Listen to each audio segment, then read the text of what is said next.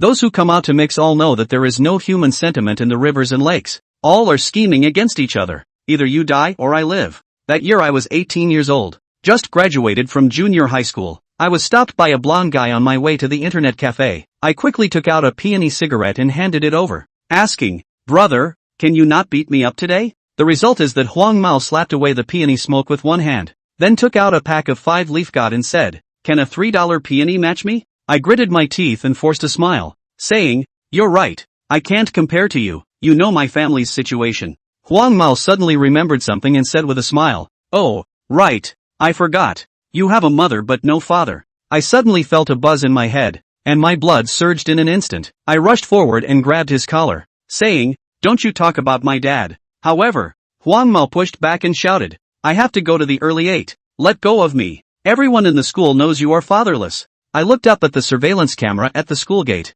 took a few deep breaths, and immediately put on a flattering smile, saying, "Brother, don't be angry. Come on, let me treat you to a cola, and buy you a pack of good cigarettes." Zhang Ziyu sneered and said, "Consider yourself lucky. If you don't buy me a good pack of cigarettes today, I'll have someone waiting for you at the village entrance later." Later, the two of them arrived in front of a small shop. Zhang Ziyu looked at the boss and said with a smile, "Get a pack of good cigarettes, and also get a bottle. Don't take it." I suddenly grabbed his hair from behind and shouted at the top of my lungs, "Lin Xin, Jiehong, come out quickly." 2 students in school uniforms suddenly rushed out from the neighboring internet cafe. I grabbed Zhang Ziyu by the neck and shouted loudly at them, "Beat him up for me." The 2 of them quickly rushed to Zhang Ziyu's side and kicked him. 1 minute later, the 3 of them stopped to catch their breath, while Zhang Ziyu covered his stomach, lay on the ground for half a day before getting up and said, "You guys wait for me." After speaking, he turned around and ran. At this time, a young man wearing glasses looked at me and asked,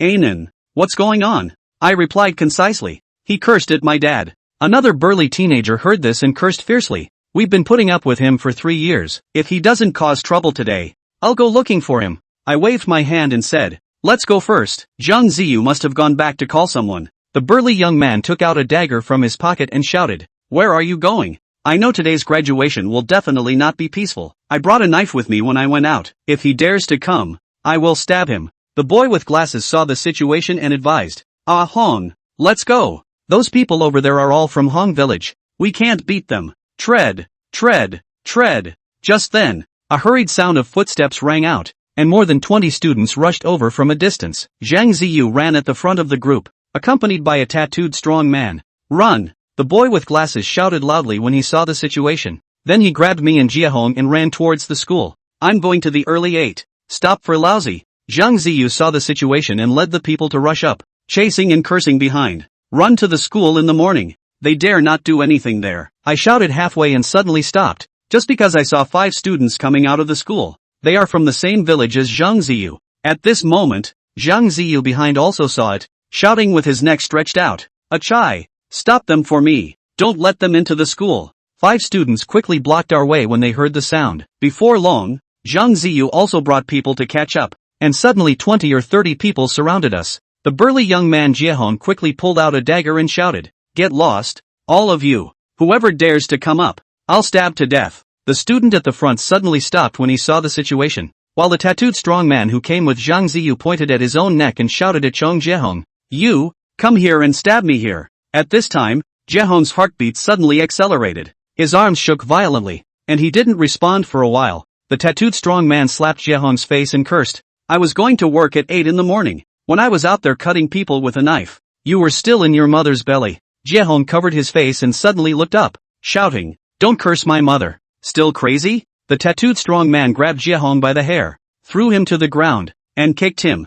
Zhang Ziyu behind waved his hand, leading the others to charge forward again. Before Lin Xin and I could react, we were kicked down to the ground and rolled around holding our heads. Jiehong saw this scene, his eyes almost bursting with tears, trying to get up with his hands on the ground. Just then, he inadvertently turned his head and suddenly saw the head teacher Zhang, bald, riding an electric bike coming out of the school. He immediately brightened up and shouted loudly, "Teacher!" The head teacher Zhang heard the shout, subconsciously slowed down the car, and parked the motorcycle at the security room window. A security guard stuck out his head and asked, "Teacher Zhang, it seems to be a student from your class. Should we do something about it?" Zhang Tuda glanced at Jiehong and casually replied, "Don't worry, they have already graduated. Whatever happens outside of school has nothing to do with us. The security guard frowned at the words and could only nod. Then Zhang Bald twisted the throttle, and the motorcycle passed in front of Jiehong's eyes. Jiehong saw the scene, and was stunned for a moment. The tattooed strong man kicked him in the head and said, "Still dare to call me teacher?" The force of this one was great. Jiehong's face hit the ground, and blood instantly flowed from his nose and mouth. I saw the situation not far away and shouted desperately, "Stop it, we were wrong, don't hit us." However, Zhang Ziyu kicked me in the head and cursed, "I'm going to the early 8, keep hitting me." At this moment, the students and passers-by around were already crowded with onlookers. Jiehong looked at the various expressions on these people's faces, and for some reason, a strong desire to die suddenly spread wildly in his heart. He clenched the folding knife tightly, propped himself up with one hand, and suddenly slashed at the thug's heel. The gears of fate begin to turn. Asterisk asterisk asterisk asterisk. The punk screamed miserably and crouched down to cover his foot. "Just crouch down. Move and I'll stab you to death." Jiehong climbed up with difficulty and pointed at the punk. The gangster instantly froze. He had been on the road for so many years, and knew that the most uncontrollable thing was a half-grown boy like Jiehong. Bullying him was fine, but once he exceeded his tolerance limit, he really dared to stab someone to death with a knife when his head was hot. "Get the fuck out of here." Jiehong stumbled on his feet and walked to the other side of the crowd, roaring with his tongue in his cheek, "Jiangnan, Xin, get up for me." And as soon as the students saw that Jiehong moved to stab the punk, they didn't dare to do it again, and the crowd dispersed at once. "Get up and take revenge." Jethorn roared again. Lin Xuanxing gritted his teeth and rolled over to move away from Jiangnan, and the two of them lay on the ground and took a few breaths before helping each other to stand up. "Fuck you." Jiangnan took the lead and rushed to Zhang Ziyou's body, gripping his hair and pulling it downward, and his knee went up in the process. Bang! Zhang Ziyou's nose bled and he covered his face and bent over. Lin Xuanxing followed closely behind, assisted with a few steps and jumped up to slam an elbow into Zhang Ziyou's back. Jiangnan followed and pulled his hair, pressed hard on the ground. The two were just beaten red-eyed. The hands are used with deadly force, surrounded Zhang Ziyou on a pass of fierce kicks and kicks. "Stay the fuck still and on. I'll stab anyone who comes up." Jiehong looked at the crowd and cursed, turned his head and walked over to Zhang Ziyou, crouched down and pulled his hair and slammed it into the ground a few times. "Are you convinced?" "I'm convinced your mom." Zhang Ziyou looked up and cursed, "I know where your house is, so be fucking careful. You're taking about my family." "Ha?" Jethorn froze. "Fuck you. Tell your parents to be careful at work. There's a lot of cars on the road." "Fuck you." Jiehong violently raised his spring-loaded knife and pinched the tip of the knife and stabbed it on Zhang Ziyou's thigh. "I'm going to fuck you." Zhang Ziyou let out a miserable cry. His body jumped up and raised his hand to hold the handle of the spring-loaded knife. Jethorn froze and yanked back on the hilt. The two wrestled, the bright blade swaying back and forth. Jiangnan watched in a cold sweat and just wanted to step forward to help Jiehong. Right at this moment, a mournful scream suddenly rang out. Asterisk asterisk asterisk asterisk. "It's a big deal. Don't look. Hurry up." All around, cries of alarm, clamor, and shouts rose steeply. In the middle of the field, Zhang Ziyou had the blade of a spring-loaded knife stuck in his left eye, and blood was flowing all over his face. Jiehong was still holding the hilt of the spring-loaded knife in his hand, and his body was frozen in place as if he had been immobilized. "What the fuck are you waiting for?" Goosebumps exploded all over Jiangnan's body, and he shouted like a madman. "Run!" Chapter 3, Hundreds of people surrounding the scribbling area. Half an hour later, the city guard vehicle and the ambulance arrived at the second middle school at the same time. The scene was surrounded by a crowd of people, and it took a lot of time for the city guard vehicles and ambulances to drive into the incident site with sirens blaring. Zhang Ziyou lying on the ground. People have been in pain shock. Paramedics quickly lifted him into the ambulance and immediately sent him to the hospital. The person involved, Jiehong, had already fled the scene and his whereabouts were unknown. Jiangnan and Lin Xuanxi didn't dare to escape, and were taken away by the city guards who came and were separated for statement questioning. In the inquiry room of the city guard bureau, a city guard in his 40s with an extremely civilized face asked in a calm tone, "Tell me in detail about the causes and consequences of the incident." Jiangnan deliberated for a moment, taking off his head and recounting what he could to the city guards. After hearing this, the middle-aged city guard turned his head and rushed the female city guard next to him who was responsible for making a statement and asked, "Has the surveillance video from the second middle school been passed over yet? Is it the same as what he said?" The video came through, and it basically matches what he recounted. The female city guard nodded in response. The middle-aged city guard gently tapped his fingers on the desktop and motionlessly made a wink at the female city guard. The female city guard understood and turned around to walk out of the inquiry room. A few minutes later, The female city guard returned to her seat with a book and smoothly placed it in front of the middle-aged city guard. The book recorded Lin Xuanxin's statement, and the middle-aged city guard flipped it open and looked at it,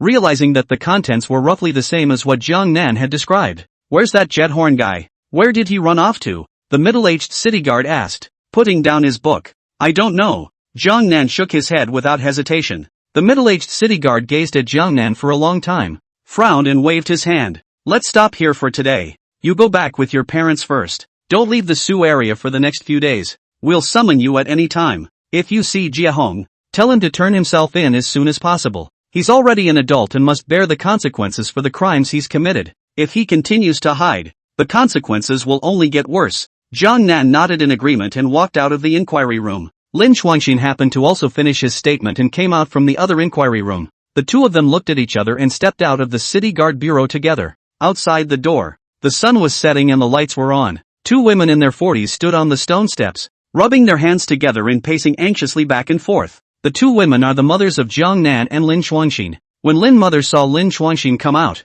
she stepped forward, slapped him hard and cried, "In the future, you are not allowed to hang out with Jiehong again. Do you hear me?" Lin Xuanxin lowered his head, not daring to say anything. "Come home with me." Lin mother roughly yanked Lin Xuanxin and turned to leave. Jiang Nan walked over to his old mom and whispered, "I'm sorry, Sister Kaoru, got you into trouble again." Jiang mother reached out and ruffled the hair in front of her forehead and sighed softly. "Let's talk about it at home." Jiang Nan followed his mother onto a three-wheeled motorcycle and returned to the Scribble district, where he lived. There are 12 small sub-districts in the eastern part of the city of Siouxland, known to outsiders as the 12 districts of the eastern part of the city, and also called by some people the 12 villages of the eastern part of the city. The Scribble district is one of the poorest and most dilapidated districts. Its overall structure is a bit like the pigsty walled city of the chartered lady in Zi Xingqi's movie Kung Fu, and a bit like the Kowloon walled city in Hong Kong. Unusually, outside the Scribbling district there is also a street night market similar to the ones you see everywhere in Hong Kong movies,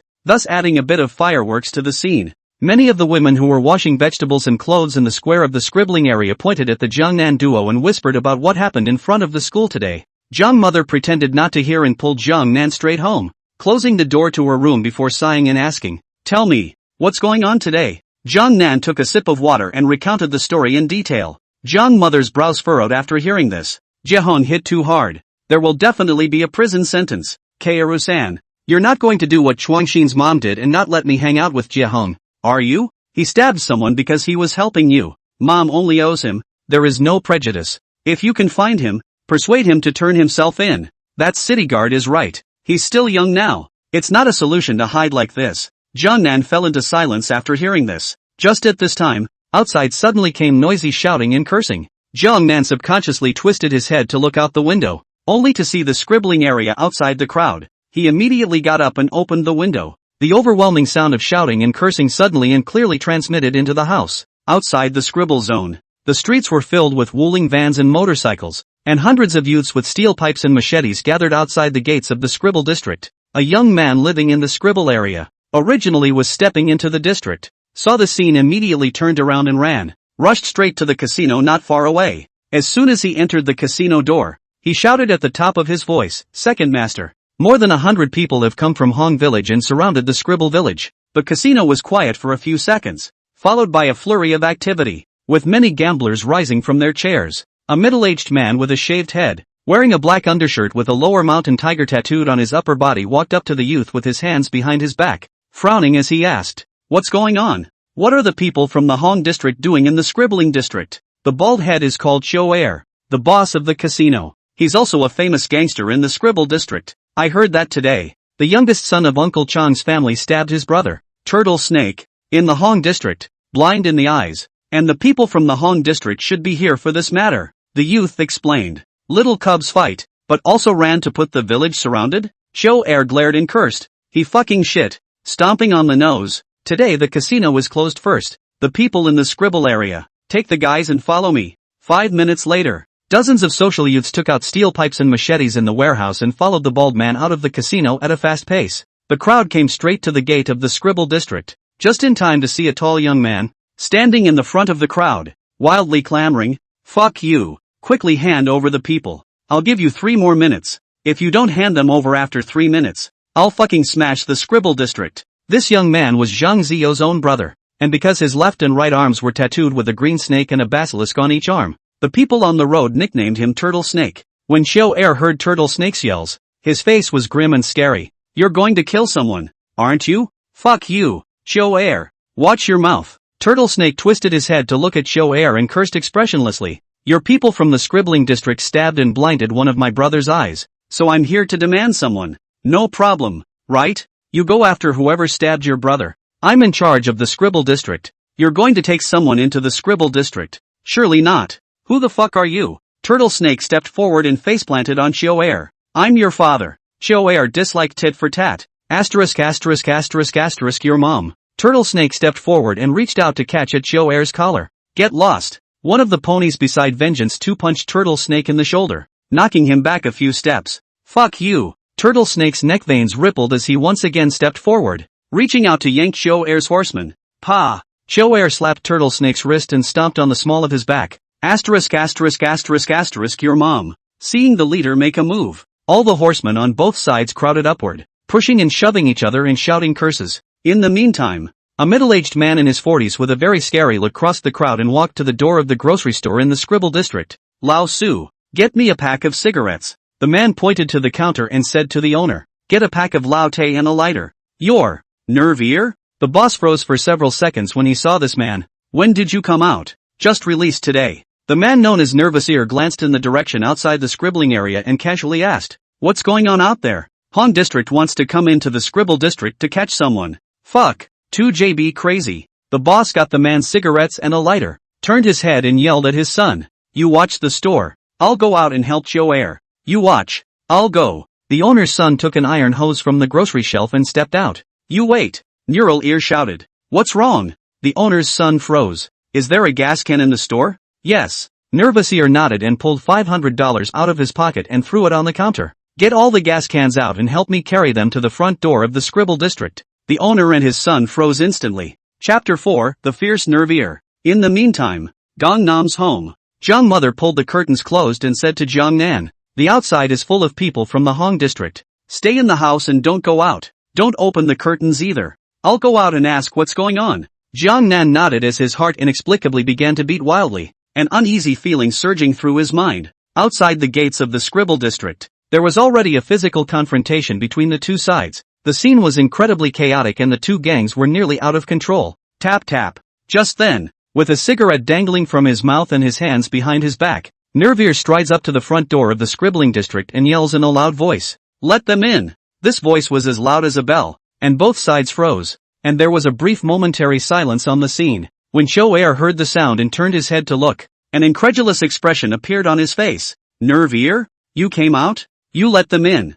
Neural Ear didn't respond to Vengeance 2's words, just waved his hand and repeated again. Xiao Er hesitated a little, and after a few seconds he sidestepped out of the way and shouted, "Let them in." All of these social youths in the Scribble district seemed to recognize this man called Nervous Ear, and even before Xiao Er shouted, a number of them took the initiative to get out of the way. Turtle Snake seemed to have heard of Neural Ear as well, and was very polite in his words. "Thanks a lot, Master Ear. We'll leave as soon as we find it." Nerve Ear glanced at him and asked in a contemptuous tone, "If I tell you to come in, you really dare to come in?" "Ha? What do you mean?" Turtle Snake froze. Nerve Ear took a step to the left and signaled with his eyes, and the crowd followed his gaze and saw a dozen gas canisters lined up not far away. "You're scaring me." "Ha?" Turtle Snake's face sank. "I scare you?" Nervous Ear grinned, reached over and pulled a can of gas, unscrewed the valve, pulled out a lighter, and snapped the fire. Phew! Red flames instantly shot out, rushing straight towards the crowd. Asterisk.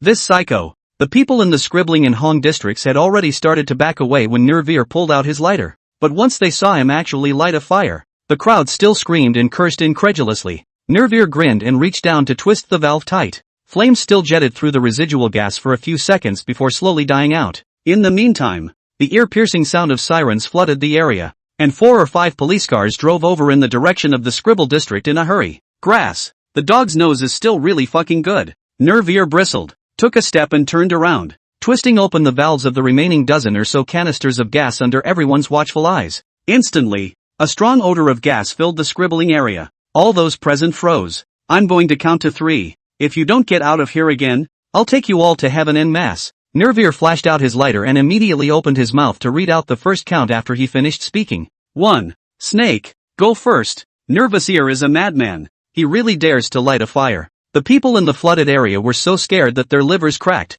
and all of them started to run backward with their turtles and snakes in a hard tug. Tender. A minute later, the engines of the cars roared to life as a dozen vans and motorcycles scrambled out of the street and headed off. Quickly close the valve. Inside the scribbling area, Cho'er waved his hands back and forth, his face red with anxiety, his voice shouting out of tune. A dozen ponies covered their mouths and noses and moved so fast that they closed all the valves in a matter of seconds. Crunch! At the same time, 5 police cars stopped outside the gates of the Scribble district. The car door opened. The middle-aged police officer who gave Jiehong a statement today stepped out of the car with an expressionless face, his eyes staring at Nervir, frowning and scolding. Making a mess on your first day out, and you still want to go in, don't you? I came along for the ride, didn't make any trouble. Nervir grinned, waved his hand, and headed straight for the scribbling area. All fucking disperse. The middle-aged cop twisted his head and pointed at Cho'er and the others, cursing again. Any more trouble, and I'll fucking break it all up for you.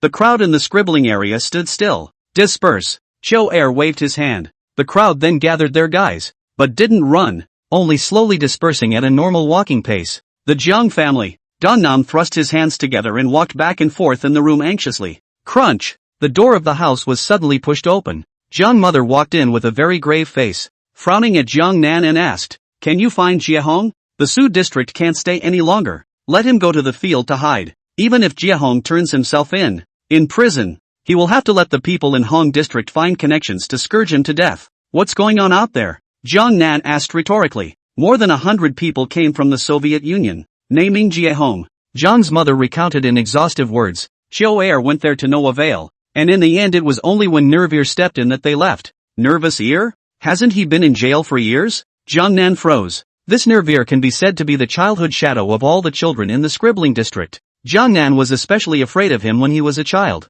This person's nerves are not quite normal. Half of his left ear is missing, so everyone calls him Nervir. 6 years ago, he was sentenced to prison for a kidnapping case. Because the kidnapped person was the grandson of a big shot in the Suland area, the case is still widely spread. Not only in the Suland County, but also in the neighboring towns and villages know about the case. That year Jiehong 11 years old. Remember, the deepest impression is the Nervir was escorted into the police car before rushed. That big man said, "The people do not dare to clean up you. I fucking dare to clean up you. I heard from my neighbor's auntie Wu that Neural was just released today. Just now." Jiehong mother organized her words and recounted in detail what had just happened outside the scribbling area with Jiehong. Jiehong listened in a cold sweat. It seemed that 6 years in prison had not reformed Nervir, but had made him even more ferocious. Just then, 3 parts are destined by heaven. 7 parts depend on fighting. Love of fighting is winning. A hoarse singing voice suddenly rang out. Jiehong pulled open the curtains and looked out. A middle-aged man with a song on his lips was walking from the Scribble District Plaza without looking down. He had an old backpack slung over his shoulder and hunched over as he walked up the stairway steps before stopping. And Jiehong peered down through the window, getting a good look at the man's face by the dim light of the doorway. In an instant, Jiehong felt goosebumps stand up all over his body, and his stomach lurched so much that he was almost about to vomit. He recognized at once that the man was none other than Nervir, who had disappeared for 6 years, but was a different man than he had been 6 years ago. The previous Nervir was only missing half of the ear, but now both ears are all gone. The right eye looks like it has been gouged out. Only a pile of rotten meat remains, and a thumb-wide scar on the left side of the face spreads from the root of the left ear all the way to the corner of the mouth. And it looks like, surprisingly, there is a weird sense of uplift, as if it is smiling. Tap tap. His voice was as sharp and harsh as an iron nail on glass, and very hoarse, like a fucking ghost. It gave you goosebumps. None of the neighbors dared to respond to his words. Nerv laughed a few times as if nothing had happened, lifted his backpack and went upstairs. Don't look. When you see Nervir in the Scribble district in the future, you avoid him. This person,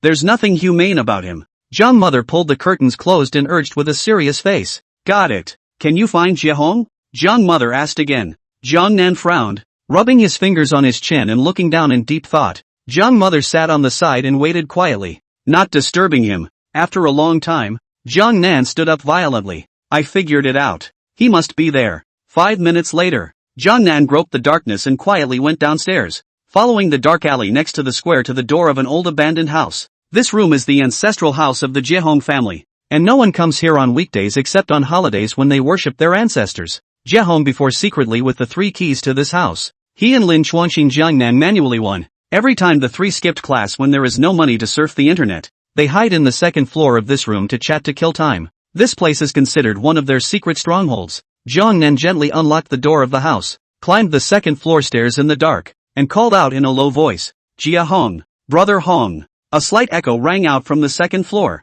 but no one answered. Jiangnan took out his pre-prepared flashlight and swept around. There were very few things placed on the second floor, except for an old bed that had been moth-eaten beyond recognition. There was only a pile of dry firewood and a pile of bundles of straw tied into balls placed in the corner. Brother Hong, are you here? Jiangnan approached the pile of straw and shouted softly. Bang! As soon as the words fell, a bale of straw in front of him was suddenly pushed away. Jiehong was curled up in a pile of straw with his knees wrapped around him, his face full of tears. Jiangnan's nose turned sour, tears came out of his eyes, and he sobbed. I'm sorry, brother Hong. Jiehong sat numbly paralyzed, tears kept overflowing from his eyes, and he didn't say a word. Jiangnan felt incomparably guilty and silently sat next to him, lighting a cigarette for him. The atmosphere. It sank. Chapter 5, Farewell to Jiehong. After a long time, Jiehong suddenly opened his mouth and asked, I'm leaving, can you help me get some money? Wait for me. I'll be right back. Jiangnan immediately stood up and hurriedly walked down the stairs.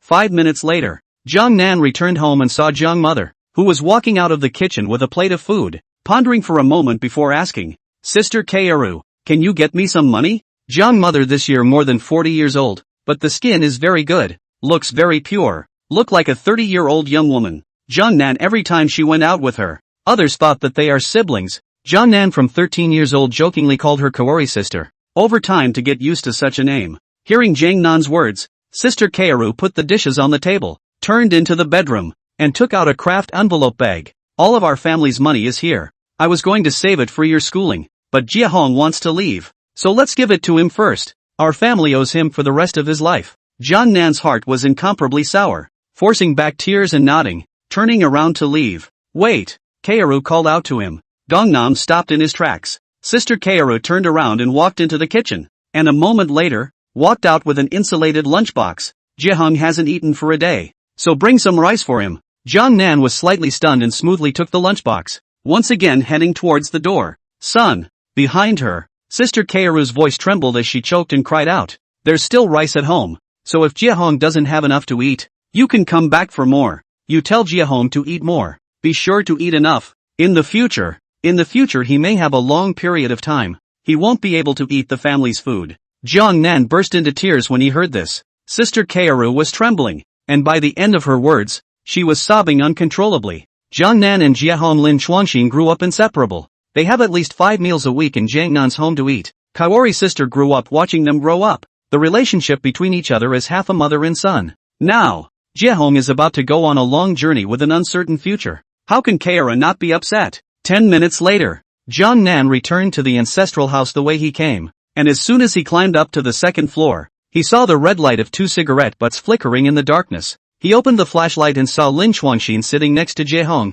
and the two of them were smoking cigarettes with their heads down. Back, Lin Chuanxin handed Jiangnan a cigarette and asked with blunt words, How much money do you have there? I didn't count it. There should be about $1,000. Jiangnan handed over the craft envelope bag. Lin Chuanxin took the envelope bag and pulled out a bundle of money from his pants pocket and put it in, pushing it in front of Jiehong with his hand. It adds up to 3,000 or so. It should be enough for you to find a safe place to land. Okay, I'll go first then. Jiehong took the money bag, pressed his cigarette to the ground and twisted it out, and stood up. You can't leave yet. I contacted a black car and when it gets dark the driver will take you to the Catfish City. You can't go to those places in the new triangle right now, because there are too many places that use ID cards. You'll have problems even renting a hotel. Tuachang is different. A 4th-tier city. You can land without an ID card, and it's not that hard to find work. Lin Chuanxin said. Once Jiehong heard this, he nodded and sat down again. Eat some rice first. My mom asked me to bring it over for you.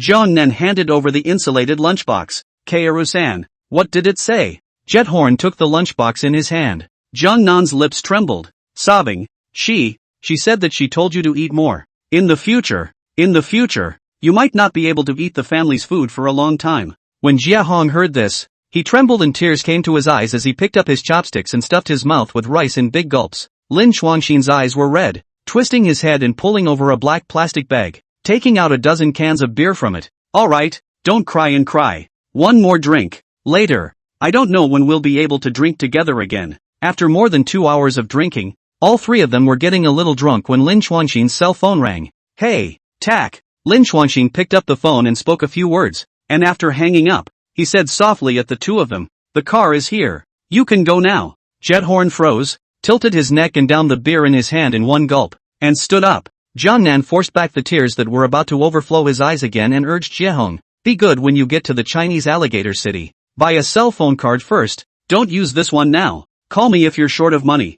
I'll send it to you. Don't feel sorry for me. You're the only two brothers I've had since I was a kid. To be honest, I did get scared, but let me choose again. I will still zap that forced raising." Jiehong patted Jiangnan's shoulder. "I'll send you my cell phone number after I buy a card at the Chinese alligator city. Call me if you get bullied in the future, and I'll come back to give you a head start." When they finished, the three of them looked at each other and turned to climb down the stairs. It was already 10 o'clock at night. This was the busiest time of the night market in the Scribble district, with the shouts and curses of the gamblers in the casino and the yells of the floor vendors. The three of them carefully walked out of the dark alley and ran to the back door of the scribbling area, where a Wuling Hongguang van was parked under a tree, and Lin Xuanxin opened his mouth and shouted, "Tak, is it you?" The van honked twice, but no one answered. Go over." Lin Xuanxin waved his hand, and the three of them walked over to the driver's seat of the van, raising their hands and knocking on the window twice. The window glass slowly lowered, and a bald man in his 30s stuck out his head and asked Lin Xuanxin,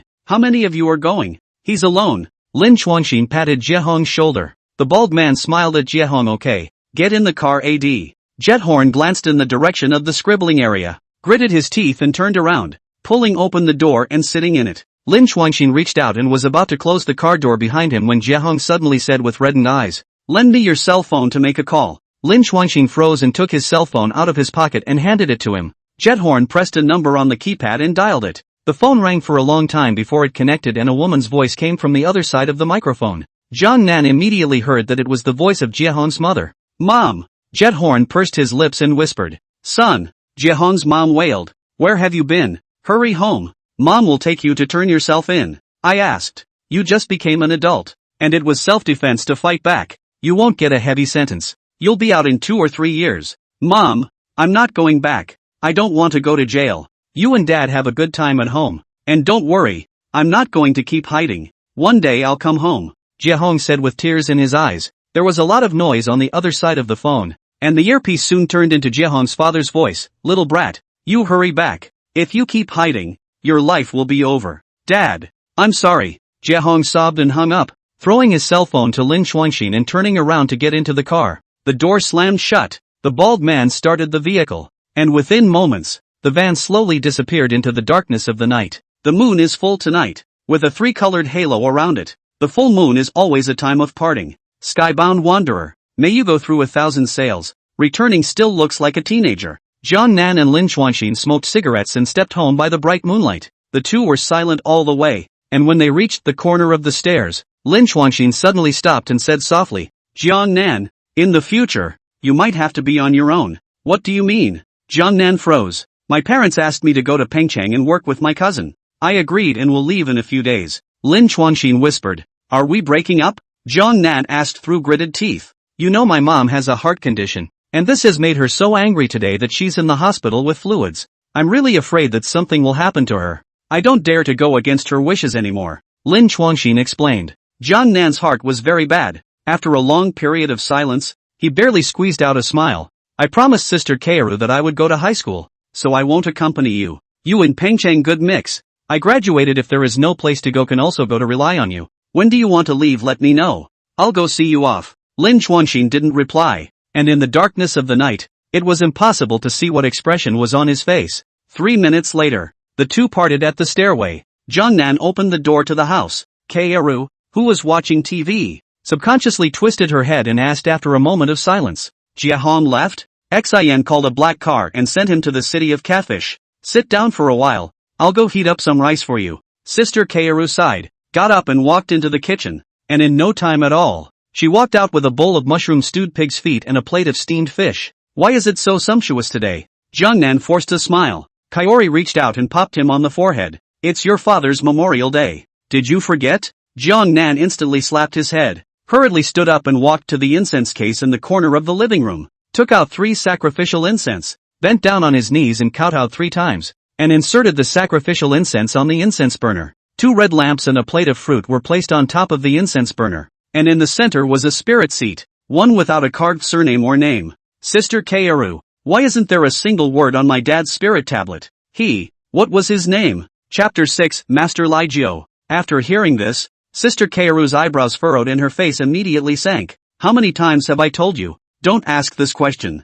Jiehong Nan lowered his head and stopped saying anything. Other than those vague memories from his childhood, Jiehong Nan had no information about his father. The only thing related to his father at home was the nameless spirit tablet. Jiehong Nan had pressed for news of his father countless times, but Sister Kaoru seemed to resent the question and reprimanded him every time. In the living room, mother and son were speechless relative to each other. After a long period of silence, Sister Kaoru was the first to speak. When you graduate, I will tell you everything. All you have to do now is to study hard and don't worry about anything else. And don't ask any more questions. Jiehong Nan nodded and remained silent. Go to bed. Kaoru stroked his head and let out a long sigh as she stepped toward the bedroom. Jiehong Nan's heart is very concerned about Jiehong, lying in bed tossing and turning difficult to sleep, after a long time, only to get up and turn off the lights, forcing themselves into a sleep state. At night, all is silent. The sleeping man didn't realize it. This night would be the point of origin of all the stories. The departure of Jiehong and the return of Neural. All will be the trigger for all the stories. At 0 midnight, a sedan slowly drove into the plaza of the Scribble district. Bang! The car door opened, and a youth and a middle-aged man got out successively. Master 9. Nervier lives on the 3rd floor. The youth looked up at the building house and said to the middle-aged man. The middle-aged man known as the 9th master nodded. The two of them walked with gentle footsteps to the rightmost house on the 3rd floor of the building house and raised their hands to knock on the door. 1 minute later, Nervier opened the door with an imitation 6.4 pistol in his hand and a blank face. Master Lai Jiao? Seeing the visitor, Nervier frowned slightly and lowered his pistol. Long time no see, Master Lai Jiao said with a smile. Neural nodded, and his gaze shifted to the young man as he asked, and you are? The youth glanced up at Neural and replied softly, Voyager. I know you. Back in the day, Jiang Hu's shut-in great disciple. The people on the road called you Double Gun Ahang. Nervier froze and grinned. The youth named Ahang glanced at him and stepped into the house with Master Lai Jiao.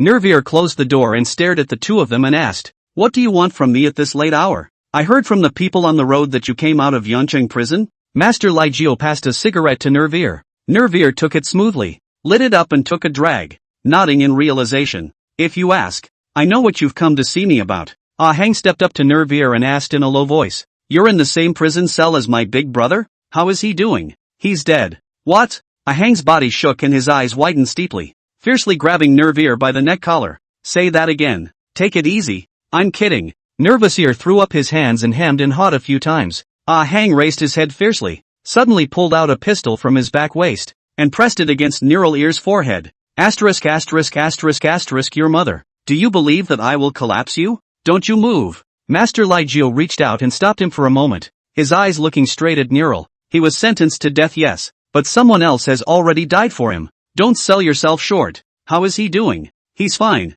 He was already the head inmate in the number when I went in. The whole cell block was in awe of him, and the guards didn't give him a hard time. Nervier shrugged. When Master 9 and Ahang heard this, their expressions relaxed. Lai Jiao Master is really powerful. Black and white. Both black and white. Death row inmates can steal the beam. Jiang Hu everything is good, but he often read about home. Lai Jiao Master. You say, how long will he have to stay in the number? Within 10 years, I'm sure I'll have him home. Master Lai Jiao said. Awesome. Nervier clapped his hands exaggeratedly. I hope you won't tell anyone that he's still alive. If you can help it. Could be. Okay, then we'll leave first. You have an early night. Slow down. Master Lai Jiao and Ahang nodded and stepped out of the house. Nervier closed the door to his room and stood for a long time leaning against the door panel with his eyes closed, waiting until the footsteps of Master Lai Jiao and Ahang completely disappeared. He snapped his eyes open and looked at the dim light muttering, you believe in trusting Jiao, but I don't believe in it, and I don't intend to tell him the words that you instructed me to say before I left. But don't worry, your wife and child, I will help you take care of them. Early the next morning, the cacophony of construction teams working near the Scribble district crackled to life, and Jiang Nan woke up from his sleep, cursing under the covers and reluctantly getting up to wash up. At breakfast, Kaori took him $20 and said, "You're going out to eat by yourself today. I'm working late tonight. Didn't you not have to work overtime before?" Jiangnan froze. "You're going to start school in a while, and the store has been doing well lately, so it's just as well that I'm working overtime to earn you some tuition," Sister Kaoru explained. Jiangnan didn't feel good in his heart and asked tentatively, "How about I don't go to high school?" "No way. You must go to high school. With a higher education, you'll have more opportunities in the future." Jiangnan was silent for a moment, then negotiated. "I have nothing to do anyway. Why don't I go out today and see if I can find a summer job? More or less help you earn some money." "Okay, but don't go too far from home." Kaori thought for a moment and nodded her head in agreement. After breakfast, Jiangnan went downstairs and launched his bicycle, intending to first go to the nearby industrial area to see if there were any summer vacation jobs. He rode all the way through the wind, deliberately did not slow down when he rode to the gate. Very pretentious, want to drift. "I did not expect to drift halfway." A silhouette suddenly scurried out from the right side. Jiangnan was scared and rushed to press the brakes, but the car was too fast. The wheels could not stop due to inertia, and the front of the car directly hit the man's thigh. "I'm sorry." "Right." Jiangnan apologized while raising his head in a hurry, wanting to see if the person was alright, but after seeing the other person's appearance, the words immediately choked in his throat and couldn't be said. "Whose kid are you?" Nervier narrowed his eyes and looked at him with an expressionless face as he chided. "Why don't you watch where you're going on your bike?" Jiangnan was so scared that cold sweat ran down his fucking face, and his teeth chattered as he replied, "I'm Lin Kaoru's son, Zhou, Uncle Zhou. Are you alright?" Neuralier's real name is Zhou Huayong. Jiangnan did not know how to address for a moment, so he called Uncle Zhou. Neuralier froze instantly after hearing Jiangnan's words. With a complicated expression, he stared at Jiangnan for a long time, not speaking for half a day. Jiangnan looked at him like this and asked with no bottom in his heart, "Zhou, Uncle Zhou, how are you? Are you alright?" Nervousier came back to his senses and pulled the corner of his mouth and smiled. "I'm fine. You go. Next time you ride a bike, pay attention to the road." "Oh, good." Jiangnan froze, then rode his bike and flew out of the gate of the scribbling district. Neuralier stood in place, looking at his departing back, and after a long time, he suddenly laughed and murmured softly, "Looks like mom, not like old man." Jiangnan rode out of the scribble area for a while, turned his head to look behind him, determined that Nervier did not catch up, and then completely relieved, *******. The sun hit the west side out? Nervier so good to talk. Fuck. I can have the capital to blow with others in the future. I fucking hit the Nervier. I actually fucking biked into Nervier. The words are split. Chinese alligator Chun Shu Hop. Jiehong wandered around the neighborhood last night after spending the night at the Black Hotel. Not long after, he saw a private electronics factory with a recruitment notice posted on the door and walked in. "Uncle, may I ask if this place is hiring?" Jiehong came to the janitor's room and handed the guard a cigarette. "Recruit ah." The security guard took the cigarette and smiled kindly. "You go to the personnel department to find Xiao Wei and ask. Enter the door and turn left and go straight." Jiehong nodded and walked into the office in the direction the security guard pointed. "Excuse me, which one is Xiao Wei?" A woman around 27 or 18 years old in the corner of the office raised her head and frowned at Jiehong. "Why don't you knock when you come in? I am Xiao Wei. What is it that you are looking for me? I wanted to ask, are you still hiring here? Applying for a job?" "Ha?" Xiao Wei rolled her eyes and scolded in a bad tone. "Can you have some manners? Didn't your teachers teach you to knock first when entering?" Jiehong gritted his teeth and forced down his anger. "I'm sorry. I'll pay attention next time. Come in." Xiao Wei crossed her legs and beckoned. "Our working hours here are 12 hours. 1 month night shift, 1 month day shift. Manage food and housing. 600 a month. Can you accept it?" "Yes." Jiehong nodded. "But I don't have an ID card. Can I get in?" "You have to pay a $200 deposit fee for factory clothes without ID." Jiehong sighed in relief and pulled $200 out of his pocket and handed it to her. Xiao Wei took the money and put it directly into her purse, then took out a key from the drawer and threw it on the table. "The dormitory is across from the factory building. You put your luggage down and come over to work at noon." Jethorn nodded, took the key, and turned to walk out of the office. The other end. Sioux County. Jiangnan turned around in the industrial area, did not find a place to recruit workers, and finally in the scribbling area near the nightclub street, by chance to see a bar named Tianhuanmen actually posted the door of the notice of summer vacation workers. Jiangnan stopped his bike and curiously asked an old man at the door who was lying on a chair in the sun, "Uncle, you nightclubs also recruit summer vacationers?" "Anan. There's an out-of-town waitress taking a long vacation back home, and there's not enough staff." The old man gave him a lazy look. "So, do you think it's okay for me? I want to apply for the job." Jiang Nan asked again. The old man looked him up and down a few times and said nonchalantly, sloppy. As soon as Jiang Nan heard the tone of the old man's voice, his mind suddenly flashed, boss, then am I considered to have passed the interview? The old man was visibly stunned and asked rhetorically, you know me? Don't recognize it, but looking at your faction, you must be the boss. Jiang Nan responded smartly. Actually, he had just thought that the old man was just a security guard. The old man yawned and stood up. Work at 8 in the evening, get off at 5 the next morning. A salary of $500 a month, with food and lodging, can you accept it? Jiang Nan made a calculation in his heart and then asked, you don't press wages here, do you? When the old man heard this, he immediately blew his beard and yelled, is there any mistake? Do I look like someone who would suppress wages? Jiang Nan was ruthless and gritted his teeth and responded, okay, I'll do it. The old man nodded in satisfaction and waved his hand as he slumped back into his chair. Don't be late for work tonight, come to work on time.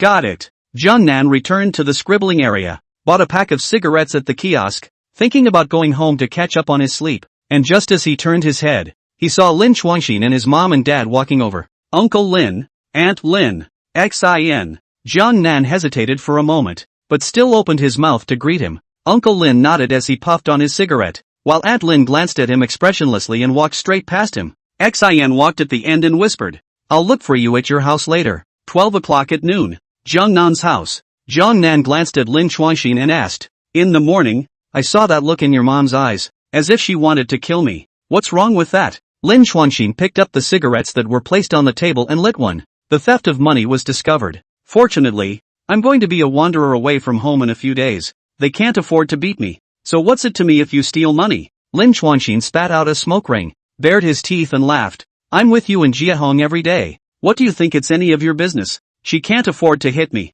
There's no place to spread her anger. And Jiehong is gone, so she can only spread her anger on you. Asterisk asterisk asterisk asterisk. What kind of logic is your mom using? She doesn't think I instigated you to steal the money, does she? Seems like it. Jiang Nan slapped his forehead, half speechless. Lin Chuanxin also no longer pay attention to him, self-concerned with a large mouth wrapped in smoke, making the whole house filled with smoke, as if it was on fucking fire. Jiang Nan was choking and could not open his eyes, opened his mouth and cursed, you fucking open the window a little bit. At night my mom came back and smelled the smell. I should meet pain. I'm not fucking like you. I do not when I do not leave home the wanderer. She really dared to beat me. Lin Chuanxin held a cigarette in his mouth and just pushed the window open a crack, when he suddenly heard a pop sound from upstairs, and many glass shards fell down. An angry shout followed. You bunch of scum, do you still have humanity? Asterisk asterisk asterisk asterisk. Jiang Nan stood up. Did you hear that? It seems to be Jiehong's mom's voice. Chapter 7, The Turtle and the Snake. I fucking heard it. Go up and take a look. Lin Chuanxin turned around and immediately ran towards the door. The two of them flew all the way up the stairs, and just as they stepped onto the third-floor stairway, they saw 5 straggling youths cursing, carrying baseball bats and smashing the glass of Jiehong's house. Stop! You guys stop! Auntie Xiao, Jiehong's mother, cried from the sidelines, blocking the 5 youths with her body. Get lost! A youth with a short-shaved inch, wearing an undershirt and a large gold necklace around his neck viciously pointed at her nose and cursed. This youth, whom Jiang Nan had seen once in school, was Zhang Ziyou's own brother, Turtle Snake. Tell them to stop. You tell them to stop. Aunt Xiao cried out as she clutched Turtle Snake's clothes with both hands. Turtle Snake's eyes rounded and violently threw Auntie Xiao away from her. She stumbled and fell to the ground. Her palm pressed right on the glass shards, and immediately a big cut was made, and blood flowed straight out. In the meantime, Chinese alligator, Chan Chu Hop, Jiehong had just arrived at the plant from the dormitory building and was placed next to an older employee to learn. This old employee was mean-looking, slim and sharp, and just after meeting him, he pointed at the cardboard box placed on the ground and ordered Jiehong, unpack the cardboard box and take out the accessories inside. Jiehong nodded, laboriously using his hands to tear the yellow tape from the cardboard box. The old employee threw over a pair of scissors and cursed with extreme impatience. Are you fucking stupid? How long will it take to dismantle it by hand? Just cut it with scissors. Jiehong gritted his teeth and picked up the scissors. He cut while turning back to look at the old employee. Accidentally his fingers suddenly cut on the scissors, and when he subconsciously drew back his hand, a few drops of blood flung on top of the cardboard box. What the fuck is wrong with you? You can't even dismantle a cardboard box? The old employee yelled. Get your hands off me. Can you fucking afford to pay for it if blood drips on the fittings? Jiehong covered his bleeding finger and huffed and puffed, his heart on fire with anger. Fuck. Day in and day out.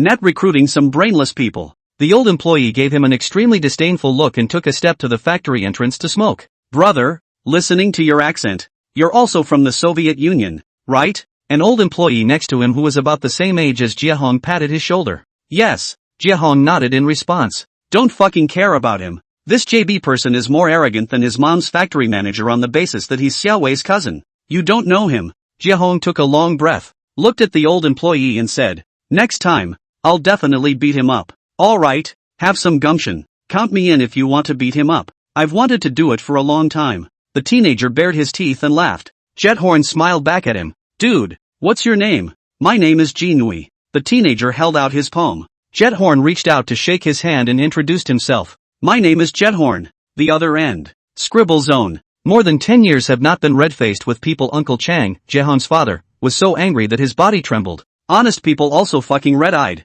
In the kitchen carried a kitchen knife towards the turtle snake rushed over to the swinging slash. Uncle Kong is an honest carpenter laborer with little experience in brawling, and the action looks intimidating but a little flashy. Turtle snake swung a baseball bat, knocked away the kitchen knife in his hand, and then kicked him in the abdomen. Uncle Chang stumped back a few steps, and sat on the ground. Jiang Nan, who was standing at the stairway, saw this scene and his anger instantly leapt from the soles of his feet to the sky. He smoothly copied an iron bucket placed next to him and smashed it towards the turtle snake with all his strength. Your mom. Turtle snake reacted very quickly, raised his hand to block. The barrel smashed in his arm, then bam fell to the ground. Let out a crackling sound. I'll fuck you up. Seeing the right moment, Lin Xuanxin lunged over from the side, clasped his hands around Turtle Snake's waist, and pushed hard to try to push him against the wall, but only after pushing forward 2 steps. He was smashed twice by Turtle Snake with a baseball on his back, half kneeling on the ground. Jiang Nan's eyes cracked, and he followed up with a kick to Turtle Snake's stomach.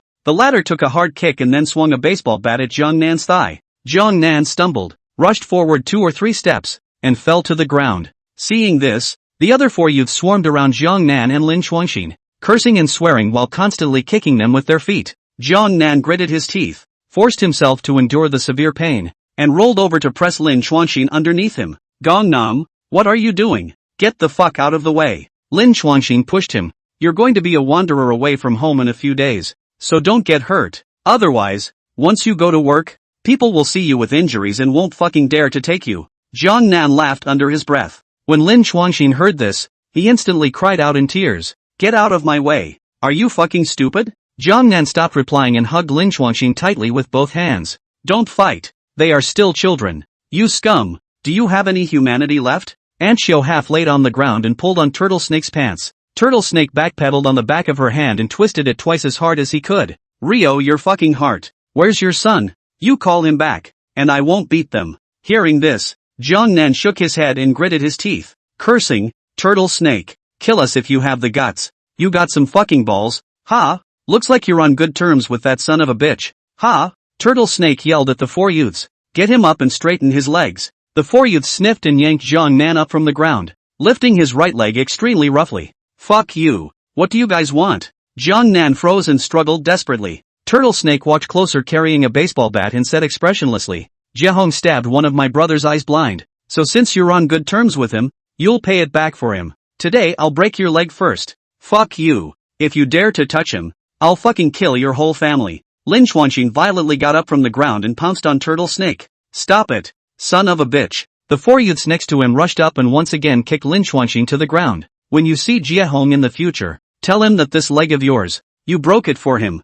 Fuck you, Turtle Snake, don't move him. Lin Xuanxin hissed with a tear-stained face as he was pinned to the ground. Son of a bitch, take it easy, it'll be your turn later. Turtle Snake cursed, and the baseball bat swung down towards Jiang Nan's right leg. At that instant, Jiang Nan felt goosebumps rise all over his body. There was a sudden roar in his ears, and the sounds around him seemed to have disappeared in an instant. Just in the nick of time, a sharp, raspy male voice abruptly sounded. Stop. Turtle Snake froze, subconsciously stopping his movements and turning to look. At the doorway of the house next to Jiehong's house, a middle-aged man with a scar across his face stared at them expressionlessly. Take your people and get out. Jiang Nan's body instantly froze when he heard the man's voice, and he looked up sharply, murmuring incredulously, Nerve ear? Old dead father, what the fuck are you pretending to be? A horseman under Turtle Snake was the first to explode when he heard this. Carrying a baseball bat, he rushed straight over, Turtle Snake originally wanted to take advantage of Chio Air and other assholes to go to the casino opening during the day, to come to the scribbling area to copy the family, but I did not expect to actually meet the Nervir again. Turtle Snake saw the horse boy rushed up to subconsciously want to call out to him, but it was too late. By the time he reacted, the horseman had already swung his stick down towards Nervisir's head. Nervir stood with his hands behind his back, not even dodging, and lifted his foot to kick the horseman in the stomach, followed by a catch of his hair and a hard knee to the face. The horseman covered his face with both hands and let out a heartbreaking scream. His nose completely collapsed and blood sprayed all over his face. Turtle Snake took a look at the people under his hand had moved, gritted his teeth and heart, waved his hand and shouted, "Fuck him." The three horsemen looked at each other and lifted their baseball bats and rushed up together. Instead of retreating, Nervir advanced and kicked 3 times in a row, knocking the 3 youths to the ground in the blink of an eye. Turtle Snake came charging up right behind him, his baseball bat angled to slam into Nervier's head. Nervir didn't duck. Slamming his hand out of his pocket, he pulled out an imitation 6.4 pistol and put it to the Turtle Snake's head.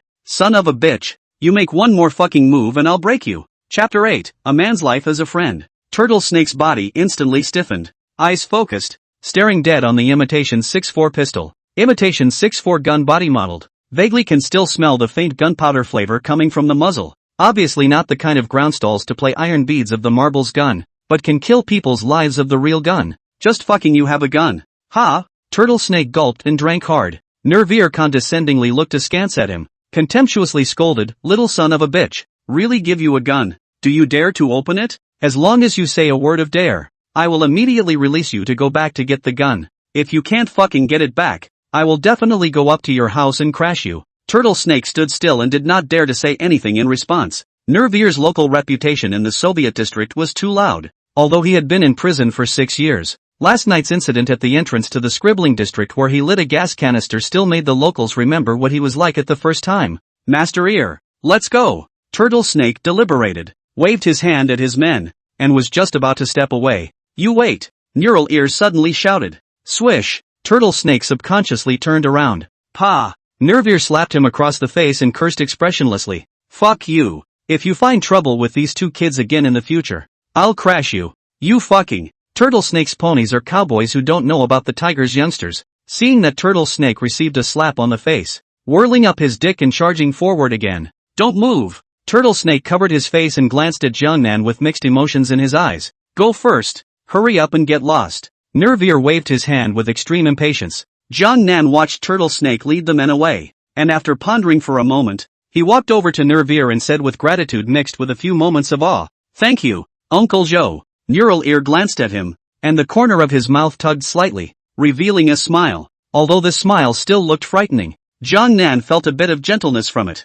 "Uncle Joe, let's go out for some dinner together." Lin Chuangxin covered his stomach and asked cautiously. Neural Ear nodded. "Okay." Jiehong froze for a moment when he saw Nervir agree, then turned around and helped Jiehong's mom up. "Auntie Xiao, how are you doing?" "I'm fine." Auntie Xiao wiped her eyes. "Child, how are you doing? Did you hurt anywhere?" Jiehong shook his head, looking at the shards of glass all over the ground, and then looking at Auntie Xiao, who was over 100 years old. His heart felt infinite guilt. "I'm sorry, Auntie Xiao. It's all because of me that your family has gotten into such a state. It's not your fault. You and Jiehong grew up together. It's only right for him to help you out. But this kid, hitting him really hard. Where do you think he ran off to? Hiding like this? How long will he hide?" Aunt Xiao cried again as she spoke. Uncle Chang, who was standing next to him, sank his face and reprimanded. "Don't cry. What's the use of crying when everything's gone wrong? Nan and Xin are both here. What will they think if you cry in front of the 2 children?" Jiehong hurriedly reached out and pulled Uncle Chang, lowering his head. "Uncle Chang, this is all my fault. Don't talk about Auntie Xiao. Nan, in the matter of the fight, Uncle didn't blame you, nor did he blame Jiehong. You remember, a man is a friend in this world. If he watched you get bullied and didn't help, I'd have to beat him up if I knew about it." Uncle Chang paused for a moment, looking into the distance and letting out a long breath. "In this case, I'm angry that he doesn't dare to face his own mistakes, hiding from the sanctions of the public prosecutor and the law. He cannot change his own peace of mind." Jiehong looked at Uncle Chang and was speechless. He picked up a broom and silently cleaned up the glass shards all over the floor. After cleaning up, he tentatively asked, "Uncle Chang, Auntie Xiao, let's go out to eat something together." Uncle Chang glanced at Nervir and shook his head. "You guys go eat. We'll just eat whatever we want at home. Alright, Jiehong Nan nodded. He could see that Uncle Chang didn't seem to want to have too many interactions with Nervier. However, he still did enough basic politeness, saluting several cigarettes to Nervier in a row, with a very low stance, and kept thanking him in a row. Nervous Ear's attitude was always nonchalant, just smoking a cigarette and nodding his head every now and then. Jiehong Nan saw that the time was not early, so he greeted the Nervier. Uncle Zhou, it's getting late. Let's go eat first, right? Neural Ear nodded, and the three of them turned down the stairs together. 15 minutes later, in the fatty stall at the night market in the Scribble district, Jiehong Nan glanced at the busy boss and yelled through his neck, "Old fatty, order the food." Coming, a middle-aged man in his early 40s, weighing at least 200 pounds upwards, ran over, sweating profusely. His name was Ah Feng, and in this part of the Scribble district, both men and women, young and old, called him Old Fatty. What's to eat? Old Fatty glanced at Neural Ear with some surprise in his eyes. Uncle Zhou, you order. Nervier nodded and looked at the seafood arranged in the freezer, pointing as he said, have a white seared shrimp, a braised black-eared eel, a fried flower armor, and a hot thin-shelled, and a kale beef. Jiehong Nan instantly felt thunderstruck when he heard these dishes ordered by Nervous Ear and then felt the $20 given by Sister Kaoru in his pocket this morning. He suddenly realized a very serious problem. How the hell am I going to have the money to buy dinner? Look guys, do you want to order anything else? After Nervier finished ordering, he also very kindly asked towards Jiehong Nan and Lin Xuanxin. Ah, enough is enough. We're not ordering anymore. Uncle Zhou, you sit down first. I'll talk to Xin about something. Jiehong Nan stammered back, waved his hand and rushed Lin Xuanxin. That, Xin, come over here for a moment. 1 minute later, at the entrance of the restaurant, Jiehong Nan looked at Lin Xuanxin with anticipation and asked, did you bring money? Bring it. Lin Xuanxin nodded. Just bring it. Jiehong Nan sighed with relief. Where's the money? Pull it out and I'll take a look. Oh, wait a minute. Lin Xuanxin took out money from his pocket. It's all here. Take it. Fuck you. You call this bringing money? Jiehong Nan received the $10 handed over by Lin Xuanxin and could not cry. In his heart, he instantly had the feeling of being pitted by his piggy teammates to his grandma's house. How dare you say you're going to take someone out to dinner when you're only bringing $10. Chapter 9 Legends of the Suland. When Lin Xuanxin heard this, he immediately jumped up and down and cursed. I just fucking casually asked. Who would have thought that he really agreed? I thought we had enough money to eat 3 bowls of QETO soup. I didn't know Master Ear would order so much. And don't just yell at me. Why don't you just order 3 bowls of QETO soup and everything will be fine? Why do you have to act like such a wimp? And you let him order the food. Now you've got it. He ordered all seafood. Do you have the money to pay for it? Do you have the money to pay the bill? I'm just asking if you have the money to pay the bill? Fuck you. Don't you fucking BB? Big deal. I'll take a credit with Old Fatty today. Jiehong Nan was so angry that his stomach hurt. He turned around and walked over to Old Fatty, and said with a straight face, Fatty, I don't have any money with me today, so let's keep an account. Old Fatty was so busy that his pants were about to fall off, and he yelled in a bad mood, Nervier has already paid the money. What kind of chicken hair account are you keeping? Go go go. Don't make fun of me. I'm busy. Ah. Oh you're busy. Jiehong Nan nodded his head repeatedly, an extremely bright smile on his face. It's good to pay back the money. It's good to pay back the money. You invite people to dinner and they end up paying you back. Tell me, where's your punchline? Don't you have any shame at all? Lin Xuanxin scolded as if he was a psychopath. I don't have any fucking money. I'm just shameless. Jiehong Nan pointed at Lin Xuanxin's face and cursed a few times, turned around and ran to the chair next to the Nervier and sat down. This son of a bitch is really getting more and more bottomless. Lin Xuanxin shook his head and cursed again, then also found a seat next to Jiehong Nan. Uncle Zhou, didn't we say it was on us? Why did you pay for it first? Jiehong Nanti JB fake looked at Nervier, pretending to be pretty damn decent. Nervier chucked peanut rice and laughed. You guys are still kids. Can I ask you to pay back the money? With my current behavior, you dare to have dinner with me. I've already thanked God. I have the money. But to stand in the scribbling area and shout, who am I, Nervier, going to treat for dinner? You see that there will be people who will pay attention to me? Jiehong Nan froze when he heard this. From Neural Ear's self-mocking words, he seemed to have heard a very strong sense of sadness and loneliness. Hey, I don't know about the others, but if you're going to invite me to dinner, I'll definitely follow you rain or shine. Jiehong Nan grinned, his expression serious. You brat. Nervier stroked his dog's head with a relieved look. If you can eat with me, Uncle Zhou can treat you every day. Whenever I'm free, I'll be there when you call. Okay. Nervier nodded and suddenly asked, You too. Can you drink? How much? Can you drink a little bit? Then drink some. Nervier waved his hand and shouted at Old Fatty. Boss, 6 cans of Budweiser. Good riddance. Old Fatty answered. In a short while, the wine was brought up along with the dishes. The three of them pushed their glasses during the meeting, but the atmosphere was a bit dull, because it was really difficult for Jiangnan, a half-grown boy of their age, to have anything in common with Nervous Ear to talk about. After a long time, Jiangnan suddenly thought of a very interesting question before he used the strength of his wine to punch his Nervier and asked, Uncle Zhou, can you tell us about the Tao? Oh, what do you want to hear about in the Tao? Nervier smiled. Tell me about the big shots in society. I've heard that the older generation of society people are especially capable of fighting. Just like in the movies, one person can beat up a group of people. Is that true? Nervier's heart stirred, and he suddenly looked straight at Jiangnan and asked, Have you heard of this person Jiang Hu? Jiangnan shook his head. I've only heard of people like Li Jiao, Yang Yingguang, and Yu Li Yuan. Nervier's face was complex as he tilted his head back and smothered a glass of wine. His voice hoarse. These people you're talking about are indeed capable of fighting, but all of them together can't beat one person from Jianghu. Asterisk asterisk asterisk asterisk. Jiangnan's gaze was wild as he asked, Where is he now? Nervier gave him a meaningful look and slowly returned. He's dead. Jiangnan was speechless. 10 years ago, Jianghu shot Jiangjin under the Fengjiang Bridge, and the Soviet district's crackdown began right after this incident. Back then, the case was so big that the Soviet district didn't even have the authority to take it up.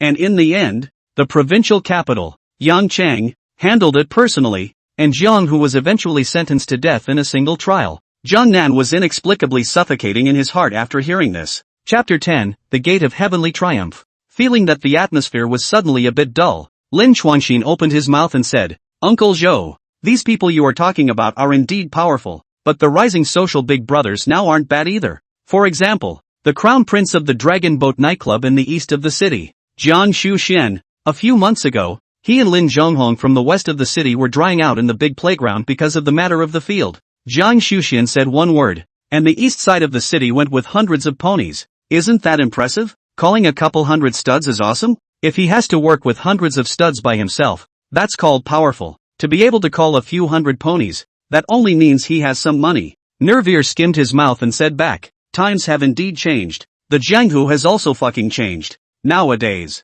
fame and status in the Jianghu are all piled up with money. 10 years ago, the Jianghu, fame, status, that was fought out with fists. Who didn't have some real kung fu? Yang Yingguang from Beiwan once took out a dozen men by himself. It may sound exaggerated, but I saw it with my own eyes right next to him. If you look at the current Jianghu big brother, not to mention more than 10 people, even you two little cubs, he may not be able to beat them. Jiangnan grinned. Uncle Zhou, then how many can you fight alone? 10 of your kind. No big deal. Nervier returned without hesitation. Jiangnan skimmed his mouth and said, You've lost both of your fucking ears and one of your eyes. You're not too young, and half of your feet have stepped into a fucking coffin. And one person can fight 10? Don't give me that look. You love it. Nervier waved his hand impatiently. Ha! Jiangnan scratched his head. I've grown up so much. I really haven't seen one that can fight 10. Okay, stop. You love to believe it or not. Nervier waved his hand in annoyance.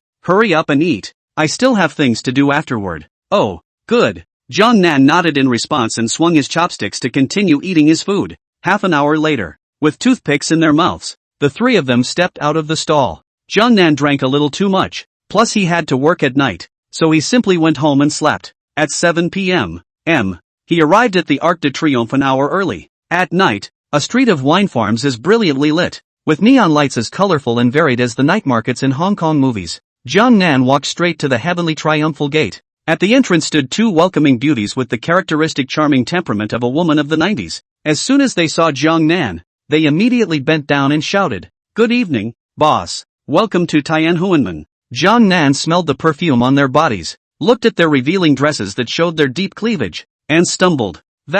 I'm here to work. May I ask if the boss is in? The boss is in the penthouse office. The smile on the welcoming lady's face hadn't diminished by half. Thanks. Jiangnan blushed, lowered his head and strutted into the Arc de Triomphe and pressed the elevator on the top 5 floors. The other end. Chinese alligator Chun Shu Hop. While sweeping the floor, Jiehong asked at Jinhui, Dude, any activities after work? Jinhui is about 16 or 17 years old. His features do not look outstanding, The only eye-catching place on his whole body is probably a head of natural curly hair. Looks like his mom's instant noodles. Looks particularly festive. Today's payday. I'll lead you to the bar for a bit. Jiehong crossed his legs and sat on the table showing his teeth and said, "It's not good, is it?" Jiehong asked, blinking. "There's nothing good about it. When you get paid you can invite me too." Jiehong didn't care, waved his hand, and asked the other teenager sitting next to him, Song, why don't we go together later?" The teenager's face was cold and he looked a bit withdrawn. "His name is Hang Tsong, and everyone in this factory calls him Tsong." "Good." Satoshi said a short word and continued to look down and play with his phone. Sioux County. Jiang came to the top 5 floors and knocked on the door of the general manager's office. "Come in." A man's voice came from inside. Crunch. Jiang pushed open the door and saw at a glance the old man who looked like a security guard sitting on the leather sofa. He was wearing a white shirt and black pants today, and was holding a glass of red wine in his hand. This set of lines casually put on any ordinary person. That look will be quite fried eyes. But put on this dead old man. A bit of successful people have no appearance. His height is even less than 1 meter 6. The shirt worn on him, just like wearing in the child body. The sleeve to the palm of the hand are covered. Looks to be more incongruous and more incongruous. "Kid, it's you?" The old man glanced at Jiang and spoke in a nonchalant manner. "It's me, boss. I'm working today, so why don't you arrange a position?" Jiang bared his teeth and smiled. "Is there a mistake? I'm giving you a job?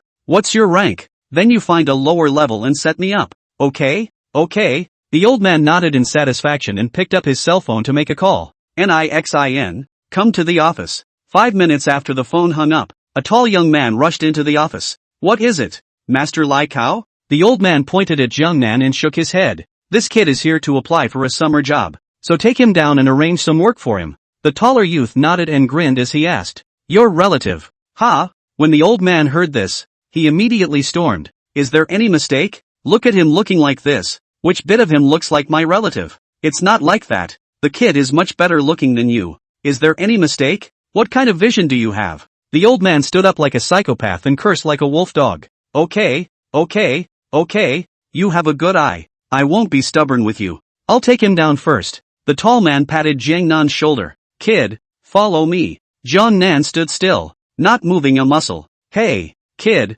I'm talking to you?" Jiang Nan gave him a blank look, then pointed at the dead old man and asked, "Brother, what did you just call the boss? Master Lai Jio?" The youth froze. "Yeah, is there a problem? Have you got it wrong? This dead old man is the legendary Master Lai Jio?" Jiang Nan was incredulous and shouted out of turn. Chapter 11 A,000 Music Doors of Alligator City. "You call him boss and you know Master Lai Jio, so you don't know that the Heavenly Triumph Gate is owned by Master Lai Jio?" The tall youth Nixin asked breathlessly. Jiang Nan was instantly speechless. He had often heard the name of Master Lai Jio before, but he really didn't know that the Heavenly Triumphal Gate was opened by him. "Are you really Master Lai Jio? Jiang Nan slowed down for half a day, still not quite believing it, turned his head and asked at the dead old man again. The dead old man looked at him askance, picked up a business card from his desk and threw it over. "Know how to read? Take a good look." Jiang Nan took the business card and looked at it. On it were written 8 big hot gold characters, General Manager of Tianhuanmen, Lai Jio. "Oops. Little brat, what are you grasping for?" Jiang Nan was silent and speechless, cursing in his heart how did Lai Jio grow this JB look. This is too different from what he imagined. The Lai Jio in his imagination should be a man with a tall figure, a clean hairstyle, wearing a long black trench coat, and looking like a big brother in the Jianghu. Now look at this dead old man.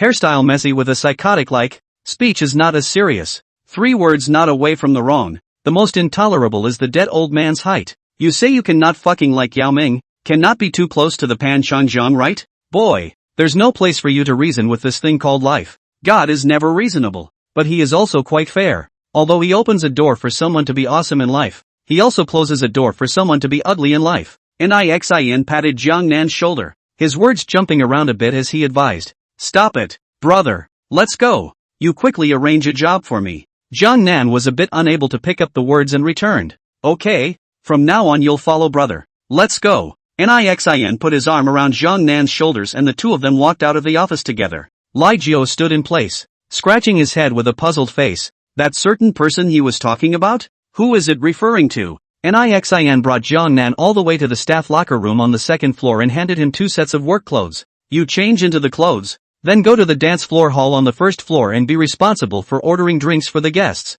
And if you don't understand anything, Come back and ask me. Good. Jiehong nodded and unwrapped his coveralls to change into them. The coveralls were t-shirts that were dark black in color. On the left sleeve, there were 3 small, red letters of Heaven's Triumphal Arch printed on it. After changing her clothes, Nixin brought Jiehong to the dance floor hall on the first floor, where the DJ was frantically shouting the mic, and the sound was so deafening that it almost didn't break Jiehong's eardrums. He forced himself to adapt for a while before gradually getting used to this cacophony of sound. The guests on the first floor don't have a good temper, so pay attention, and if there's anything, come find me on the second floor. Nixin patted Jiehong's shoulder and instructed meaningfully. Jiehong nodded, looking at the colorful walking lanterns, the heart inexplicably some trance, some apprehension. The other end. Chinese alligator Chun Chu Hop. After Jiehong got off work, he went back to the dormitory and took a shower. Then he went out and stopped a tricycle, and together with Jinhui and Ah Song, he went to the Thousand Legends bar in Tuoyuan City.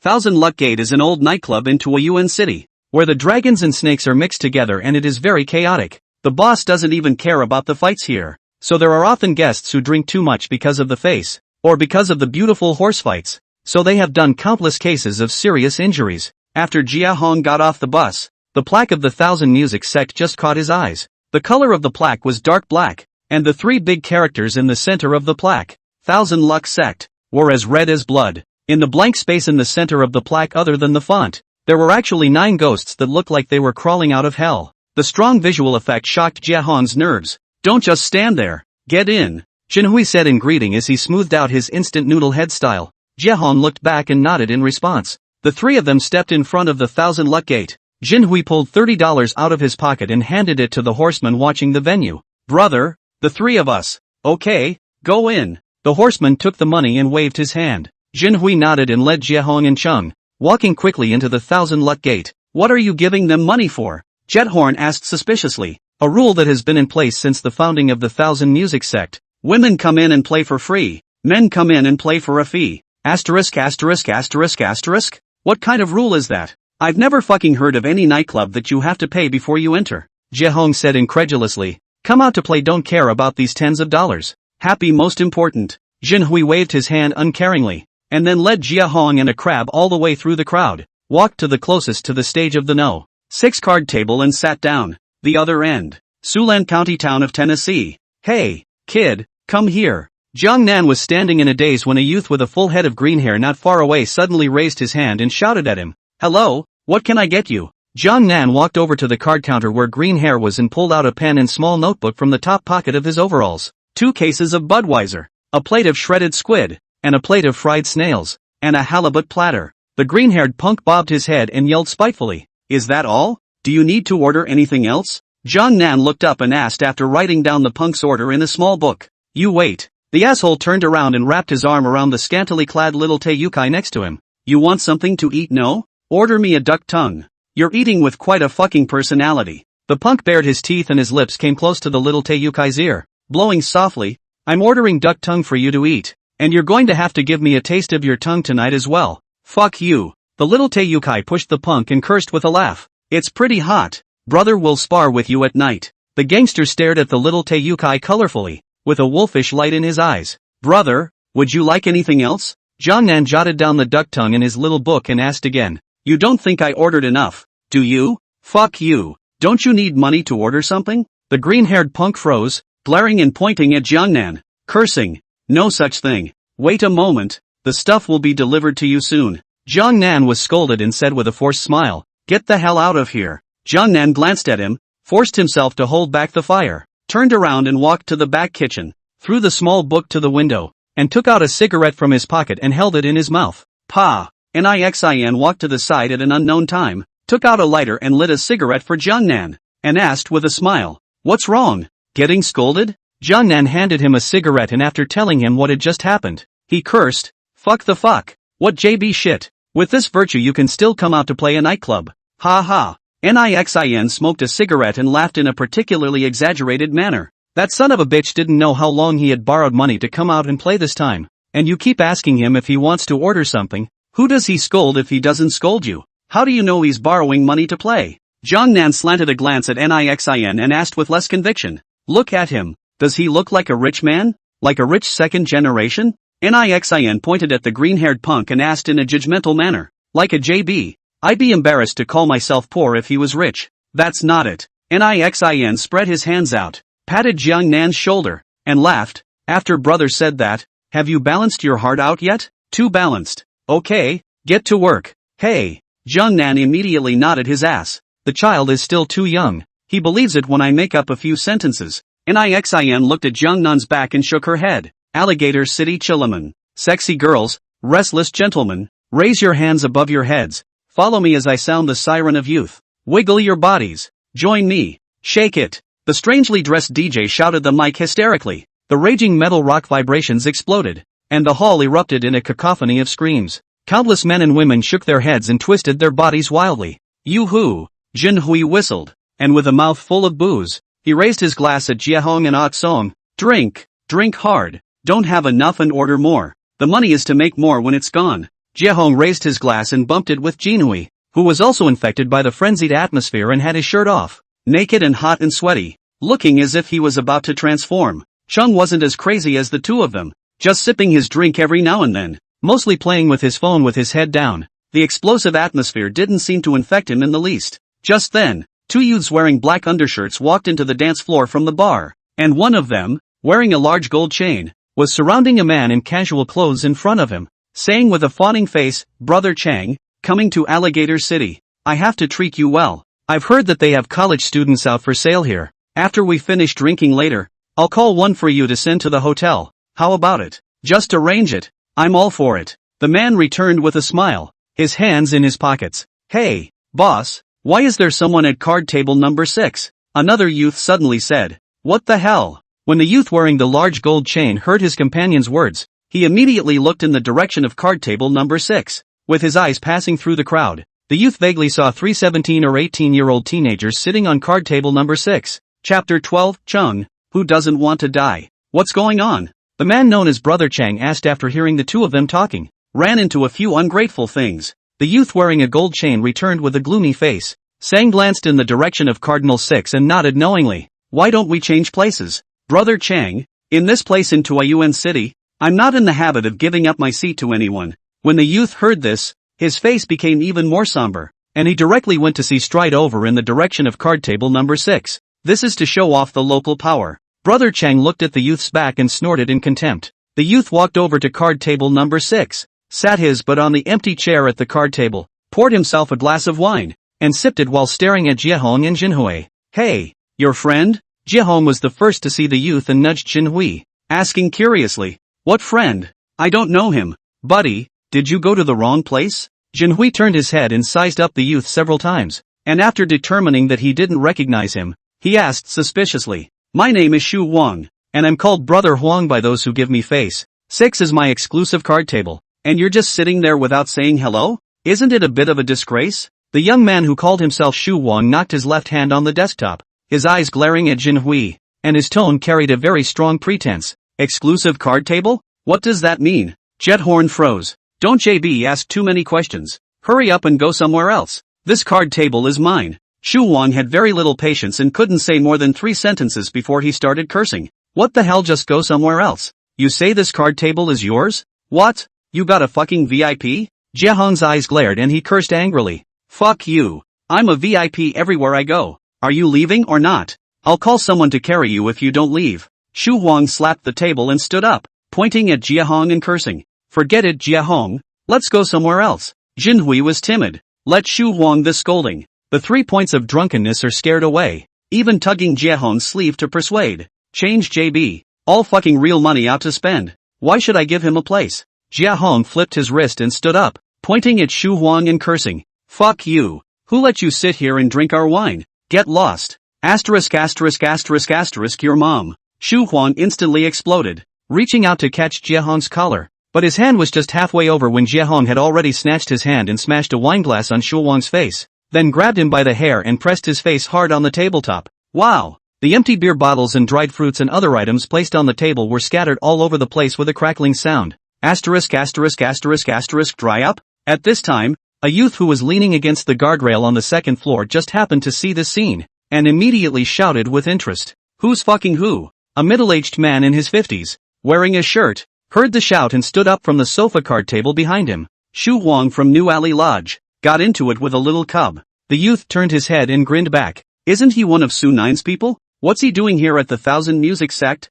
The middle-aged man walked around the sofa and walked to the parapet as well. I'm tired of playing with my own missus, so I've come to change my tastes. The quality of Su Nine's young ladies is really not as good as our Thousand Music Sect. The young lady can't compare to our family, but the play items can be more flowery than ours. The middle-aged smiled in response, his eyes turning to the first floor field. At this moment, the first floor dance floor was already in chaos. Since Jiehong stabbed Zhang Ziyou, his mentality has changed dramatically. A bit of self-loathing meaning, moving to ignore, catch anything to each other's head. And Shu Huang is also a gangster for many years, coupled with the back of the Su Nine backing, down to more no scruples. The two dry less than a minute. The head of the blood on the head. Little pussy brat, you're quite bold. The youth who came with Shu Huang copied the bottle and wanted to help, but before the man got close, he was stopped by Ah Song reaching out. What are you trying to do with a broken bottle? Chung asked with his cell phone in his left hand and a calm gaze. None of your business. Get the hell out of here.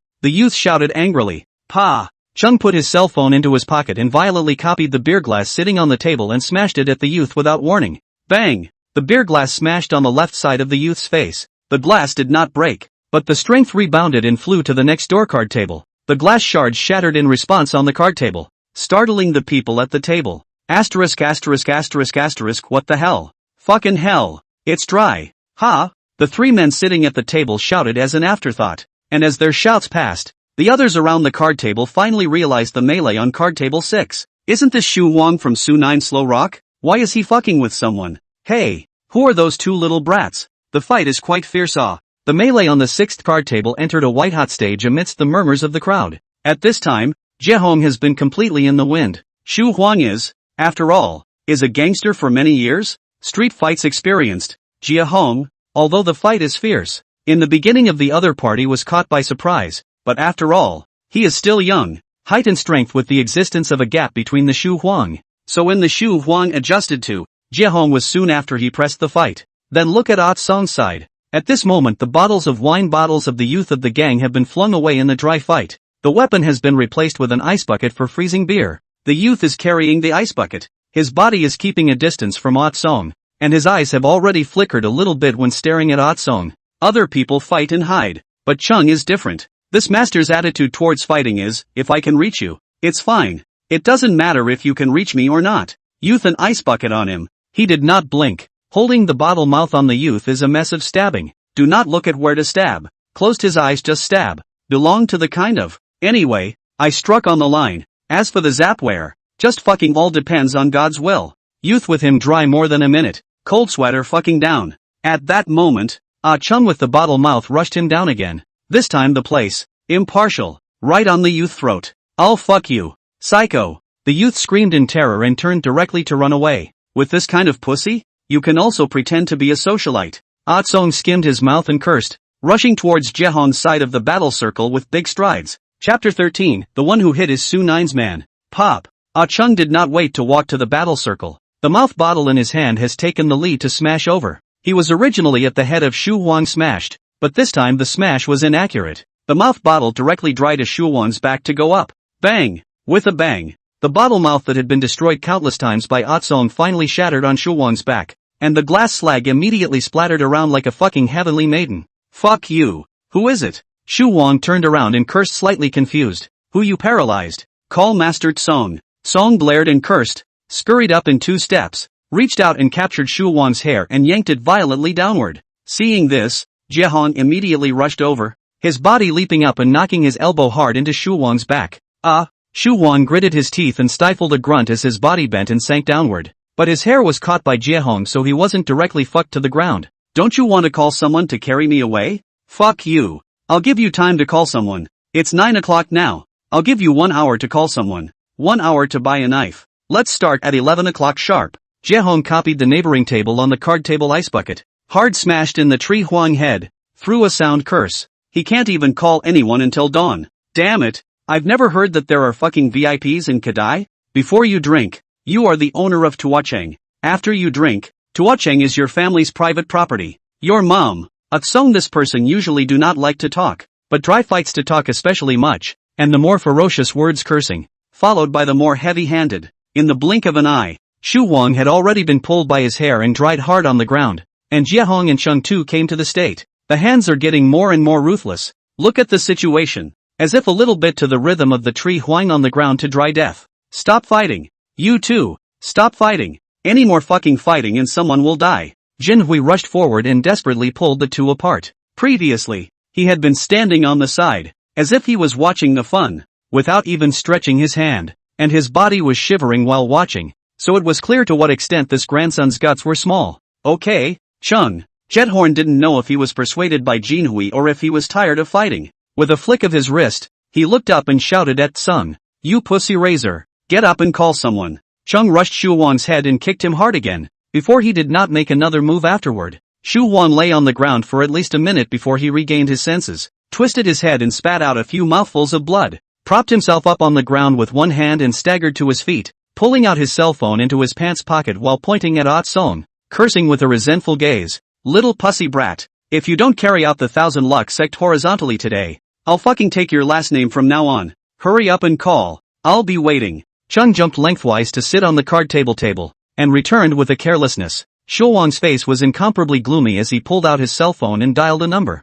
yelling at the top of his lungs, I'm getting fucking fucked at 1,000 Leafgate, so get your gun and bring someone over right away. Tsung, Jiehong, let's hurry. Jinhui, who was next to him, almost didn't kneel down when he heard the gun being taken, his lips trembling as he shouted. Chung glanced at him and turned his head to look at Jiehong and asked, what do you mean when Jinhui said he was leaving? Didn't he call for a gun? Let's both go to the back kitchen now and get a kitchen knife. I'll stand and let him shoot first, and whoever can't kill me with one fucking shot, I'll be sure to slash him in the neck. Stop fucking blowing awesome and hurry up. Jinhui was on the verge of tears when he heard the conversation between the two of them. Okay, I'll listen to you. Chung didn't even bother with Jinhui, but instead nodded his head repeatedly along with Jiehong's words. The more he looked at Jiehong, the better he fucking felt. At the moment there was not a single person dancing on the dance floor anymore. Everyone was sipping their drinks and whispering, waiting for Shu Huang Shakes people to come over. Fights and brawls happen at least a dozen times a night at Thousand Legends,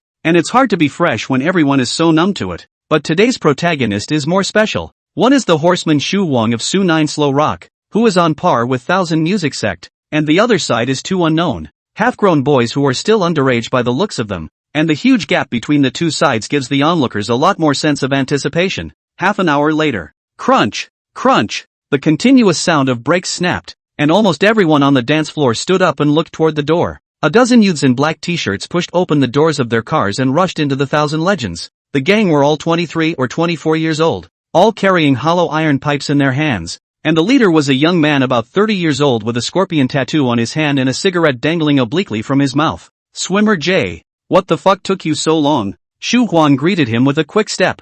I'm fucking playing mahjong in Xiaguipa. I'll be right over after you call. The youth known as Swimming Jay casually replied back, then swept his gaze around the dance floor, narrowed his eyes and cursed, who the fuck hit my brother? Step forward. Just the two of them. Shu Huang pointed at Jiehong and Chung and gritted his teeth back. Finger you motherfucker. What? You want to kill me? Jiehong skimmed his lips and stepped in front of the crowd with Chung. Just the two of them beat you up? Swimming Kit was a bit confused when he saw Chung and Jiehong. He didn't expect that his opponents would actually be two young kids who hadn't even reached adulthood yet. That's the two of them. Shu Huang nodded rightfully. Takashi, you go. Teach them a lesson. Swimming Kit raised his hand with a sudden lack of interest. A burly youth reluctantly stood out, stepped in front of Jiehong and slapped him across the face. Little brat, graduated? Dare to touch Su 9's people? Su 9 more you fucking asshole. Two angry curses sounded at the same time, and before the youth's palm touched Jiehong, Ah Tsung took the lead by copying the beer bottle on the table and violently smashing it on his head. At the same time, Jiehong quickly stepped forward, pulled the youth by his hair, and knocked his knee hard into his stomach. This scene happened extremely fast. The onlookers were dumbfounded. Even Yong Jia was a bit confused. The speed and timing of the strikes of these two little brats in front of him were matched just right. Outlaw Anon? Got some skills, huh? Swimming Jia grinned, glaring and cursing. Together, I'll see if outlaws will bleed when they get fucked today. A dozen or so burly men sniffed, then screamed and cursed and rushed up. Second floor at the fence. Master dog. Look at this son of a bitch. Yong Jia. The more he fucking mixes, the more he goes back. So many people beating up two kids. The youth looked at the dance floor and cursed with contempt as he looked at swimmer Jia, who was leading the roundup of Jiehong and Atsong. You go down and clean up after him. The middle-aged man known as Master Dog knocked on the railing twice and suddenly said to the youth, Is it appropriate? The youth's eyes lit up. Then his words hesitated as he asked, The Thousand Music sect has never cared about these matters. And the one who is here today is Swimming Jet. So let's step in. Isn't it too obvious? The one who hit is Su Nine's man. Master Dog said lightly, turned around and walked back to the sofa card table and sat down. I understand when you say that. The youth nodded with an epiphany after a moment of stunned silence. I quite like those two pups. You bring them up when you're done. Master Dog barked another word. Got it. The youth answered and rushed down the stairs impatiently. The other end. Sulin Skytree. The DJ took an intermission and the raging metal rock stopped for a while, and at the moment there was a young girl of about 20 years old standing on the stage, singing a love song with dedication. She just came yesterday. I heard that she's the lead singer of the school band and came over to catch the show while she was on summer vacation. Nixin stood next to Jiangnan, looking at the girl on the stage, licking her lips and saying, Brother, can you stop that expression? I want to call the police as soon as I see this expression on your face. Little brat, don't be rude. Nixin slapped Jiangnan's head and reprimanded in a very big brother-like manner. Jiangnan rolled his eyes and was instantly honest. In the meantime, in the luxurious card table in the center of the dance floor, a gangster with a shaved-inch head, seeing the girl's delicate little face, his eyes glowed as he said towards a young man sitting next to him, Brother Xian, this little mare looks pretty decent. Well, it did work out okay. Hian swept the stage and nodded with a smile, then snapped his fingers and his hand went up. Jiangnan was standing not far away and Nixin was making a nonsense, and when he saw a guest raising his hand, he said, A guest called. I went over awe.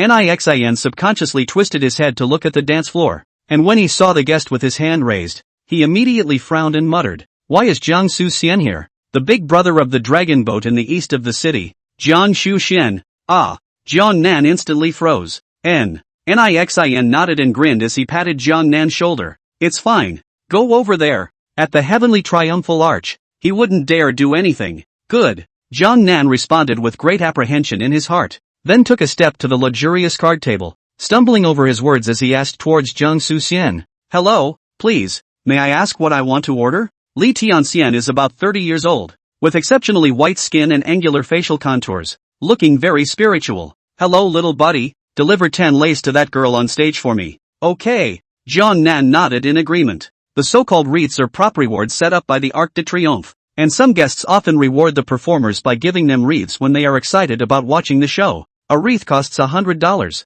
and that money is split 50-50 between the performers and the TMC. Jiang Shuxian gave out 10 garlands, which when converted into banknotes was $1,000. Jiangnan counted with his fingers, almost catching up with his 2-month salary. The money earned by the Heavenly Triumph Gate was faster than a fucking robbery. Mr. Jiang Shuxian of card table number 8, presenting 10 garlands to Miss Yan Yuting. After receiving Jiangnan's transmission, the DJ immediately gave a chasing light to Jiang Shuxian's card table and symbolically said a few words of praise. Jiang Shuxian under the chasing light raised his hand and nodded with a smile on his face towards the girl called Yang Yuting on the stage. Just then, another waiter walked onto the stage and approached the DJ's ear to whisper a few words. After the latter heard this, he picked up the microphone again and said, Mr. Lin Zhonghong of card table 18, presenting 20 garlands to Miss Yan Yuting. Jiang Shuxian's face immediately sank when he heard this, and he fiercely looked in the direction of card table number 18. A man in his 40s stood up from card table 18, smiled at Jiang Shuxian, and cursed 2 words wordlessly with the shape of his mouth. Asterisk.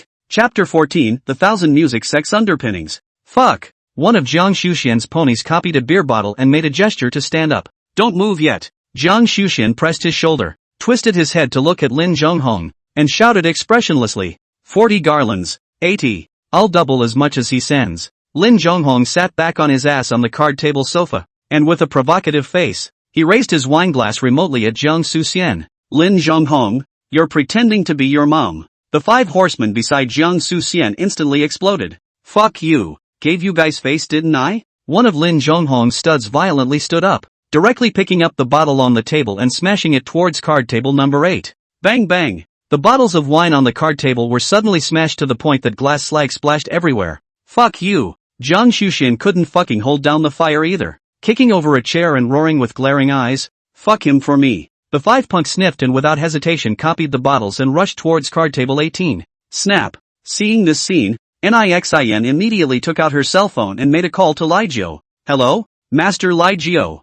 Jiang Suxian and Lin Zhonghong are drying out on the first floor. Nixin looked at the two gangs of swordsmen and said succinctly, you tell them to fight it out outside. What if they don't listen? Then you carry them out. Li Jiao's tone didn't fluctuate much before he returned a sentence and directly hung up the phone. Do your best to give me a fucking problem. Why don't you come out and lift it yourself? Nixin bristled and cursed, then slipped his cell phone into his pocket, copied a beer bottle, and ran into the center of the dance floor with great strides. As the two gangs were about to meet, a fling of the bottle fell on the open space between the two gangs. The two gangs braked their feet violently, and the gangster on Lin Zhonghong's side was the first to open his mouth and cursed, grass mud horse. What do you mean JB? Son of a bitch, keep your mouth clean. Nixin glanced at the punk and said expressionlessly, The punk glared and made a move to charge towards Nixin. Don't move. Lin Zhonghong frowned and stopped him with one hand. Nixin? What do you mean? Jiang Xuxian on the opposite side took a few steps forward, narrowed his eyes at Nixin and asked, you want to be in charge of this? And when the mouthy punk from earlier heard that the other party was Nixin, he immediately became honest. Master Nine told you to go out and fight. Nixin twisted her head to look straight at Jiang Xuxian. Her words succinct. What if I don't go out? Jiang Xuxian's expression became even more fucking ugly when he heard Li Jiao's name. Then I can only ask someone to carry you out. As soon as the words left her mouth, Nixin suddenly put her thumb and forefinger into her mouth and blew a whistle. Countless big men instantly surged over from all directions. The heads of the people were blackened. There were at least 40 or 50 of them. Nixin stood at the front of the crowd, lowered his head and lit a cigarette and shouted, will you guys go out and fight? Don't make it difficult for me. Fine. I'll give you face. Lin Zhonghong grinned and shouted at Nixin, then turned his head and pointed at Jiang Xuxian and cursed, son of a bitch. I'll go wait for you outside. How big a scene you make today? I'll accompany you. Fuck you. Tonight I'll make you kneel and shout in submission.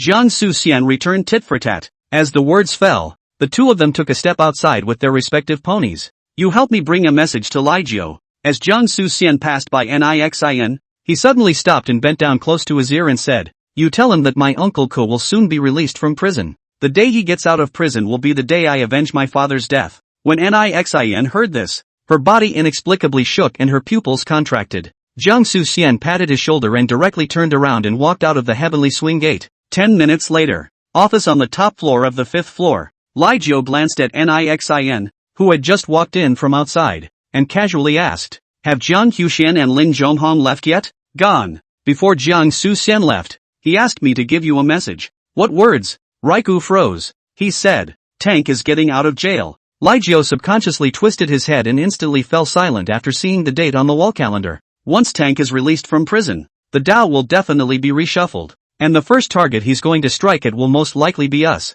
Nixin said with grave words, after all, Jiang Jin died in our hands. White-headed Wang, Shaban, Abductor, and Wudong will soon be released from prison, and once these three wave the flag, at least half of the horsemen in the 4 cities of the Soviet Union will have to close in on them. Time flies. 8 years have passed in the blink of an eye. Li Jiao listened to Nixin's words and after a long silence, he let out a long sigh. The words fell, and the room fell silent once more. Alligator City Chillaman. A dozen or so of So Nine's ponies were surrounding Chang and Jiehong, when a wooden stick with iron nails suddenly flew over, and was roughly nailed to the back of one of the ponies standing on the outermost side of the crowd. The horseman screamed miserably and yanked back, the baseball bat pulling away from his body, a gush of blood erupting under the brilliant, colorful walking lights, very graphic in the sense of John Woo's violent aesthetics. At the same time, the Su Nine crowd turned their heads when they heard the screams of their companions. Don't look, I threw the stick, the youth said with his hands in his pockets and his words flat. Su Nine is doing business. You fucking dare to intervene. Your mom. A horseman took a few steps forward and took the lead in shouting and cursing. Let me hear you fucking curse again. The youth pulled out a brand new imitation 6.4 pistol from his pocket with one hand, aimed the gun at the horseman, and cursed with an expressionless face. Little Zabine. What the fuck are you trying to do? Swimmer Jia glanced at the youth and snarled with a glare. All on the same fucking path. Give me a face and let me get it over with. Will you? Give what? The youth known as Ozawa Ben returned with an expression that looked like bewilderment, and then put his hand to his ear and asked suspiciously. I didn't hear you, so come closer and say it. I said, give me a face. Swimmer J stepped closer. Pa! Xiao Zabin violently stormed up. A slap on his face without warning scolded. Fuck you. Can you put yourself in your place? You count as a JB. Want me to give you face? Asterisk asterisk asterisk asterisk your mom. Swimming Jieh froze for at least 5 seconds before reacting to the beating, and instantly stormed out cursing. Chop the son of a bitch up for me. The dozen or so ponies sniffed and all gathered around, going to compare the number of people. Ha! Ben Ozawa casually copied the bottle on the table and snapped it on the ground shouting, Disciples of the Thousand Leaves sect, come out and shine. Let our friends across the street see our team. Silence. The large dance floor was silent for at least 10 seconds. Dang dang dang dang. 3, and finally, like the beating of a drum, it connected and resounded throughout the entire arena. The sound originated from the second floor. The second floor fence is densely filled with people. Each person is carrying a hollow iron pipe in their hands. The crunching sound is the sound they make when they use the pipe to knock on the iron railing. Pa! At this time, one of the youths took out a lighter and lit a cigarette.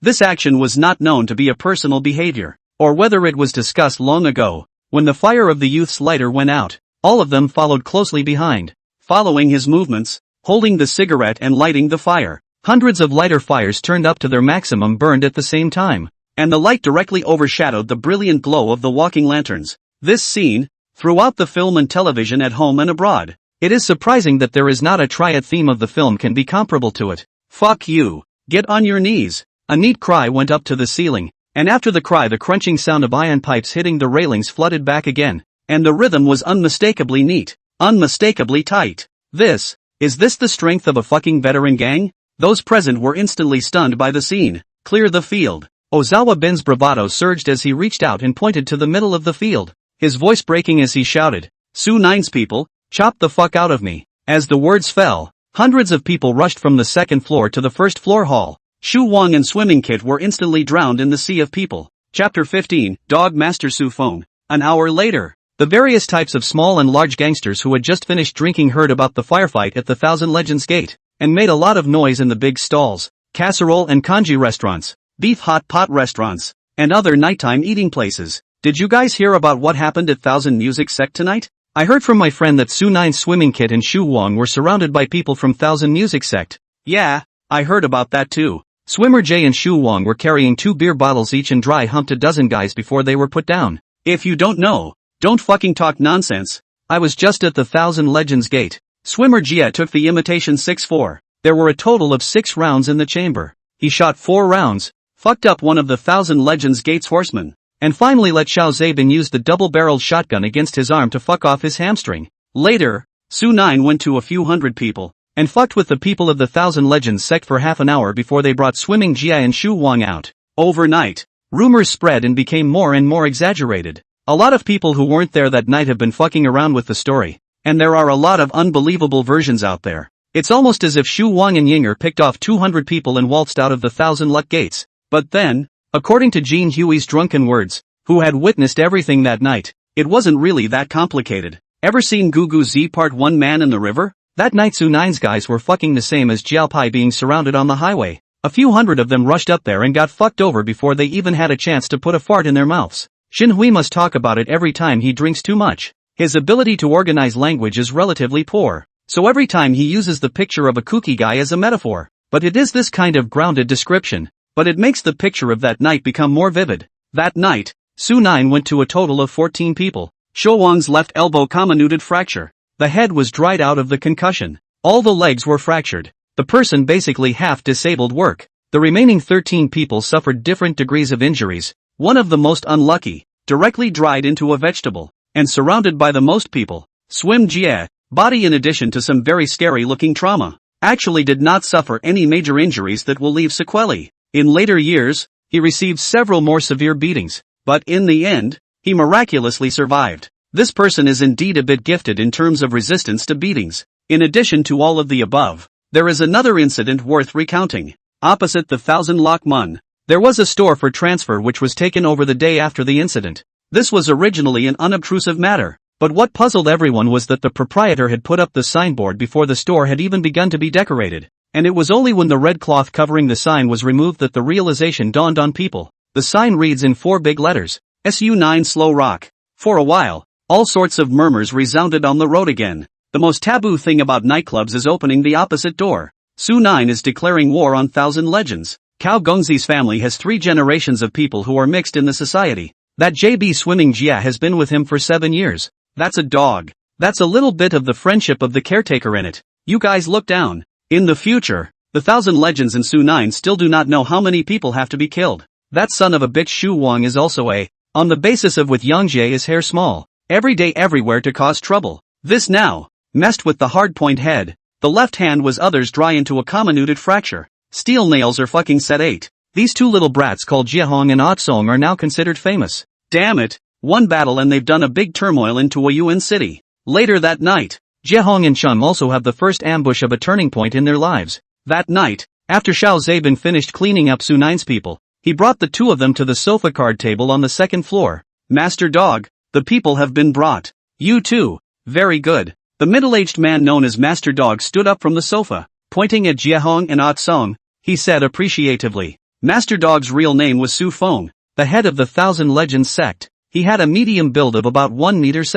with slightly longer hair, and his features were not surprisingly good-looking, with a bit of stereotypicality. Even when he smiled, he gave off a serious feeling. Hello Master Dog. Jethorn was the first to open his mouth and call out, while Chung just nodded and didn't say anything. Are you guys in school now? Or have you come out to work? Master Dog lit a Chinese cigarette and asked in a flat tone. Didn't go to school, now I work at an electronics factory. Jiehong returned truthfully. Ever thought about getting a different job? What do you mean? Jethorn froze when he heard that. I don't like to beat around the bush when I speak, and I admire you too. Are you interested in coming to work for the Thousand Music sect? Jiehong scratched his nose, showing his teeth and smiling. Master Dog, is there anything we can be of use to you? The 2 of us don't know anything. What can you use us for? Sell your lives to me. Ha! Jiehong laughed and asked, half jokingly, half seriously. Master Dog, then tell me, what can we exchange our lives for? Master Dog knocked the ashes of his cigarette, reached out and pointed at Xiao Zabin. 5 years ago, he was like you guys, also working in the factory. After following me, he bought the most upscale garden district in Longhu district with full payment, and drove a BMW back to his hometown in the new year. Jethorn was instantly speechless. There are too many people in this world who dare to gamble their lives. Those who gamble and lose make their lives worthless, and those who gamble to win, gain fame and fortune, and reach heaven in a single step. If I follow you, I'm sure I'll win the bet? Not necessarily. Master Dog shook his head. I have offended too many people. There are risks for you guys to follow me. However, the risk is directly proportional to the reward. With your guts and vigor, if I can live for 2 years, you can earn a house. If I can live for 5 years, you guys should be able to make about the same amount of money as Xiao Zabin. I'll go back and think about it, okay? Jiehong thought about it, leaving room for maneuvering back. Go ahead and don't keep me waiting too long. Call me when you're ready. Without further ado, Master Dog reached into his pocket and pulled out a business card and handed it to Jiehong. Jiehong took the business card and after a long silence, he turned to leave with Chung. Jin Hui, who was guarding the dance floor on the 1st floor, saw the 2 of them coming down and immediately greeted them and asked, "What's wrong with you two? Let's go to the hospital first." "It's fine. Go ahead and get back." Jiehong waved his hand back. The 3 of them walked out of the Thousand Legends gate and went to a small clinic to briefly bandage their wounds before returning to the electronics factory in a tricycle together. Late night, the motorcycle tricycle sped through the silent, deserted streets, and Jiehong leaned against the tricycle's tin, his expression relaxing before intense soreness swept over him. He sucked in a mouthful of cool air. His gaze went to Jin Hui, and he cursed under his breath. "You said that your weight combined can top the 2 of us. How can you be such a wimp when it comes to a fight?" Jin Hui lowered his head and didn't reply, his expression very awkward. As soon as Jiehong looked at his appearance, he let out a long helpless sigh and changed the topic. "Pay attention in these days. Don't go out blindly at night when there's nothing going on. Su 9's people won't just let it go. Why didn't you agree to Su Feng just now? We're definitely better off at Thousand Leaf Gate than staying at the factory." Atsong directly ignored Jiehong's admonition and asked in disbelief, "Didn't you hear him? He wants us dead? But he also said that within 5 years he can make us almost as rich as Little Zabin." Atsong said with a serious expression, "I also want to be like Little Zabin, driving a BMW back home in the new year. Following him, it's questionable whether we can survive past 5 years. Jiehong patted Atsong's shoulder and frowned back. "It's not time to sell our lives yet. Let's wait a little longer. If Su 9's people come to our door, it's not too late for us to defect to Su Feng. Okay, I'll listen to you." The other end, Su County. Jiangnan and Nixin stood at the entrance to Tianxian Gate, their eyes stunned as they watched countless cars, cabs, and motorcycles speed past, all rushing in the same direction. For fuck's sake, how many people did Jiang Suxian and Lin Zhonghong call? Tonight, the horsemen in the west and east of the city should be out in force. Nixin smoked a cigarette and faintly returned. Chapter 16 Yang Yingwang of Beiwan. Late Zeros. The big playground in Suland. Usually this time of day is the most prosperous time for night stall vendors to do business. But tonight there is a weirdness everywhere. Not only are there very few passers-by, even the roadside stalls that usually form long lines have disappeared without a trace. Outside the railing of the large playground, two young guys were standing in the corner pacing. One of them with a cigarette in his mouth cursed in a small voice. It's so damn quiet today. You're like fucking stupid. Look at the lineup tonight. Does anyone dare to come out and do business? No one even dares to come within a kilometer of the big playground. The other guy spat on the ground and responded with a curse. I'm looking away. Above the moon. How many dreams are floating free? The cell phone rang suddenly. The smoking guy pulled out his cell phone and pressed the answer button. Hello Master Black? Right. We're at the big playground. Jiang Xuxian and Lin Zhonghong's men have arrived. How many people are there? There should be 500 or 600 people. Okay, I got it. Both sides talked for 2 minutes of questions and answers before ending the call. What did Master Black say? The other guy asked, opening his mouth. Master Black told us to stay away. He'll be right over. Are we going to get involved in the dragon boat and the imperial court? Master Black wants to be in charge of this? It was Lai Jiao who wanted to take care of this, but he wasn't good enough to step in. So he had to ask Master Black to step in. Isn't this fucking using us? Beiwan. As a gun? How come it's not good enough for Lai Jiao to step in? Lai Jiao screwed Jiangzhen. How do you think he's going to come forward? Can Jiang Xuxian listen to his father's killer? Just fucking smart. The smoking young man was in mid-sentence when he suddenly reached out and pointed at the large playground. Asterisk asterisk asterisk asterisk. It's going to be dry. The big playground grass. The two gangs held weapons in their hands, talking in whispers as they stepped toward each other. Lin Zhonghong carried a machete on his shoulder, followed by 200 people. Jiang Xuxian followed by more people. A conservative estimate. At least 400 people up. Damn you. You shook these people over and you want to fight with me? Can you do it? Jiang Xuxian reached out and pointed at Lin Zhonghong and cursed. You fucking try. Lin Zhonghong returned tit for tat. Try your mom's ass. There's a lot of dragon boat people your ass. Come on. Whoever wants to do it step forward. The smell of gunpowder between the two gangs arched up instantly. Both sides shouted curses at each other and had begun to have physical clashes. Boom. Right at this moment, a black Toyota Bajaj furiously honked its horn and drove into the big playground with a windy speed, and a tail flip drifted and parked in the open space next to the two gangs. The car door opened and a middle-aged man wearing sunglasses got out of the car with two horsemen. Fuck you. Not sleeping at night? Practicing here? The middle-aged man walked to the front of the crowd, stretched up his finger, and from left to right, pointed at several hundred people and cursed as if he were a grandson. Aya. A horseman on Jiang Xuxian's side stalked his neck and was about to rush up. You stay fucking honest. The companion next to him hurriedly pulled him back and lowered his voice to curse. He's Yang Yingwang of Beiwan. Don't you want to die? I don't care who the fuck it is. The horseman flung his wrist, carrying a machete and charging forward. Just 2 steps. Suddenly a flash of light in his head. A twist of the head to look at his companions and asked, Yang Yingwang? The Black Master Yang Yingwang who was known as the Black Man on the Road? Just so you fucking know. Get your ass back here. My companion reprimanded in annoyance. The horseman shrank his neck and immediately hid behind his companion, no longer daring to say anything. Uncle Black, why did you come over? Jiang Xuxian took a step in front of Yang Yingwang and asked with a frown. Yang Yingwang was about 50 years old, extremely lanky looking, at least 1.82 meters in height, with particularly dark skin, a pair of copper bell eyes glaring at Jiang Xuxian, annoyingly asking back, what do you want to do when you call so many people over? Your old man is already dead. Who can finish you off? I'll close it myself. Jiang Xuxian gritted his teeth and topped it off. You close the show? Yang Yingwang nodded and smiled back in anger. If these hundreds of people don't fight tonight, tomorrow the people on the road will have to scold you for being a poor pretender and a fake poser. If we fight tonight, tell me, how many people will die? What? Can you handle it? How many heads do you have that are big enough to be crushed by the G production party? Then I'll show you how I'll end up tonight. Jiang Xuxian suddenly raised the machete on his shoulder, the tip of the blade pointing downwards, and drew a circle in the open space. What do you mean? Yang Yingwang froze. Jiang Xuxian did not reply, turned his head and looked at Lin Zhonghong said, Today we both have a knife. I let you stab first. You stabbed me after I stabbed you again. Who is not allowed to fight back? Whoever is fucking afraid of death first walks out of this circle and automatically rolls out of the turf tender. Those present instantly froze at the words. Today I'll see how many fucking knives you can take. Lin Jiehong carried a sharp knife and walked into the circle with a bland face. I don't know how much of his bashfulness is true and how much is not.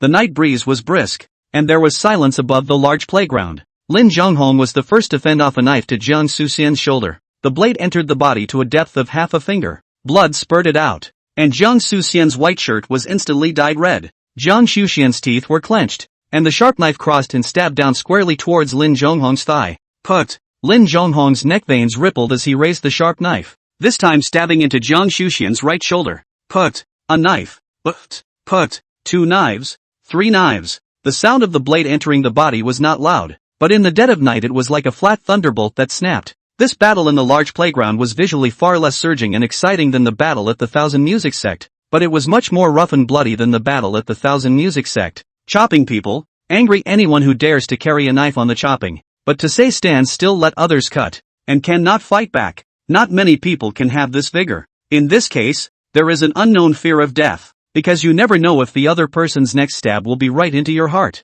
Are Lin Jiehong and Jiang Xuxian afraid of death? Definitely scared. In fact, they were more afraid of death than anyone else. These two people have today's social status and fame, all in exchange for blood. After 100 battles, it is not easy to become famous. Who the hell do not want to live a few more years to enjoy the life of paper and gold? Later, someone asked Lin Jiehong at the table why you preferred to stab each other with knives with Jiang Xuxian instead of giving up the bidding. Were you short of money at that time? Lin Jiehong drank his face red and thick neck, answered the man and said, I can't fucking spend my money in 2 lifetimes. Less money to earn a piece of land. I'm still fucking eat well and live well. Why did I fight with Jiang Xuxian that night? Because I'm a fucking socialite and I want to save face. I didn't dare to back out. I've offended too many people. As long as the word gets out that Lin Jiehong is scared, I won't even know I'm dead. I won't even know how to die. A man can't help himself. These 2 words are reflected in Lin Jiehong and Jiang Xuxian. Back to the main topic. The big playground in Suland.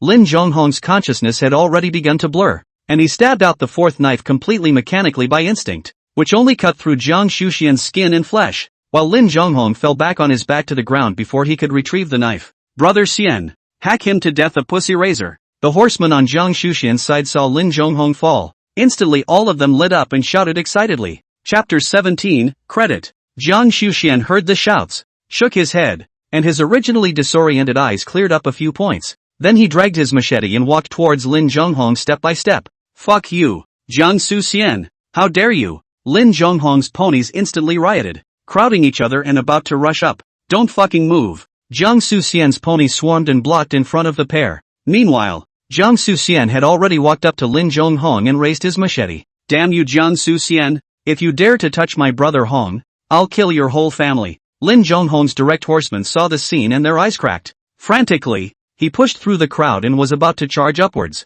All fucking honest. Fuck you and fuck off. There's a rule on the road. 2 men fighting one-on-one. No one can intervene. Do you want to fucking break the rule? Fuck your rules. The horsemen on Lin Jiehong's side finally stormed out, pulling out their weapons to viciously greet the people in front of them. Fuck you. Brothers, take out your weapons and do it. Jiang Xuxian's horsemen took a look at their own people being beaten, and also fucking pulled out their weapons to do it. Punt. Just when the 2 sides of the horsemen against Jiang Xuxian raised the machete also fell at the same time, but the machete did not wait to fall on the body of Lin Jiehong. Jiang Xuxian 2 black eyes took the lead in the fall, the body straight on the body of Lin Jiehong. But the machete, even Lin Jiehong's clothes did not even touch the corner of the machete. Brother Xian. A large number of horsemen turned around and rushed directly to Jiang Xuxian's side, while Lin Jiehong's horsemen, fearing that the other party would lay their hands on them, all clustered and ran over. Fuck you. One for today. Cut them all down. Pretend you're a mom. You come out. Pa pa pa. Yang Yingguang quickly stepped forward, raised his hand and smacked 2 mouths directly on the face of the person who was clamoring. Grass your mother. Big brother is fucking dying. Still want to fight? Hurry up and send them to the hospital. 20 minutes later, the ambulance drove into the large playground and sent Jiang Xuxian and Lin Jiehong to the hospital, pushing them directly into the emergency room. The doctor in charge of the operation shook his head and cursed on the spot when he saw the injuries of the 2 men. Another 10 fucking minutes later and they'd be bleeding to death. If Yang Yingguang was not present that night, Lin Jiehong and Jiang Xuxian would have had to be delayed to death by the group of brainless horsemen under their command. After making a fuss for half the night, not only did the land bidding not come to fruition, but the 2 of them also got 4 or 5 fucking knives. Not sure what the point is either. After that night, the Jiehong of the Soviet Union seems to have returned to its former self. Street fights often occur, but most of them are small. Until half a month later, another very heavyweight brawl staged. The protagonist of this fight by the Soviet district rode the most prestigious two outlaws led, and Nervier is one of them. Half a month later, ward of the overseas Chinese hospital. Brother Xian, they've arrived. A horseman pushed open the door to Jiang Xian's hospital room and spoke softly. Let them come in. Jiang Xian had been lying in the hospital for more than half a month. His wounds were already healed, but the skin on his face looked a lot fairer due to the long period of time he hadn't been exposed to the sun. Brother Xian, is the injury better? Not long after, a big man with a bushy beard entered the hospital room following the horseboy. This big man's height was at least 1 meter 80. His dress was very strange, and his Mandarin pronunciation was very substandard. Much better. Jiang Xian nodded and stared at the big man and asked, something wrong? Moti? I want to ask you to do me a favor. Moti rubbed his hands together and was silent for a long time before he spoke. The Soviet area is a xenophobic place, especially for us ethnic minorities. It's even more difficult to do business here. I rented that piece of land. The protection fee has increased twice within a year. This year is even more outrageous. Actually a one-time increase of 20%. I would like to ask, can you step in and help me press the protection fee down? That piece of land in your barbecue plaza. It was Li Jiao who collected the number, right? Jiang Xian asked with a hoarse voice after hearing Moti's words. Yes, Li Jiao. It's not to be messed with. Not to be messed with. You'll have to go up against him sooner or later. That's my business. Going up against it later is different from going up against it now. The approach is different. And the ending might be different as well. Jiang Xian paused for a moment and said softly, if you want me to help you, you have to give me a bargaining chip. Moti frowned, took out cigarettes from his pocket, gave one to Jiang Xian, and took one himself.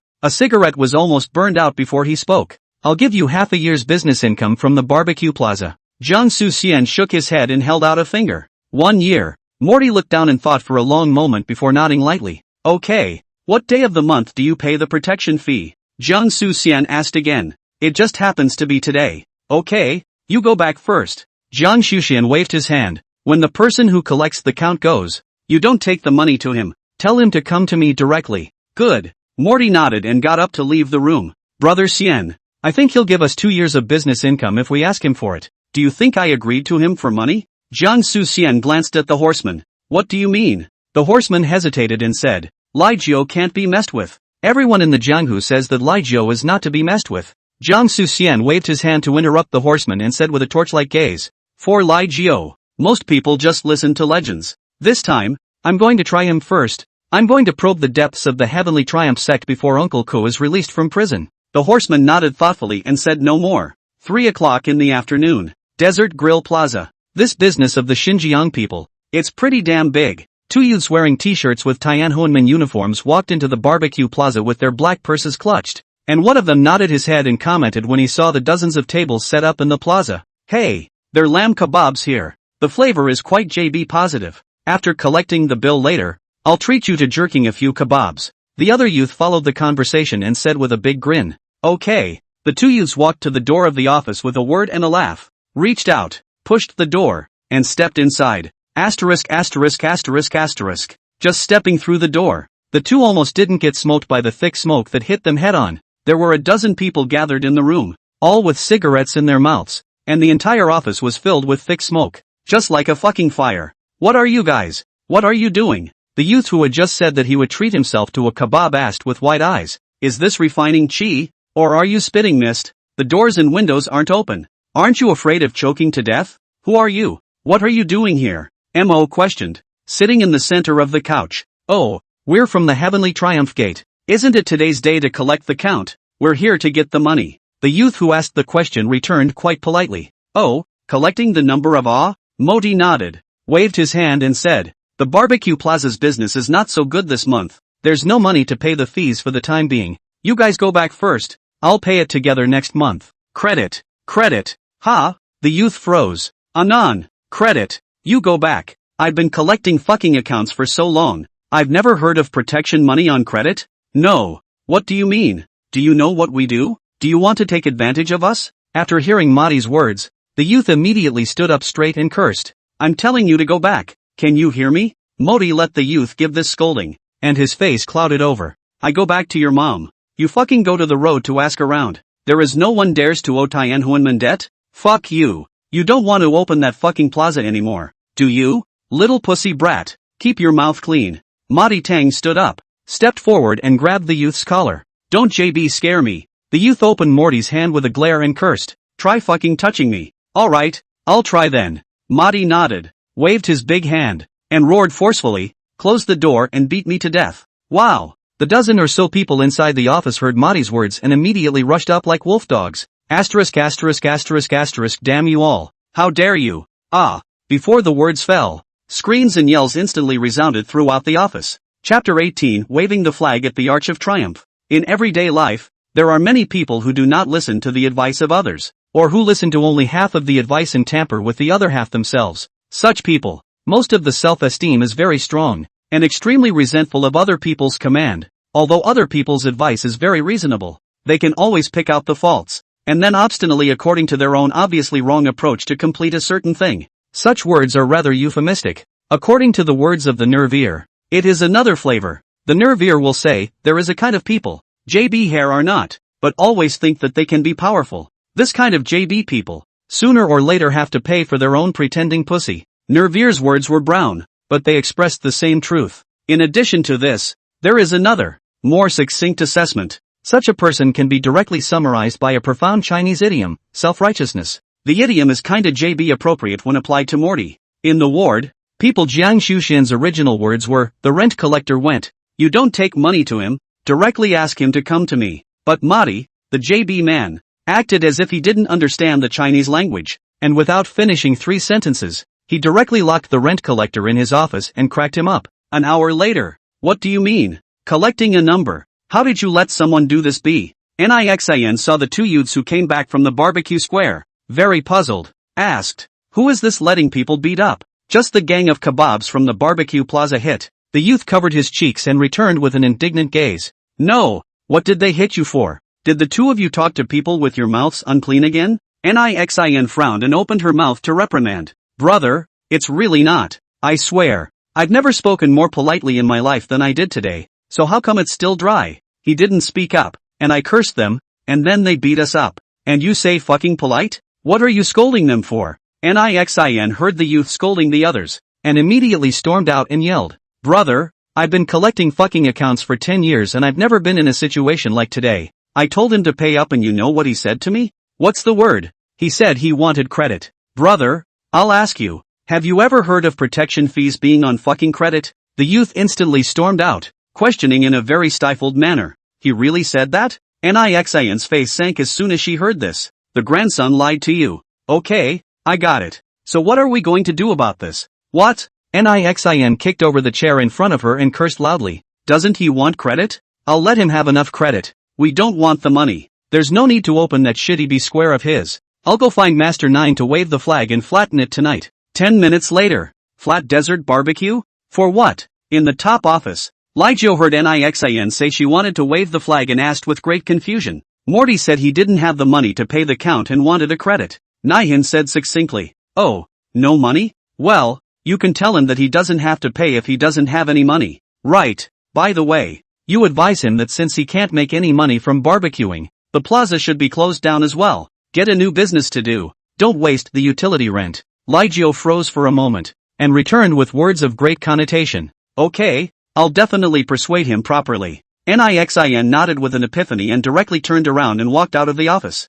Brother Xin, what did Master 9 say? The 2 youths had been waiting at the elevator entrance since Nixin went upstairs, and as soon as they saw him come out of the elevator, they immediately walked up and asked. Master 9 asked me to persuade them to change their trade. I get it when you say that. Wave the flag. Okay. Notify the people on the road. Watch out for picking up jobs tonight. Don't make no money and splatter blood all over the place. Nixin instructed again. I see. The youth nodded in understanding, pulled his cell phone out of his pocket, and ran aside to make a call. 7:30 p.m. When Jiang Nan rode his bike to the Tianxian gate, he saw at a glance that the entrance was filled with people. A dark and pressurized piece. At least 300 or so people. All of them could fucking take out a city guard bureau. No. Why the fuck did you call in so many people? Nixin walked out of the heavenly triumph gate just in time to see the scene. and instantly asked incredulously at the youth on the errand. Weren't you the one who told me to wave the flag? I fucking told you to wave the flag. I didn't tell you to revolt. Grass. Those who don't know still think you want to attack the county and town foo. Hurry up and disperse. So many people surrounded. Business is not done? Then just say how many you want. How many men can it take to clean up a bunch of kebabbers? 20 is enough. Leave 20, and you send the rest away. Picking 20 people out of several hundred. This is even more fucking cruel than Happy Nan sound. The moment the youth heard that he wanted 20 people, he muttered quite reluctantly, and then took a step in the direction of the crowd. Hey, Wu Bo, what's going on here? Why did so many people come? Jiang Nan tugged on the youth's arm and asked in a very puzzled manner. Today, Cheng Chuntao and I went to the barbecue square to collect the bill. Let the gang of kebabs beat up. Brother Xin asked me to shake some people, and flatten that broken B square tonight. Wu Bo indignantly returned a sentence after showing his teeth and said, Hey, you also go with us. There's so many of you. I'll pass. You follow along and make up a head count. Wu Bo came close to Jiang Nan's ear and said, 200 per head. Give 2 packs of China. Jiang Nan good-looking, hard-working, sweet-talking, although only 1 day of work, but the people of Tianhuanmen have a good impression of him. We all know that his family is not in good condition, so we take care of him, and now that there is money to be made, we are thinking of calling him up as well. It's useless even if I go. You two can't handle that gang of kebabbers, so I can't do it even more. Jiang Nan's eyes instantly lit up when he heard 200 for 1 head, but when he thought that even old geezers like Wu Bo and Cheng Chuntao had folded, he instantly returned with a bit of a wimp. Brother Xin is in front of us. What are you afraid of? Listen to my brother. We'll take care of things when we get there. You just stand by and watch, and wait for the money when it's done. So, okay? Jiang Nan was very moved by his words. $200? It was almost as much as half a month's salary for him. There's nothing wrong with that. It's a deal. You'll get in my car later. So do I need to take a vacation? No. Going out with Hin on an errand. That counts as work. Okay then. 10 minutes later, the 2 vans winded up in front of the Tianhuanmen gate. Wu Bo beckoned, and Jiang Nan followed him into the back seat of the lead van. Why are you here too? The person in charge of driving in the lead car was Cheng Chuntao, while Xin was sitting in the co-pilot. And when he saw Jiang Nan getting into the car, he immediately asked in a very puzzled manner. I told him to come. Wu Bo snaps back. What did you call him for? Xin slanted a glance at Jiang Nan, appearing to look very JB at him. He said that there are only 6 movies, so he hasn't seen enough. I'll take him to see the 7th installment. We'll direct and star in it ourselves. I've got a title in mind. It'll be called The Lai Family's Journey to Unite the Kebab World. That's so JB hard to hear. So tell me, what's a good name? Call it. Xin thought hard for a moment and threw her voice. Call it Rice Family Goes on a Journey. Not an inch of grass will grow. You're plagiarizing. Copying also sounds better than the one you have. Xin replied back, urging, stop nagging and hurry up. In the moonlight, 2 vans drove murderously to the desert barbecue north of the city. You are the most beautiful clouds in my sky. Let me keep you with my heart. A catchy ringing phone suddenly sounded in the car, but after only 1 ring, the phone hung up. Xiao Nan, this ringtone of yours is quite nice, What is it called? I'll go download one later. As soon as Wu Bo heard Jiang Nan's cell phone ringtone, he asked with glowing eyes, the most colorful national style. Who the hell called this? What's the point of beeping? Doesn't the phone have any money? Jiang Nan casually replied back and pulled out his cell phone. His eyes only swept towards the screen, and he instantly froze. Chapter 19, Bake Me 3 Katanas. Who's calling? Xin asked casually when she saw Jiang Nan's expression. Jiang Nan didn't reply, looking down at the missed calls on his cell phone screen and thought, alligator number? Tua town number? He whispered a few times, then suddenly his eyes lit up and he directly called the phone back. Nav? On the other side of the phone, a familiar voice came. Jiehong? Why the fuck are you calling me now? Jiang Nan heard Jiehong's voice at once and asked with a broken voice. There was a bit too much going on. I forgot. Jiehong returned lightly and asked with a smile. How have you been doing? What's Xin been busy with lately? I'm working a summer job this time. Xin is going to work in Pengcheng after a while. It's all fine, just fine. How are you doing? Got any money to spend? Jiang Nan bit his lip and asked in a low voice. I'm pretty good. Now I'm working in an electronics factory in Chunshua. Not bad for money. Jiehong returned a sentence and then changed the topic and asked, how are my parents? Turtle Snake and the others didn't go looking for trouble, did they? Uncle Kong and Auntie Xiao are fine. Turtle Snake came to the scribbling district, but was beaten away by Nervier. Jiang Nan hesitated for 2 seconds before quickly replying. He didn't dare tell Jiehong about Turtle Snake's visit to the Scribble district to raid his home. Jiehong is a man with an impulsive personality and a hangdog demeanor. In short, all the bad habits of a delinquent teenager are present in him. But there is one thing, he is extremely filial. If let him know, Turtle Snake beat Uncle Chang and Aunt Xiao, he 100% will come back from the Catfish City to take revenge. Hasn't Nervous Ear been in jail for a long time? Released? Jiehong asked suspiciously. He also had a very deep impression of Nerve Ear. When he was a child, he had also given Nerve Ear the nickname of Zombie Ear. At that time, Jiangnan and the others all felt that this nickname was very apt for Nerve Ear, just because of Nerve Ear's looks. When they looked at it from a distance, it did look like a zombie. He was released half a month ago, and when he came out, the Scribble district was in a big mess. Jiangnan organized his language, and then told the matter of Nerve Ear lighting the gas canister at the entrance of the Scribble district. Master Ear is awesome. Jiehong listened to Jiangnan's narration and heartily exclaimed. Then his words were serious. You help me say thank you to him. I will definitely buy him a drink the day I have a homecoming. Jiangnan was speechless when he heard these words. After a long time, as if comforting himself, and as if comforting Jiehong, he said, yes, there will definitely be a day to go home. I'm fine in Tuacheng. Don't think about me, be well, and call me at this number if you have anything in the future. Take fucking care of yourself. Jiangnan's nose flared and his voice choked as he shouted. Good, that's it for now. I have something to do. Hang up. Jiehong faintly returned a sentence, and the phone was directly hung up. What's it like for a big old man to cry? What's the matter? Say it and listen. Nixin turned back to him and reprimanded in an annoyed tone. A friend of mine helped me fight and stabbed someone's eye blind. Now he's running away to a Chinese alligator city and doesn't dare to go home. Jiangnan said the whole thing, then looked at Nixin blearily and asked, Brother Xin, do you think there's any possibility that we don't have to go to jail in this case? Of course. Nixin nodded without hesitation. Jiangnan immediately sat up straight and asked, tell me, how do I get it? Nixin held out 2 fingers. 2 conditions. First, money. You have to have money. This case can be completely settled with money. Second, connections. If you have connections with a strong background, with just 1 phone call, your friend will be able to come back from Alligator City the next day. If I had money, I wouldn't have to come out and work a summer job for tuition. As for the relationship with a tough background, let's not even mention it. This number, don't even see it, let alone know it. Yes, why not? Isn't the Ninth Master such a character? This dead old man may help me? Theoretically, no, unless he owes you a big favor. Or what? Or you're his bastard. Fuck off JB Egg. Jiangnan cursed in annoyance, instantly losing interest in talking to him, and simply closed his eyes to recuperate. No longer speaking. Silence all the way. The car drove slowly, and when Jiangnan was drowsy, he unconsciously drove to the desert barbecue square in the north of the city.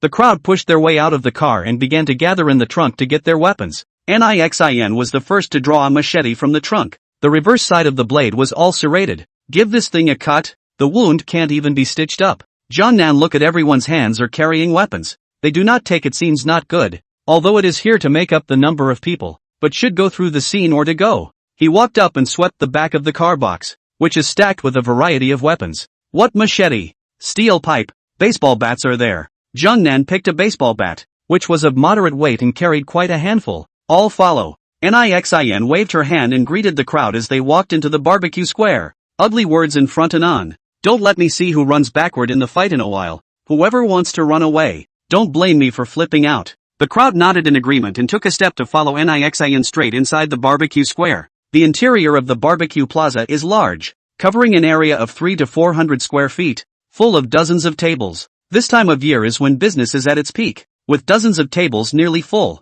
The large venue was flooded with noises, arguments, and clinking of glasses, very much a marketplace atmosphere. You guys, what's the matter? A young man dressed as a waiter greeted him with an order form, but when he saw that the crowd was carrying weapons in their hands, he immediately took half a step back and asked with guarded words, coming here is definitely for dinner. What can it be? Nixin, with a machete on her shoulder, returned in a serious manner. So, what are you guys having? The waiter asked, skeptically. Grill me 3 katana, with extra chili. What? The waiter swished his head up and asked incredulously. I said roast me 3 katana. Can you do that? You've got to be kidding me. Who has a barbecue with a barbecue slicing knife? Oh, can't grill a katana on? Nixin nodded and suddenly kicked the waiter in the stomach, savagely cursing. Can't even grill a slicing knife. Then why open your fucking barbecue plaza? Bam! The waiter's body retreated 5 steps in a row, his body crashing roughly into the nearest table. The items placed on the table suddenly fell to the ground with a loud crackling sound.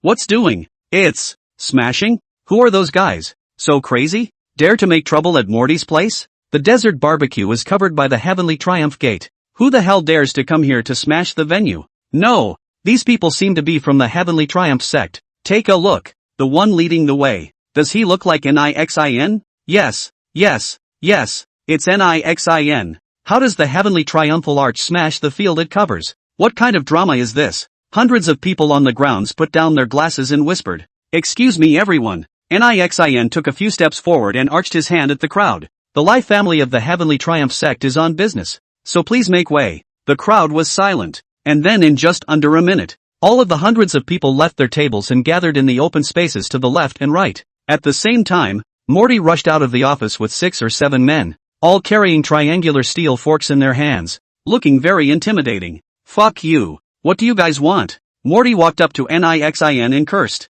Don't fucking yell at me. We're from the Tensho. Money. Can we pay today? The old man has no money. No money, huh? Nixin nodded and slashed at Morty's shoulder. No money and you still open your fucking barbecue plaza. Fuck you. Smash it for me. Chapter 20 Rooftop Talk. Chinese alligator Chun Chu Hop. Jiehong finished his call and smoked 3 full cigarettes on the balcony before turning around and walking back into the dormitory. Hey, what are you doing? Staying outside for half a day? Jiehong just walked into the dormitory. A middle-aged man in the second row of beds asked with a mouth that was not clean.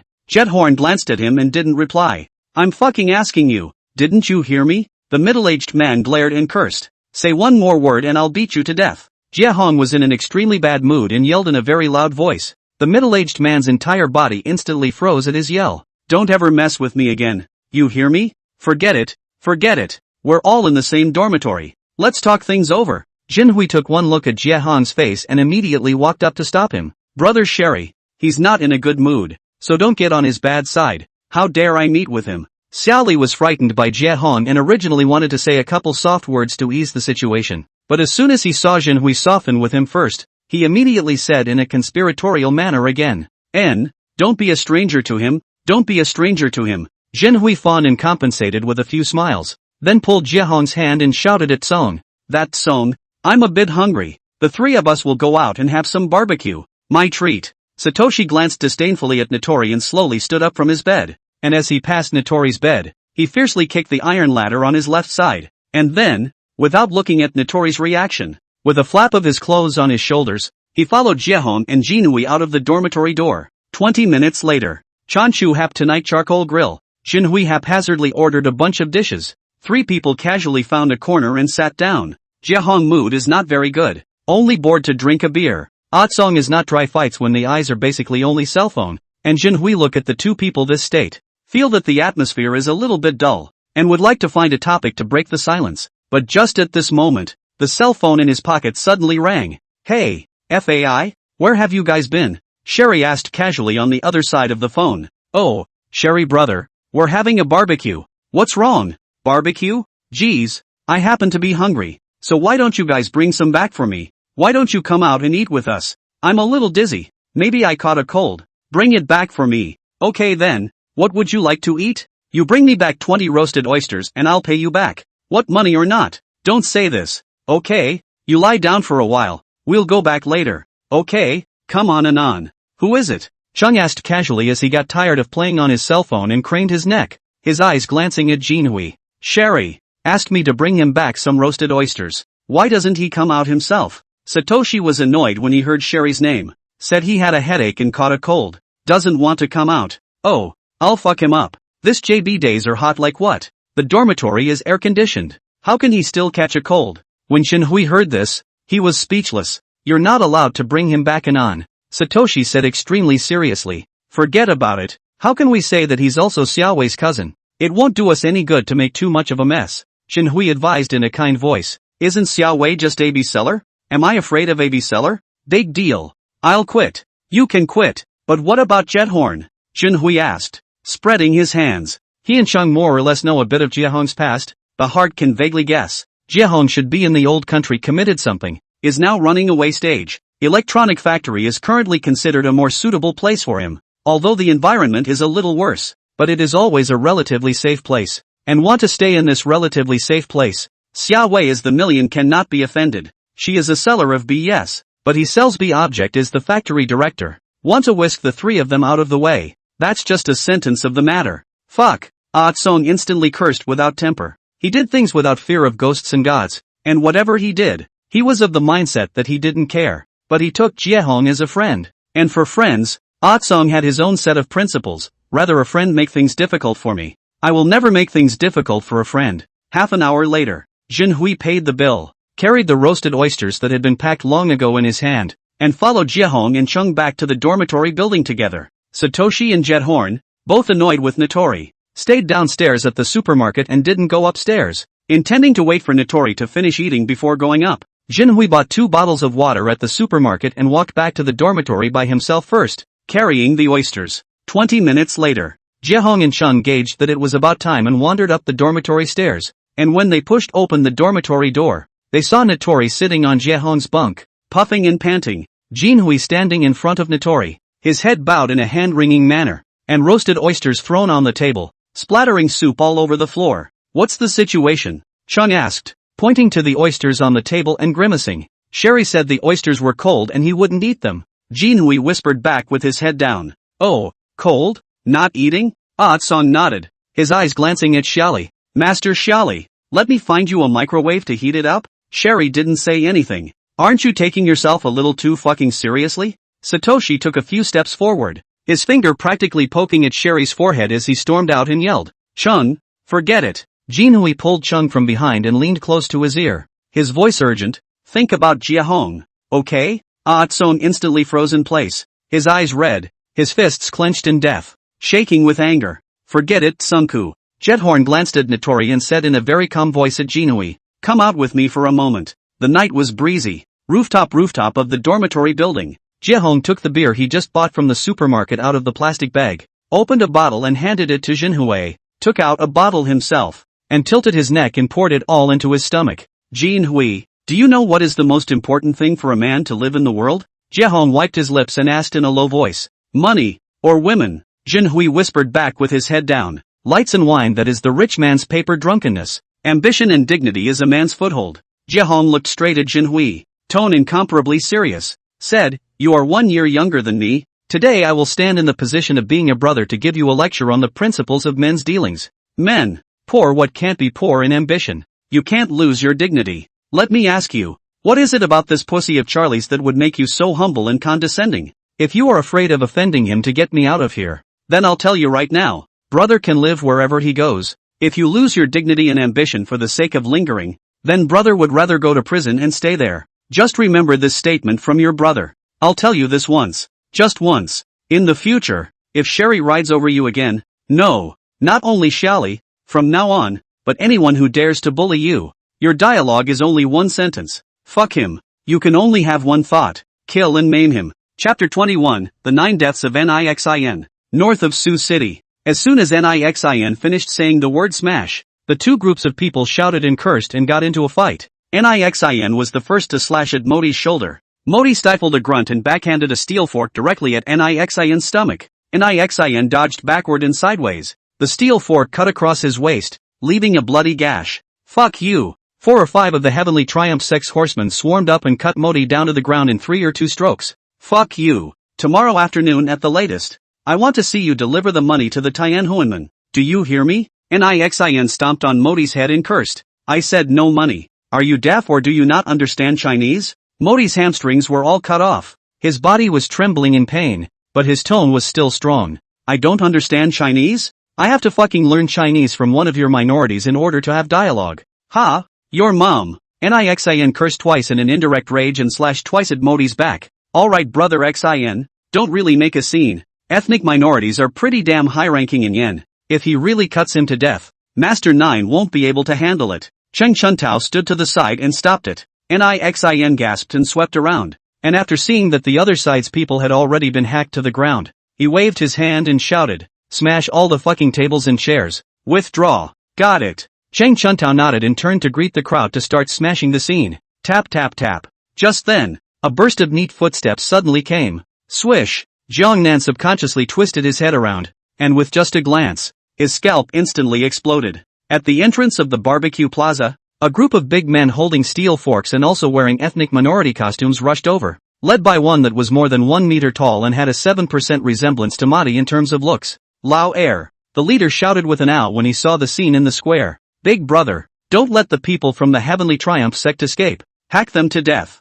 MOT heard the shouts and effortlessly raised his head. Seeing the leader, he immediately hissed angrily, all those who wear the uniform of the Heavenly Triumph sect, cut them all down for me. The leader roared with a voice like a bell, carrying a triangular steel fork and taking the lead in rushing into the field. Fuck, how can there be so many people in a kebab shop? Nixan saw the 20 to 30 people who rushed in and cold sweat ran down his fucking face. Brother, who told you that these minorities only know how to grill skewers? Ramen is their specialty. Ever seen the ones wrestling dough on the street? That's all of them. Jiehong's legs and stomach were spinning, and his voice trembled. I'm going to die in work today. Nixin murmured in despair. Puff. 20 to 30 people rushed close to Jiehong, who was at a loss as to what to do. Suddenly felt a coldness in his arm, and turned his head to see that a large steel fork had cut across his arm, leaving a bloody gash. Mixing up a man's head and still having to take a fork. Nima. Jiehong looked at the blood spurting out of his arm and murmured in complete confusion. Chop them to death. A burst of shouts and curses flooded the ears, and countless large men in Xinjiang costumes surrounded them with steel forks held high. Same time, the penthouse office of the Arc de Triomphe. Master 9. A security guard hurriedly pushed open the door to Master Lijiu's office. In the office, Lijiu was sitting in front of the computer playing buckle-fighting landlord. In addition to him, there was a young man in the office. The young man hugged his shoulders and was leaning on the sofa with his eyes closed. When he heard the sound of the door opening, he reflexively opened his eyes violently, and after seeing that the visitor was the security guard of the Heavenly Triumph Gate, the young man frowned and closed his eyes again. What's up? Panicking? Lijiu asked as he glanced at the security. Rattlesnake from the west side of town just called me, and there's about 20 minority guys heading north of town. All with their guys, definitely heading for the desert barbecue. Is the news accurate? Lijiu asked as he stood up. Definitely accurate. Rattlesnake was just eating at a ramen noodle shop and the ethnic people called in Mandarin and he heard it all. Those people were running to the desert grill. Call Nyan and tell them to pull out. I called. No answer. I see. Raikou frowned and nodded. Master 9. I'll go, the young man said as he stood up from the sofa after listening to the conversation between the two.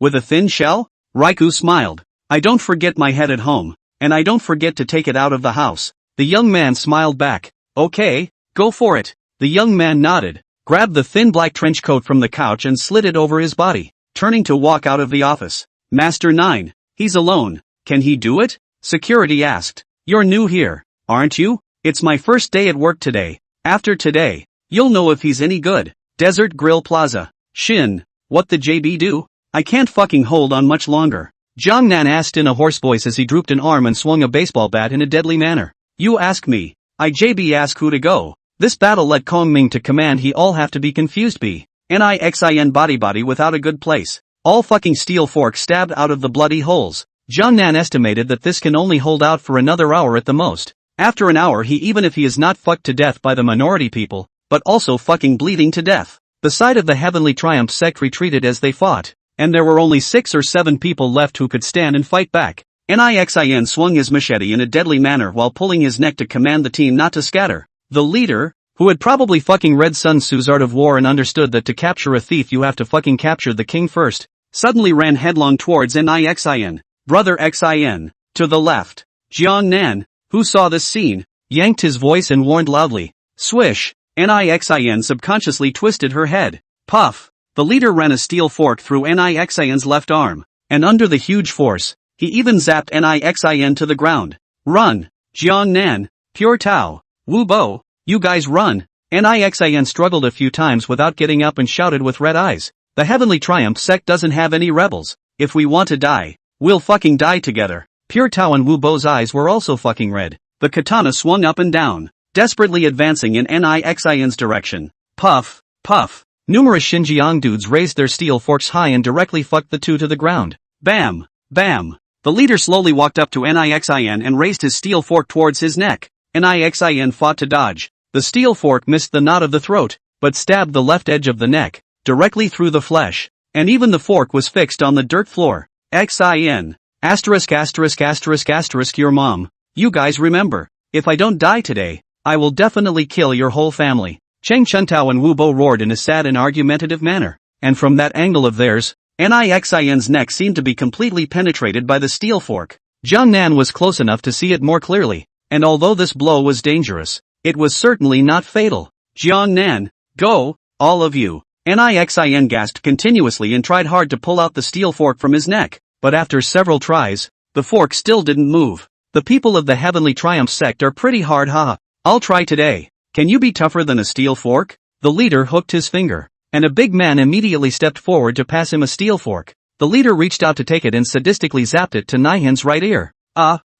Nixin bit her lip through, the unspeakable pain causing the veins on her neck to completely explode. Chapter 22 Heavenly Swinging Gate, 2 Guns Ahang. A series of 3 forks. Nixin did not even grunt. This is not a punch or a foot, but a knife to see red trauma. Not hardcore that really cannot bear not to say anything. The leader, with an unfinished smile on his face, scolded Nixin with great interest. You've got some fucking guts. Let's see if the steel fork is tough where you are. Hang in there on. One last time. If I can't stab you to death this time, I'll let you go. As soon as the words fell, the leader licked his lips and raised his steel fork high, about to stab Nixin in the chest. Jiang Nan, who was standing next to him, the image of Nixin yelling for them to leave just now flashed in his mind for no reason, and with a hot-headedness, he suddenly sprinted 2 steps and body-slammed the leading big man. Many years later, someone asked Jiang Nan at the drinking table, saying that you were so small in the beginning, how did you dare to stand up for Nixin?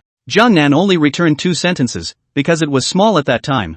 I just felt that we were in the same gang, and I had to save him if he was in danger. Also, when I first entered society, he was the first person to mention me. Back to the main topic. The people present not only froze the leading man, even Nixin froze. He didn't expect that Jiang Nan, a half-big boy who he had only known for a day, would step in to save him. Fuck, little son of a bitch, you're fucking looking for death. After the leading man reacted, he was so furious that his forehead veins bulged and he raised his steel fork and threw it at Jiang Nan. Puff! Jiang Nan felt a huge force coming from his shoulders, and his body was carried backwards a few steps before he flopped onto the ground. Gong nam! Gong nam!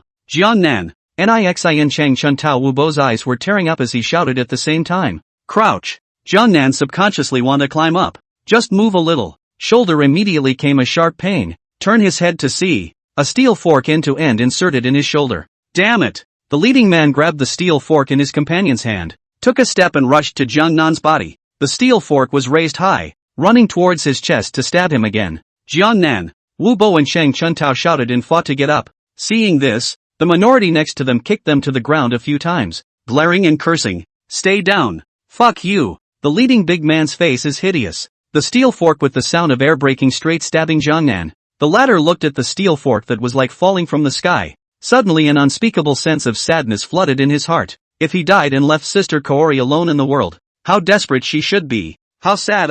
Bang! A gunshot suddenly flooded out in the nick of time. The leading big man's right arm soared with blood and he took several steps back. His steel fork let go and fell to the ground, dropping to a place not far from Jiang Nan. Bright lights flashed up. A Yamaha rushed into the desert grill like an arrow off a string. The car stopped in front of the crowd and a man flipped over and jumped off his motorcycle. He was about 26 or 27 years old, wearing a thin black trench coat and holding a black pistol in each hand. True. So fucking cool. Jiang Nan murmured softly before his head lulled and he lost consciousness. The man stepped out onto the field with his gun in both hands. Voyage. Hanging Ing. Nixin murmured as she saw the man, her mouth frothing with blood. Hanging Ing twisted his head to look at Nixin, and after seeing the steel fork sticking out of his neck, his gaze shifted to the surroundings and his voice was clear and cold as he asked, who did this? I did it. The lead big man covered his arm, glaring and cursing. Who the fuck are you? You don't know who I am? You heavenly king. Ha? Who the hell knows what stinking gutter you popped out of? Not knowing who I am. No wonder you dared to touch my heavenly triangle sex people. *********.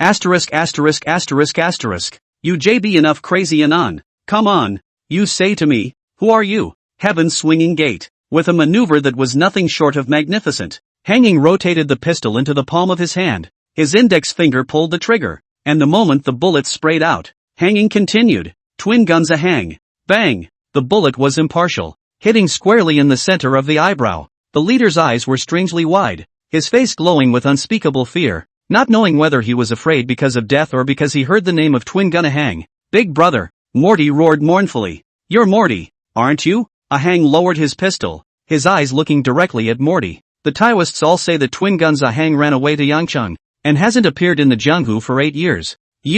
Why did you suddenly come back? Morty's eyes were red and asked incredulously. You've heard of me? Tianhuanmen twin guns Ahang, the fastest gun under Master Lai Jiao. Who in the Jianghu hasn't heard of it? Having heard my name, you still dare to touch my heavenly triangle sex people? If we had known that you were still in the Soviet district, we definitely wouldn't have dared to turn our backs on the Heavenly Triumph sect. In fact, you've been in the Soviet district the whole time, and haven't run away to Yangcheng at all, right? It doesn't matter if I'm in the Soviet Union or not. What matters is that I'm still alive, and as long as I'm alive for one day, no matter where I am, I'll come back at any time, and I'll clean up you sons of bitches at any time. Hang's eyes glazed over as he jerked his gun up and aimed it at Moti. Brother Hang, let me live. Moti was so scared that his liver and gall bled. He fell to his knees with a thud, screaming and shouting, you let me go, let me go. In the future, I'll pay double the protection fee of the Heavenly Triumph sect. Money can't buy human life at the Heavenly Triumph gate.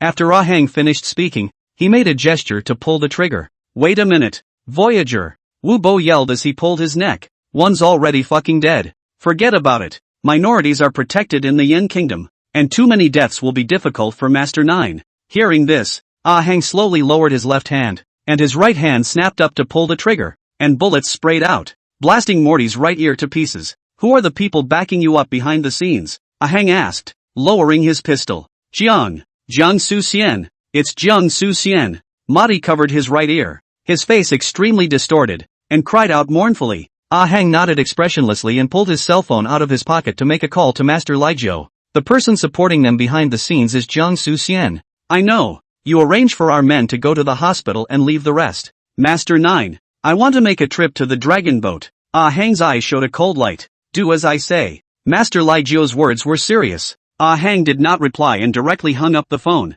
He was just about to put his cell phone back in his pocket when Lai Jiao sent a message over. If you don't want to harm your big brother, do what I say. Ahang frowned and returned 3 short words. Got it. Brother Hang, what now? Chang Chuntao walked up and asked. Call a few of our brothers who are less injured and drive our men to the hospital. Yes. Ahang twisted his head, stepped in front of Nixin and reached out to hold the steel fork handle. I'll help you pull it out. Just bear with me. Just come on. Puff. The steel fork left his body and a stream of blood sprayed out at his neck. You have a big enough life. Ahang looked at the location of the wound and sighed heartily. Go. Last year, I went to Shibi Mountain and had my fortune told. The fortune teller said that the one who can kill me, the gangsters must carry Guangdong on their backs, and the whites must have stars on their bars. Ahang laughed and pointed at Jiangnan and asked, who is this kid? Our waiter. I really didn't expect him to take a hit for me. You don't want him to die. He's going to die. I can't repay this favor for the rest of my life. Ahang nodded, gripping the fork handle with one hand and pulling the steel fork out of Jiangnan's body,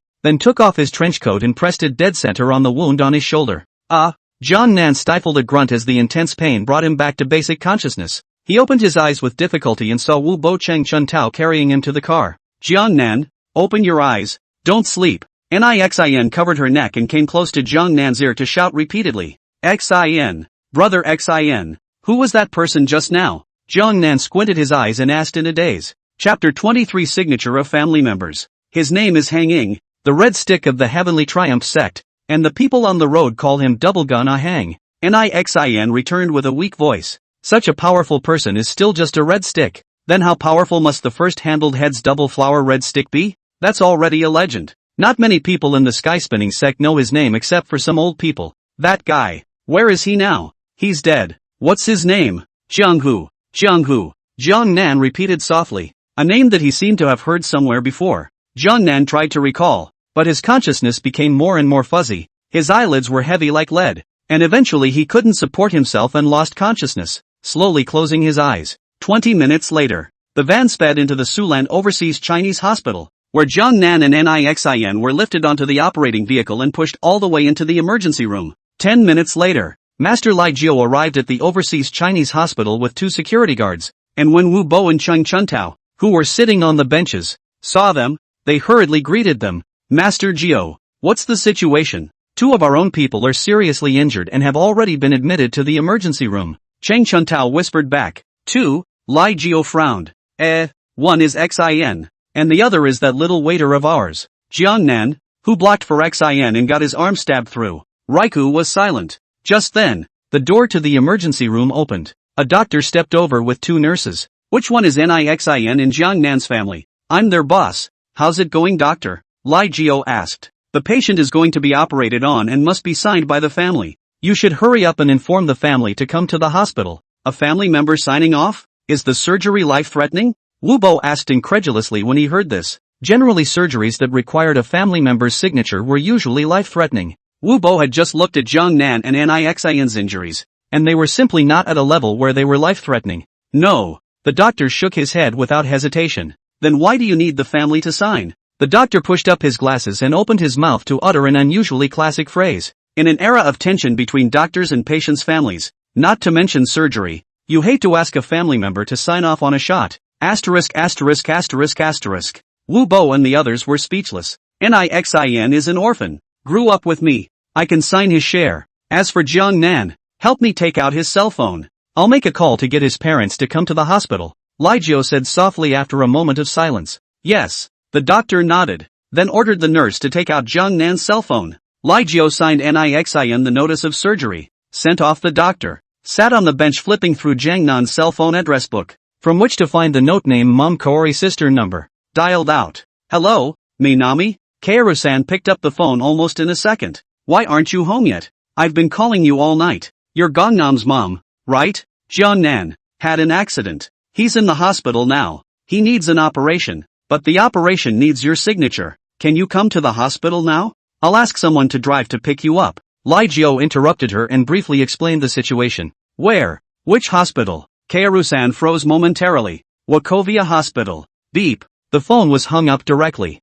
Phew. Lai Jiao pinched his brow and let out a long breath. Just then, the cell phone in his pocket suddenly rang. Hey, Director Chen. Ah, hey, I'm at the hospital. It's nothing. The 2 cubs were injured. Ah, what happened tonight? Why don't I talk to you face to face? Oh, you're in Huajing? Then I'll go over to you now. After a few minutes of conversation on both sides, the phone hung up. Master 9. Security stepped forward and asked. Leaving? Well, the people's public servant. Looking for a statement from me. Lai Jiao returned. Then asked. How much cash is left in the trunk? 70 or 80,000. I think. Almost enough to wrestle a smile out of him. So get down to the car and come with me to Waking. Okay. The security guard nodded in agreement and turned to run out of the hospital. You wait here and text me anytime anything happens, Lai Jiao said towards the other security guard. Got it. Master 9. You too. Don't stand here. Go bandage the wound. Lai Jiao turned his head and spoke to Cheng Chuntao and Wu Bo again.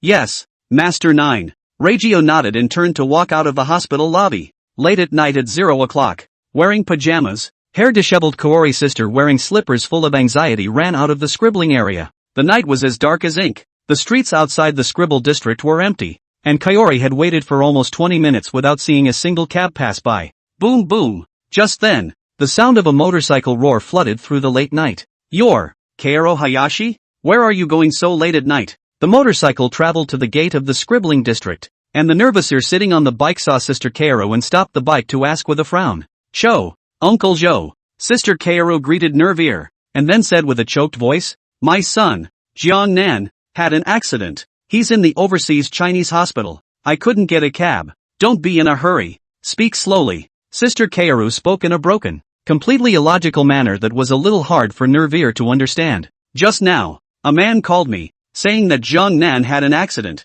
and now he's in the overseas Chinese hospital, asking me to go over and sign for an operation. Sister Kaoru calmed her emotions and said with slightly clearer thoughts, who was the person who called you? Nervier asked with a frown. I don't know. I didn't ask. He called me from Gangnam's cell phone. Nervier thought for a moment and patted the back of the motorcycle. Get up here. I'll go with you to the hospital. Well, if it were normal, Kaoru would have avoided any interaction with Nervier, but at this point she was in such a hurry that she hesitated for only a moment before getting on the motorcycle. 15 minutes later, the motorcycle pulled up in front of the overseas Chinese hospital and Kaoru stumbled into the lobby with Nervier following close behind. But he had just stepped into the lobby when he saw the security guard sitting in the corridor wearing a Tencho uniform. It's fucking Laiku again. Nervous ear frowned enchanted, thinking for a moment before turning and walking out into the hall. Chapter 24, Policies at the top, Strategies at the bottom. 10 minutes later, accompanied by security, Kaori signed the notice of surgery and then sat on the bench outside the operating room door and began the long wait. The other end. In the Casino of Vengeance 2 in the Scribble District, Shoer sat in his boss chair and glanced at Neralier across the room and asked, Master Ear, what are you looking for me for? Speak, do me a favor. Nervier crossed his legs and casually replied, get me 2 handfuls of thin shells, and also inquire about who was involved in the incident between the Desert Barbecue and the Heavenly Triangle Gate tonight. What are you inquiring about? I guess you don't know about it yet. Desert Barbecue lead trouble is a pair of brothers. The oldest, called Mo Guy, has let Ahang killed. The oldest, called Madi, by Ahang to kill an ear. The rest of the little brothers who do something. I know everything you said. Tell me something I don't know. Shoer pondered for a moment and said softly, I heard. The 2 of them dared to oppose the Heavenly Spinning Sect, and it was Jiang Suxian who was behind it. Oh, this son of a bitch. Jiangzhen has let Li Jiao fuck him to death. He still doesn't know to be afraid? Nervier skimmed back a sentence. Look, lazy said. The whole 2 thin shells to me. Today count me owe you personal love. In the future you want something, I help you a hand. I'll be thankful if you don't light the gas canister again. I'm really fine begging you. Shoer helplessly returned the sentence before waving his hand and making a wink at the horseboy beside him. The horseman nodded without moving, turned and walked out of the office, grabbed a canvas duffel bag, and looked at Vengeance 2 with a seeking look. Master 2? Vengeance 2 smoked a cigarette and nodded casually. The horseman understood and handed the canvas bag to Neralier. Master Ear, here's what you asked for. Little brat, according to seniority, you have to call me Uncle Ear. Nervier skimmed his lips and reached out to take the canvas bag, striding out of the office. 2 hours later, Li Jiao in the Huajing Hotel with the director of the account of the matter. The success of the $80,000 spent. Let the security drive back to the overseas Chinese hospital. In the meantime, Nervier rode his motorcycle to the Desert Grill Plaza. Inside the plaza many attendants were cleaning up the damaged tables, chairs and garbage. Nervier put the motorcycle aside and walked up and asked,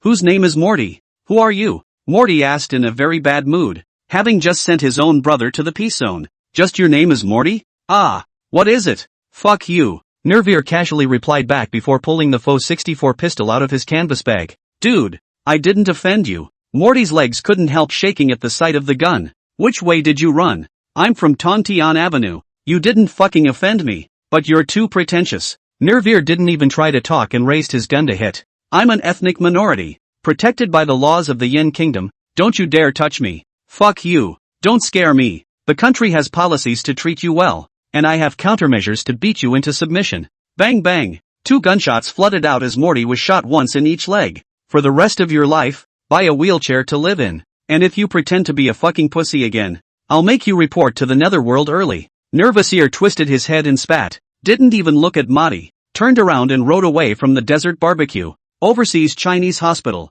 The security guard looked at Sister Kaoro who was staring at the operating room, turned around and went to the water fountain to pour a cup of water, and advised in a soft tone, Sister, have a drink of water. The child is fine. It's all just a few traumatic injuries. Nothing serious. Thanks. Kaoro took the glass of water and forced a smile. Bang! Just then, the door of the operating room suddenly pushed open. The doctor walked out of the operating room with 2 nurses. Sister Kaoro jolted to her feet and stepped forward to ask, Hello doctor, how is my son doing? What should have been stitched up has been stitched up. No big deal. It's just that there's a slight concussion on the head, so he needs to stay in the hospital for a while for observation. The doctor whispered back. Kaori took a long breath and nodded her head. Thank you doctor. It's fine. The doctor waved his hand and left with 2 nurses. Same time, Lai Kao arrives at the overseas Chinese hospital with security. Cat, what's the situation? Reiku asked as he saw Kaori and security, shouting from the doorway. Brush. The 2 turned their heads at the same time when they heard the questioning voice. Master 9, the surgery is done, and both of them are fine. After the security guard answered, he took a step and wanted to welcome them. Splat. Just then, the paper cup in Kaoru-san's hand suddenly came off and fell to the ground, her eyes filled with a wave of unspeakable fear. It's hard to describe this look of fear in words. An example. For example, late at night, your parents go out and are not at home, and then a thief suddenly comes to your house, and you are so afraid that you hide under the bed. You hide until the thief finishes stealing and leaves before crawling out from under the bed. But just as you are crawling out from under the bed, The thief suddenly drills out from the closet and looks at you with an evil smile on his face. It was this fear of being caught off guard in the face of a sudden appearance that hung on Kaoru's face at the moment. "Sis, what's wrong with you?" Security asked suspiciously when he saw the look on Kaoru's face. Sister Kaoru didn't reply, her eyes staring dead at Lijiao, her body suddenly trembling. "What is it, sis?" Security asked again. Sister Kaoru clenched her fists in death, her teeth clenched, and after a long period of silence, she answered in a small voice, "It's fine. I see you don't look too good. I'm bored out of my mind. You guys talk. I'm going to go check on my son." Sister Kaoru waved her hand and turned to walk into the hospital room, and as Regia stared at Kaoru-san's back, an unspeakably strange feeling suddenly rose in his heart. Inside the ward, Sister Kaoru leaned her back against the door and covered her mouth with both hands, sobbing and murmuring, "It's him again. How come it's him again?" Chapter 25, Nervous Ears. One man's Jiehong. 3 o'clock late at night, east side of town. A motorcycle crashed through the door of the dragon boat slow swing, and the body shook a few times and stopped at the door of the dragon boat, and the glass door of the dragon boat slow swing by violent impact instantly shattered. Glass slag splashed around. Brush, brush, brush. The crowd on the first floor dance floor who were shaking their heads were all startled, and all of them backed up collectively, their gazes all swiping towards the motorcycle at the entrance of the gate. "You guys keep jumping. Don't worry about me," Nervier shouted as he got off the motorcycle,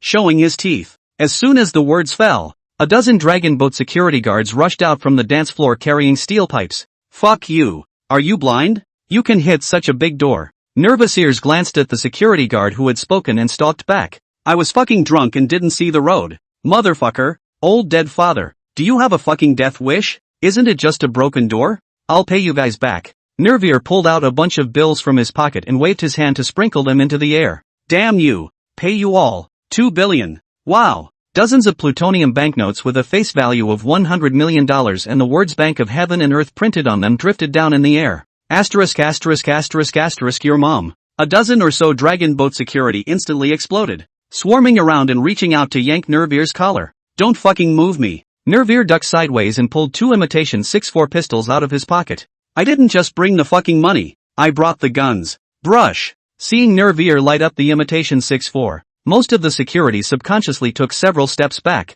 "Is that a real gun or a fake gun you're holding, JB? Fuck you." A senior security guard hesitated for a moment before rushing towards Nervier with a steel pipe. Bang! Nervier lifted his eyes, a gun dry on that security's thigh, and shouted with a loud voice, "Leave the Jiehong for too long. The Jiehong doesn't even have the legend of the old man anymore. Old me is called Nervier. Whoever is good stands out." Brush, brush, brush. All the security personnel's gazes were stunned, and they actually took another collective step backward. Nervier. This name had disappeared from the Jiehong for too long, but as long as anyone had heard of him, there was no one who had not been scared of him. Who the hell would dare kidnap the grandson of an official on the streets of a downtown area? Who the fuck dares to intimidate official personnel in front of city guards? The people don't dare to clean you up. I fucking dare to clean you up. Choair's forces are intertwined in the Scribble district. It is not an exaggeration to say that if there are 100 gangsters in the Scribble district, at least 80 out of the 100 are following Choair to make a living. But when people's Nerviers asked Choair to do something,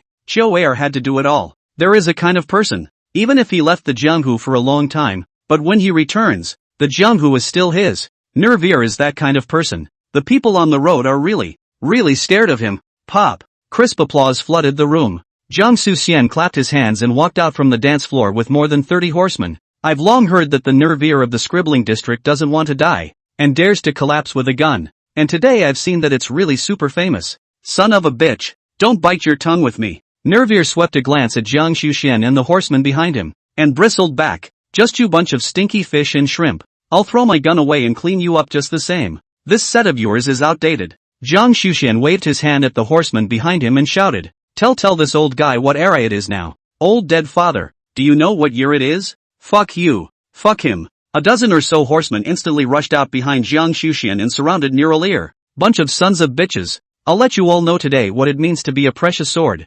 Nervier opened his mouth and cursed, suddenly reaching out and yanking the hair of one of the horsemen. A knee was placed on his stomach. The horse boy covered his stomach, bent over like a shrimp and fell to the ground. This kick from Nervier gave him the same feeling as being hit by a fucking red-hot hammer. His stomach was on fire. Bang bang bang. Bang bang bang bang. After knocking down one, Nervier right leg raised high. A whip leg swept out, instantly kicked 7 people. These 7 people not only all instantly fell to the ground, there is even a lax eyes, low dry heaving up, together, old dead father, fuck him. The remaining 6 or 7 people saw that Nervir was so good at fighting, and collectively froze, then their eyes bubbled with the tiger energy of a newborn calf and surrounded them once again. Bang! Nervir casually kicked out a foot, and easily dried down then began to use both hands. Less than a minute, 6 or 7 people all by the Nervir dry on the ground, and the Nervir himself is only slightly some gasping. The face is not red. The older generation of Jianghu people can indeed fight.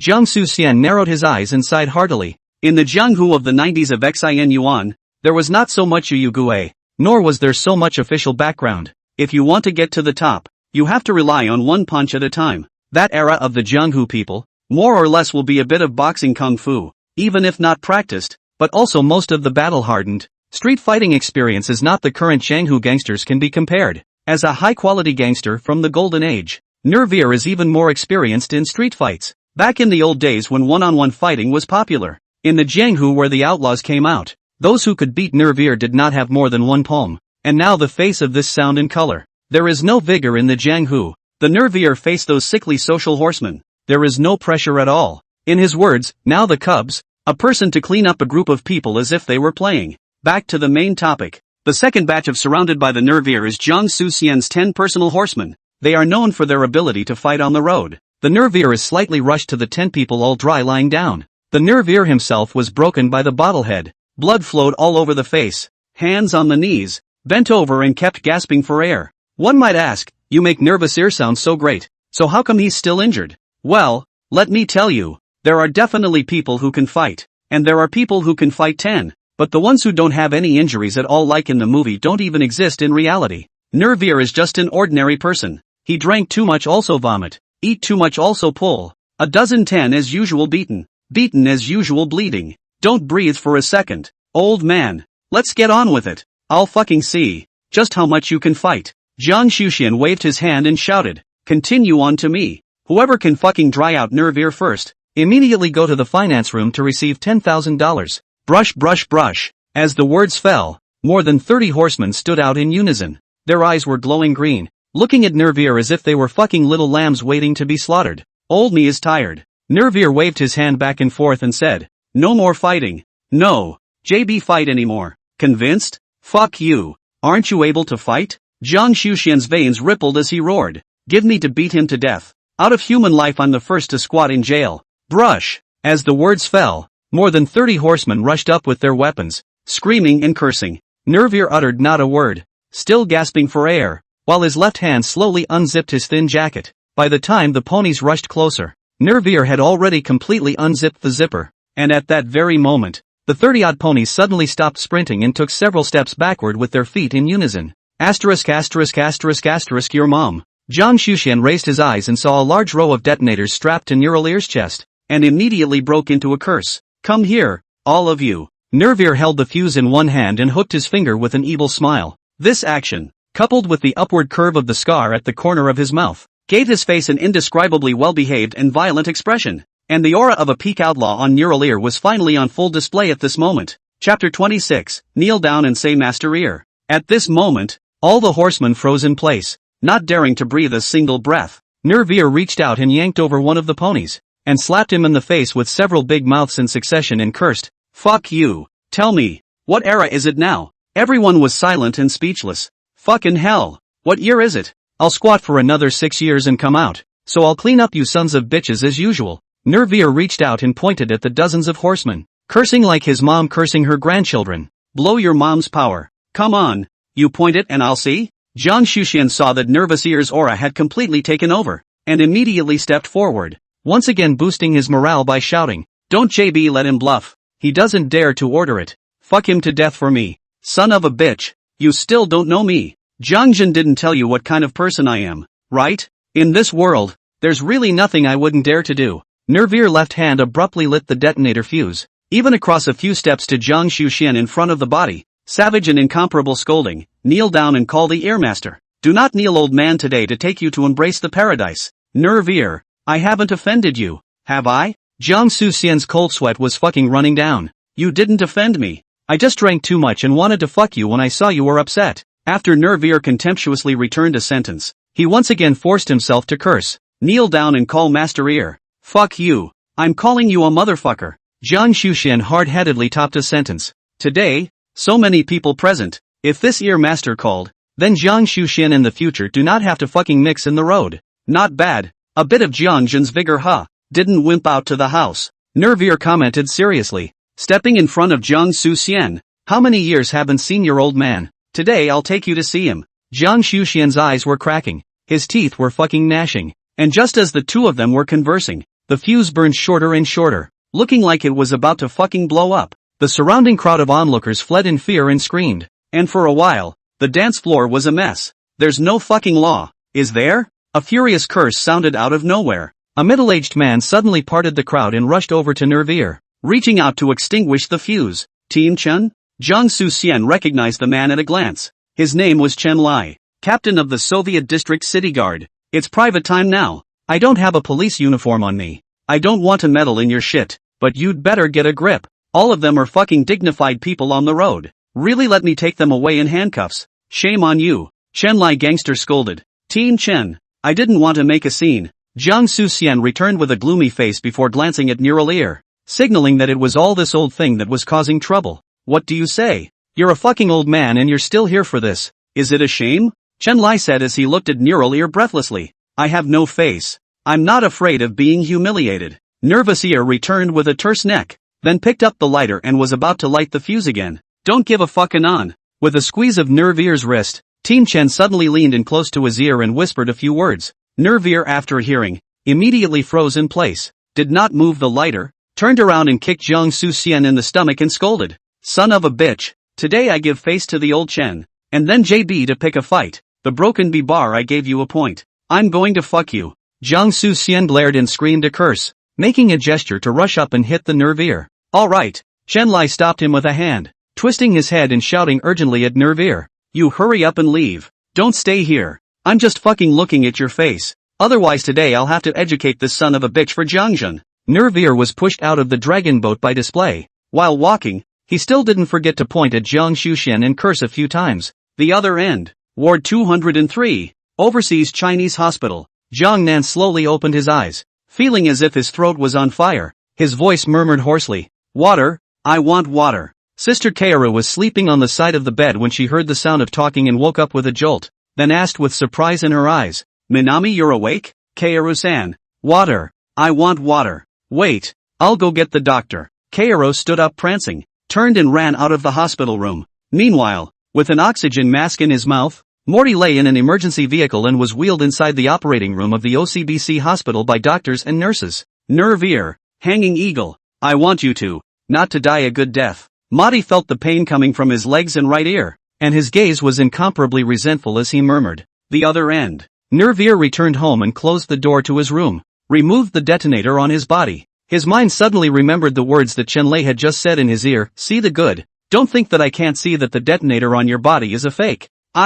This handful of really screwed up. Old Chen to fucking not appear. Detonator did not ring up. I have to let this gang of tortoise grandson buried in it. Nervier, heart palpitating, said. Then very self-reflective spirit of chanting, fuse. In the future, we have to make it longer and burn it slower. Otherwise it's very JB easy to get into trouble. Long boat, slow rocket. Jiang Xuxian white after receiving a kick. The gas is not too smooth. Led a few horses to the back kitchen to get a few seafood stir fry. Moved 2 big boxes of beer. Just sat in the box and drank. Wine over 3 rounds. Food over 5 flavors. Jiang Xuxian fire pressure is almost the same. Took the initiative to raise the topic and asked, today because of what? With the Nervier dry up? This old dead father, riding a motorcycle, hit the glass door. I asked him if he was blind. He gave me a drink too much, did not see the road. Ouch. Drunk driver? Fuck you. When Uncle K comes out, I'll also find a few DUIs and directly run this old thing over. Jiang Xuxian tilted his head and dried the bottle of beer in one gulp,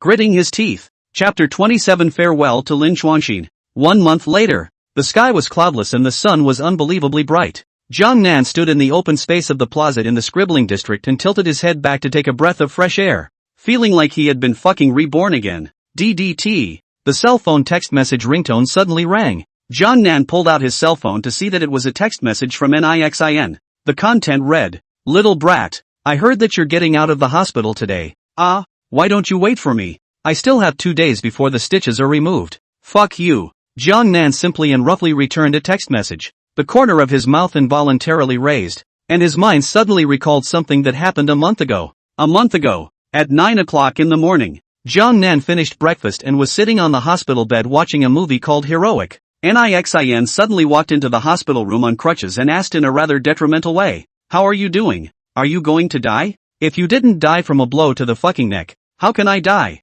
Little brat, don't be rude." Nixin glanced at Jiang Nan, reached out from his pocket and pulled out a bank card and threw it on the hospital bed. "Take it and buy something. This time, brother owes you a favor. Later you want something, come to me, I'll help you do it." "What does this mean?" Jiang Nan pointed at the bank card and asked knowingly. Make it up to you. There should be about $20,000 left inside. You take it and use it first. I'll get you more after a while. Nixin replied back very casually. As soon as Jiang Nan heard this, a sudden wave of revulsion flooded within him. "Oh brother, I can block for you, not because of money." Nixin froze when she heard this, and then her words were incomparably blunt as she asked, "It's not because of money. Because of what?" "Because." Jiang Nan pondered for a long time before surprisingly opening his mouth to utter a very simple answer. "Because, I think you're quite good to me." A layer of goosebumps inexplicably rose on Nixin's body, and after pondering for a moment, he reached out and took the bank card back,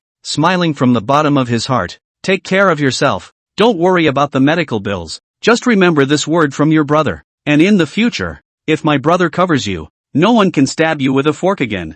You've got to get off your ass. You've let yourself be fucked to this state and you're still covering me. You should buy a bra to cover yourself first. If brother says he's covering you, he's definitely covering you." Nixin returned forcefully. 8 o'clock in the evening. Scribble zone. Sister Kaoru made a large table to celebrate Jiang Nan's discharge from the hospital today. At first the meal was a happy one, but near the end, Sister Kaoru suddenly said with a serious face, "There's still a week to go before the start of the school year, so don't go to work, Lai Jojo. And in the future you're not allowed to have any more dealings with him." "Raiku, what's wrong? What do you think?" Kaoru frowned and asked rhetorically, "Don't you know that Lai Kao is a triad?" "No. What's wrong with knowing you're asking?" "I won't ask." As soon as Jiang Nan saw that Sister Kaoru's expression was not right, he immediately obeyed and said, "I'll just listen to you. Don't be angry. Well, eat." The next days, every day sunbathing, skating, the days are incredibly pleasant. And the wages of the Tianhuanman Nixin also brought over to Jiang Nan,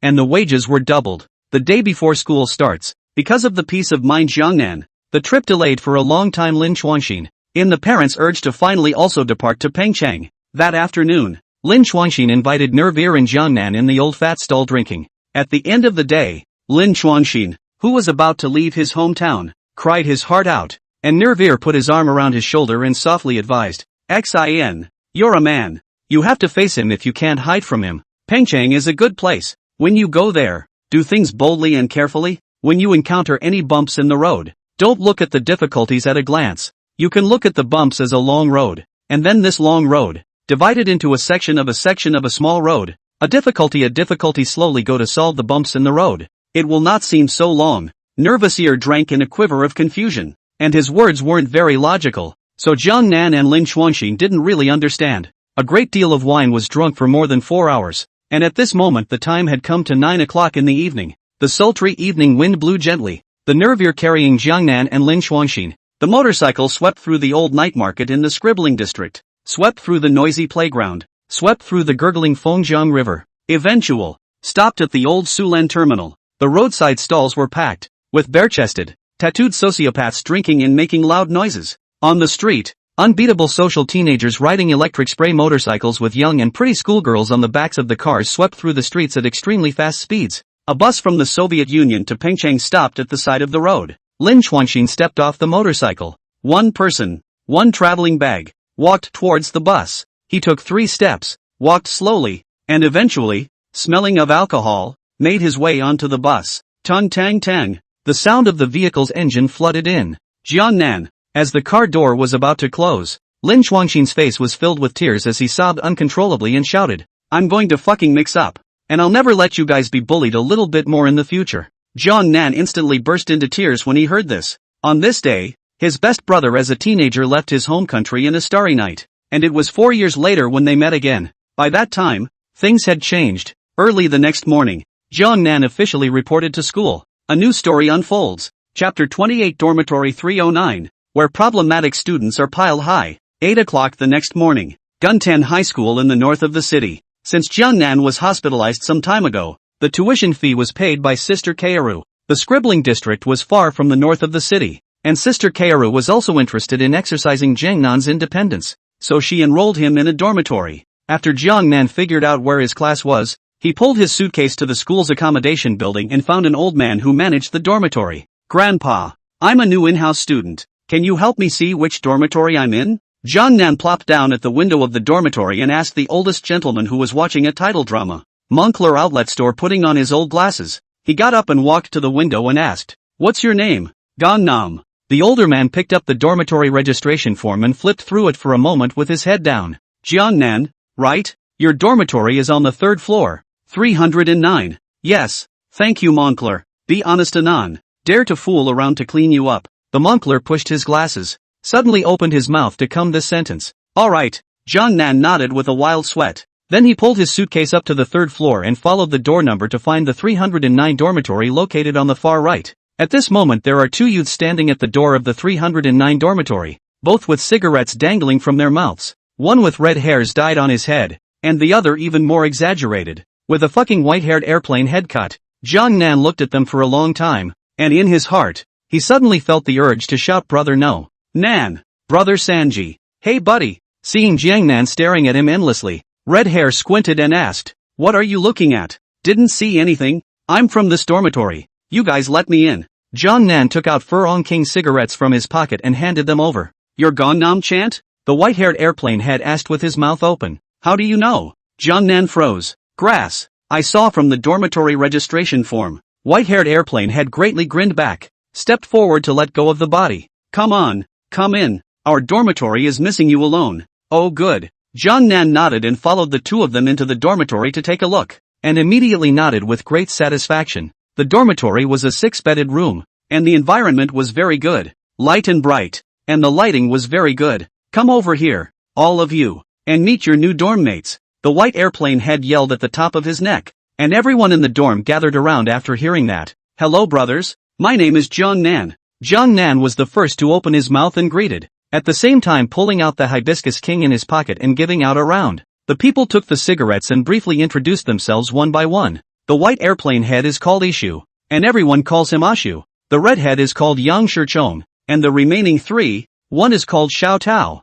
one is called Zhang Weinan, nicknamed Duck. There is also a fat guy named Yang Peiwei, nicknamed Winter Melon. Of these 5 people, only Zhang Weinan and Donghua are from the county town of Su District, while Shu and Xiao Tao are cousins. From Malin Township, one of the 13 townships of Hongmen. Special mention, Hongmen 13 Townships is a township under the jurisdiction of the Soviet district, called Jingzhou Township. This place is by the sea, very rich. This place is by the sea, very rich. And Malin Township is one of the villages in Jingzhou Township. This village mountain is a gambling house. Every day there are outsiders to drive to the village to gamble. Mixed fish and dragons. The security is very chaotic. As for Yang Shichong, he is a bit special. He is a foreigner. His hometown is in Haojiang district, belonging to the Chinese alligator city. Jiehong Nan was very puzzled. "Why did you come to the Soviet Union to go to school? Do you have relatives here?" "My uncle does business over here." Yang Shichong showed his teeth and returned. "I've been expelled 7 fucking times in 1 year,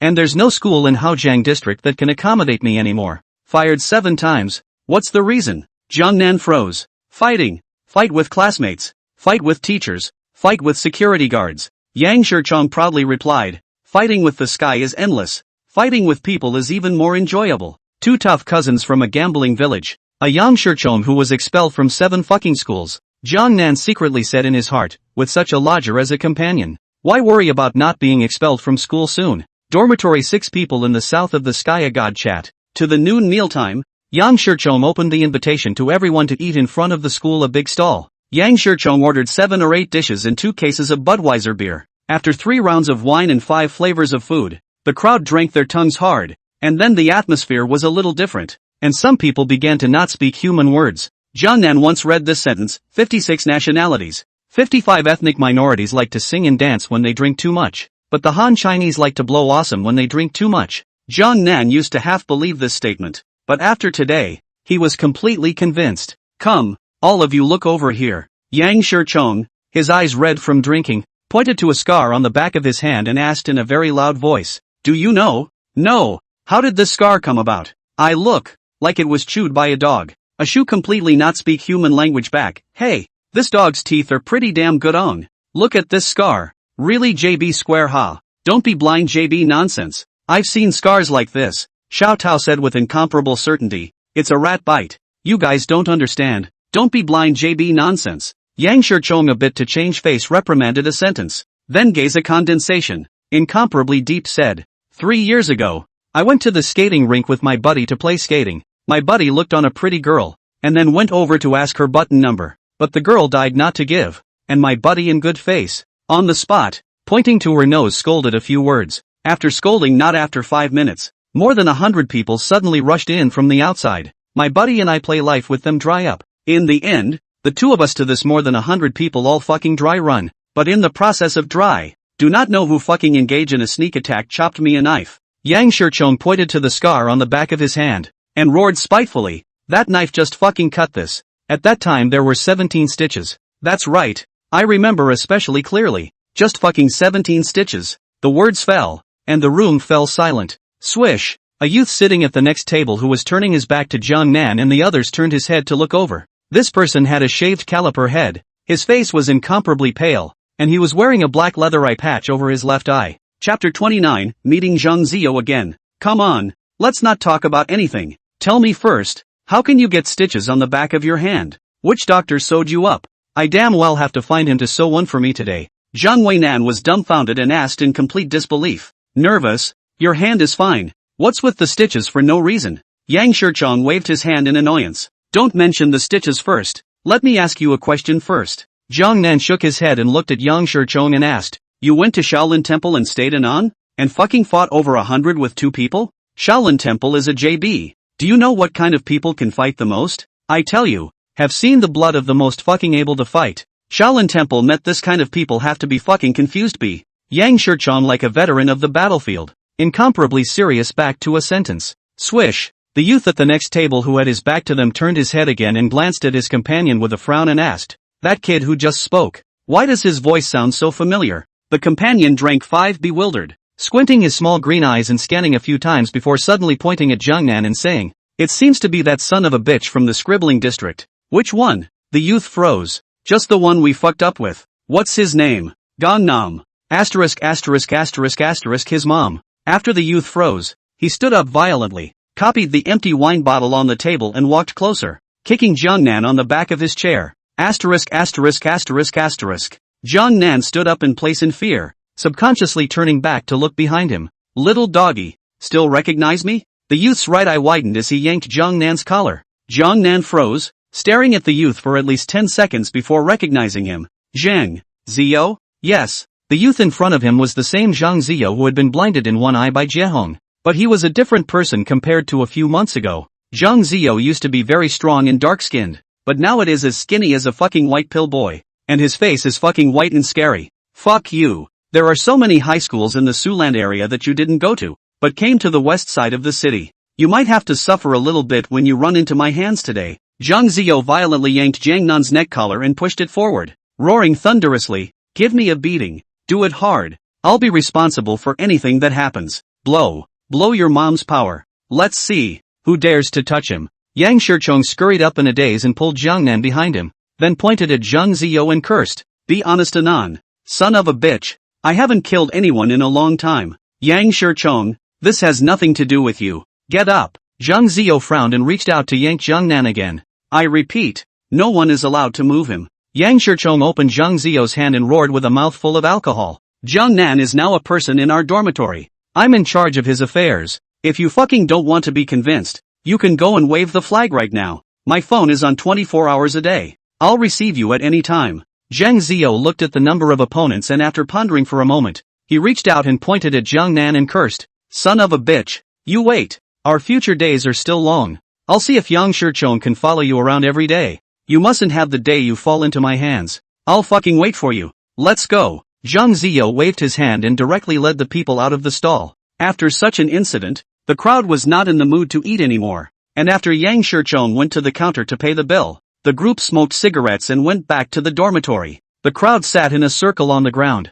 all eyes on Jiangnan. Yang Shirchong thought for a moment and opened his mouth to ask, "What kind of enmity do you have with Zhang Ziyo? I see that he hates you quite a bit. I middle school with him in the same school, the day of graduation." Jiangnan smoked a cigarette, so he told the previous events in detail. "If this is really the case, then you really have to be careful in the future. Zhang Ziyo, this person is dumb nature look although not much courage, but initiated crazy quite fucking scary." Yang Shirchong sobered up almost, and said seriously back, "Be careful JB. If you don't serve, just do it. If he doesn't stop, I'll be the first to clean him up." Ashu skimmed his mouth and said with a disdainful face, on his wave like, "We don't know how many we have to carry out in our village in a year." Xiao Tao followed and inserted a sentence. The disdainful expression on his face and Ashu even looked like they were carved from the same mold. "Yeah, beat him up if you don't. Just do it and be done with it." Jiang Nan looked at the 5 people who were incomparably righteous in their words, and suddenly opened his mouth to ask, "Brothers, today is the first day we've met, so are you going to do it with Zhang Ziyo for me? Is it worth it? I want to scold you for saying this." Yang Shirchong skimmed his mouth, pointed his finger at the ground, and said in a loud voice, "It's right that we just met today, but aren't there still 3 more years to stay together in the future? Today I fucked with Zhang Ziyo for you, then later I fucked with someone else. Do you also have to help me? You still come to the sentence of the first day of acquaintance. To all think so. Something or fucking pretend not to see. Then this dormitory is not a bit of human taste?" Jiang Nan was instantly speechless. "Here, I'll give you another chance to say it again." Jiang Nan thought about it and threw his voice. "Fuck it. Love it. That's right." Yang Shirchong clapped his hands and smiled with satisfaction. The other end. VS Internet Cafe. Zhang Ziyo called more than 20 people on the phone, spitting and shouting, "Is there anyone else? All fucking call me. Today I have to fuck that son of a bitch." Turtle Snake was sitting right next to him in front of the computer. Wearing a headset, all heard Zhang Ziyo's voice, frowned and asked, "Who are you going to fuck again?" "Jiang Nan." Zhang Ziyo absently returned. "Jiang Nan?" Turtle Snake pondered slightly. "That Jiang Nan in the Scribble district. Ha, that's him. You guys disperse first." Turtle Snake waved his hand for the crowd to disperse, pulling Zhang Ziyo out of the internet cafe and into the corner of an alleyway outside. "What is it, brother? You have something to say quickly. I still have things to do." Zhang Ziyo's tone was extremely impatient, and before Turtle Snake could reply, he made a gesture to turn around and walk back to the internet cafe. "Pa!" Turtle Snake pulled his wrist and said with serious words, "Do what? Hurry up and disperse the people." "Scattered? What does that mean?" Zhang Ziyo froze. "There's someone behind Jiangnan. You can't touch him for now. There are multiple JBs. Zhang Ziyo instantly exploded upon hearing this, poking his blind right eye with his left hand repeatedly, and shouting in an extremely unstable manner, "Brother, look at me now. I'm afraid that he has someone. Do you know what the girls said when I told them I was dating someone? They all said that they haven't been in love with Cyclops. I'm only 18 years old. My life is ruined. You still tell me he has someone. I fucking wanna die sometimes. I'm still afraid he has someone?" Turtle Snake felt his heart break as he looked at his own brother in this state. "If you bear with him, I'm sure I'll do it for you later. When brother earns some money, let's go get a new eye." The two brothers were silent for a long time, and Turtle Snake sighed and said in a soft tone, "Behind Jiangnan stands Nervier. That's a madman. If we piss him off, he'll dare to kill our whole family." Zhang Ziyo froze. Brother has embarked on this path and there is no turning back. It's not easy for our parents to raise us. We can't let them suffer any more after us. Zhang Ziyo was silent for a long time and let out a long breath. The expression on his face eased quite a bit, and by the looks of it, he seemed to have accepted Turtle Snake's words. Day 2. The school was officially in session, and Zhang Weinan, Dong Gua, Yang Shirchong, and Xiao Tao were all placed in the 3rd class of the senior year, while Jiang Nan and Ashu are in the 6th class of the senior year. The homeroom teacher of class 6 was a woman of 26 or 27 years of age by the name of Zhou Qizhu, who looked particularly like the Hong Kong actress Jiehong Chuhong. This female teacher is very enlightened. Opening the class meeting did not talk about, but let the students free activities, and advocate casual conversation, as soon as possible and new students contact feelings, and more interesting is that she actually in the classroom, playfully said, familiar with the feelings of moderation. The teacher does not recommend that you fall in love at this age. For a while, the classroom was a mass of laughter, while the class's favorable impression of this beautiful teacher immediately rose in a straight line. Chapter 30, Love at First Sight. The first day of school was boring and simple. After school in the afternoon, the class organized a school-wide cleaning. In the past, when there was such an activity, Most of the boys must have found excuses to sneak out. But this time is different. The class teacher is a beautiful female teacher. So everyone is still very give face. The entire senior class of 6 people did not slip, all carrying a broom dustpan hugely out of the class. In the evening, the school radio is playing an old song. It is Lu Ruoying's Later. Under the golden light of the setting sun, the melodious melody twists and turns. The youthful faces of the students were full of youthfulness, and the breeze blew, and the fallen leaves were flying all over the ground. This is probably the image of youth. Senior class 6 is responsible for cleaning the basketball court in the back playground, during which there are many male students are guilty of smoking. But the basketball court has a lot of supervising and checking the hygiene of the teacher. And the back playground does not have toilets such as hidden smoking place. So many people are running to the front playground toilets. But when these people come back, all of them are full of excitement, gathered in a bunch of don't know what is being discussed. A shoe is a familiar. To see them talk about the excitement, just pull the loud voice to ask, the former playground toilet is not men and women shared on? How come a trip back to make you excited into this JB like? Don't you bullshit. A classmate named Zhu Hailong sitting at the table behind Jiangnan and Ashu returned. So tell me, what are you guys excited about? Shu asked with great curiosity. When we just came back after smoking, we saw a female in the front playground. That looks absolutely more beautiful than the heavenly fairies. Zhu Hailong words cheesy back. You can pull it off and be prettier than even a heavenly fairy? Don't brag about it. Just now you said that woman in the first row was pretty. But when I looked at her, wasn't she Phoenix's twin sister? Who can believe your eyesight? Ashu scolded with disbelief. Man, he really didn't blow his mind. That woman does look pretty. I look at Vivian Zhou and she doesn't even look as good as her. Another student with more vivid words interjected, and actually took out the star to make a comparison. So when Ashu heard it, he also believed it a bit. Really? The grandson lied to you. She's in the front playground right now. Go see for yourself if you don't believe me. Jiangnan, go. Ashu's eyes glowed with a wolf's light as he reached out and tugged Jiangnan. Let's go and see if it's really this evil looking. Then let's go. Jiangnan was tickled by what they said and took a step and rushed to the front playground with Ashu running.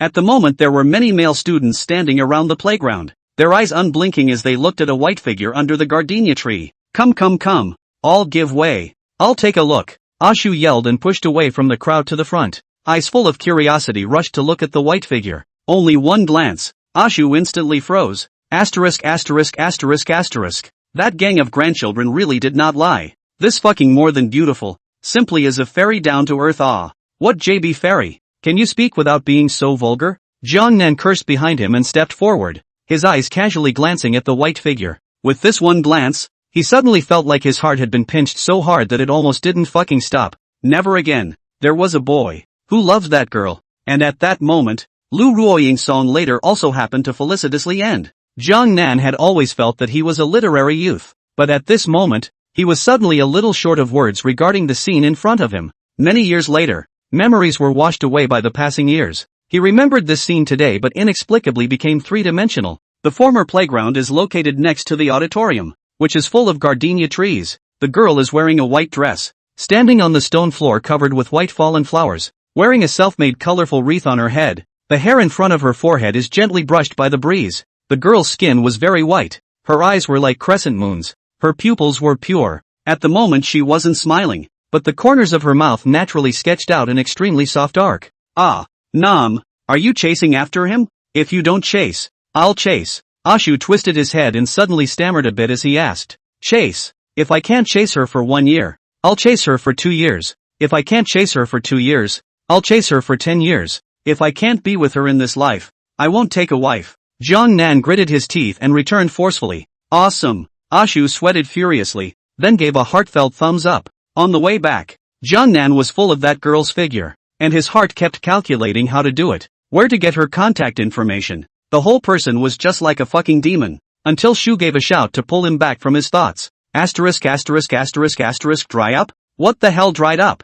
Jiangnan's eyes were a bit confused, and he asked blankly. Someone from our class got into a fight with someone, Shu said as he pointed to the location of the basketball court. Jiangnan squinted his eyes and saw that Zhu Hailong and the others were pushing and muttering with a few boys from the outside class, and it looked like there was a bit of a fight going on. Go over and take a look. The two looked at each other and immediately took a step and rushed over. Shu was the first to get into place, and pulled Zhu Hailong down and asked, "What's wrong? What's with the fight? These sons of bitches, the garbage keeps dumping into our class." I've seen it several times without saying anything. And they're not done yet. Zhu Hailong gasped and huffed back. Where are those teachers? Why don't they take care of it? Ashu actually didn't blow up directly, but asked again in a rambling manner. The teacher is not here. Said he was going to have a small meeting. Zhu Hailong said these words at a beat, then reached out and pointed at the playground steps. The teacher who was running over from this side scolded. Look at this. When there is a problem is not there. When the problem is solved, he comes back.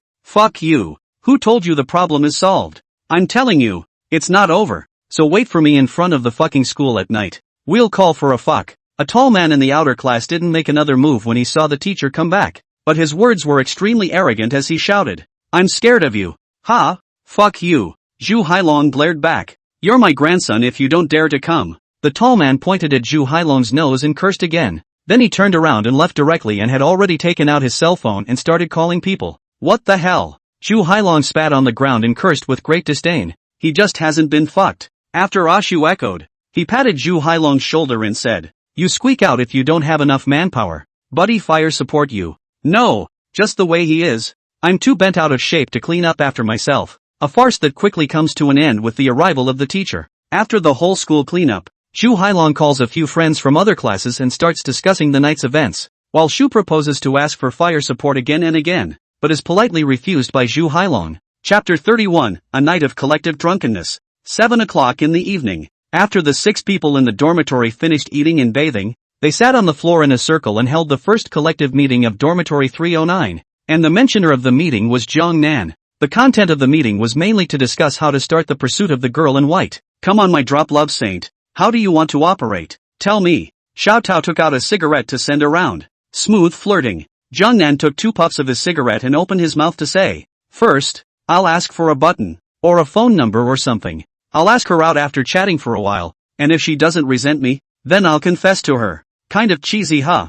Zhang Wei Nan commented. So what do you say? Guagua, what do you say? Zhang Wei Nan was momentarily speechless as he turned his head and patted Donggua's shoulder and asked, Let's do it this way. Tomorrow we'll go find 2 people. Pretend to molest her. Then Jiehong Nan steps in to help her. Since beauty loves heroes. Doing this, she will definitely be able to develop a good feeling for Jiehong Nan. Donghua spoke with a big stutter. It was said that he was sick when he was a child and his family had no money, so he didn't get cured in time, leaving behind the aftermath. This idea can be ha. Xiao Tao's eyes were glowing, and he concurred with an unusually excited voice, not knowing where his excitement lay. And to do so? Then I also have a proposal. Yang Shichong also got fucking excited and said with a sense of participation, Let's first find out which class she's in and whether she's staying in the dormitory. After understanding this, when she passes by a certain place, pour a bucket of water on her, and then Jiehong Nan you push her away. This kind of scene is absolutely unforgettable. Think about it, all has the idol drama's foot.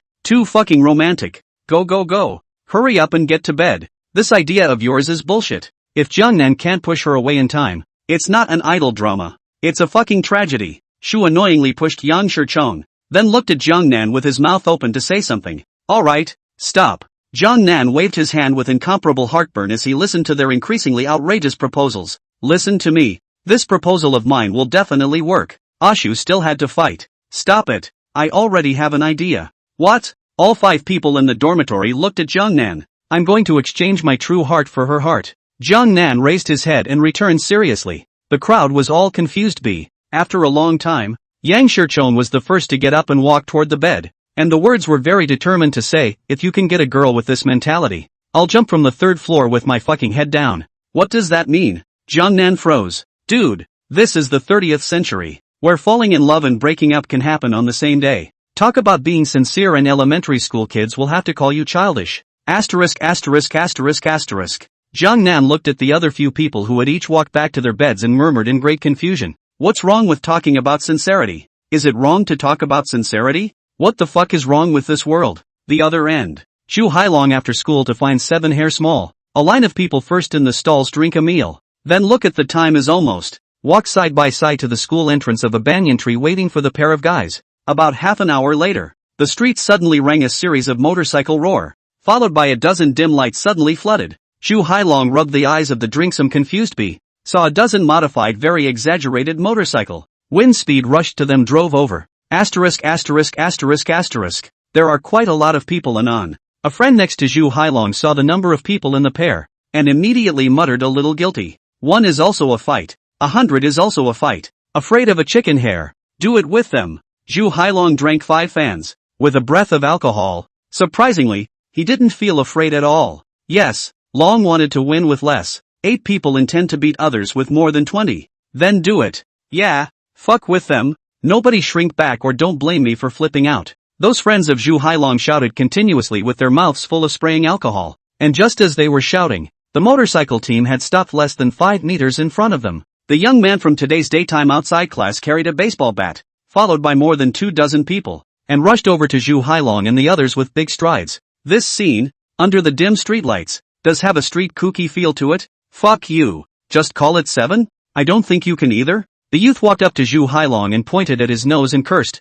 while Zhu Hailong suddenly also smelled a strong odor of alcohol from the youth. Later, when Ashu heard about this, he gave an extremely on-point comment. It was a night of collective drinking and floating. 7 people to clean you up. I'm too condescending. Zhu Hailong reached out and yanked the youth's neck collar, smothered his head with a fist, and shouted in an extremely loud voice, "Brothers, do it for me. Brush brush brush." Once the 7 companions heard this, they rushed into the crowd like wolves and tigers, practically swinging their fists with their eyes closed, while the team guys who were also drunk didn't feel the slightest bit of pain, scrambling one after the other and charging forward. For a while, the whole street resounded with unceasing shouts of curses. After both sides had been dry for more than 2 minutes, 2 patrolling city guard cars arrived, and 4 middle-aged city guards scurried out of the cars, pointing at the crowd and yelling, "All of you, stop it. Yi Kuan, the city guards are here. Run." After a companion shouted at the youth leading the group, he pulled his wrist and was about to run, but after the youth froze, he suddenly shook off his companion's hand and shouted out a sentence that is still regarded as a classic by Gungtian High School. "The city guards have more than 1 JB. Fuck them too. Fuck the city guards." "Huh?" my companion asked incredulously. "Yeah, fuck the city guard." Yi Kuan nodded very definitely, carrying a baseball bat and about to charge, when his companion took a look at him in this state. Cold sweat was fucking pouring down his face, reaching out to stiffly pull him out of the crowd. "Hailong, the city guards are here. Is it still dry?" The companion looked at Zhu Hailong and asked the same question. "No more." Zhu Hailong shook his head without hesitation, and from this question, it could be seen that Zhu Hailong definitely didn't drink as much as Yekuan that night. Hearing Zhu Hailong's words, his companions greeted the other 6 partners and slipped down the dark alley. 8 people can run out 2 kilometers in one breath. Straight to run out of breath. "Hi, Hailong, are we going home now or what?" his companion asked, panting as he propped his hands on his knees. "Not back. Now go back, definitely get scolded.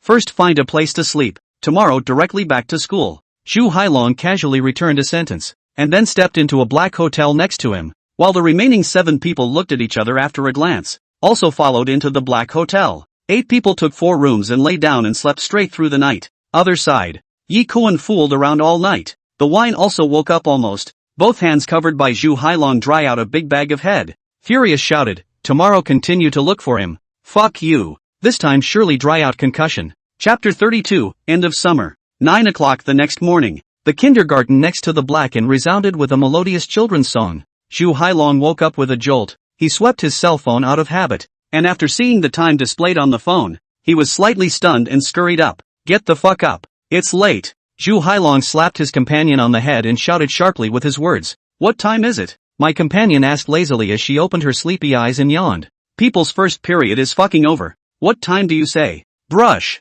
The companion heard this instantly awake, also violently scurried up. Then Zhu Hailong knocked on the door of the other companions' rooms one by one. 8 people did not even brush their teeth, topped with a head of hair messed up into a chicken feather. The wind rushed to the school. 10 minutes later, the bell rang for the end of class at Gundai High School in the north of the city. "Ashu, come with me to class 8. Jiang Nan shook Ashu, who was sleeping on the table, and said with his teeth showing, "Going to do what?" Ashu asked without even raising his head, his words confused. "I asked the class this morning. That girl is from class 8. I want to go get a button number from her. You come with me. Next class. I'm sleepy." Shu waved his hand in annoyance and pulled the hood of his hoodie over his head, snoring in no time. Be careful of sleeping to death. Jiang Nan gritted his teeth and cursed before standing up and walking outside the classroom. And at this time, Zhu Hailong just rushed to the classroom. Jiang Nan touched the opposite side of the room with him, smiled and nodded, and then a burst of jogging rushed to the 8th senior class. Senior Class 8 was on the rightmost side of the fourth floor of the teaching building. Jiang Nan stood outside the classroom and looked in along the window, and in a short while, he saw the girl in white. She was sitting in the first seat of the first row, and at this time, her back was facing Jiang Nan, but Jiang Nan still recognized her just by a back shadow. After class, the students were very lively. Jiang Nan stood outside the classroom wasting away for more than a minute, before gathering the courage to stop a girl. His voice was very low, said, "Classmate, can you help me call someone?" "Calling who?" the girl queried back. "Just the one in white in the first row. First seat. Here to find Summer's End again." The girl muttered helplessly, then waved her hand at Jiang Nan. "You wait." "Hey, thank you." Jiang Nan showed his teeth and returned, his heart inexplicably beating wildly. The other end. Yekuan led a large group of people around the teaching stairway after class, and there were many familiar faces in this group, including Zhang Ziyou, who was wearing an eye patch. Not long after, a fat man wearing glasses ran out of the school building. "Well, see?" Yekuan stepped forward to meet him. "See, Senior Class 6, that kid is sleeping in the classroom right now." Fatty panted back. "Sleep? Fuck you. I'll let him go to the hospital to sleep." Yekuan waved his left hand and shouted angrily, "Leave 2 people to guard the stairway. The rest, follow me." Swish swish swish. Hearing this, the team of more than 20 people all rushed up to the school building after Yekuan, while Yekuan ran into Senior Class 6 first, and after seeing Zhu Hailong's position, he kicked on his desk. Bang! The table shifted diagonally and hit another desk next door, flooding the room with a dull thud. Brush! 2 figures woke up and stood up at the same time. One was Zhu Hailong and the other was Ashu, who was also sleeping on the table. "Fuck you." After Yekuan cursed, he led the crowds to rush up, and Zhu Hailong, who was in a dazed state, was put down almost instantly, and Ashu stood next to him confused for what could be 5 seconds before realizing with hindsight that this was a fucking war. "All stop. Don't fight." Ashu reacted. A push away from the crowd, quickly dragged Zhu Hailong out, and then protected him behind. Incomparably fierce, pointing at Yekuan and cursing, "Still running to the class to block? JB is not finished, right? Who the fuck are you?" Yekuan was scolded. "I'm Shu. Ashudo, you motherfucker." Yekuan God replied cursing and once again waved his hand cursing. "Fuck him too. Senior Class 8. The girl went in and patted the white girl's shoulder, not knowing what words were muttered, and after the white girl froze, she got up and walked out of the classroom with the girl. The morning sunlight was soft, passing through the gaps of the tall buildings and spilling down the corridors of the teaching building. The girl in white with all the morning light walked up to Jiang Nan. "Excuse me, what do you want to see me about?" Her voice was very clear and crisp, like a lark crying in a bamboo forest. Ethereal. Jiang Nan was momentarily speechless, scratching his head anxiously, holding his tongue for half a day before asking, "You, what's your name?" The corner of the girl's mouth rose, tracing a nice arc. "My name is Summer's End." "Well, hello. I'm Gangnam." "Hello. He. Jiang Nan laughed dryly and didn't follow up. "Anything else?" "No, nothing." "So I'm going back?" Summer's End asked tentatively. She was probably thinking in her heart that this person was weird, calling herself out just to ask for a name. "Good." Jiang Nan nodded through gritted teeth. "You go back. Class is almost over." And Summer's End didn't linger any longer when she heard his answer. Turning around and about to walk into the classroom. "Can I add your button number?" Jiang Nan looked at her back, holding his face red, and finally shouted a question. Summer's End turned around at his words, looked at the red-faced Jiang Nan, and after pondering for a moment, nodded with a smile. "All right. Hey, okay." Jiang Nan took out his cell phone and rushed over. A minute later, he successfully added Xiao Mao's button, and then he didn't linger, went to the supermarket to buy 2 bottles of Coke, and rushed back to his class in a fart. As soon as he walked into the classroom, Jiang Nan saw the desks that had fallen to the east and the chairs with missing arms and legs, as well as Zhu Hailong and Ashu who were half leaning in front of their desks. Who the fuck did this? Jiang Nan's good mood dissipated when he saw the injury on Ashu's face. "I didn't see much, but there was Zhang Ziyou for one." Ashu gasped and cursed through gritted teeth. Fuck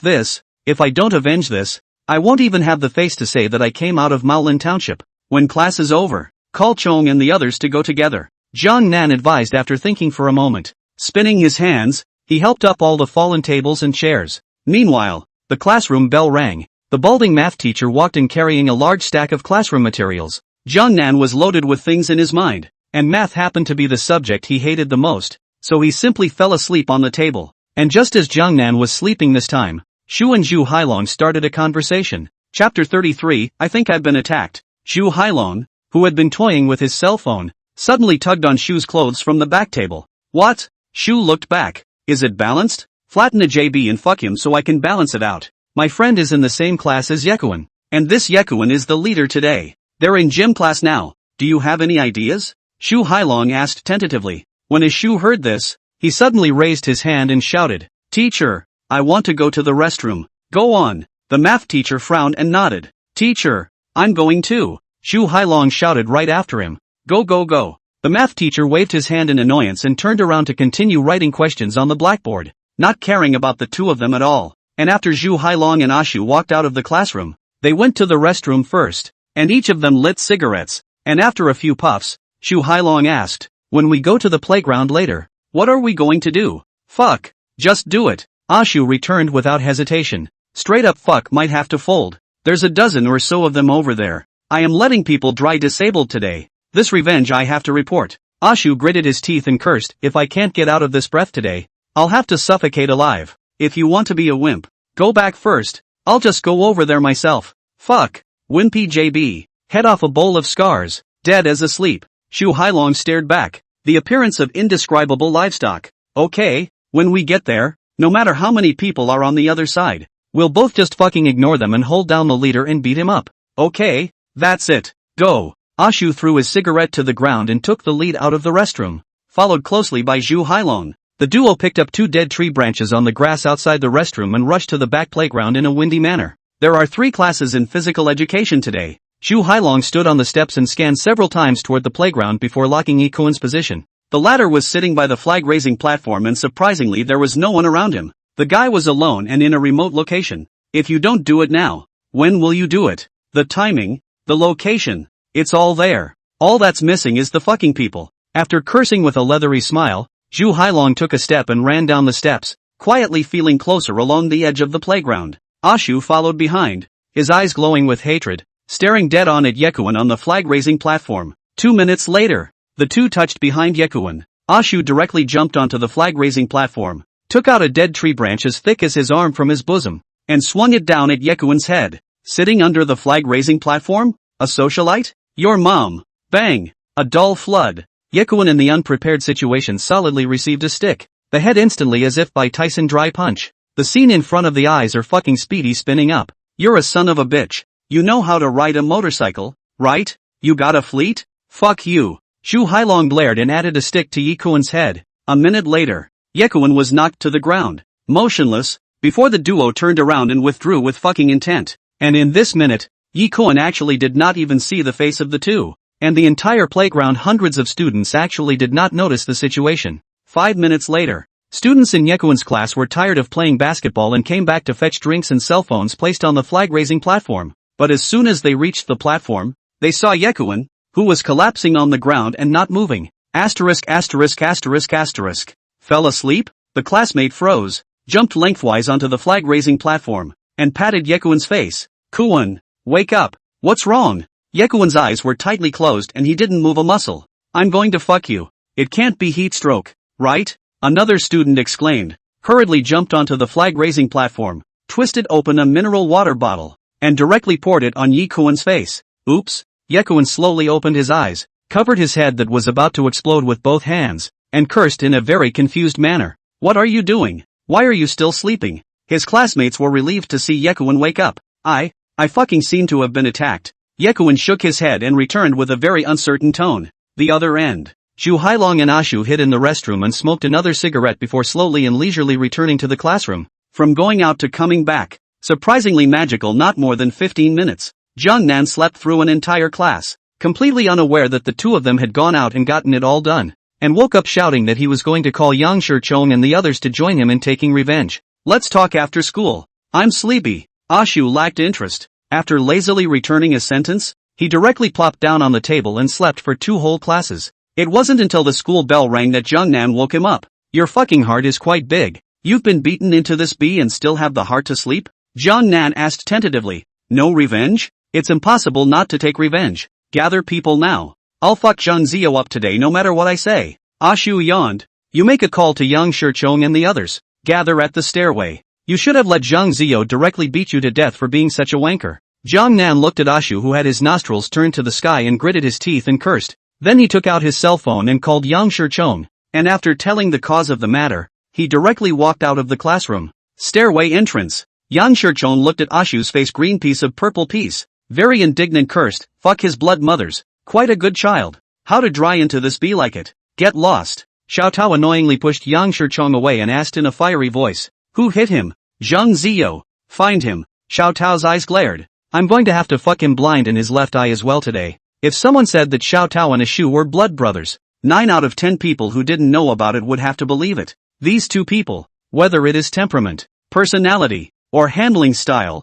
are like copy and paste, and these two people also have an extremely similar habits. Have revenge will be avenged. Cannot wait a moment. When Shu hears Xu Hailong say that Yi Koan is in gym class, he's able to use the excuse of going to the restroom to fuck him up during class time. And Les Tao and heard Shu said, beat him. People have Zhang Ziyo, directly ran to turn the school, but do not know is Zhang Ziyo early to go, or heard Yi Koan was beaten, realized that something is wrong. The crowd fucking almost fined into the ladies' room did not see his silhouette. No more searching. Anymore. I'm going to have a heatstroke if I look for it again. Winter Melon gasped for air and waved his hands repeatedly. Fat people are afraid of heat. At noon is the time when the sun is the most poisonous. Donghua sunburned, head full of sweat, clothes all fucking soaked. Tao, we must avenge ourselves. But isn't it a little bit too much to kill yourself in the sun just to avenge yourself? Ancient people never thought it was too late to take revenge. So let's not wait for 10 years. Let's just wait for a few hours and look for it in the afternoon. Okay? Zhang Weinan's face was pale.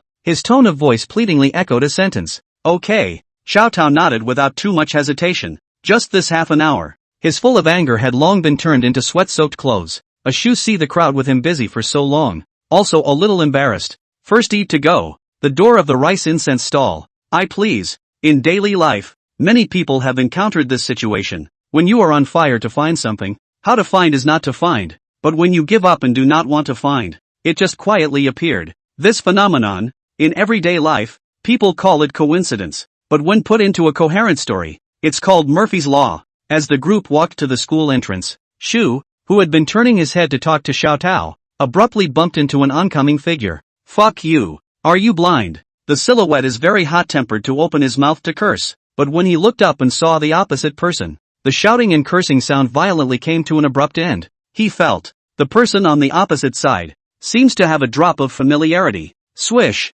When Ashu heard this voice, he also jerked his head up, and when he saw Zhang Ziyo, who was wearing an eye patch on the opposite side, he instantly grinned. Brother, I'm blind. Come here, I'll apologize to you properly. Chapter 34, It is better to deceive a white-headed man than a poor young man. After Ashu finished speaking, he took 2 steps sharply to rush forward, but Zhang Ziyo's reaction was not normally fast. Almost at the same time that Ashu took a step, he turned around and directly rushed out of the school entrance. Run? Fuck you. Today you run to the city guard bureau, old me to fuck you. Xiao Tao shouted a voice. 2 big strides scurried over, reached out to catch a haphazardly, unexpectedly yanked Zhang Ziyo's clothes. Fuck you. Zhang Ziyo fought to shake, only to hear a tearing sound. The clothes from the back of the neck root cracked open a mouth. Zhang Ziyo unexpectedly took the opportunity to break free. Fuck. Catch him. Xiao Tao was so anxious that he cursed. Fuck you. Stop. The crowd burst out and chased after them.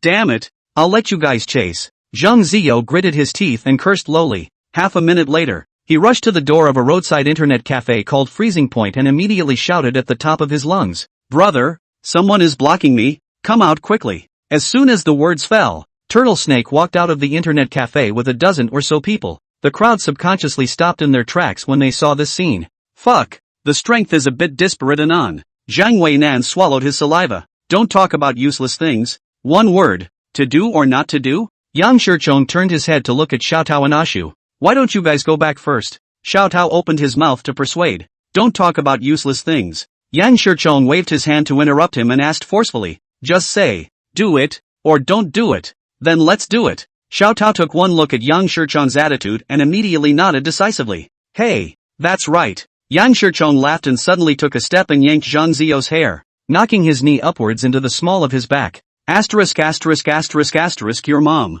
Turtle Snake exploded on the spot, not realizing that these kids would dare to do it in front of him. He waved his hand, and the dozen or so people all screamed and cursed and rushed up at once. Hold down the one in white. Don't hit him, and don't let him move. Turtle Snake suddenly saw Jiangnan, and after a flash of surprise, he he immediately shouted at the top of his voice. A youth with a shaved-inch head sniffed and went forward to press Jiang Nan's arm. The latter struggled twice without breaking away, twisted his head and screamed and cursed. Asterisk asterisk asterisk asterisk your mom's turtle snake. If you dare to move them, I'm sure I'll call my Uncle Joe over. Son of a bitch, calm down. Don't keep scaring me with your nerve ears. When Dong is released from prison, I'll be the first to clean him up. Turtle Snake waved his hand and shouted, everyone else do it for me. As the words fell, the dozen or so youths instantly surrounded Yang Shichong and them in the center and raised their feet to kick violently. Fuck you, let go of me. Jiang Nan's eyes cracked and he struggled frantically. Be honest. Fuck. The youth pressed Jiang Nan's shoulder and slapped him hard on the head. Jiang Nan's teeth clenched as he watched Yang Shichong and the others rise up and get knocked down again and again. 2 minutes later, the crowd dispersed, and Xiao Tao pressed down on Shu, while on the other side Zhang Weinan pressed down on Dong Gua, and on top of Zhang Weinan pressed down on Yang Shichong, his arms firmly protecting the head of his companion underneath him. Son of a bitch, that's it for today. Turtle Snake spat on the ground and stomped on Yang Shichong's back. In the future, if you go fucking wild again, you guys will still get cleaned up. Turtle Snake, just remember this fucking saying from me. It's better to bully a white-headed man than a poor teenager. In the future, there will be a time for you to return it. Yang Shichong gritted his teeth and roared as he held his anger to the point of bursting. Turtle Snake hasn't said anything yet. Zhang Ziyo came to the stage first. His eyes glared, stepped forward and kicked Yang Shichong in the head. Fuck you. You pretend you're fucking a pussy. Ashu, who was pressed down by Xiao Tao, saw his face and hated him so much that his teeth were almost clenched. Asterisk asterisk asterisk asterisk Nima. Son of a bitch. You'd better follow this gang every day. Never have a time when you're left alone. Otherwise you'll definitely fall in the same position as Yekuan. It was you who moved Jikuan in the back playground today? Zhang Ziyo froze. Ashu bristled, not even bothering to answer. He. Zhang Ziyo suddenly revealed a sinister smile comparable to Chao Jingxuan's, then took a step in front of Jiang Nan and raised his foot to kick. Son of a bitch. I heard that you went to our class today to look for Xiamu. Stay away from her in the future, you hear me? Alright. Turtle Snake reached out and stopped Zhang Ziyo. There will be a chance for you to clean him up later. When you run into me at school in the future, turn around and get lost. Zhang Ziyo cursed incomparably openly and immediately turned around to leave after Turtle Snake and the others. Jiang Nan gritted his teeth and helped Yang Shichong them up from the ground. Lying at the bottom of the winter melon, Shu and Jiang Wei Male, because there are people above blocking, basically did not suffer any injuries. Yang Shichong and Les Tao is quite miserable. These two are wearing white clothes today, back full of fucking footprints, looking quite a mess, standing straight shake, as if at any time will fall down like. The beating was so stifling that the crowd was so depressed that they didn't even fucking eat lunch and went straight back to school. Yang Shichong sent all the people back to the dormitory first, then stood alone in the cafeteria corridor, took out his cell phone to open the address book, find a note named Uncle's number, pressed the dial out button. The phone just broadcast. Yang Shichong immediately pressed the hang up button. These two operations back and forth repeated 5 or 6 times. The expression on his face is tangled to the point. Fuck you. Do not want to play this phone it. In the dormitory, Zhang Weinan said to go to the community to hire some people to beat up Turtle Snake. But this proposal was quickly rejected by a unanimous vote. Not to mention the fact that the crowd does not have the money to hire the community. Even if you can really afford it, Turtle Snake himself is a triad. In case the people called to him to know him, and directly come to a handshake that fucking this oolong will be a big deal. Xiao Tao said to call people to the village of Maolin, and repeatedly emphasized that he called people over a penny do not have to spend. We all think that this proposal is feasible, but as a local Zhang Weinan dead set against it. Turtle Snake came out at the age of 15 to mix with the society. He can talk to all the dignitaries in the north of the city, and Xiao Tao said he would transfer people to Maolin Township? How many people can he transfer? 20 or 30? They can disperse you in one round. A couple hundred? That wouldn't be a simple retaliatory brawl. The city guards might think you're coming to raid the village and shoot you all. The crowd was deflated when they heard this, and after a while no one spoke up or made any more suggestions. It wasn't that Jiang Nan hadn't thought about asking Neural for help, but for 2 reasons, he dismissed the idea. First, strictly speaking, Jiang Nan actually didn't know Nerve very well, or not well enough to let him step in to help with a fight. Second, the Nerve ruthless, out too heavy, really call him, in case to dry disability a few, that Jiang Nan is instructing others to murder mastermind. Once the city guards found, waiting for him on the 2 choices, one is squatting number, the second is to run to the Chinese alligator city and Jiehong rendezvous.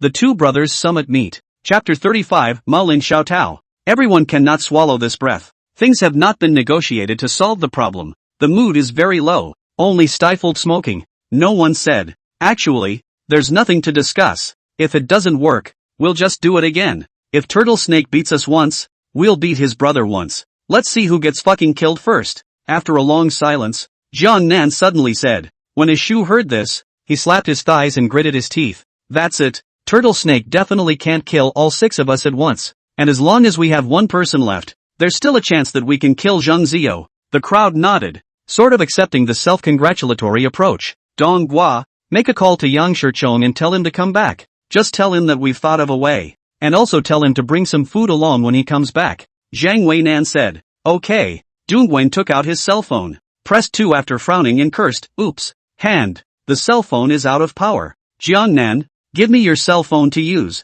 Jiangnan sniffed and handed over his cell phone. Wan Chai Big Nan? Who's this? Donghua took the phone and after half a day of flipping through the address book, he suddenly asked with a big smile. Just the hairy guy I told you about. Jet Horn. That's a good name. Slutty enough. Donghua grinned and dialed Yang Shichong's number. And entangled in the duodenum or almost broken Yang Shichong, after receiving the phone suddenly have a kind of dialing the clouds to see the sky of openness. Fuck you. Love to do the year. Yang Shichong put his cell phone in his pocket, bought 6 fast food and 6 bottles of Coke and went back to the dormitory. 3 days in a row. Zhang Ziyo side are followed by at least 10 people. These people are not outside the social gangsters. Is Zhang Ziyo's classmates as well as hair small? Yang Shichong, every time you see this group of people, the teeth are fucking fast bite. Several times want to rush up to be stopped by the crowd. And when Zhang Ziyo saw that the crowd didn't move, he really thought that Turtle Snake had cleaned them up and admitted defeat. Until noon on the 4th day, the 6 people from dormitory 309 went to the cafeteria to eat together and happened to see Zhang Ziyo,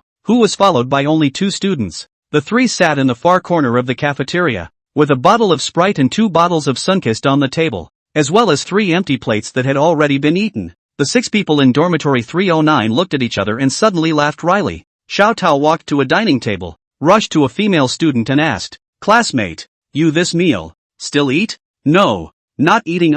What's wrong? The female student looked at Xiao Tao curiously. It's fine, lend it to me. Xiao Tao picked up the dinner plate with one hand, and when he walked about 3 meters away from Zhang Ziyo, the plate smashed at his head. Asterisk asterisk asterisk asterisk. Zhang Ziyo wailed miserably and scrambled up, his head hanging with rice, meat bones as well as hot soup. Grass mud horse. The 2 students sitting next to Zhang Ziyo were about to charge forward with glaring eyes. You too. Stand aside. Know your business, don't splash blood. Yang Shichong pointed to Xiao Tao. This brother of mine is not very good mentally. Mental illness can't pay for murder. He just said. He hasn't killed anyone for a long time. Today he has to kill 2. Psycho multiple JBs. These 2 students copied the dinner plate and flung it at Xiao Tao. A melee instantly kicked off. Fuck you. My brother said it all. I'm a fucking psychopath. Fuck with psychopaths all the time. You guys are really fucking ballsy. After Xiao Tao took a hard hit on the plate, he returned his hand and yanked the collars of the 2 youths,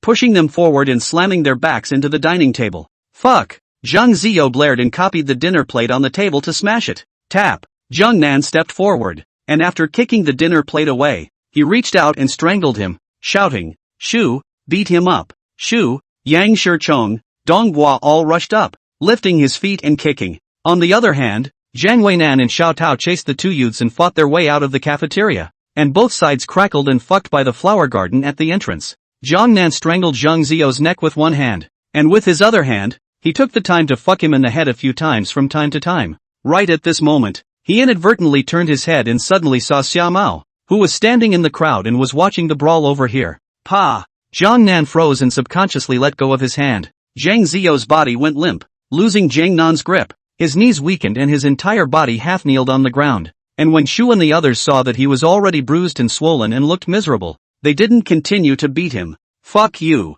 You give me to listen well. Today led to beat you is Maolin Xiaotao. A Shu is my brother. You beat him a meal. Today we also beat you. This thing in my this even. Xiaotao blared and scolded, but you still want to be unbalanced. And then go to find your brother. Then I turn back to find you.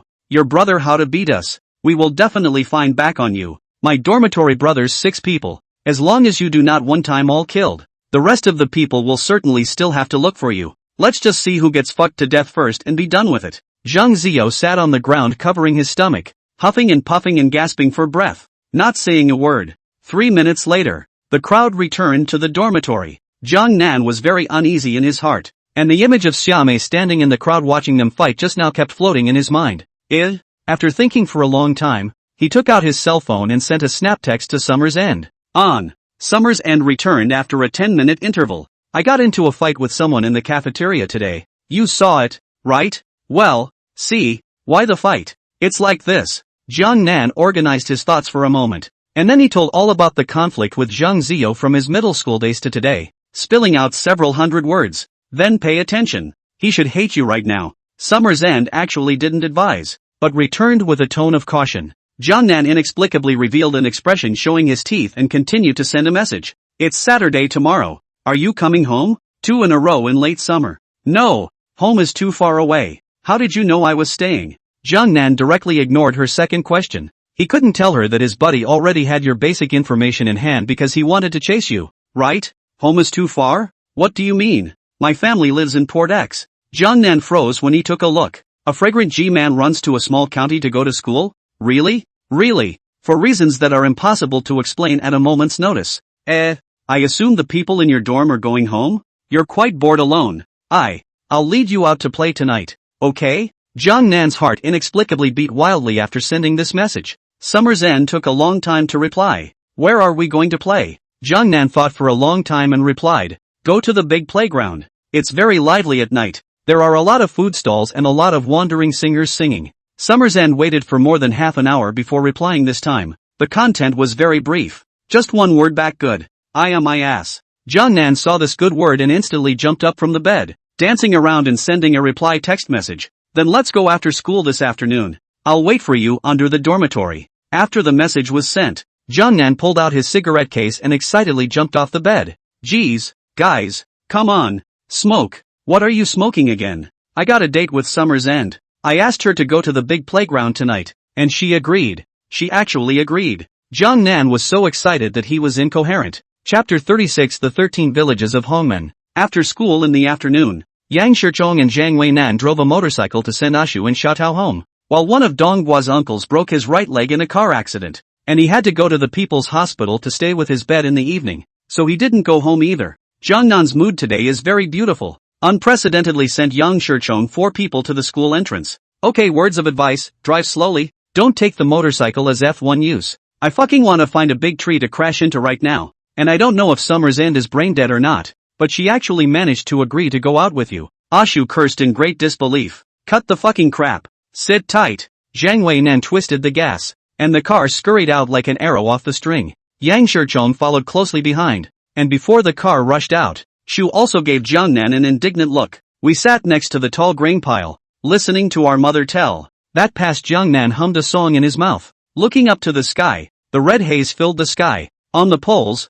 swallows were swarming in groups, cheerfully calling out compositions. Late summer's 5 roommates, all from the same town, simply packed up a few sets of change of clothes, and in groups were ready to hitchhike home as well. Xia Mao, it's too unsafe for you to be by yourself in the dormitory at night. A girl who had the best relationship with Xiamu and whose name was Lin Yinyan hugged Xiamu's arm. Her voice was sweet in disgust. Come home with me. My mom and dad are very nice. Another time, a friend asked me out tonight. Summer's End patted her little head. Friend? Male or female? It's a boy. Summer's End fell back. Holy shit. Lin Yinyan and the other 4 sisters in the dormitory all gathered around, chattering and asking, which boy is it? What's his name? Which class? Summer's End didn't get half impatient when she heard her dorm mates fire off a series of questions. His name is Jiang Nan, from the 3rd class of senior year. So many boys wanted to ask you out before and you refused. That Jiang Nan asked you out and you said yes. Hey, isn't he a good-looking guy? Summer's End smiled slightly and didn't answer.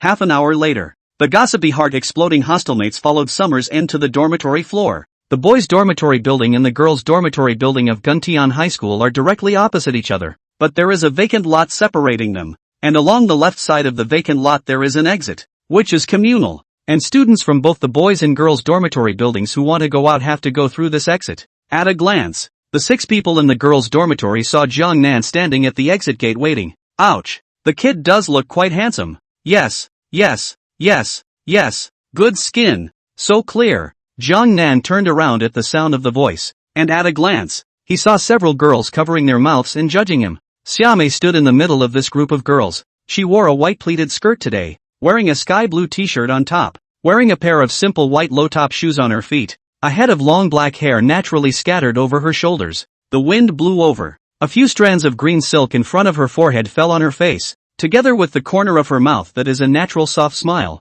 serene and soft. Jiang Nan couldn't move her eyes after just one look. You're so pretty. Is summer's end better looking? Or are we better looking? A few girls let out silver bell-like laughter. End of summer looks good. Jiang Nan returned without hesitation. Yes. Late summer is the most beautiful. You guys have fun. We won't be a light bulb. Let's go first. The girls held each other's hands and flirted for a few moments before dispersing. Jiang Nan scratched his head in embarrassment, his face inexplicably burning a little. Can we go now? Summer Zen looked down at the ground with his back hand. Oh can. As the words fell, the two walked out of the school side by side. The blood-red evening sunlight spread over the sky and the earth, and the two young figures were stretched out for a long time. The swallows on the poles are calling more cheerfully. The other end. Yang Shichong and Zhang Weinan completely did not take Jiang Nan's instructions to heart, all the way to maintain a speed of 80 yards. Only 5 minutes to drive to the junction of Maolin Township and the county seat of the Su District. From here and then to Maolin Township,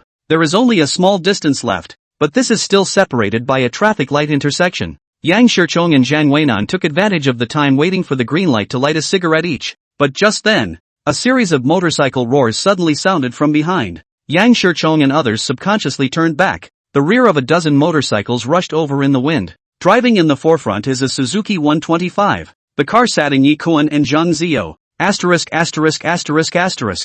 Shichong and Zhang Weinan simultaneously threw their cigarettes away, twisted the gas and rushed through the intersection that was still at a red light. Fuck you. Stop the car. Yi Kuan frantically twisted the throttle. Suzuki 125 issued a loud motor roar, scurried to the side of Yang Shichong's motorcycle. I told you to stop the car. Do you hear me? Zhang Zio in the backseat carried a baseball bat and smashed it on Xiao Tao's shoulder. Yang Shichong angry eyes are red. The throttle is released. Want to get out of the car and fight with them? Don't stop. Xiao Tao shouted, covering his shoulder, his eyes blazing. Drive down that path to the right. After Yang Shichong froze, he violently twisted the gas to the bottom. Ashu in the back originally also wanted Zhang Weinan to stop and fight with Zhang Ziyu, but after seeing Yang Shichong drive into the small road on the right, he immediately understood something and immediately opened his mouth and shouted, Brother Nan, follow Chong to drive. More than 10 motorcycles from both sides were chasing each other along the country roads, and the loud roar of their motors attracted the attention of countless residents in the villages along the way.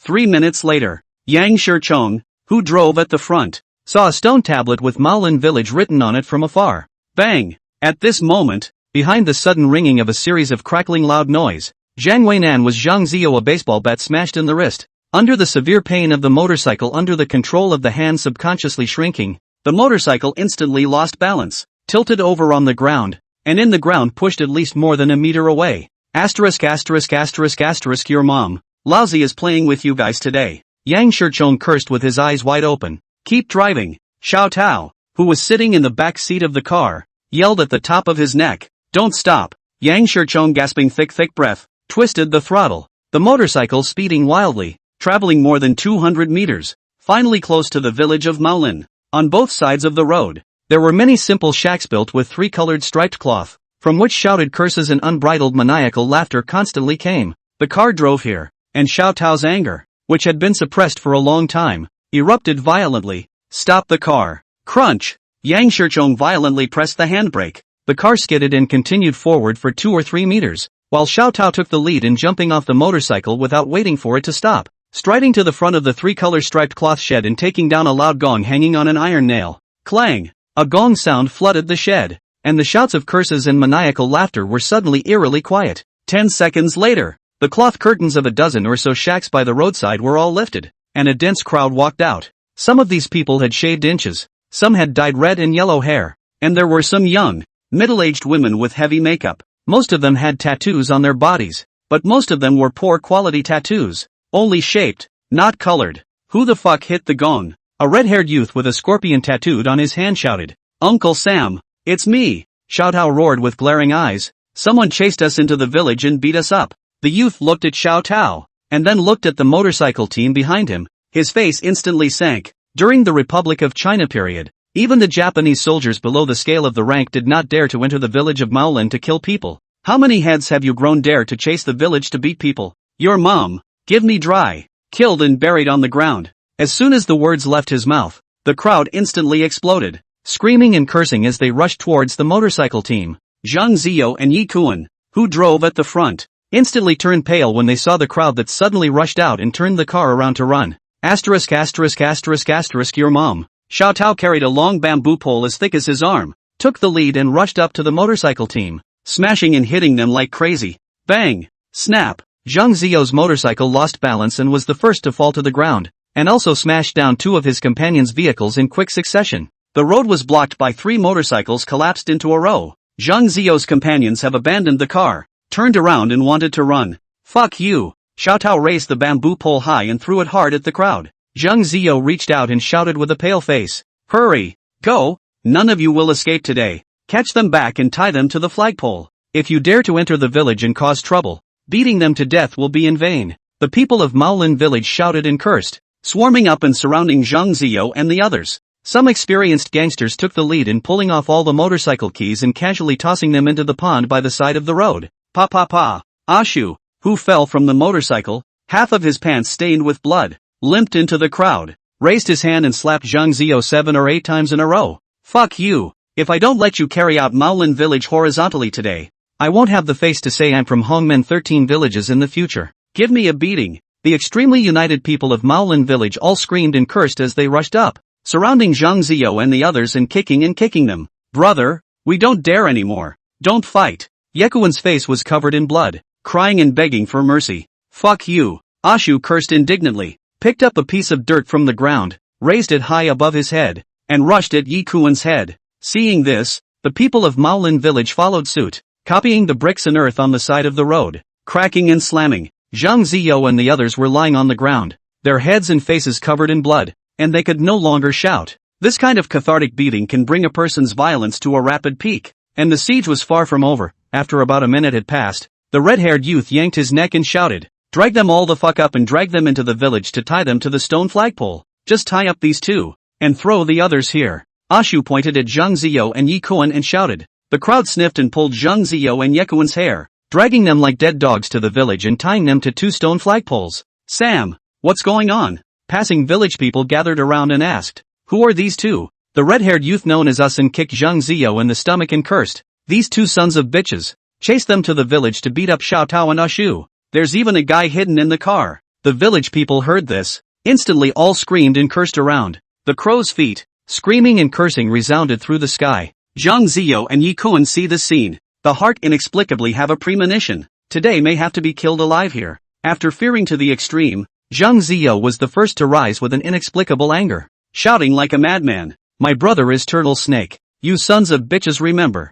I'll get you all killed sooner or later. Asterisk asterisk asterisk asterisk your mom." Sam instantly exploded. "All of you. Beat me to death. Get out of the way." An obese youth roared, rushed into the crowd with a large rock held high, and smashed Zhang Ziyo's head down. "Beat you to death. When the city guards come, I will say that you guys are thieves, and the corpses don't even need to be taken care of by us." Bang! When Zhang Ziyo saw this scene, goosebumps exploded all over his body, and the moment he was on the verge of death, he flipped his body with all his strength almost by instinct. The rock fell narrowly on his right shoulder, and blood immediately gushed out. "Fuck you, how dare you hide? Hold it down for me." The obese youth cursed, crouched down and held the rock in his hands again and raised it. Don't, big brother, I don't dare anymore, don't." Zhang Ziyo was unable to move as he had his hands and feet pressed down, his psychological defense instantly collapsing. At that moment, an old man of at least 70 years of age suddenly rushed into the crowd,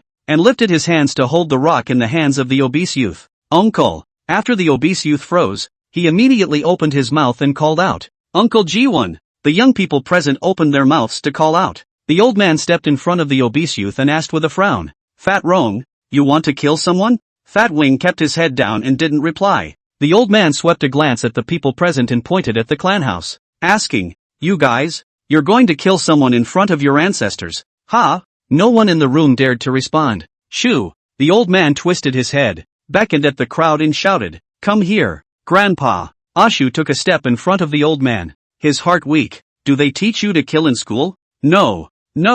Release the people and disperse." The old man carried his hands behind his back and chanted in a neutral tone. 10 minutes later, Yi Kun and Zhang Ziyo was thrown outside the village of Maolin. Another half an hour. The ambulance arrived. The two were immediately lifted into the car and sent to the overseas Chinese hospital. The fight was later widely rumored in the 13 villages of Hongmen. Within the last decade or so, I've never heard of anyone daring to enter Maolin village to cause trouble. Zhang Ziyo and Yekuan set a precedent and broke the record. Half an hour later, hey, Turtle Snake, who was about to go out for dinner with some of his ponies, took the phone and shouted, "Who is it? What did you say? In which hospital? Okay, I'll go over now." Chapter 37, Gone with the Wind. Evening. The big playground. Snack stalls opened one after another. Busy people walked out for a walk in twos and threes. There are young and tender couples, women with children, but also a family with the elderly. Many mariachi singers, underground bands started walking into the big playground carrying their instruments.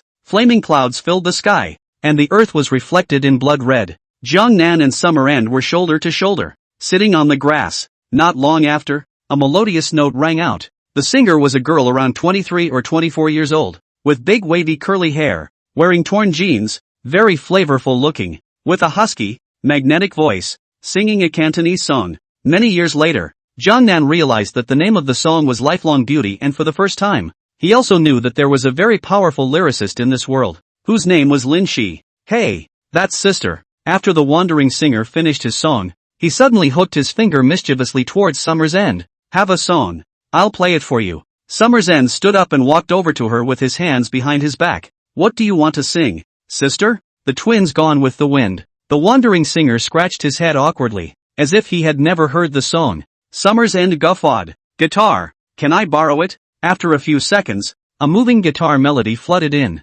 In the evening, that girl held her guitar in the blood-colored glow of the flaming clouds, strumming the strings slowly, her ethereal song spreading over the large playground. Water lilies on ceramic, lingering under the violin. Kissing Kyler Kibble is a classic, so it's been a few more decades. The obsession with old movies turned my mom's childhood upside down. Why am I getting infected by the plot every second? Old and sexy. The makeup is too old, but the embrace is deeper in the chaos. And yet, even if I'm dedicated enough, I'm not cruel enough. Even though he's a good match for me, but I wasn't born yesterday.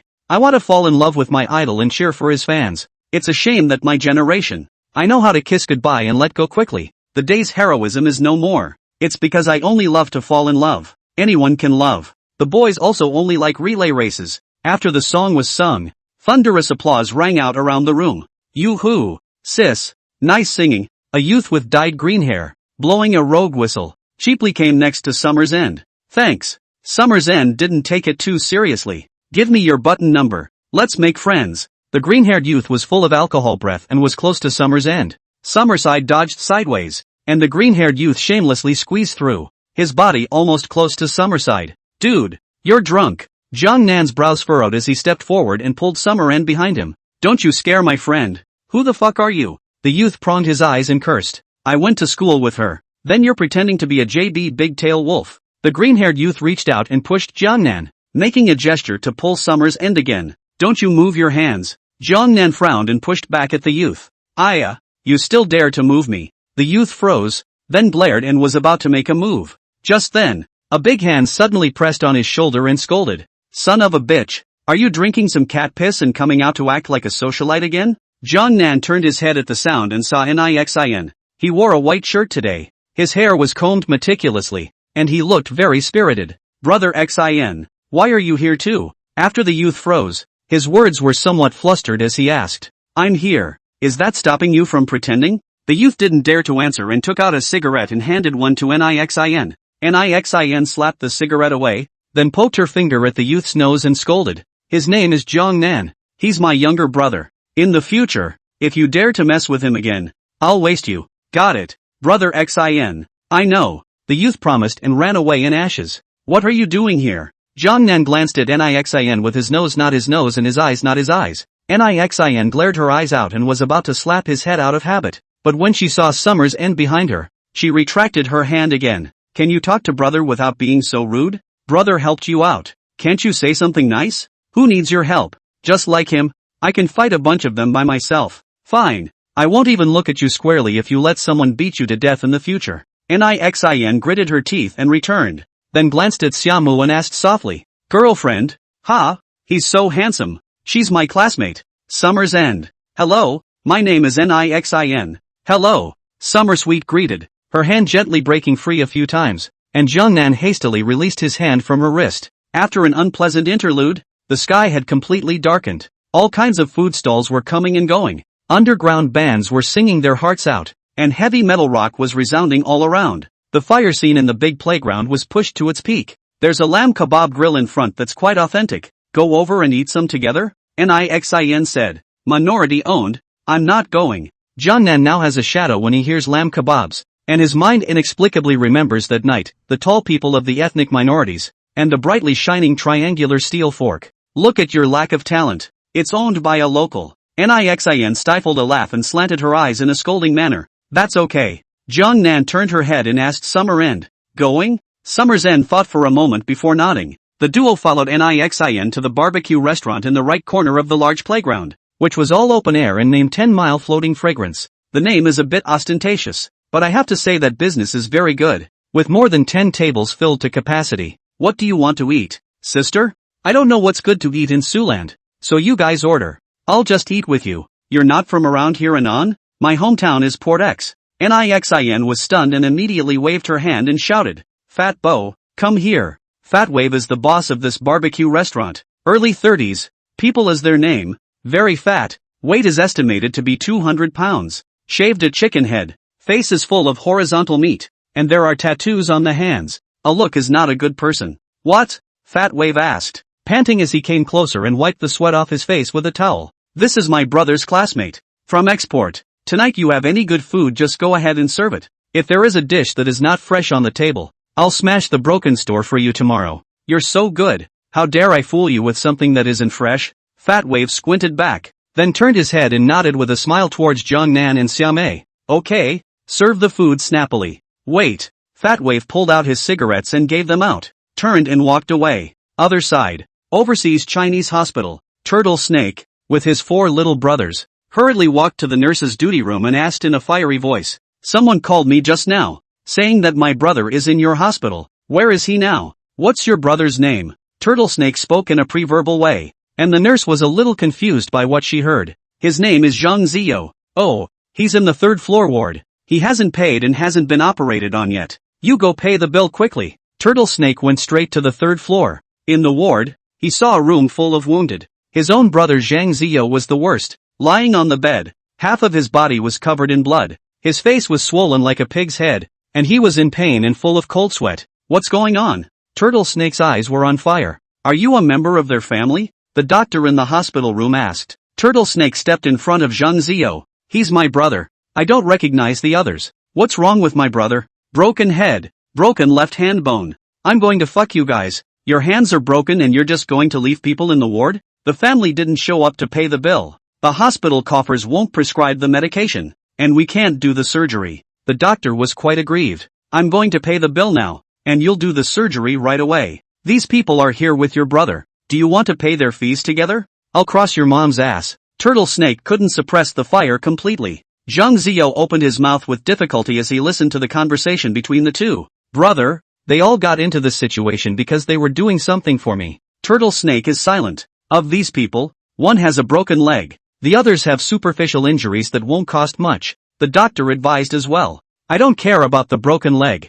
I'll pay for the rest. Brother, the one with the broken leg is Yekuan. He's Chen Chu's brother. Asterisk asterisk asterisk asterisk. Turtle Snake completely collapsed and waved his hand towards his little brother. Go and pay the money. Then make a call to Chen Chu and tell him to come to the hospital. The little brother nodded and walked out of the hospital room. Turtle Snake took 2 steps back and forth with his arms crossed and asked through gritted teeth. Who hit you guys? The people of Maureen Village. Chapter 38, Guodong's release from prison. 20 minutes later, overseas Chinese hospital came 7 more people. The leader is a height of more than 1 meter 8. Skinny and bony youth. He is his Yikuan's own brother Chen Chu. What's going on? Chen Chu gave Turtle Snake a cigarette, and the two stood at the end of the hospital's corridor chatting. These little brats chased them to someone's village to beat them up, and they were all fucking held down. None of them ran away, and their motorcycles were smashed. Turtle Snake gritted his teeth and cursed. Damn it, then why wait for a JB? You go gather the people. Let's go find them.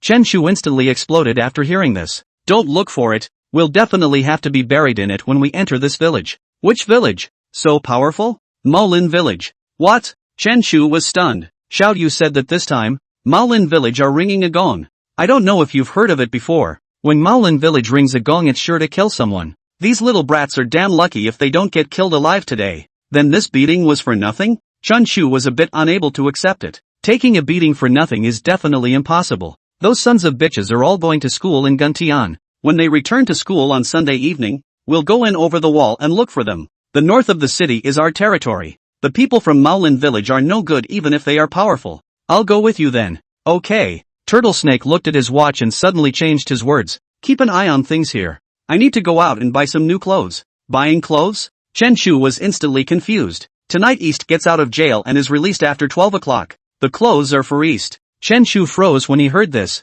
Brother Dong. It's going to be released? Right. Turtle Snake looked out the window. The moon in the sky was covered by dark clouds, a bit gloomy and cold. He let out a long sigh and said, the white-headed Wang, Sha Ban, and the abductor should soon be released from prison as well. If these people come out together, the Soviet area will be in chaos again. Wrong?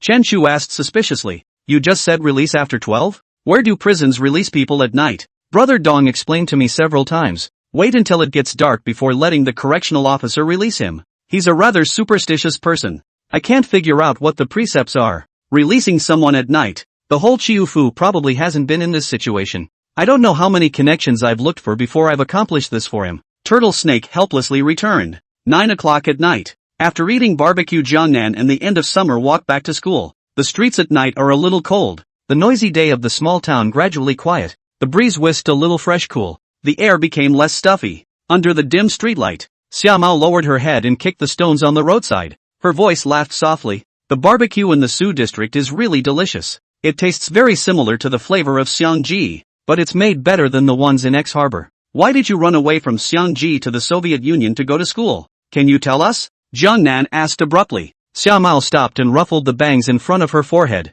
pondering for a long time before saying, my current parents are not my real parents. 14 years ago, they passed through the Soviet area, and my sister and I were adopted by them and brought back to Xiangji. Jiangnan didn't answer, waiting for summer's end to continue. They said that it was New Year's Eve, and it was raining, and it was cold, and my sister and I were huddled on the side of the road, almost freezing to death. Then they took my sister and me to the police station to report the case, and the city guards searched through the missing persons cases and the household registration but couldn't find any information about my sister and me. Then they spent some money to beat up the city guards and brought my sister and I back to Xiangji. My adoptive parents have been married for many years without any children, so they treat my sister and I very well, just like their own. So, you went to the Soviet Union to find your real parents? Summer's End shook her head. I just want to see what the place I was born looks like in my lifetime. Isn't it quite a disappointment? The Soviet Union is far worse than Xiangji, isn't it? No. I love it here. I feel a great sense of kinship here. Walking and chatting along the way. Without realizing it, the two of them had already walked to the entrance of the school. Summer's End blinked her crescent eyes, meaning, let's part ways here. Jiangnan scratched his head and stammered. Can you take a picture? He was going to say, can you fall in love with me? But when he got to the second half of the sentence, his mouth didn't listen to his brain. Talking about falling in love is taking a picture. Summer's End blinked her crescent eyes a few more times, very confused. Jiangnan hardened his head, pulled out his cell phone and walked over. Shoot. Take a picture. Keep it as a souvenir. Okay then. Click. The two stood under the dim street lamp to take the first photo together. On the other hand, Nixin is still drinking in the big playground. He is familiar with the face of the Soviet Union, and many friends in the community go over to greet him when they see him. Nixin is a generous person, no matter familiar or not. He will say, sit down and have a drink together. And the community, most of the people, most of them are familiar with the character. Nixin called them to drink. They really sat down and drank together. From more than 9-0, Nixin has been shouting the boss to add a table. To the end, 10 miles of the barbecue set up more than a dozen tables. Almost all of the people Nixin know. 0 o'clock. The crowd was still drinking feverishly. And at the same time, a prison guard from City West Prison walked to the door of the 111th cell block carrying a key as long as his index finger. Guodong, pack your things and get ready to leave the prison. I don't have anything to pack. Just open the door. A man in his 40s said as he stood in front of the iron door of the prison cell. The words fell. the entire second floor of the prison resounded with deafening shouts. "Dong, take care." 10 minutes later, the corrections officer helped the man with his release paperwork and escorted him all the way out the prison gates. The man did not pause, did not turn back. After walking out of the prison gates, he took a long breath and stared blankly at the night sky. And in his heart there suddenly rose a stream of sensationalized thoughts that he had never had before. The moon after 8 years. It seems that it is not as bright as it was 8 years ago. At this moment, there were already dozens of youths standing in the open space outside the prison. And Turtle Snake stood at the front of the crowd, his voice trembling as he shouted, "Call Dong! Dong!" Dozens of youths shouted. The man's gaze swept around the crowd. The corners of his mouth rose. Then he got into the Passat sedan driven by Turtle Snake, followed by 5 Santanas and more than 20 motorcycles. They drove away from the City West prison in great numbers. "Dong, going home?" Turtle Snake asked with his mouth open as he handed the man the new clothes he had bought in the Passat. "Not going back. Haven't seen the outside world in 10 years. I want to get around." The man returned as he finished changing his clothes. "Then I'll have them go back first." Turtle Snake pulled out his cell phone and made a call, and the convoy following behind quickly dispersed in all directions. "Where to, Dong?" "Go to the big playground. Back in the day, that's where I got handcuffed by the cops." "Yes." Turtle Snake hit the gas and the Passat headed straight for the big playground. Chapter 39, The Prophetic Rain. 8 years ago, the structure of the large playground is surrounded by 4 steps, in the middle of which is a soccer field with sparse yellow grass. Next to the path there are stalls selling fried oil shields and old people selling strawberries. The overall image is like an old gray photo. The years have changed and the clouds are white. Today, the large playground has been paved with artificial grass. Sports equipment can be found everywhere, and the food stalls are full of lively people. "I remember. It wasn't this big here before?" Guodong looked at the large playground that was still crowded with people late at night, and his heart was suddenly flooded with an unspeakable confusion. The large playground in front of him, surprisingly, did not have the slightest resemblance to the large playground that he remembered from 10 years ago. This place was expanded 5 years ago, and it's 3 or 4 times bigger than before. Turtle Snake explained. Guodong nodded and stepped towards the large playground. In the meantime, Nixin, who was drinking at 10 Mile Drift, turned his head just in time to see Turtle Snake and Guodong. The former he recognized, so he didn't care much about it. But when he saw Guodong he obviously froze for a moment, because he felt that this person looked very familiar. "Have you guys seen that guy yet? Why do I feel like I've seen him somewhere?" Nixin stared at Guodong for a long time, but couldn't remember how. Then she couldn't help but reach out and ask at the people at the same table. "It is quite familiar. This person should be from the road. I seem to have seen him somewhere." The 10 or so gangsters at the same table raised their heads at the sound of the voice and looked in the direction Nixin was pointing.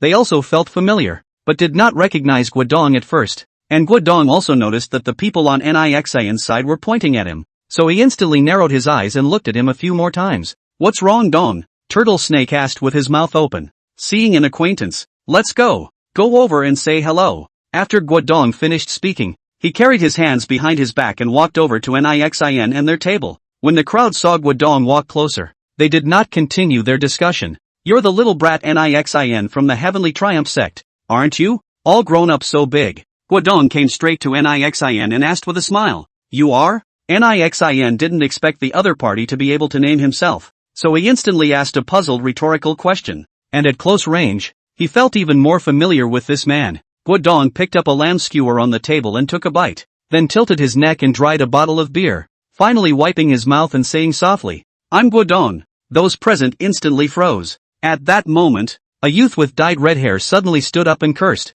"You're fucking Guodong? Little brat, I don't know you." Guodong crooked his neck and looked at the youth. "Keep your mouth clean." "Fuck you. I'm Fuzzy's brother." "Fuzzy? Don't recognize it." Guodong pondered for a moment and shook his head blankly. As soon as the youth took a look at his expression, he instantly growled with his neck bruised. 8 years ago, both of his knees were smashed by you, and you're fucking saying you don't recognize him now? I've fucked and maimed too many people in my life to really remember. Asterisk asterisk asterisk asterisk your mom. The youth was trembling with anger, and violently pulled out the card spring and stabbed it at the small of his back. Guodong reacted very quickly, backhanded grabbed the youth's wrist, and then twisted upwards. Crunch a crunch, the youth screamed miserably, crouched down and covered his wrist. Asterisk asterisk asterisk asterisk your mom. The dozen or so punks who came with the youth instantly exploded, copying the plastic chairs underneath them all rushing over. "Stop it all," Nixin shouted as she stood up. The gangsters subconsciously stopped in their tracks. Their plastic chairs stopped in midair with their heads held high.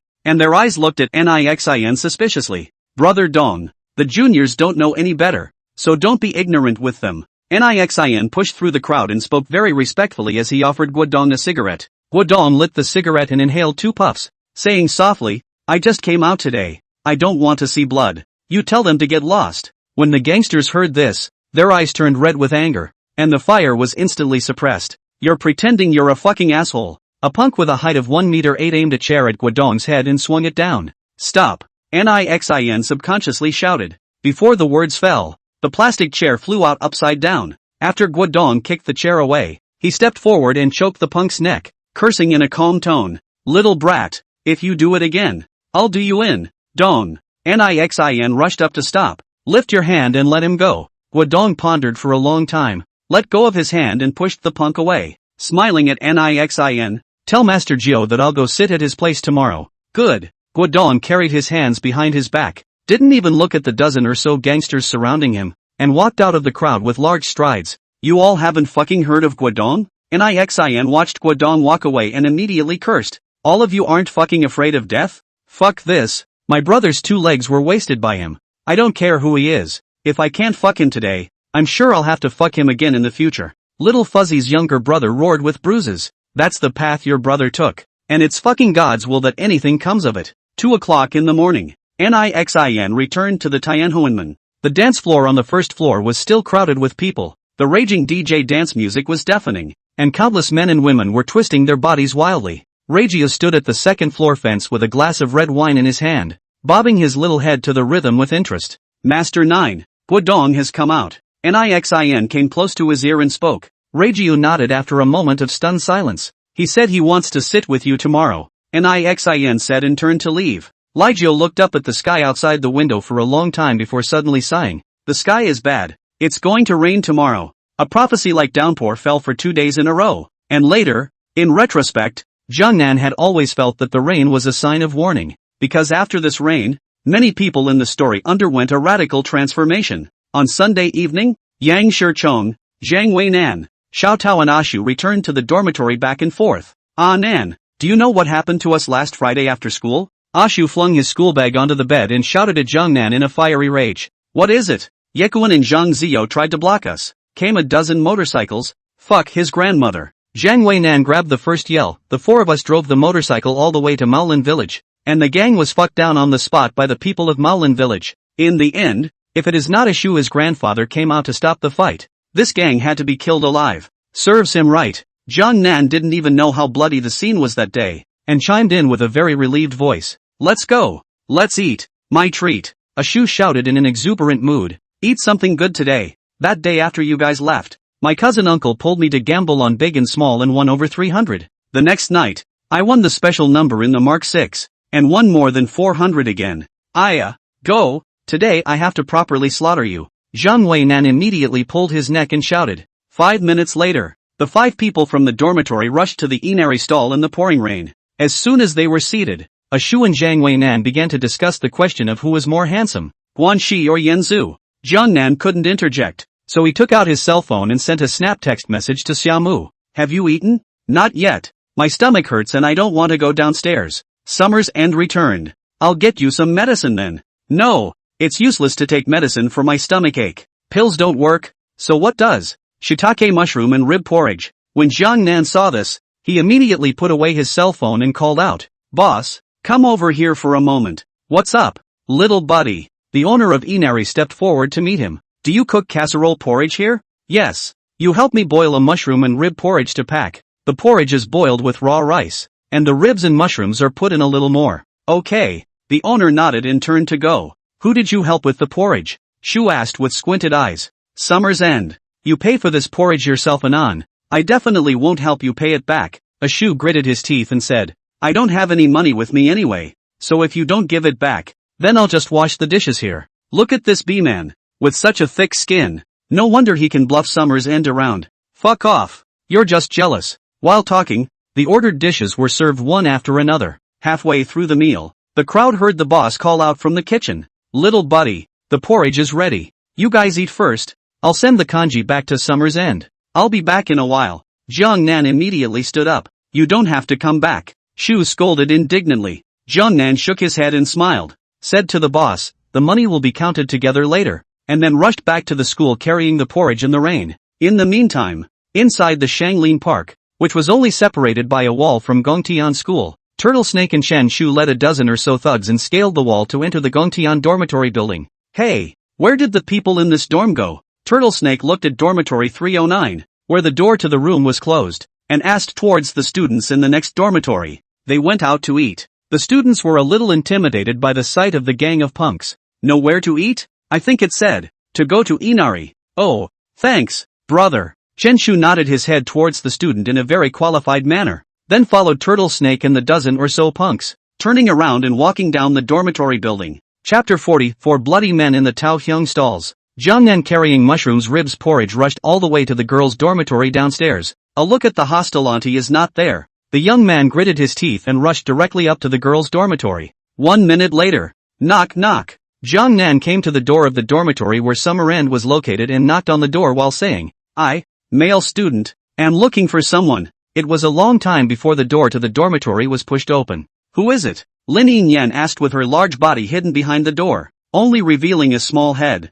"Hello, may I ask if Summer's End is there?" Jiehong lowered his head and asked in a small voice. "Holy shit." Lin Yinyan froze when she saw the drenched Jiehong. "Summer's End? Is it in?" Jiehong inexplicably felt her cheeks burning a little. "In." Lin Yinyan sidestepped and let him enter the dormitory. "Holy shit. Dude, chasing girls all the way to the girls' dorm? What are you carrying here? So heavy rain you are drenched into what kind? This thing can still eat?" The sisters in Summer's End's dormitory were collectively shocked. "Why are you here?" Summer's End's face was haggard, half lying on the bed and looking at Jiehong as she asked. "The shiitake mushroom rib porridge you asked for. I wrapped it in film and held it in my arms all the way. It didn't get wet." Jiehong smoothly placed the mushroom rib porridge on the table, wiped the rainwater from his face, and said with a big grin, seeing his wretched appearance. Summer End pursed her lips and lowered her head, her long black hair suddenly spilling onto her face. Jiehong couldn't help but reach out his hand, gently stroking away the hair on her forehead, and said softly, "Eat quickly, and rest well after eating. I'm leaving." "Aha!" Summer's End nodded. Jiehong turned around and walked out of the dormitory, rushing all the way down the girls' dormitory building in a doggy sneak. "Hey young man, what are you doing running to the girls' dormitory? I'm talking to you. You give me a stop, don't run." The hostess aunt who just returned to the janitor's room Tang stood up and howled at Jiehong repeatedly. Jiehong didn't even lift his head, and returned as he ran. "It was raining too hard and I didn't see my way to the wrong building." Girls' dormitory. Summer's End? This brother is so sweet. Yeah, Summer's End? This dude can handle it. The group of girls led by Lin Yinyan were particularly gossipy and surrounded Xiaomu to talk endlessly. The corners of Xiaomei's mouth unconsciously rose in an arc as she sipped the mushroom and rib porridge. 5 minutes later, Jiehong stepped out of the school and saw from afar that there were many people surrounding the entrance of the Inajiku stall. "All fucking lined up?" Jiehong muttered, his footsteps not stopping as he continued to walk towards the Tao Xiang stall. "What's going on in there?" "There's a fight. A few boys were beaten up by a group of triads," the onlookers whispered. Jiehong, who was blocked on the periphery of the crowd, heard their conversation and a bad feeling rose in his heart for no reason. Make way in front," Jiehong shouted while laboriously squeezing in, and when he squeezed into the Daoxiang stall to take a look, he froze in place. The restaurant was a mess. Tables and chairs had fallen all over the place, and 4 bloody people were lying on the floor, their bodies twitching and writhing from time to time. Jiehong caught his hair hard and violently kicked over the table in front of him. "Who did this?" No one answered back. Jiehong gasped sharply and forced himself to calm down before taking a step onto the field. "What the fuck?" Jiehong looked at the 4 brothers in the dormitory and had no idea who to help first. Snap! Just then, a bloody hand caught his pants. Jiehong looked down. Ashu was smiling at him with his teeth bared, and his exposed teeth were full of blood. "You just left and we got fucked. You fucking left just in time. Will can tell fortunes? Ha!" Jiehong squatted down and held Ashu's head, so angry that his whole body was shaking. "Who did this? Fuck! Who did it?" Turtle Snake." After Ashu answered in a small voice, his body went completely limp. Jiehong's eyes were red. He put Ashu down, haphazardly grabbed the legs of the stool on the floor, got up and walked outside the restaurant. "Little buddy, take them to the hospital first." Boss Inari pulled his wrist. "I've already called 120 just now. Saving people is important." When Jiehong heard this, the heart energy in his entire body dissipated, and the legs of the stool let go and fell to the ground. 20 minutes later, The ambulance rushed to the entrance of Tao Xiang Dai Pai Dong. Jiang Nan and the boss and the doctor joined forces to carry Ashu 4 people into the ambulance. Boss, the money will be given later. Thank you so much. Jiang Nan's words were sincere as he shouted at the boss. After the ambulance rushed to the hospital, the 4 people in the dormitory were pushed into the emergency room at the first time.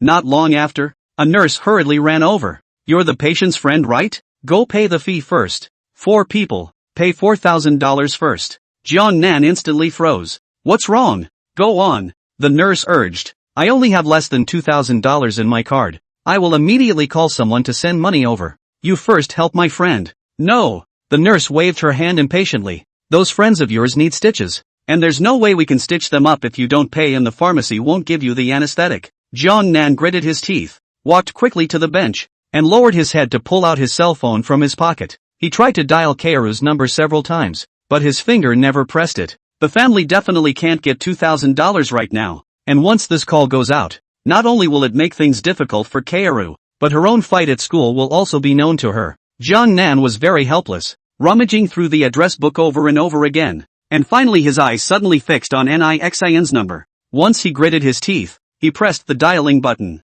Nandi, why did you think of calling me today? Nixin quickly picked up and asked in a slightly flirtatious voice. Brother, I'm in a bit of a bind. Can you lend me some money? Jiang Nan asked in a small voice. How much? Nixin froze. 3,000. That's money I'm sure I'll pay you back. Okay, when you have when to pay back. Really do not have even then. I will transfer money to you now. Nixin said she was about to hang up the phone. Brother, wait a moment. Jiang Nan didn't know if it was a hothead or what, but he suddenly blurted out a question. Do you have Turtle Snake's number? What do you want? Is he looking for you again? Nixin suddenly became serious. No, a friend of mine offended Turtle Snake. Turtle Snake has been looking for him, and my friend wants to talk to him to see if he can lose some money and get it over with. Jiang Nan reacted extremely quickly and returned. What kind of friend? Do you need me to step in? Nixin took the initiative to ask. Just a regular friend. Stay out of it. Give me his number if you have it.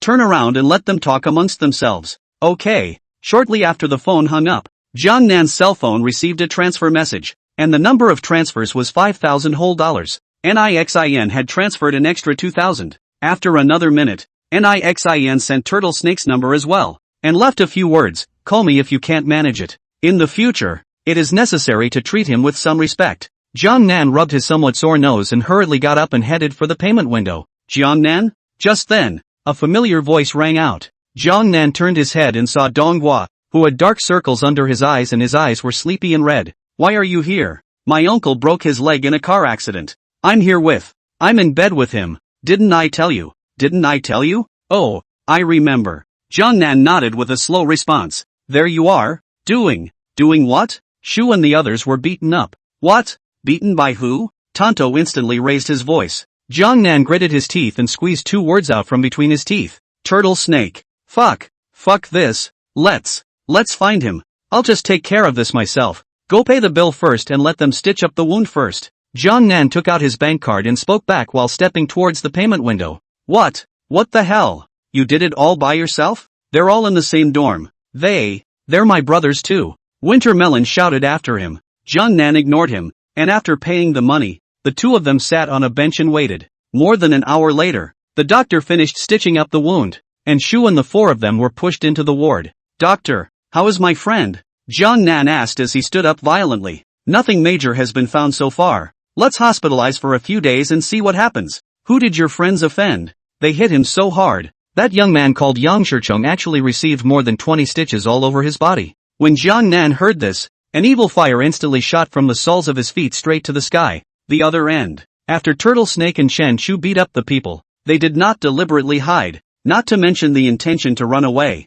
The 2 of them had a meal with the little brothers under their hands, and then went to the overseas Chinese hospital. The matter of chopping people slightly said. Yi Kuan listened to very excited, but Zhang Zio sighed a little regret. How to let Jiang Nan run away? This son of a bitch, I have long wanted to get him. Take it easy. Now that Dong has come out, we'll have plenty of chances to clean him up if we want to. Turtle Snake whispered back. As soon as the words left his mouth, the cell phone in his pants pocket suddenly rang. Turtle Snake pulled it out and pressed the answer button. Dong, where are you? Guo Dong asked. In the hospital. Here to see my brother. Is it convenient to come out? Convenient. What's up? Come over to the old fat stall in the scribbling district and I'll bring you something. Good. After saying that, the two of them hung up the phone. Turtle Snake was just about to put his cell phone in his pocket when he suddenly saw the screen of his cell phone light up with a low battery alert. With that, he picked up the charger on the table in his hand and plugged the phone in. Brother, you're going out? Zhang Ziyo asked.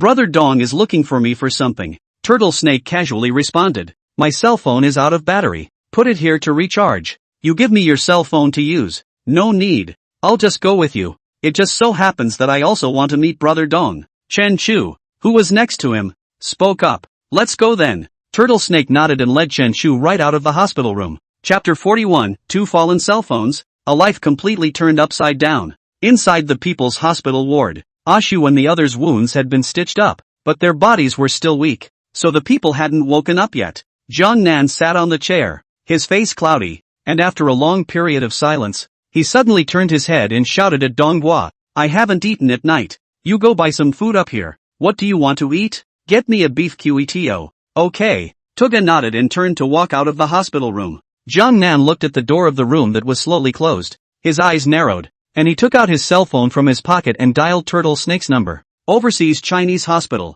Zhang Ziyo was chatting with a dozen or so friends who had come to visit him when he heard Turtle Snake's cell phone ring, so he rushed to one of them and said, Hey, Xiao Bao, help me bring my cell phone. Xiao Bao unplugged the charging cable and handed the cell phone to Zhang Ziyo, who took it and pressed the answer button smoothly. Hello? Who is it? Turtle Snake is it? Jiang Nan asked with an expressionless face. My brother is not here. Zhang Ziyo lay on his back on all fours. Who are you? What can I do for him? Jiang Nan instantly froze. He could hear that it was Zhang Ziyo's voice on the other end of the phone. Hello? Why don't you make a sound? I'm hanging up if you don't talk anon. I'm Gangnam. Son of a bitch. You're pretty fucking prosperous, aren't you? You're the only one who ran away from 5 people. Zhang Ziyo sat up from the bed after hearing this. What are you looking for my brother for? Still want to get fucked? You tell Turtle Snake that I'll be waiting for him at the entrance to the big playground at 9 o'clock at night. I'll be alone. With a knife. If I don't die, he's sure to lie down. Blow your mom. Just wait.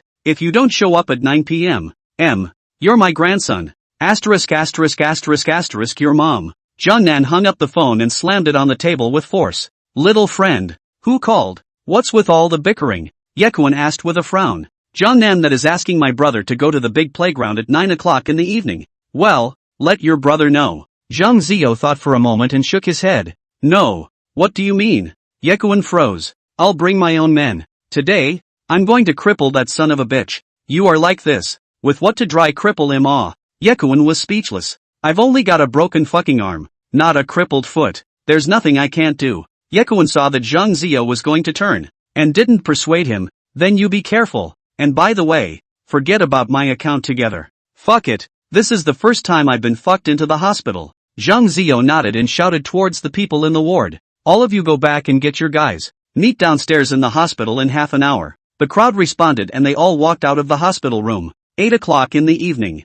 The streets were sparse with pedestrians and the sky was drizzling. Jiang Nan walked into a grocery store on the side of the road. The owner, who was watching the soccer game, quickly stood up and asked, Little buddy, what do you want to order? Jiang Nan didn't reply, reached out and picked up a fruit knife from the top of the shelf and placed it on the cash register and asked, How much? $10. The owner inexplicably stammered a bit. Jiang Nan pulled out a $10 bill and threw it on the cash register, picked up the newspaper that the boss had placed on the table to wrap the fruit knife in his hand, and then walked out of the grocery store with big strides. The boss stared at his back for half a day and frowned. This kid, how does buying a knife seem like running to kill someone? The other end. Donghua packed beef QETO outside the hospital, and bought 2 cans of beer at the supermarket, and re-entered the hospital in the drizzle, and as soon as he pushed open the door of the ward, there was no one else in the ward except for the 4 who were still lying on the bed and had not woken up. Gangnam! Donghua shouted suddenly, and no one in the ward responded. He took a few steps and ran to the toilet,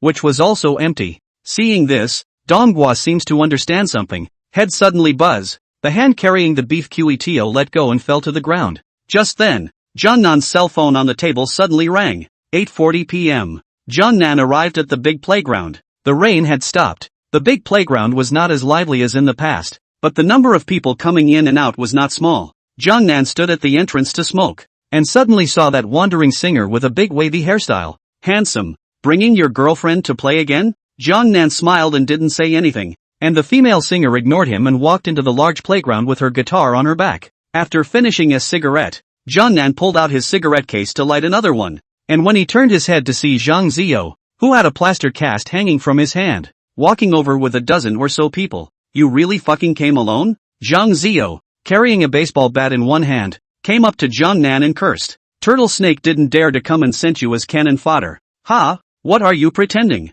Do I need my brother to clean you up? I can do you myself. You're so powerful. Let your gang of lapdogs stay out of it. Let's fight one-on-one? Jiang Nan reached his hand to his back waist and pulled out a fruit knife wrapped in newspaper. Zhang Ziyo wasn't too stupid and directly swung a stick towards his head. I'll single out your mom. Jiang Nan dodged, and the baseball bat almost sliced through the tip of his nose. Fuck him for me. Fuck you. I want one of his hands today. When the opposite dozen people heard Zhang Ziyo's words, they all rushed over with baseball bats and swung them at Jiang Nan's body. Jiang Nan's left hand protects his head to block. This time, at least received 5 or 6 sticks. He gritted his teeth in pain. His right hand pulled the fruit knife out of the newspaper and chopped haphazardly, and he heard a miserable cry of ow. A student covered his arm and backed away, and blood instantly flowed out from the finger cracks. All of them swung towards my wrist. First, get off his knife. Zhang Ziyo yelled as he pulled his neck. But as soon as the students saw that Jiang Nan had moved the knife, each of them didn't dare to make another move.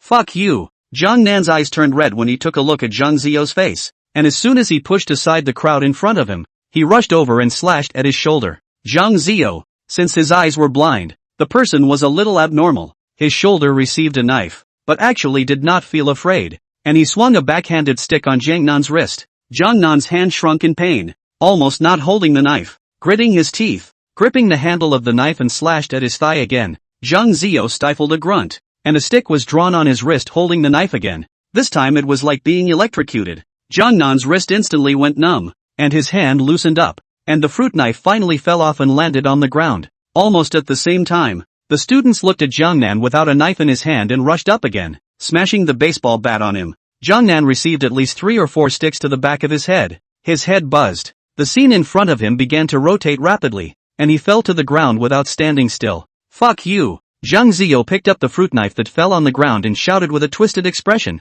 Hold him down. 4 or 5 students immediately came up next to him and lifted their feet to step on Jiang Nan's back. Zhang Ziyo blared and raised his knife to Jiang Nan's wrist. Jiang Nan woke up with a start, and after screaming in shock, he used all his strength to pull his hand out, which slashed at the back of his hand. Son of a bitch, don't hide. Zhang Ziyo stepped forward and stomped on Jiang Nan's palm. I want one of your tendons today. After I'm done chopping, I'll let you go right away. Jiang Nan dead gritted his teeth, incomparably stifled and cursed. You are a JB. Your mother. You cannot kill me today. I will definitely dry blind your other eye in the future. As far as you're concerned, if I give you 100 more chances, you won't be able to fuck me. Zhang Ziyo stomped on Jiang Nan's palm with force, and the fruit knife rushed at his wrist once again. Crunch! Just then, the extremely harsh sound of motorcycle brakes flooded the air. Son of a bitch, you're damn good at blowing awesome. A tongue-twisting spring thunder-like angry cry rang out immediately afterward. Jiang Nan heard this voice instantly like a lightning strike,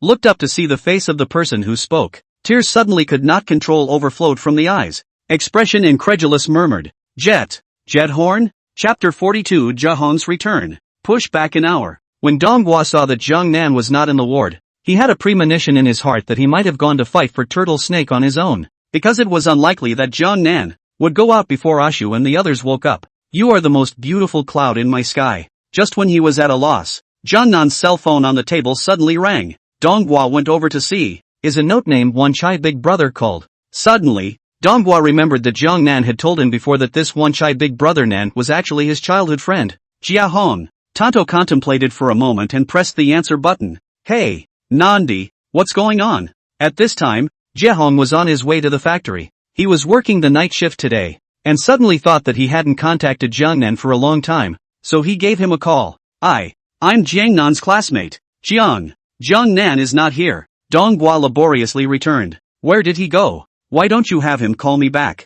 Horn asked after a moment. He probably went to the Turtle Snake. Went to Turtle Snake? What did he go to Turtle Snake for? Jiehong's voice immediately changed. It's like this. After Donghua briefly stated the matter, he asked in a very bottomless manner. Brother Hong, Jiang Nan, he won't go out. Something happened, right? Did he go by himself? Jiehong asked rhetorically. It should be. It's fine. Jiehong frowned. Don't worry. Call me anytime you have any news. Good. Tuga nodded his head in agreement in a hurry. After the phone hung up, Jiehong was worried. He smoked a cigarette while walking slowly toward the factory. When he came to the factory entrance, he suddenly saw Chung riding a motorcycle is driving from the opposite street. Jiehong threw his cigarette to the ground and stopped him in front of the factory. Lend me the car. Do what? Chung froze. Something happened to my brother and I have to go back to the Soviet Union. After a brief moment of shock, Chung patted the back of the car. Get in. Jiehong rolled over and straddled the motorcycle. Chung twisted the throttle and the car sprinted off like an arrow out of a string. The two started out at 8 o'clock. And the motorcycle didn't go lower than 80 yards the whole way. The violent roar of the motor attracted the attention of countless passing vehicles. But the passing cars often heard the roar and took a look, and could only see the motorcycle a distant figure. At 8:40, the motorcycle entered the border of the Soviet Union. The distance between Tuaching and the Soviet Union is more than 50 kilometers, and it takes at least more than an hour to arrive by bus and at least 50 minutes by cab. However, from the Chinese alligator city to the Soviet Union, the two of them surprisingly only used 40 minutes or so, which can be seen how fast Song car driving. Jiehong sat in the back seat and kept giving directions to Chung, and the car drove into the county seat of the Soviet Union in 7 turns. The large playground located next to the Fengjiang Bridge happens to be the necessary way to enter the county seat of the Soviet Union. Jiehong just started to see the entrance to the large playground surrounded by many people, and did not care. But when the motorcycle swept through the crowd of brawlers, Jiehong got a good look at the faces of the two groups of brawlers, and saw with his own eyes the scene where Jiangnan fell to the ground.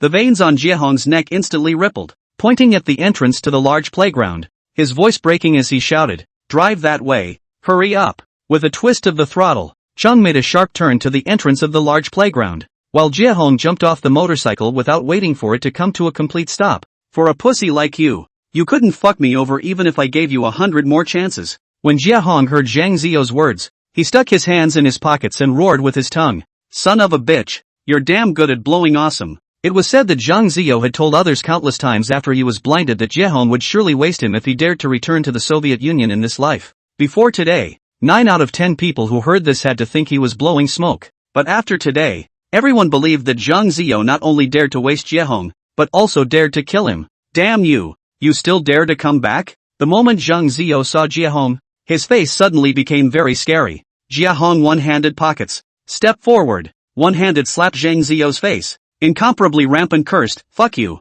I heard that you look for me everywhere. What do you want to do? Do you want to go out with me again? Are you my fucking opponent? Asterisk asterisk asterisk asterisk your mom." Zhang Ziyou shouted with a maniacal gaze and fiercely stabbed Jiehong's shoulder. Bang! Jiehong kicked Zhang Liu in the stomach, reached out and snatched the fruit knife over, pressed it against his chest. A few months have gone by. You are still this fucking wave. Is the knife used to stab the legs? Fuck you. To stab, to the neck, to stab. To the chest, to stab. You dare? How dare you? Answer me. Do you dare? Ah! Zhang Ziyou howled with a sobbing voice, and then he even used the palm of his hand to directly grip the blade of the fruit knife. Fuck you. Just because of you, a pussy raised by a pussy, my whole life has been ruined. And you still fucking provoked me? How dare you provoke me? I'll let you see if I dare today. Today is death. I'll drag you along with me. Puff! Zhang Ziyou gripped the blade in his palm and snatched the fruit knife back hard, then glared and stabbed at Jiehong's chest. Swish! Jiehong dodged and the fruit knife stuck into his shoulder,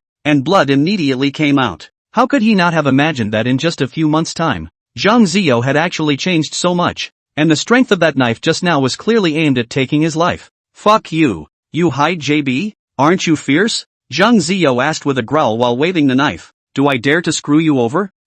Asterisk asterisk asterisk asterisk your mom. Jiehong was also stabbed red-eyed, and after taking a hard cut to his arm, he reached out and yanked Zhang Liu's neck collar. Bam! The fruit knife fell to the ground as the two pulled at each other. Don't just stand there. Go together. The people on Zhang Ziyou's side were about to charge upwards with their baseball bats. What do you want? Chung pulled out a handful of card springs from under the back seat of his car and stepped in front of the crowd. Be fucking honest and stand still. Who the fuck are you? The leader of the group cursed very disdainfully and swiped a stick at Song's head. Bang! Puff! Two muffled sounds at the same time flooded. Chung stood did not hide, shoulder hard to a stick, but he immediately popped out the card spring, directly a knife to the leader of the man. Said before, Chung this person out of the knife all fucking look at the will of God. Anyway, horizontal and vertical knife. Do not even look at the target. Ja to where is where. And this time, the casual slash directly cut open the left side of the leading man's face, bringing out a scar that was a full centimeter long.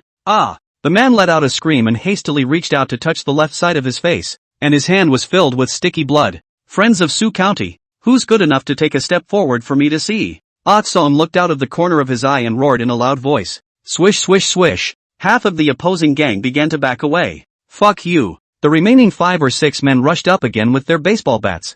Bang bang bang. The two sides had just faced each other, and Chung's head and shoulder each received 3 sticks. Puff. Sung casually ripped the neck collar of one of the men, and the carrying knife went headless into him. Fuck you. Psycho. The man let out a ghostly scream, desperately trying to break away from Chung, turning and running. Swish. Ah Sung's hands were covered in blood. Licking his lips, he looked at the remaining 4 or 5 people and asked, still fucking fighting? Where have these people seen such a fight, so desperate people of the same age? A look at the hand of the Tsong with the blood of the fruit knife. All fucking scared to death. Carrying a stick to stand in place, did not dare to move. Fuck. Ah Song skinned his mouth in extreme disdain and turned around to rush in the direction where Jiehong and Zhang Zio were. Chung, stand there and don't move. I'll clean him up myself. Jiehong twisted his head and shouted. Chapter 43, I'll come back when you're beaten.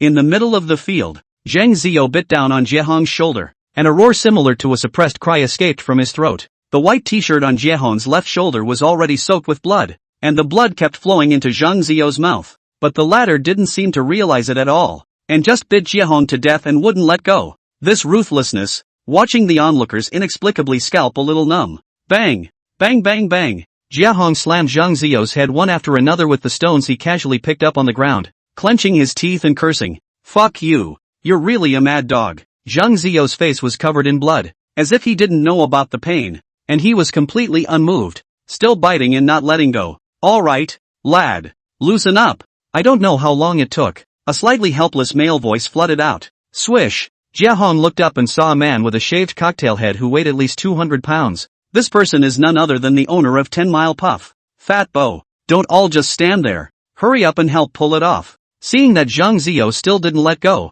Fat Bo breathlessly waved his hand towards the several waiters in the store. Oh brother, alright. Forget it, AD. You don't let go even when he hits you that hard. It doesn't hurt, does it? The two waiters said as they moved to pull Zhang Zio. Let go of me. Zhang Zio struggled violently twice. His body abruptly froze, and he fell straight to the ground with a black eye. When the old geezer, Fat Bo, saw this scene, his brows furrowed and he said meaningfully at Jiehong, little buddy, stalling on such a person, you might be in trouble in the future. Older brother, I've practiced dogfighting for a few years and I'm not afraid of mad dogs. After Jiehong was stunned, he smiled back. Fat Wave was speechless. Jiehong ignored him and turned his head to shout, Ah Tsong, go get the car, let's go. Aha! Satoshi nodded. Nan, can you stand still? Jiehong assisted Zhang Nan and asked in a low voice. It's fine. Zhang Nan nodded with a slow reaction. Go, brother will take you to the hospital. Jiehong assisted Zhang Nan to walk out of the large playground with a slow pace.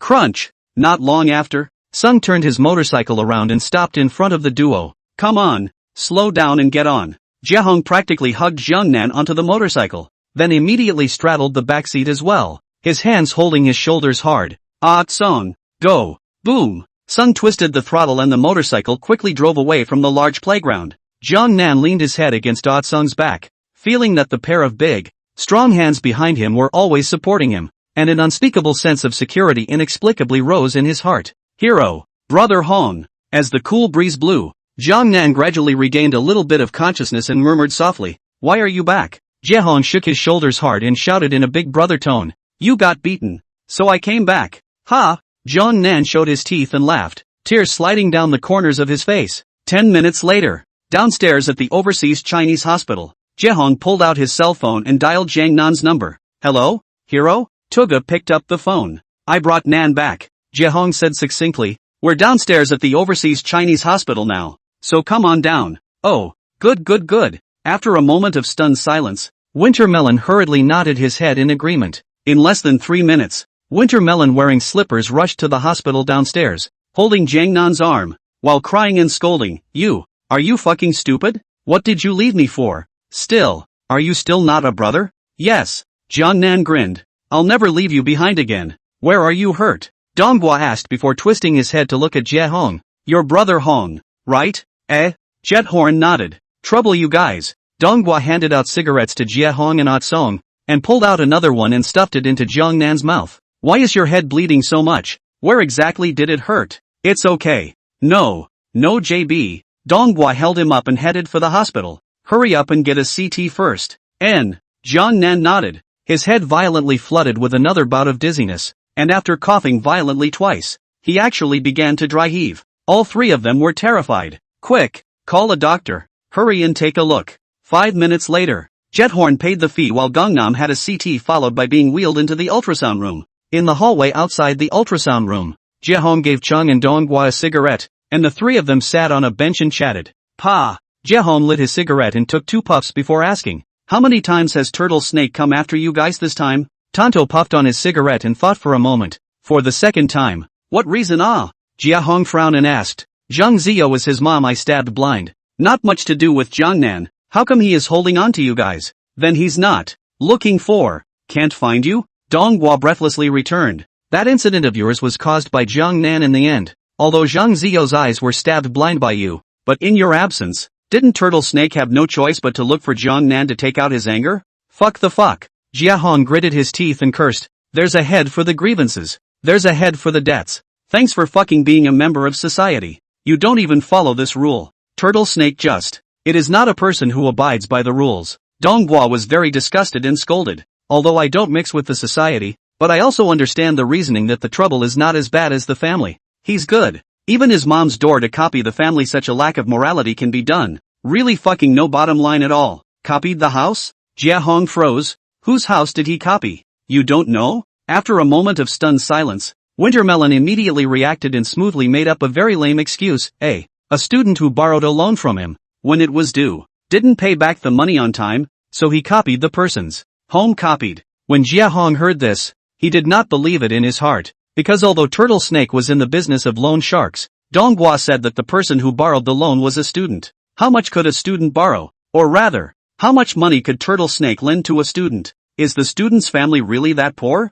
The borrower came to the door and couldn't even afford to pay back this amount of money? And they even went so far as to raid the house? Jiehong frowned, but didn't pursue the question, because he saw Donghua's expression. It was obvious that he was trying to hide it from him, and he couldn't get any results by asking any more questions. Tuya was quietly relieved to see that Jiehong didn't pursue the matter. The matter between Turtle Snake and Jiangnan Jiehong, Donghua knew about it, but he had just mentioned it unintentionally, and Jiehong didn't seem to be fully informed. Donghua's head wasn't empty, and he immediately reacted. There were some things that Jiangnan might not have told Jiehong. The three of them sat in silence on the chair for a long time before Jiehong suddenly stood up and said, "You guys keep an eye on it. I'm going to use the restroom." Good. Jiehong walked down the end of the corridor into the restroom, and after unlocking the door, he took out his cell phone and called Old Fatty, who was on good terms with him. Hello? The phone rang for a long time before Old Fatty picked up. Fatty, it's me, Jiehong. Old Fatty froze, then glanced with both eyes at the crowded restaurant and stepped inside the warehouse. How have you been lately? Old Fatty closed the warehouse door behind him and asked in a lowered voice. The city guards aren't looking for you, are they? No, I'm doing quite well. Jiehong asked as if he was making small talk. How's your business these days? Busy? That's it. Old Fatty lit a cigarette. In this business, you can't get rich, but you can't starve either, so you can make do. Hey, let me ask you something. Jiehong suddenly changed his mind. I heard Jiangnan say last time that Turtle Snake went to my house. I heard that he gave my house a good smashing. He should have stopped now and didn't go again, right? When Old Fatty heard this, his heart instantly grew a bit dissatisfied with Jiangnan, but he still pretended to be relaxed and returned. He came once, and ended up giving Nervir a beating, and he didn't dare to come back after that time. That's good. Jiehong suddenly trembled violently and asked through clenched teeth. My parents seem to have been injured quite seriously? Have they recovered now? No big deal. Old Fatty returned without hesitation. It's just a bit of superficial injuries. The Turtle Snake is mainly running to smash the house. Your parents don't have anything. That's fine then. Fatty, my house. You help look after it. We've been neighbors for decades. Why do you need to tell me this? You can relax and be good outside. Old Fatty returned a solid sentence, and then added comforting words. Turtle Snake, that son of a bitch. You do not be too concerned. He is so mixed up. Sooner or later let people hacked to death on the street. In our area, not many people look down on him. He's in my store right now. If it wasn't for the fact that he came with Guodong, I wouldn't even want to do his business. When Jiehong heard the end, his eyes narrowed and he opened his mouth to terminate the topic. I don't have anything to do. Fatty, you go and get busy first. I have a friend here to look for me. Let's talk some other day. Yes. Fatwave nodded and hung up. Chapter 44 3003, Shooting at the Night Market in the Scribble District. After slipping his cell phone back into his pocket, Jiehong leaned against the toilet wall and smoked 3 cigarettes in a row, trying to calm his inner emotions. But the image of Turtle Snake going to his house and smashing the room and beating him up kept floating uncontrollably in his mind. These images were like a nightmare, eroding his sanity little by little. 3 minutes later, Jiehong had a smile on the corner of his mouth, and his demeanor seemed to have calmed down as he walked out of the restroom. Why were you in the restroom for so long? Chung came over and said. Your friend came out after the ultrasound. She's in the hospital room now. I'll lead you. What did the doctor say? Jiehong interrupted with a wave of his hand, frowning as he asked. Mild concussion. Nothing serious. The doctor said it would be okay to nurse for a while. That's fine. Jiehong nodded. Let's go first. You drive me to a place, then you can go back to Tuahua City. What do you mean? Sung froze. My mom is sick. I have to go see her. Jiehong returned with a calm demeanor. I may have to stay home for a few days. I won't be going back that soon. You've still got things hanging over you. I haven't committed any capital offenses, and I usually stay home and don't go out, so the city guards shouldn't know I'm back. Alright then. Sung didn't insist anymore and nodded his head in agreement. 5 minutes later, Chung rode his motorcycle and left the OCBC hospital. Other side, Zheng Ziyo was once again sent to the hospital. He brought more than a dozen friends with Ott's own 2 rounds of work and all ran out. In the end, it was Fatty Bo who sent him to the hospital, and the medical expenses were paid by the latter first. From the time the fight was dried out to the time the inspection was done, it was more than an hour. No one notified Turtle Snake either. At this time, the Turtle Snake is sitting with Guodong and Guodong's former several friends to drink in the old fat stalls. The big playground is still unaware of the matter. As I've said before, the coincidences that occur in a coherent story are called Murphy's Law. And there's actually another folk expression for this kind of coincidence, fate. Tonight all sorts of a series of coincidences that seem like they could have been easily avoided but were not, is fate. It's the life of a turtle and a snake. Also, a lot of lives. 10 minutes later, Chung drove his motorcycle into the scribbling area with Jiehong leading the way. Alright, let's part ways here. Jiehong got out of the car and urged. Hurry up and go back to Alligator City. It's at your doorstep. You're not going to invite me to sit in your house? Next time. My parents go to bed early, and there's no one to entertain you if you go. Jiehong returned a very vague sentence, and immediately added, both of us are absent from work, so you hurry back and ask for a vacation for me. Otherwise that old dead father of Xiaoli's should be looking for trouble again. Okay. Chung didn't insist anymore, nodded and straddled the motorcycle and left. After Jiehong watched the motorcycle drive away, he followed a dark alley to his family's ancestral home, took out his key, and unscrewed the rusty brass lock on the door. The wooden door opened with a soft, responsive creak. Jiehong pushed the door and walked in. He stood on the first floor, looking at the familiar decorations. His heart instantly mixed feelings. The rough-hewn lapis lazuli floor had long been covered in dust, and the 8 imperial table placed in the middle of the living room. It had also long been bitten by moths and was full of holes. This 8 imperial table is used to place offerings at festivals for ancestors. Jiehong vaguely remembers that every time he paid tribute to his ancestors, his mother would always kneel down to worship the ancestors and recite the following words: ancestor blessings,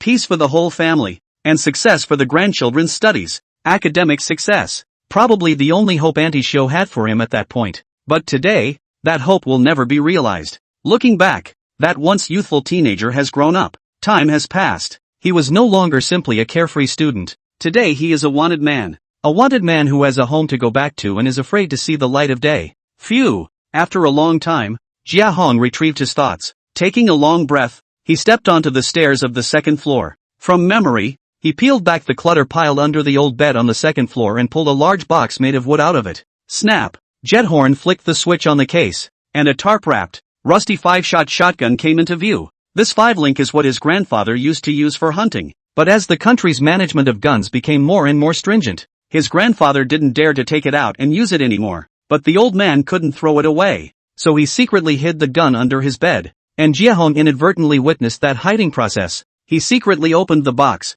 found that it was a shotgun inside, and then hastily put it back as it was. Today, he took out this box again and not only opened it, but he had to take it out and use it once more. Being a fugitive from justice has brought shame on both parents. Now it's more of a guilt trip for both parents. The anger in his heart was simply uncontrollable, and Jiehong couldn't wait a moment to unleash it. Just for today, he was going to pick up the shotgun he'd never used before and tell Turtle Snake where his bottom line was. Snap! Jiehong recalled the process of his grandfather's operation of the shotgun when he was a young boy, jerked the bolt by feel, and after feeling that there was no jamming or anything like that, he stuffed 5 bullets into the chamber, jerked the bolt again, wrapped the shotgun in a tarpaulin, and turned around to walk down the stairs. 3 minutes later, Jiehong stood in the center of the square in the Scribble district, his eyes staring in the direction of his home for a few moments before taking large strides towards the night market outside the square without further hesitation. Along the way, there are many acquaintances to see Jiehong. Eyes are incredibly surprised,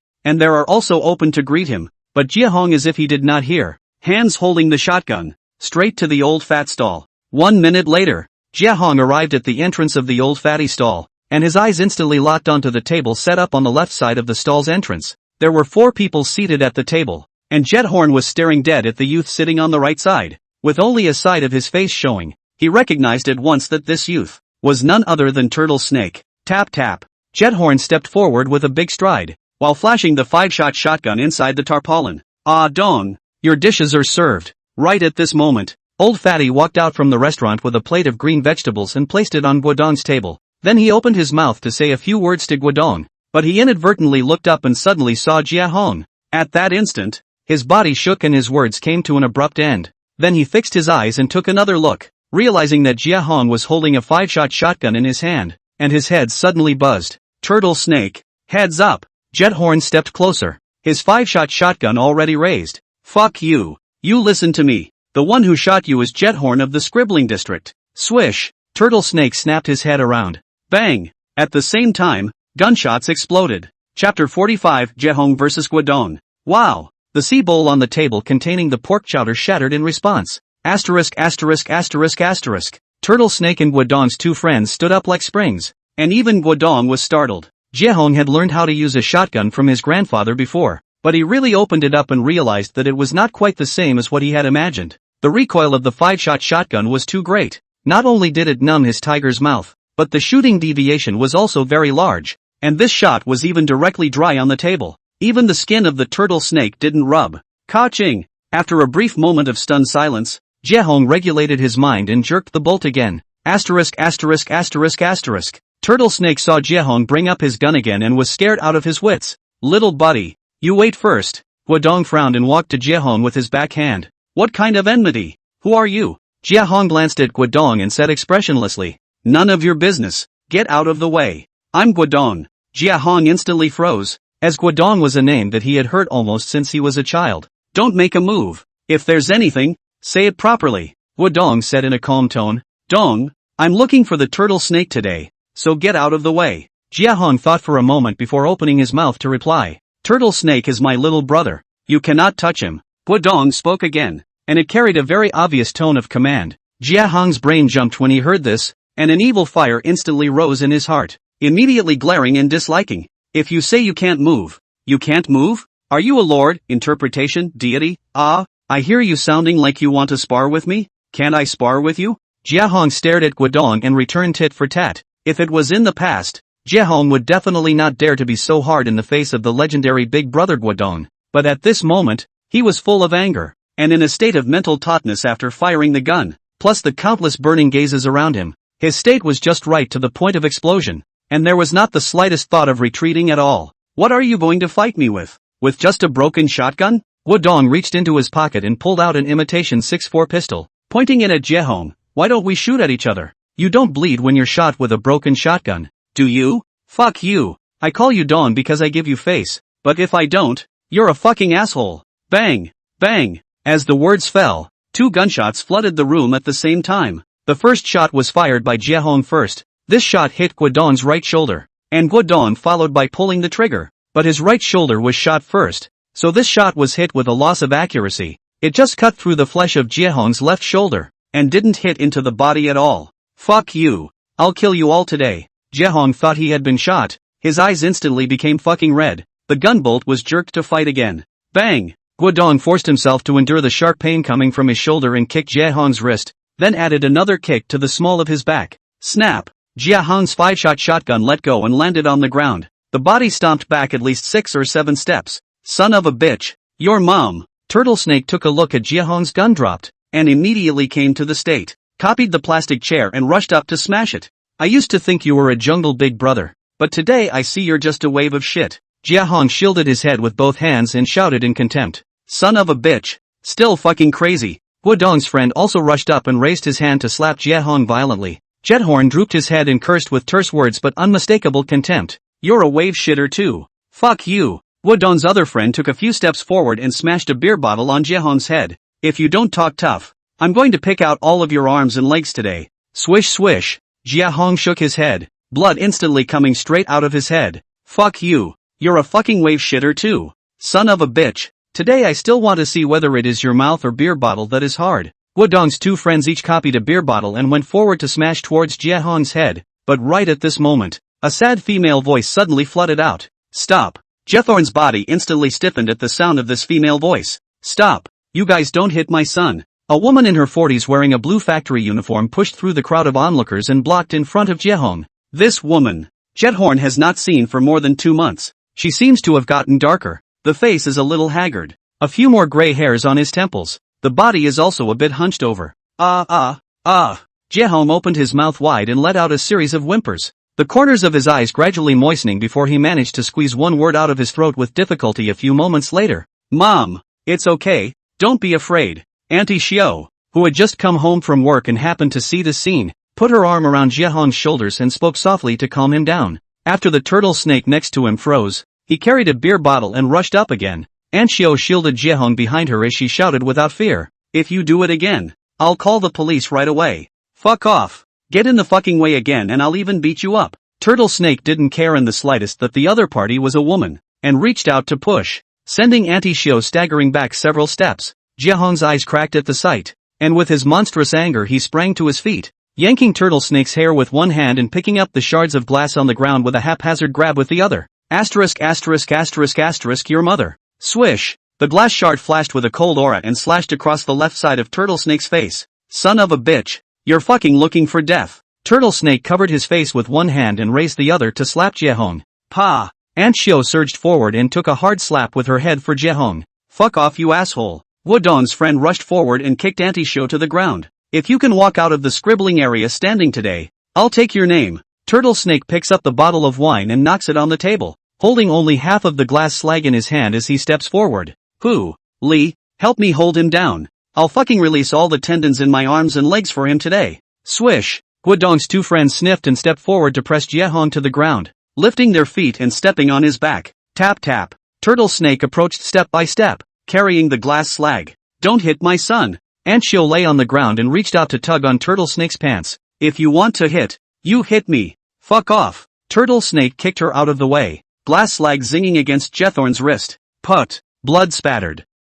Jiehong's teeth were clenched tightly, and all the veins on his neck rippled in an instant. Son of a bitch. 3 more strokes. Yell out if it hurts. Swish. Turtle Snake pulled the glass slag out of Jiethorn's wrist and zapped it again at his other hand. Bang. Just then, a motorcycle helmet suddenly flew. It smashed end over end on Turtle Snake's head. Boom boom boom. A motorcycle rushed into the crowd with its horn honking furiously. Jiehong looked up at the sound, saw the person sitting on the motorcycle, suddenly full of shock. Song? Chapter 46, Picking a Good Day to Lie in the Morgue with Big Brother. Splat. Song stepped off the motorcycle and rushed straight to Jiehong, pressing a packet of Kleenex onto his wrist. Bear with me, I'll take you to the hospital. Why are you back? Jiehong asked incredulously. You know I'm lying to you? Nope. You acted so well I didn't see it coming. Then how do you know? I guessed it. Your mom. As soon as Chung's words fell, Turtle Snake covered his head and walked up and yanked him by the collar. Half a glass bottle about to be smashed into his head. What do you want? Chung asked with a glare as he raised his hand to block Turtle Snake's wrist. I'll fucking kill you. Fuck. Snap. Satoshi suddenly pulled out the card spring from his backside, pinched the tip of the knife, and stabbed it in the small of the Turtle Snake's back. Turtle Snake's eyes widened abruptly, and the second half of his sentence was held hard in his throat. Fuck you. You waste one of my brother's hands today. I'll return your 3 knives. Stand directly good. You want a life cannot die. Come to me at any time. Song voice broke in roar. You listen well. The person who stabbed you is Hongmen 13 townships of Mastered Song. Poo poo. Song stabbed twice in a row. Extremely fast. Turtle Snake's eyes glared like light bulbs as he fell straight to the ground. Son of a bitch. You have to die today. Guodong roared with a grim face, lifted his imitation 6-4 and fired a shot at Atsong. Bang! Chung was shot in the left arm and staggered back. Fuck you. Jiehong saw this and violently climbed up, copied the 5-shot shotgun on the ground, and with a jerk of the bolt, fired a shot at Guodong indiscriminately. Bang! The gunshot exploded. Time, for a moment, seemed to stand still. Didn't expect. Guodong spat out blood foam and said half a sentence with difficulty before his stout body collapsed to the ground with a loud thud. This random shot from Jiehong was full of drama and hit him in the head. At that time, Guodong was said to have fallen to the ground, convulsed twice and then breathed his last. The next day after the story spread, the Sulan Road exploded. 3 people even uttered highly visceral comments. The first one is Yang Ingwang. Yang Ingwang said, Guodong is too much of a big brother, 17 or 18 years old. The little brother started crazy, even their parents can be killed. Who can be afraid of him, an outdated Jianghu big brother? So say people can't be too pretend. Also can't be too take themselves too seriously. Not pay attention to easy to get hurt. Bad luck meet 2 psychopaths. Directly let a person dry dead. The second is Jiang Su-xian. Jiang Shuxian said this while he was drunk. Guodong loves to engage in godly chatter that way. In prison, let the turtle snake in advance to give him some relations. Must prison guards at night to release him. You all don't know how many connections Turtle Snake found and how much money he spent to help him accomplish this. At the end of the day, Turtle Snake even picked a good day to send himself and his big brother to the morgue together. I don't know if he was reading the yellow calendar of the Yang or the yellow calendar of the Yin. The third one is Master Lai Kao. Master Lai Jiao only said, Jiehong's shot made a lot of people sleep at night. It was the most visceral and nuanced statement of the 3. Back to the main topic. Witnessed the whole process of Chung expression incomparably shocked. Froze for at least 10 seconds before coming back to consciousness, and immediately dragged Jiehong ran to the motorcycle. Jiehong's eyes were hollow, letting Atsong pull him along for a while before suddenly fighting to shake off his hand, carrying a gun and striding over to Turtle Snake. Fuck you. I even killed Guodong. I don't care about one more of you. Bang! The sound of gunfire exploded again, and Turtle Snake was shot in the head, and his legs stomped violently for a few moments before he stopped moving. Swish! Jiehong took a step and turned around, seeing his mother standing aside, as if she had lost her soul. His knees bent and he fell to the ground, kowtowing 3 times with all his might. Mom, my son has left. In the future, I don't know if I'll have the chance to see you again. If there's a next life, I'll return the favor of your upbringing. After 3 ringing heads kowtowed, Jiehong no longer stayed, striding onto the motorcycle. With trembling hands, Chung twisted the throttle and the motorcycle made a loud roaring noise and quickly disappeared into the dark night. Auntie Shio froze in place. Her dark cheeks seemed to have instantly aged by dozens of years. She looked at the back of the motorcycle's departure for a long time, and let out a cry like a sob that sounded like a description. My son ah! Everyone present was moved when they heard this cry of a broken liver. 20 minutes later, the city guard car and the ambulance drove into the scribbling area at the same time. But the ambulance only arrived and stayed for less than 10 minutes before leaving because Turtle Snake and Guodong were both fucking gagging, and there was no need to resuscitate them anymore. After some questioning by the city guards, they took Guodong's 2 friends and Aunt Shio back to the police station. After another half hour, Turtle Snake's family was notified to arrive to identify the body. It was said that Turtle Snake's parents were both very old. Looking at their appearance, they were at least in their 60s, but later on, everyone realized that in fact, both of them were only in their 50s in terms of their true age. It was only their appearance that made them look slightly older. As recalled by those present that day, Turtle Snake's mother, upon her arrival, fell to her knees in front of Turtle Snake's body, stared dead into the crowd with her eyes, and let out 3 extremely mournful cries. Give me back my son. Who killed my son? You give back my son's life. And Turtle Snake's father stared at Turtle Snake's corpse, after looking at it for a long time suddenly bawled, Little brat, I had expected that you would end up like this. I told you a long time ago, our family has enough money to spend, so that you don't go down this road again. You child, why don't you listen to me? No one present wept. Turtle Snake is indeed infamous for his bad deeds, but there is no denying that he is certainly a filial son. When Zhang Ziyo wanted to move Jiangnan, Turtle Snake said to Zhang Ziyo, behind Jiangnan stands the nervier. If he is pissed off, the nervier dares to kill our whole family. Brother has embarked on this path, and there is no turning back. It was not easy for our parents to raise us. We can't let them suffer anymore. There is no absolute perfection in the world, nor is there absolute viciousness. Any notorious person who has even a momentary flash of goodwill is not completely destitute of evil. Turtle Snake was evil in the eyes of many, but in the eyes of his parents, He was just a good son who didn't listen too much. Human nature. It's such an extreme contradiction. Let's put Turtle Snake's death aside for now and talk about Jiehong and Chung's side of the story. 50 minutes later, the two arrived at the Chinese alligator city Chunshua. First, they went back to the dormitory to pack their luggage, and then gave Jinhui a phone call, ready to say hello to him and then run away to the field. But the phone called 3 times. Jinhui's cell phone are off. After thinking about it for a while, the two of them went to the factory's workshop with their luggage. Chapter 47, This is the only life left to sell. 10 minutes later, the two were told by a worker to find Jinhui in the workshop toilet, who was hiding in the toilet to smoke, and was stunned to see the two men, and the cigarette fell out of his mouth. Chung was almost covered in blood from the left shoulder down, while Jiehong was even more frightening, looking as if he had just been fished out of the blood.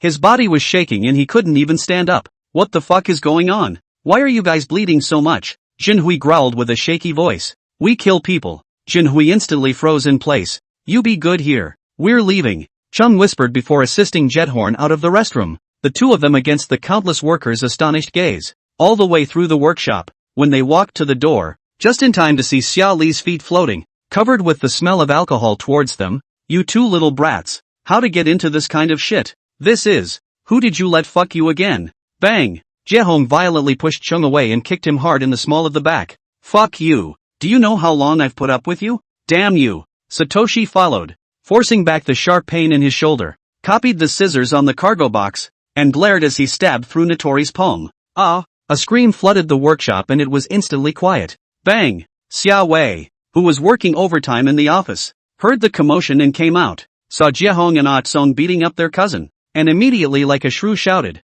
You two little bastards, you don't want to fucking do it, do you? Swish! Jiehong snatched the scissors from Atsong's hand, 2 steps across to Xia Wei's body, scissors across her neck. Bitch, old man don't hit women. If you curse one more time, I'll fucking do you directly. Xia Wei froze. Don't fucking act noble all day. You're just a pussy seller. Bitch. After cursing with incomparable disgust in his words, Jiehong threw down the scissors and pulled Chung out of the factory. Outside, the sky was unusually dark, while the streets were still busy with traffic and the brilliant neon was mesmerizing. Chung and Jiehong stood at the intersection of the street, their hearts flooded with a confusion they had never felt before. They don't know which way to go, and if they go the wrong way, the chances are that a loaded city guard, cold, shiny handcuffs, and a distant prison sentence will be waiting for them. Tap tap. A footstep suddenly came from behind. Swish. Song and Jiehong turned their heads very sensitively. Where are you going? Jinhui held his hands on his knees, bent over and gasped. I'm going with you guys. You're fucking sick. Chung glared and cursed. We're murderers now. What are you following us for? You're murderers. I'm not. The city guards can't sentence me as a murderer too just because I'm in the same room as a murderer, right? Jinhui grinned. And since you guys fucked Xiali into this shit, I definitely won't be able to hang around in the factory in the future. I'll do him for sure if he fucking screws you. You can't follow us. I sure as hell won't take you. Jiehong roared with seriousness in his words. Brother Hong, I for one haven't had many friends since I was a kid. Jinhui's eyes turned red. Everyone calls me stupid. Only you guys really treat me as a friend. For the first time in my life, someone has taught me how to be a man. Brother Hong, I beg you, don't kick me out. Let me go with you guys. Jiehong looked at Jinhui, half speechless. Why don't we take him with us? Chung opened his mouth to advise. He hasn't done anything criminal. The city guards won't catch him. The problem is I don't even know where the fuck to run right now. Jiehong scratched his head in an incredibly uptight manner. When Chung heard this, his lips moved to speak. Jiehong's heart fluttered when he saw him like this, but he didn't say anything. Brother Hong, we have no way out. If we don't have connections with a hard enough background to cover us, we'll definitely be held down by the city guards in less than a year and a half if we run outside on our own. Atsong was almost ready to advise. Jiehong was silent for half a second before finally nodding softly and finding a business card from his backpack. Inscribed on the business card were 5 large, hot gold letters, 1,000 Leaf Sek Su Feng. 2 months ago, Chung advises Chit Wang to hang out with Hui Feng. At that time, Jiehong said, we're not ready to sell our lives yet. 2 months later, Chung advised Jiehong again. Jiehong acquiesced, because at this point, it's the only life they have left to sell. Hello? A minute later, Jiehong dialed Su Feng's number. Which one? Su Feng's low, hoarse voice flooded out. Master Dog, I'm Jiehong. 2 months ago, I fought with Swimmer Jet at the Thousand Legends Gate, and you gave me a business card. Do you still remember it? Oh, a bit impressed. Su Feng nodded. Why? Looking for me for something? Master Dog, we want to hang out with you, Jiehong said through gritted teeth. Su Feng was silent on the other end of the phone for 5 seconds before he responded. Alright, then you guys come to Thousand Music Sect to find me now. Good, Jiehong responded before hanging up. Once this phone call was dialed, the big turmoil in the city of Chinese Alligator for 10 years began to pull the curtain, and the Triad gang led by Jiehong and Song, during this 10-year period, committed as many as 30 heinous crimes. The City Guard Bureau was about to crush this gang when the desk is placed on the evidence and documents. Surprisingly, there are 3 stacks of evidence and documents, the height of half a person high. Of course, that's an afterthought. 20 minutes later, the 3 of them took a tricycle and arrived at the Thousand Legends sect, where they met Su Feng once again. The latter, seeing the looks of Jiehong and Cheng, asked with a penetrating heart, "What's the offense?" "Murder," Jiehong returned truthfully. Su Feng was stunned. "Master Dog, you here, do you dare to take in murderers?" Song asked with a smirk. "Little brat, you don't have to provoke me." Su Feng pointed his finger at Song and said in a domineering manner, "This little seniority of yours doesn't rank with me." The 3 men were speechless. 2 months ago you guys didn't promise me. Now that you guys are coming back to me, I'm going to have to make some demands. What's the request? Hand in a pitch. What do you mean? Do something for me? I want to see your vigor. And by the way, I'll tie you up with the Thousand Music Sect, Su Feng said as he smoked a cigarette. Okay, we'll do it. Jiehong only hesitated briefly before nodding in agreement. Go ahead. What's the errand? Snap. Su Feng raised his hand and snapped his fingers. Master Dog. Xiao Zabin walked up to Su Feng. Duo. Still alive? You didn't give it a go, did you? Su Feng asked. There's still breath left and it's being held in the basement. That'll do. Su Feng nodded and waved his hand. You 3, follow me. 5 minutes later, inside the basement where Thousand Locomans stacked their goods, Su Feng pointed at a middle-aged man who was tied up on a shabby sofa, covered in blood, and said, "He's the manager of Thousand Luck Sect, and I've saved his life before, but this dog who eats his way out of the business has coveted more than $100,000 from me, and has also helped an out-of-town nightclub poach more than 24 of my misses. You guys say, should he die?" No one answered. Su Feng hooked his finger, and beside him, Xiao Zabin stepped forward and handed him a sharp knife. You 3, one of you stab him to death. Su Feng threw his knife to the ground and said expressionlessly. Chapter 48, The Day I Woke Up and Died. Jiehong's heart trembled when he heard this, and he immediately opened his mouth and said, Master Dog, this matter, can I and Song do it? That brother of mine is clean. He's clean. I'm covered in mud spots. Would I dare use him for business? Jiehong was speechless. Su Feng waved his hand. Do it. Jiehong stood still. Su Feng looked at Jiehong and frowned. I'll go first. Song bent down and picked up the sharp knife, slowly walked over to the man, and after stopping for 10 seconds or so, he gritted his teeth, lifted the sharp knife, and stabbed the man in the small of his back. The man's body shook, but he no longer had the strength to make a scream. Tear. Chung took a step and turned around, shoving the drawn sharp knife into Jiehong's hand. Brother Hong, there's no way out for us. Jiehong gripped the sharp knife, and after letting out a long breath, he stepped forward to the man's body. The latter was already completely disfigured. The flesh on his face was all turned outwards. There were a dozen or so wounds, and all of his limbs were smashed. The whole person was like a puddle of mud, almost only one breath left hanging. Pooh! Jiehong violently raised his hand and stabbed 2 knives into his chest one after another, roaring with red eyes. Master Dog, my brother's knife. I'll stab him for this one. I said he had to stab himself. Master Dog frowned back. Pooh pooh pooh, with a maniacal expression. Jiehong raised his hand and stabbed 3 more times. Master Dog,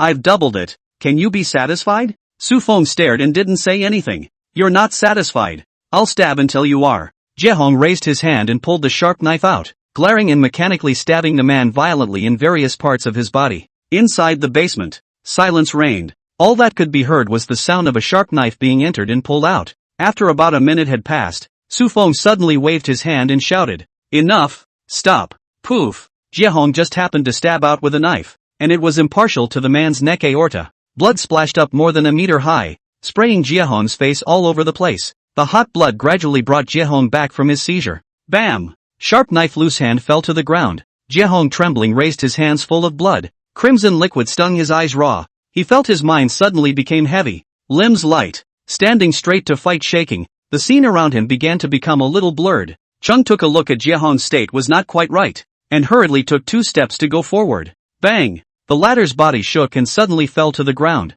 After tossing and turning all night, blood loss coupled with nerves overstretched, Jiehong was finally overwhelmed and fainted. Master Dog, this kid hits pretty hard, Ozawa Bin said with interest. It's a bit of prana. Su Feng nodded his head in approval and waved his hand. Send them to the hospital first, and after a while you'll bring them along on errands so that they can practice first. Got it. Bin Ozawa nodded and glanced at Jinhui and asked, this kid hasn't gotten it on yet? Should we? Forget it. We'll find a chance to tie him up later. Aha! Ozaki Bin answered and opened his mouth to shout. Come in too, Brother Bin. 2 ponies walked in. Send them to the hospital. Ozawa Bin pointed at Jiehong and Chung. These 2 boys will be the people of the Thousand Lux sect from now on. Good. After the 2 ponies agreed, they set up Jiehong and Chung and walked out of the basement, immediately rushing to the hospital. The course of treatment during that time is skipped over, except for what happened after the 2 ponies left. 3 o'clock in the middle of the night. Chung turned awake after the anesthetic had worn off and felt his throat dry as if it were on fire.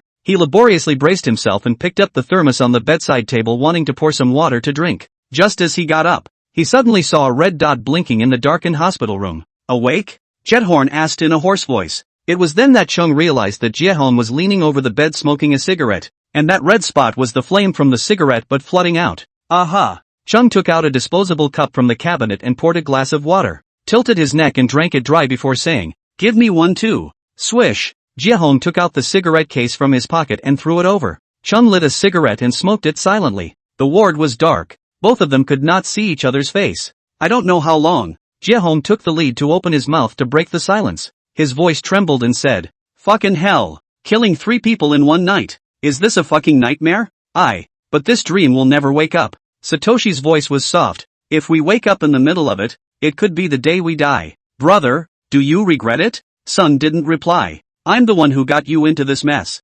Jethorn choked. Without me, you wouldn't have gotten into this mess. What did you just call me? Bro, if you're brothers, don't say such things. Atsong suddenly said with determination in his words. Ever since we did the first battle at the Thousand Lux sect, I had a premonition. It's likely that I'll have to die with you in my life. You don't want to be born on the same day, same year, same month, same day, but to die on the same day in the same year and month? Jethorn laughed. Oh, Atsong also laughed. Actually, come to think of it, how many years can a person live in this life? Anyway, it's all fucking over. So let's just fucking give it a shot. This hand. I'm shuttling. Pressing we can make a name for ourselves. Jiehong said in a low voice. I want everyone in this city to know us. And one day, I want to go back to the Soviet Union. In a bright and honorable way. The hospital room returned to calm once more, with only a few sporadic snores coming from Jinhui, who was sleeping on his bed. 2 teenagers committing 3 murders in one night sounds unbelievable,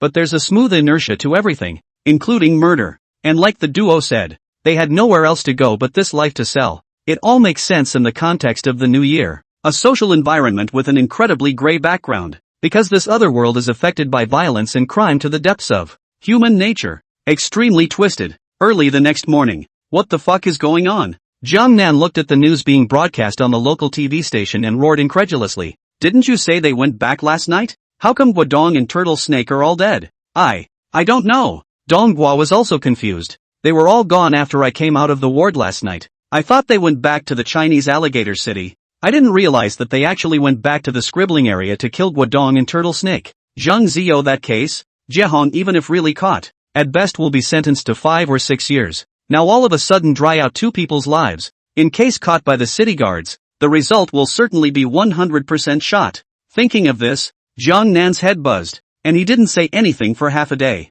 Same time, Zhang Zio woke up and received the news of Turtle Snake's death. Almost didn't faint for the second time. He pulled out the 4 tubes on his body, and took 1 step and fell 1 step to rush to see his own brother for the last time. In the morgue, Zhang Zio instantly breaks down at the sight of Turtle Snake, whose face is green and whose head shows a hole in the muzzle of a gun. Brother, I was wrong. Zhang Zio slapped himself a dozen times, sobbing uncontrollably as he shouted. I didn't listen to you. I'm the one who harmed you. Chapter 49, Veteran Jiamin. Early the next morning, Chen Shu also received the news of Turtle Snake and Guodong's deaths, and after being stunned, Chen Shu's heart was incomparably grateful. Last night he also followed the Turtle Snake to go to the old fat stall. Originally wanted to meet the legendary Guodong, but Guodong this person character is relatively cold. Not much love to take care of him. Chen Shu felt a little embarrassed, so he found an excuse to go first. If you didn't leave last night, You certainly can't stand on the side of the fight. The result? You may have to be shot twice. Luck is a little worse. Maybe now lying in the morgue is their own. Thinking of this, Chen Chu immediately rushed to the people's hospital. Words of seriousness, and Yi Kuan instructed 2 words. Turtle Snake is dead. In the future, don't mess with the gang from the Scribble district. Ye Kuan was confused when he heard this. In the meantime, Aunt Xiao, who stayed at the City Guard Bureau all night, was released after recording her statement, and the person just walked out of the door of the City Guard Bureau, and the cell phone in her pocket rang. It's a caller ID Amin. It's a phone call. Amin's full name is Jiamin, and he is Jiehong's big brother. He is a retired Special Forces officer. Seldom went home in the past 2 years. It is said that now seems to be in Yangcheng to a big boss as a bodyguard. Hey, Min. Auntie Xiao pressed the answer button with a dull expression. Mom, I heard that something happened to my little brother. Jia Min's voice was magnetic, but it could be heard that it was very anxious. What exactly happened? Aunt Xiao instantly wailed. He killed someone. What? Jiamin froze. 2 months ago, Aunt Xiao cried as she recounted the cause of the incident. Originally, he had run away to Tuahu City, but last night, he suddenly came back and killed both Turtle Snake and Guodong. Take it easy, Jiamin said soothingly. I'll go back home in the next couple days and see what's going on. 3 days later, Jiamin caught a bus to the Soviet Union, and a lot of tedious things happened in those 3 days. According to the city guards, 3 days of investigation and evidence collection. Jiang Nan and the others' grudge with Zhang Ziyo was inevitably overturned. And then the city guards went to the school to investigate again. And one way or another, the school also knew about the incident. And the impact of the incident was extremely bad. And the school authority made the following 2 decisions after discussion. First, Zhang Ziyo's side and Zhu Hailong's side, all those who participated in the fights were expelled. Secondly, Jiang Nan's side, because it was passive to fight back, coupled with Yang Shichong found his brother-in-law to get connections, so the punishment is a little lighter. The school authorities gave 5 expulsions and 1 expulsion from school, but this punishment is not explicit. But Yang Shichong's brother-in-law and the principal of the school privately agreed. When Yang Shichong found out about this, he discussed it with his little uncle for a long time. Little uncle, all 5 of them have been saved. You should try harder to save the other one too. You think I'm a big leader of what government departments are? These places of the school, and I basically have no interactions. To be able to fight for this result, even if it's that JB principal of others who gave face. Little uncle expressionless reprimanded. Yang Shichong was speechless. The day after this incident, a man went alone to the principal's office and claimed that one and only expulsion. This person is Xiao Tao. He was asked afterward, why were you the one who was expelled when there were 6 of you in the dormitory? I volunteered. My brother caused the incident. It's only right for a brother to help his brother carry the load. It's not right. I heard that it was Gangnam who caused this in the first place. Gangnam is also my brother. After the story spread, everyone admired Xiao Tao's behavior, but no one would have thought that this decision of Xiao Tao would change his life. After this downpour, which seemed like a prophecy, many people's lives went off track. Jiehong, Chung has defected to Qian Lakman and his future is uncertain. Guodong, Turtle Snake bloodied the streets and lost his life. Zhang Ziyo, Zhu Hailong, and Xiao Tao dropped out of school and left. As the story is told, it seems that everything has just begun. And just after this incident, a bloody and violent gang firefight gradually pulled the curtain. 3 mornings later, Jiamin arrived at the station in the Soviet Union and took a rickshaw to the Scribble district. As soon as he got off the bus, he saw 24 young men standing in the square of the Scribble district. All of them were holding weapons such as steel pipes and blades. Brother, should we just go up or what? A yellow-haired gangster asked at the leader, a youth with an eye patch over his right eye. This Cyclops look is the only one in the entire Soviet Union. Zhang Ziyo, do you guys know what floor his house is on? I don't know. Yellow Hair shook his head, then saw Jiamin, who was striding over, and immediately yelled and asked, dude, are you from the Scribbling district? Do you recognize Jiehong? Know what floor his family lives on? Swish, Jiamin stopped in her tracks and asked with a frown, why are you inquiring about this? Jiehong the bastard screwed my big brother and ran away. We couldn't find him. We came to talk to his parents. Yellow Hair turned his legs upside down and returned with a mouth that was not clean. Oh, that's right. Jiamin waved. Then come here and I'll tell you. Jiamin is tall enough to be 1.8 m, white and clean looking, thin, and also wearing glasses. People who are not familiar with him at a glance, they think he is very civilized. Peculiar affinity. Yellow Hair punks also feel that Jiamin looks like an honest person. Did not think much at all. Walked to Jiamin. Dog had a probe, you said. Bang. Ah. Jetman lashed out, yanking Yellow Hair down by the hair and knocking his knee into his head in the process. Yellow hair broke his nose on the spot and blood sprayed all over his face. What the hell are you doing hitting my brother? After Zhang Ziyo froze, he stepped forward and pointed at Jiehong and cursed. Swish! Jiehong held Zhang Ziyo's finger and made a strong break. Zhang Ziyo's index finger made a click sound, and was broken. Listen up. My name is Jiehong, and Jiehong is my real brother. Asterisk asterisk asterisk asterisk your mom. Zhang Ziyo covered his broken finger, his head full of cold sweat, and with a lift of his foot he kicked at Jiehong. Swish! Jiehong reached out and caught him by the ankle, lifting him off the ground in one smooth motion. Fuck him up for me. Together, the 20 or so people on the other side immediately surrounded Jiehong with their katana steel pipes raised. All fucking squint and don't move. Just then, a roar rang out. Cho Air and Neural Ear led 7 or 8 big men in black undershirts, stepping on slippers and rushing over. Zhang Ziyo used to play in the Scribble District Casino and knew Cho Air, so he stared at him and asked, Master Air, what does it mean? Vengeance 2 pointed to Nerve Ear. He's leading the team today. Who are you, JB? Mind your own business. Zhang Ziyo was surprisingly not intimidated by Neural Ear's appearance, and asked in a particularly impulsive tone, take your men and get out. Who the fuck are you? Zhang Ziyo asked repeatedly, what's the matter with you? It's none of my business, but I just don't see eye to eye with you people in the east of the city. Nerve Ear carried his hands behind his back, his tone extremely contemptuous. Chapter 50, Senior Pretender Chinjinjie. Among the people Zhang Ziyo brought with him, there were a few who used to follow Turtle Snake. These people recognized Neural Ear at a glance and tugged on Zhang Ziyo's arm, saying, don't ask little friend. Hurry up, don't you pull me. Zhang Ziyo shrugged off the man and glared at Neural, cursing, why are you so capable of pretending? Still looking at the people in the eastern part of the city? Fuck you. Jiang Xian is from City East. Do you dare to touch him? I don't dare. Go ask Li Tianxian if he's afraid of me. Nerve Ear actually didn't get angry and only skimmed back. Zhang Ziyo stalked his neck and wanted to dislike him again, but his companion beside him hastily tugged on his arm and lowered his voice. Don't you say it. He's a Nerve Ear. Don't you want to die? Zhang Ziyo instantly froze. Son of a bitch. Your brother hasn't even had his first 7 days yet, and you're still out causing trouble? Understand something and let your parents save your heart. After Neural Ear gave a serious lecture, he reached out and pointed at the people brought by Zhang Ziyo and cursed, all of you get the fuck out of here. And in the future if you ever fucking dare to come to the Scribbling District again, I'll break your legs. Little friend, let's go first. Let's talk about it later. The crowd pulled Zhang Ziyo stiffly and turned around, not daring to answer even a single word. After Nerve Ear escorted them out of the scribbling area,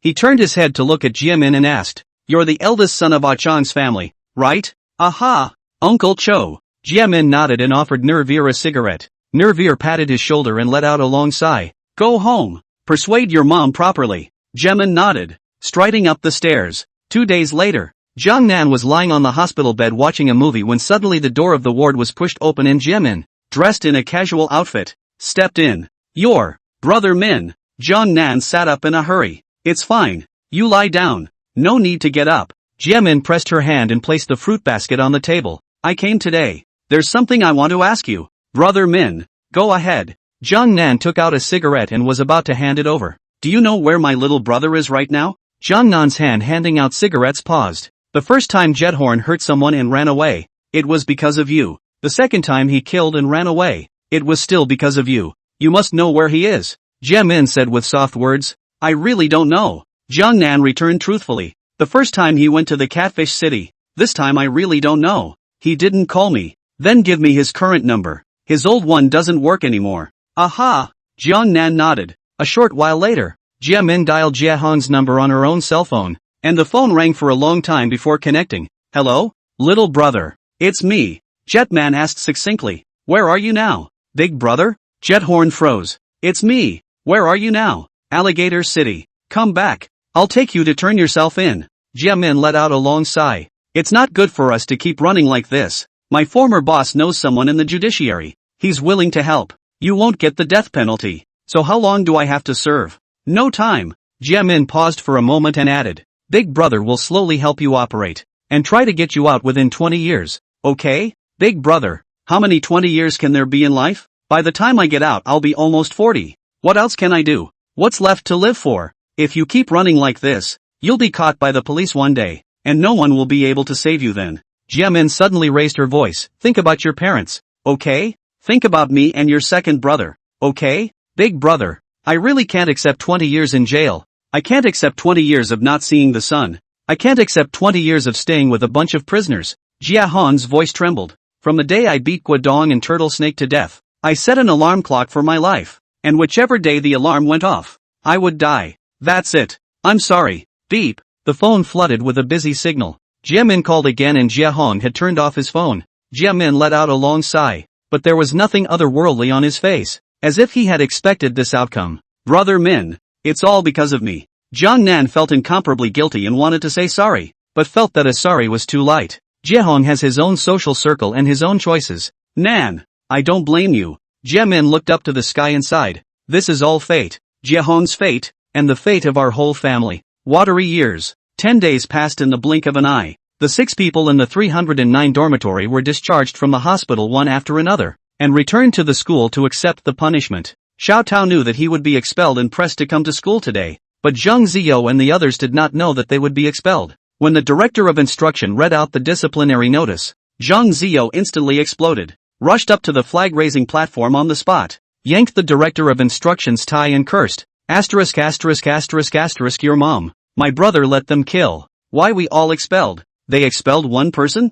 Let go. The director of instruction pointed at Zheng Ziyo's hand, his face instantly grim. I'll release your mom. Zheng Ziyo blared and raised his hand to fight. Slap. Right at this moment, the director of instruction raised his palm and surprisingly slapped Zheng Ziyo in front of hundreds of students. Zheng Ziyo was confused, and so were the hundreds of students present. Oops. Well played. Shu lowered his voice and shouted, old dead father, I'll fucking fix you today. Zheng Ziyo was so angry that his eyes wanted to split, and he swung his fist at the head of the director of instruction. Pa! The director of instruction reached out to frame Zheng Ziyo's fist, leaned forward and suddenly leaned close to his ear and said, son of a bitch, you weren't even born in the 80s when I was hacking at people on the streets with a knife. Don't fucking play this with me. Zheng Ziyo froze. The head teacher let go of Zheng Ziyo and pushed him forward, and 2 security guards immediately rushed onto the stage to blast him out of the school. A farce comes and goes. Noon. Xiao Tao invited all the people to dinner, and the place was set at the Tao Hyung stall,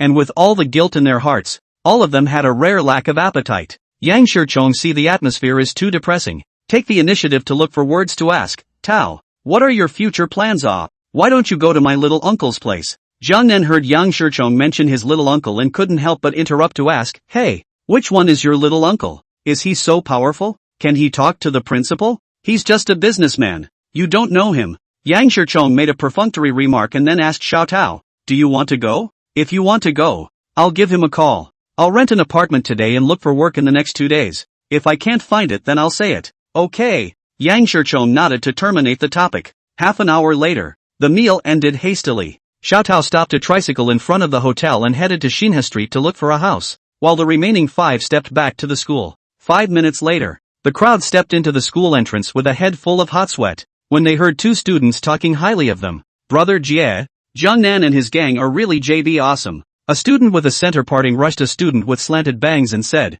just 6 fucking people. They hard fucked Zhang Ziyo and Yi Kuan out of the school. What's so great about it? They just didn't run into me. Zhang Ziyo and Yi Kuan are nothing without Chen Chu and Turtle Snake. Slanting Lu Hai skimmed his mouth and returned with incomparable contempt. Jie, I heard. Turtle Snake let them do it too. The center point stretched his neck and added mysteriously, and that Guodong that we used to hear about when we were kids, I heard that they also let them do it. With a knife. Just did it. Chopped his neck and died. Don't talk nonsense if you don't fucking understand. Slanted Lu Hai waved his hand and cursed with his nostrils facing the sky. Turtle Snake and Guodong were killed by letting Jiehong fuck them to death. With a gun. 2 shots were fired. Both shots JB fucked his head. Asterisk asterisk asterisk asterisk. The centerfold asked in shock. Who is Jiehong? So JB raw? Jiehong and I were junior high school classmates. He's okay. A bit of pep. Slanting Lu Hai followed and added. But he's still almost interesting compared to me. Centerfold didn't even know how to answer that for a moment.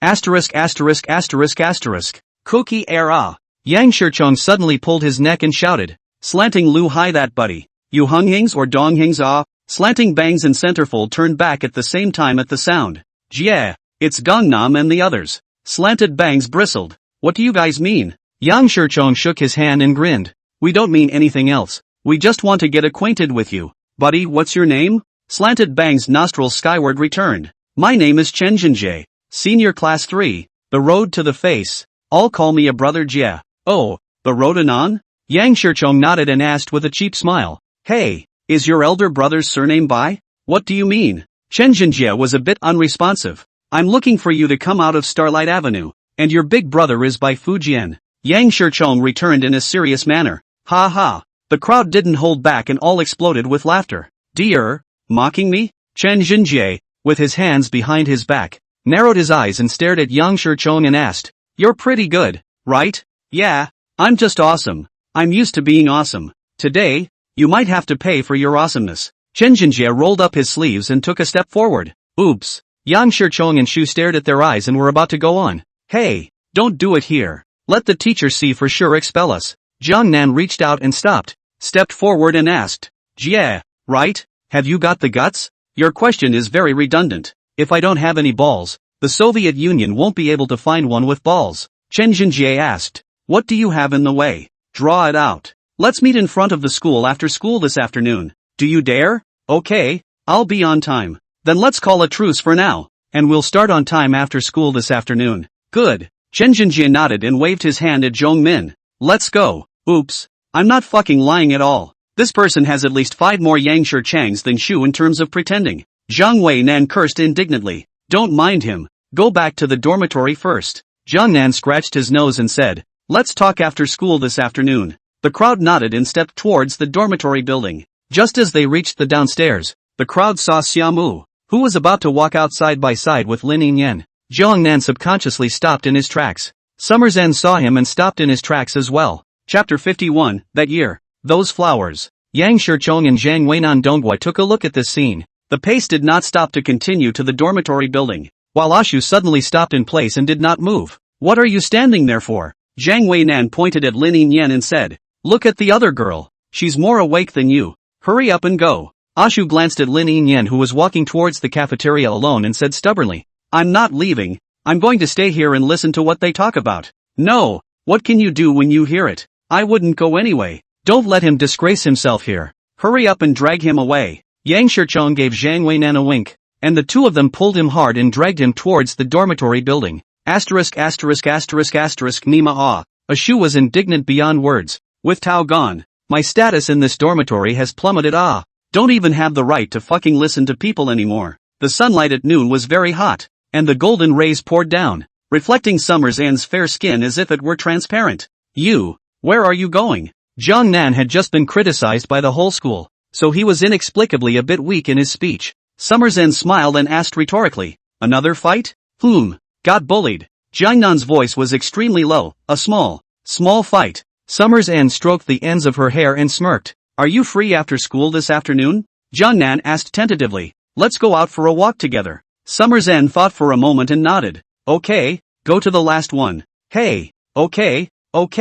It's too hot, so go back to your dorm. I'm going to the cafeteria. Yes. Summer Zan waved his hand and turned towards the cafeteria. How many people have come and gone in your life? But do you know that I have accompanied you throughout your life? Jiang Nan hummed a little song all the way up the stairs and pushed open the dormitory door in an incomparably beautiful mood. Take a look at him. Does he look like a wolf dog in heat? Ashu scolded. Jiang Nan didn't pay any attention to him at all, humming a little song as he walked over to the bed and lay down, stretching comfortably. You and Summer's End. What did you talk about just now? Ashu asked again with squinted eyes. It's not much. Just asking her to hang out after school this afternoon. She agreed? Shu asked through gritted teeth. Ah, agreed. Asterisk.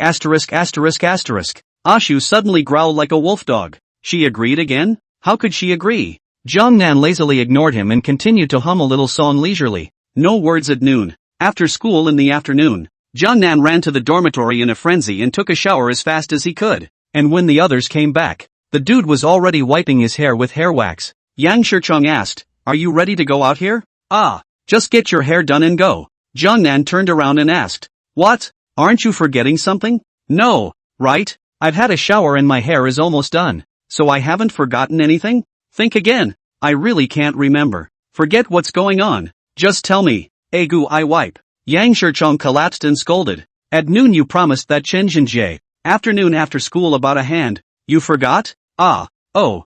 Jiang Nan suddenly realized. I remember.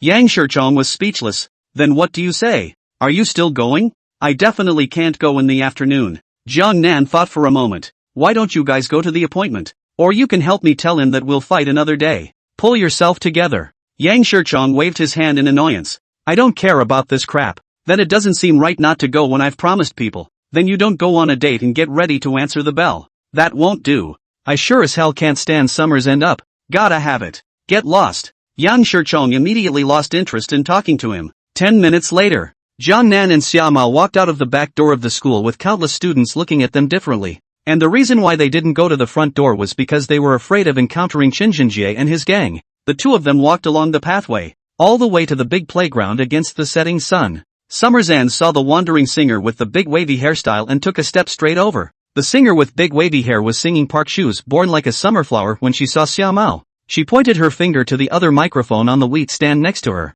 Summer's End nodded her head in understanding and moved her feet lightly, standing in front of the microphone to join her in the chorus. What a beautiful and sorry world this is. We just hugged and laughed and cried. I've come a long way to meet you. I've been wandering around the world, and I'm wild about her. I am this dazzling moment. It's a flash of flame across the sky. I'll do anything for you to see me. I'll go out and never come back. I'm here. It's right here. Lit. As fleeting as a goose feather, idiom, fig. Fleeting as a flash. As gorgeous as a summer flower. It's been a great trip. It's been a great trip. Lit. As fleeting as a goose feather, idiom, fig. Fleeting as a flash. Open up before your eyes. I am this dazzling moment. It's a flash of flame across the sky. I'll do anything for you to love me. I'll go out and never come back. It's springtime all the way. It's a thorny road. Lit. As fleeting as a goose feather, idiom, fig. Fleeting as a flash. As gorgeous as a summer flower. It's a world where you can't stay too long. Jiang Nan looked at the two of them with their backs to the setting sun,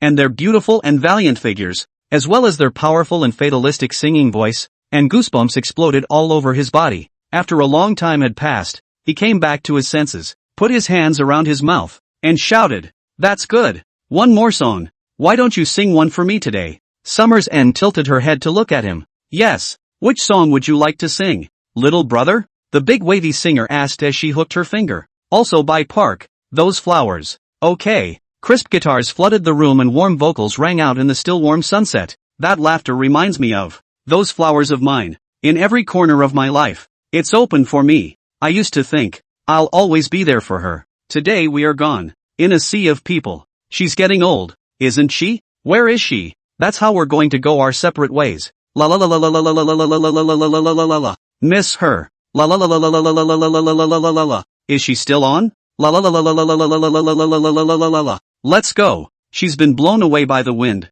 scattered at the ends of the earth. For this song, Don Nam changed some of the lyrics. When the chord endings felicitously fell, Jiang Nan slowly opened his eyes, and that girl stood under the blood-red sunset, her hair fluttering in the wind, a pair of eyes curved into a crescent moon, her head tilted, and she was looking at him with a smile on her face. Seeing him turn his gaze over, the girl reached out her small hand and, for the first time, clapped it hard without regard for ladylike behavior. Scene switching. Chinese alligator. Jiehong 3 were picked up by a horseman out of the hospital into a wooling van. The car drove all the way through the city and finally came to a stop in front of the Thousand Legends. Come on. I'll take you guys in. Brother Zabine and Master Dog are waiting for you inside. The horseman said. Yes. Jiehong nodded. The three of them followed the horseman and stepped into the Thousand Legends. They took the elevator to a room at the end of the corridor. Knock knock. The horseman reached out and knocked on the door. Enter. Ozawa Bin's voice came from inside the room. Crunch. The horseman pushed open the door to the room as soon as he could, then looked at Jiehong, signaling that they could go in. The three of them stepped into the room, and a very uncomfortable feeling suddenly flooded their hearts. The room was lit with crimson oil lamps, and it was so cold inside that after only coming in for less than 10 seconds, Jiehong felt the goosebumps on his back and his scalp explode. Xiao Zabin hung his hands, standing aside and waiting, while on the sofa in the center, there were two people sitting. One was Su Feng, and the other was an old man with a white beard, looking like he was at least 70 years old and upwards. This one, you shall call second uncle. Su Feng stood up with his knees supported, walked to the front of the three Jiehongs with his hands behind his back, and pointed at the old man. After the three of them froze, they called out at the same time. Second uncle. In the meantime, Dundee school entrance. The centerfold smoked a cigarette and wiped his sweat and asked, Brother Jie, it's been half a fucking hour. Why haven't they come yet? Jiang Nan? Don't be fussy. Be patient. Patience is what makes great things happen. Chen Jinjie said slowly.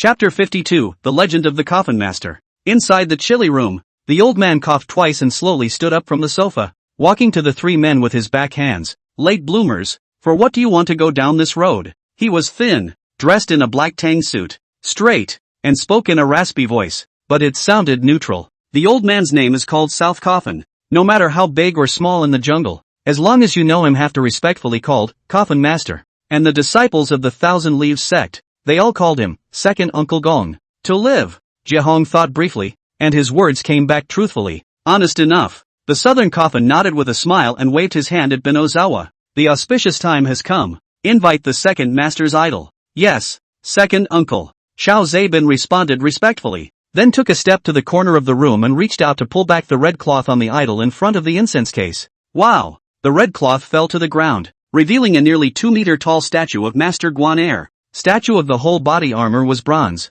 black long beard, face like red date color, holding the hands of the green dragon crescent sword to the black and green color and become, at a glance at the ancient simplicity and far away, as if from 1,000 years ago, the era of the warring states. Kneel down and kowtow 3 times. The Southern Coffin suddenly droned. Bang! The 3 of them briefly froze. Then their knees bent and they fell to the ground at the same time. Once I bow, I ask the second master to bless my disciples with good fortune and open the door to life in desperate places. After the second uncle had finished reading, he once again droned. Worship!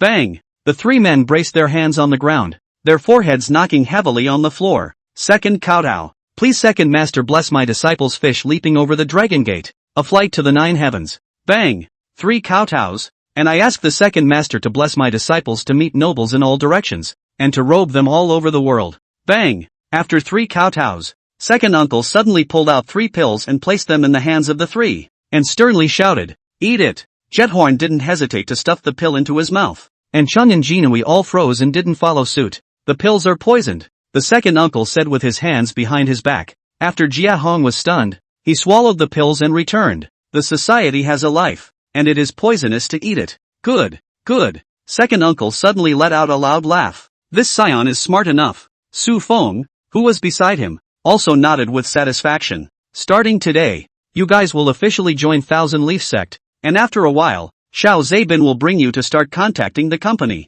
Got it, Master Dog? The 3 responded in unison. Backwoods men, do a good job. The second uncle said with his hands behind his back. The company needs you to break new ground, and the company can make you go against the grain. Yes, second uncle. Jiehong replied in a respectful voice. Under the blood-red light, the Southern Coffin stood with its hands behind its back psychedelic and mysterious. Let's jump off topic for a moment and tell the story of my second uncle's Southern Coffin. Legend has it that the Southern Coffin rose in the year 2960. It was a time of great turmoil and no law. When the Southern Coffin has 5 brothers, these 5 people and he grew up together, and all a village. It is rumored that the 6 brothers are more evil than one another, and their minds are very flexible, and their methods are even more bloody and brutal. When people in those days were still striving for subsistence, the 6 brothers were already thinking very much in terms of personal economy, and it was this forward thinking that made them especially cranky in those days, because the age is too far away. The legend about their 6 brothers in the Jianghu is actually not much,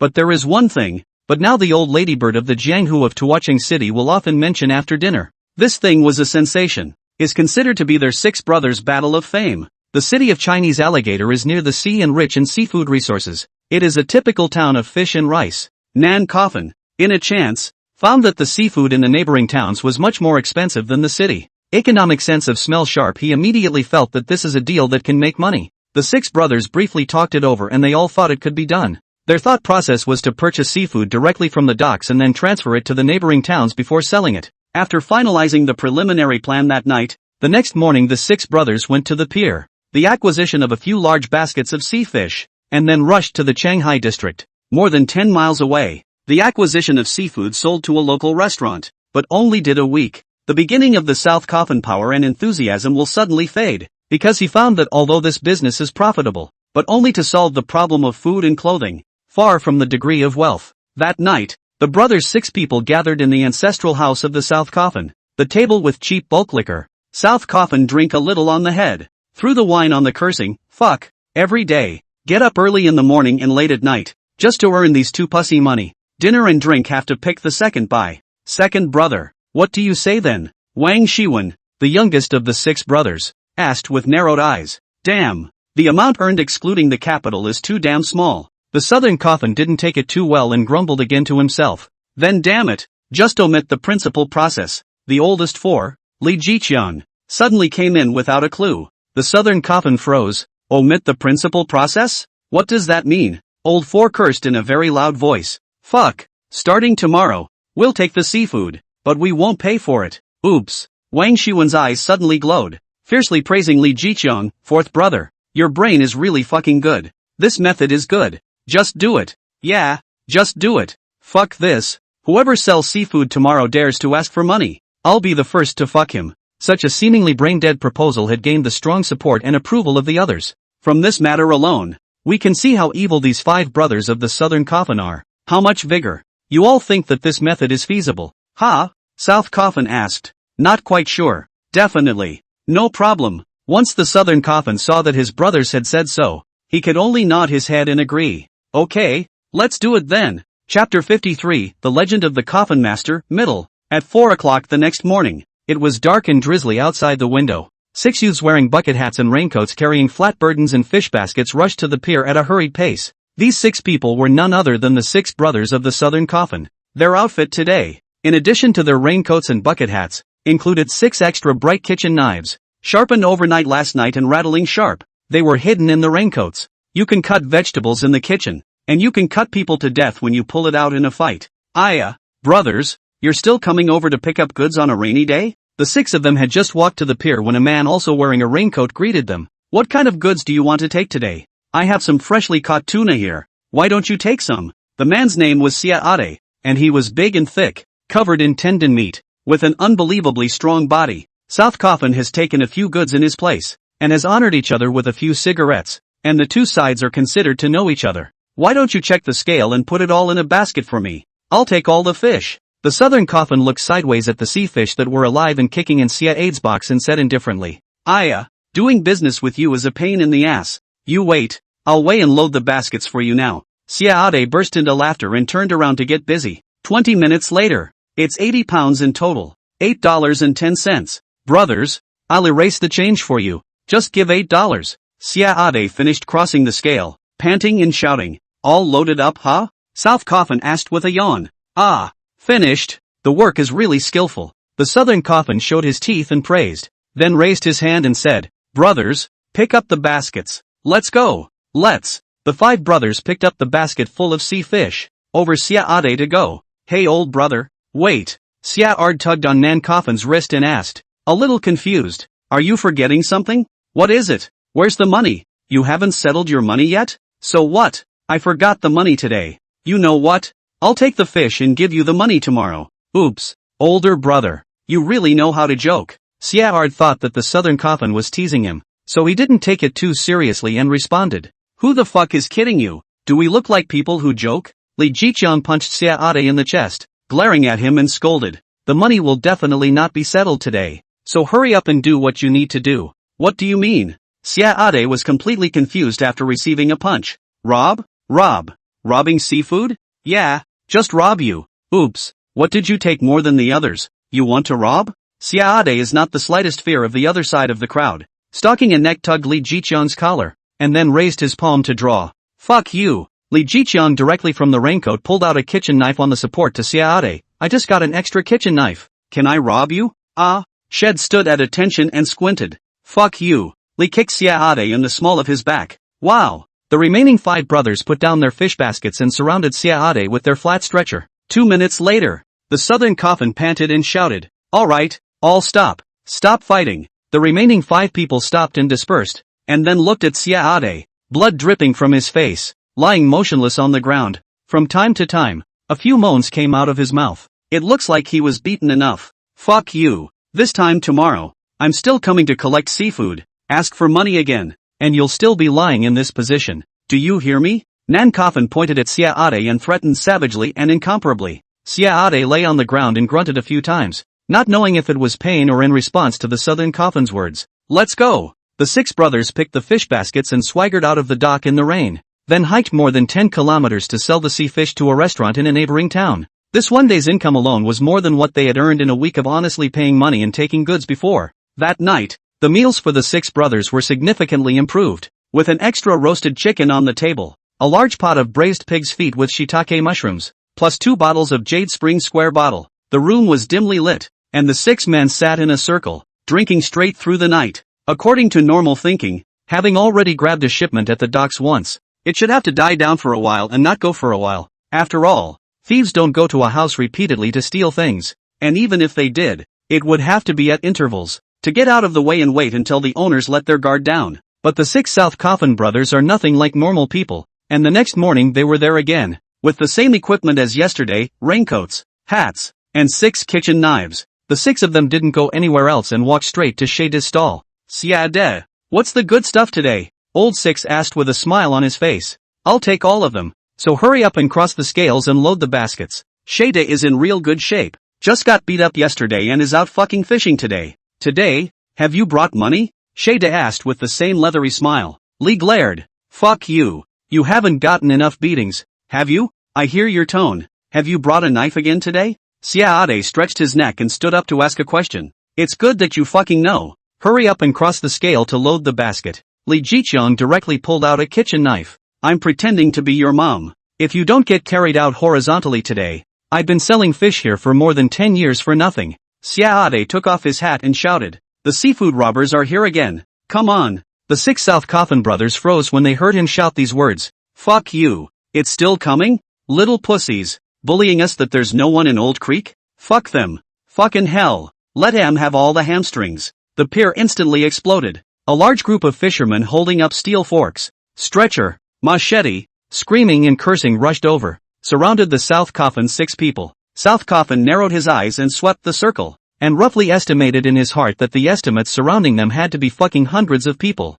But South Coffin's face did not have the slightest panic. The rest of the 5 people are also the same color as usual. There is no half a bit of panic. Whoosh! The 6 people removed the bucket hats from their heads in unison, and then they pulled out their kitchen knives in a neat and synchronized movement. "Motherfucker, how dare you take a knife? Fuck them to death for me!" Siade shouted out in an owl, drawing out his stretcher to be the first to charge up. "Forced to raise, the Old Creek Pier is your end. Don't forget to get money to spend here on the first 7 days." Lee Jiehong pulled over Siade's collar, followed by a kitchen knife cutting across his neck.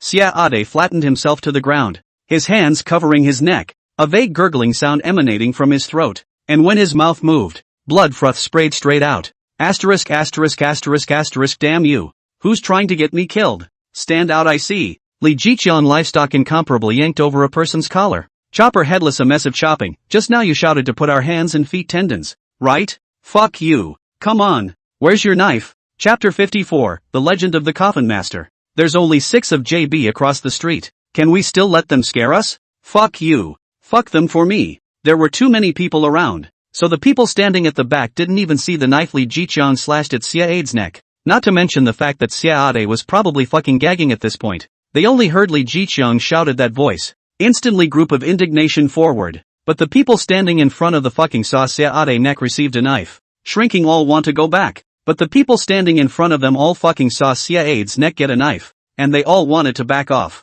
"Fuck you, brothers, open up." South Coffin Owl shouted a voice. Brothers 6 people back to back in a circle, kitchen knives swung up to cut. "Fuck you." One of the fishermen took a slash and then reached out and yanked Old 6's wrist, ripping him over and flinging him to the ground as he did so. "Chop him to death." Countless heads screamed and cursed and surrounded them, and countless harpoons and slicing knives rushed at Old 6 without a head, swinging and slashing. "Little brother," the Southern Coffin shouted in a broken voice, slashing several times to chop away the people around Old 6, and then dragging him out with a tug on his collar. Asterisk asterisk asterisk asterisk your mom. "Fuck you, give me the knife. I'll cut them all up today." Old 6 hissed as he clutched his left hand, his veins flaring. South Coffin twisted his head to take a look at Old 6's left hand and instantly froze in his fucking tracks. Old 6's entire left hand was covered in fucking blood. I don't know what kind of sharp weapon had cut it. There was just a little bit of flesh left attached to the wrist. It was basically just as broken as it had been. Asterisk asterisk asterisk asterisk your mom. Lee Jiehong and Nan Coffin instantly exploded, holding their swords and rushing straight towards the crowd. "Give me the knife." Old 6 grabbed Old 5's kitchen knife. His face was unbelievably violent, and he slashed at anyone he saw. The combination of these 3 people, if you want to give an example for comparison, that would be the combination of Li Yuanba, Lu Bu as well as Zhao Zilong, with an unstoppable force value of verve. Fuck you, all of you, just cut me in the head. A man carried a knife and hacked at Southern Coffin, but when he said he was hacking at his head, the blade was swung at Southern Coffin's shoulder. Poof! South Coffin took the knife hard against his shoulder, and then backhanded a chopper on the man's ceiling. Fuck you. You can't find your head, right? I'll help you find it. Ah! An extremely mournful scream resounded through the docks as the man covered his head and pranced back 3 steps before falling to the ground, his body beginning to convulse. And in less than a minute, the man went into fucking shock. Lao Lu rushed into the crowd side by side with Li Jiqiang and jumped up to chop. Put. Li cut off one person's ear with a knife, then reached out and yanked the person's hair, and banged 2 more knives into his head. Bang! Li Jiqiang didn't have time to retract his sword. A dozen people rushed up around him, raising their weapons and swinging. Li Jiqiang's body received at least a dozen blows. He was smashed and laid down on the spot. Asterisk your mom. Lao Lu's eyes were filled with blood. His body jumped, and his chopper slashed at one of the people surrounding Li. Put. This powerful slash cut squarely on the man's left arm, and the blade almost completely disappeared into his body. Ah! A sobbing, hoarse scream flooded the room. Straight to the head. The people surrounding Li Jiqiang gradually dispersed. The oldest 3 and the oldest 5 went forward to help Li Jiqiang up, and stood side by side with the remaining 2 in a row. This battle was said to be slow, but in reality, from the time it started to the time both sides stopped, it didn't last more than 2 minutes in total, almost ending before the oldest 3 as well as the oldest 5 could even react. Fuck you. Who else wants to do it? Stand out and let me see. Southern Coffin asked forcefully. No one in the room chimed in. Pick up something. Let's go. South Coffin left hand holding the old 6. Right hand driving Li Jiqiang the first step out, and did not suffer any injuries to the boss of the 3 picked up the fish baskets and followed behind him also out of the crowd. Hundreds of fishermen carrying knives, guns, and clubs at the old creek pier stopped where they were and watched the 6 leave with their own eyes. The rain stopped and the dark clouds dissipated. An extremely pale ray of sunlight shone through the clouds on the pier. It reflected 6 figures walking side by side. Old Creek Town. There's not a fucking one that can act. From now on, at the docks, whenever you see the 6 of us brothers, you'll have to keep your fucking heads down and talk. Do you hear me? South Coffin's extremely rampant words echoed in the docks for a long time. In this battle, the oldest 6, Wang Shiwen, had his left hand amputated. The oldest 4, Li Jiqiang, had more than 200 stitches all over his body, while South Coffin and the other 3 were also injured either seriously or lightly. Though the injury was left behind, so was the name. In those days, there was no subsistence, no so-called economic development, and there was no Jianghu in the city of Chinese Alligator. The 6 Southern Coffin brothers were the founders of the Jianghu in Tuocheng. Old Creekside, dry out 8 serious injuries. Xia Ade took a knife in the neck, and finally actually miraculously survived. And the one that was cut by the old 6, the whole left arm amputation. He can't even go out to sea for the rest of his life. This man has a highly paralyzed father and 4 sons and a daughter. The wife, who was also deaf. At that time the criminal law is not yet perfect. People's legal awareness is weak. Such a major serious injury fight actually no party to report the case. And finally so unsettled. And the 6 South Coffin brothers opened up new horizons and their first opportunities. 3 days later, they were approached by a middle-aged man named Lin Fu at the Laiwu dock. The first time the 2 sides met was at the Central Hospital, in Lao Rock's ward. Hello guys, my name is Fu. Lin Fu greeted with a smile, placing a basket of fruits on the table in his hand. The Southern Coffin frowned and asked, "Is something wrong? I want to talk to you guys about some business."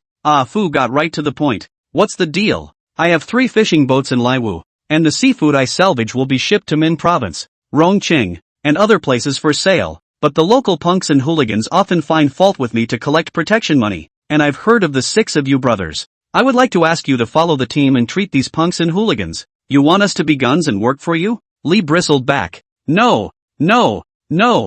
Fu immediately explained. "I just said that it's a collaboration. I'll count the money for you guys at 10% commission at a time, and go once a day. What do you think?" South Coffin asked. "How much do you get for a seafood walk?" Fu extended his left index finger. 1,000. The Southern Coffin bowed its head in contemplation for 2 seconds and nodded decisively. "We're dry. $1,000, at 10% commission is $100, and in 2960, what is the concept of $100? At that time, an average worker's monthly wage was only $40 or $50 at the most. $100 was the equivalent of 2 months of someone else's salary, and this $200, or by the day, if calculated by the month is $3,000 fucking dollars. That's enough money to fucking marry 5 daughters-in-law or build a 2-story house. The 6 brothers of the South Coffin have been working with Afuk for 2 years, during which time they have done countless hard battles in Min Province, Banyan City and other places. They have been involved in countless cases of serious injuries. Brothers 6 people with 2 fists and a knife to fight out a heck of a fierce reputation, attracting many laid-off young people to join. Just 2 years, the South Coffin gang personnel increased sharply by hundreds of people. And the South Coffin's appetite also with the expansion of the power to become more and more big. Just started to say with Afu agreed to commission 10% of the agreement in 2 years' time even doubled. Rose to 20%. Not only that, even salvage at sea, collection, logistics. South Coffin also asked their own people to participate in it. A bit of a tendency to want to turn over and be the master. A friend advised Afuk, if you fucking keep letting South Coffin go on like this, sooner or later the family business will be swallowed up by him. Afu always returned with confidence. South Coffin is just a lowlife. He doesn't have that brain. I'm giving him more money now because I can still use him. And after 2 more years of stabilizing the trade all over the place, I'm going to fucking kick his ass. That group of them, they are not good people. You kicked them out. Aren't you afraid they'll retaliate against you? Do they still dare to kill me? Yes. Afuk thought from the bottom of his heart that the Southern Coffin didn't dare to move him,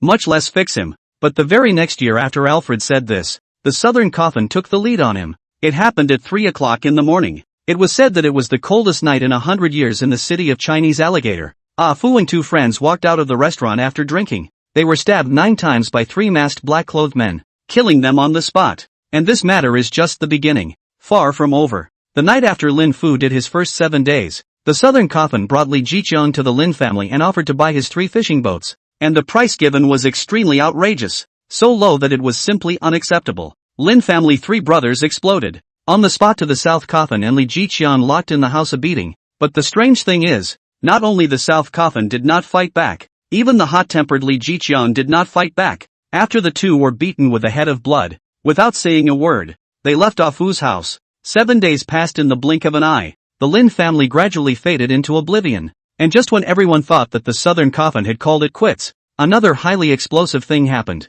Alfred's 3rd brother is also dead. He was killed in the street by a Dongfeng van. His body was run over back and forth more than 10 times, and his head was fucking shattered. Once this happened, the Lin family's first object of suspicion is the 6 brothers of the Southern Coffin. However, the Lin family has no direct evidence to prove that the murderer is the 6 brothers of the South Coffin, so they can only first take care of the aftermath for Linda, Lin Fu's 3rd brother. They plan to wait for Linda to finish burning the first 7 days of his life, and then find a way to investigate and collect evidence. But on the evening of the next day, Nan Coffin and Li Jiehong came to the Lin family compound again. What are you guys doing here again? The Lin family's penis asked. Fuck you. It's not over, is it? Li asked with his backhand. 3 fishing boats, $30,000. Can you sell them? Sell your fucking ass. I'll fucking give you $30,000. Why don't you sell me 3 fishing boats? Fuck them. Shut the door and fuck them. Yeah, fuck them. Just 2 people from JB dare to come to the door to rob money.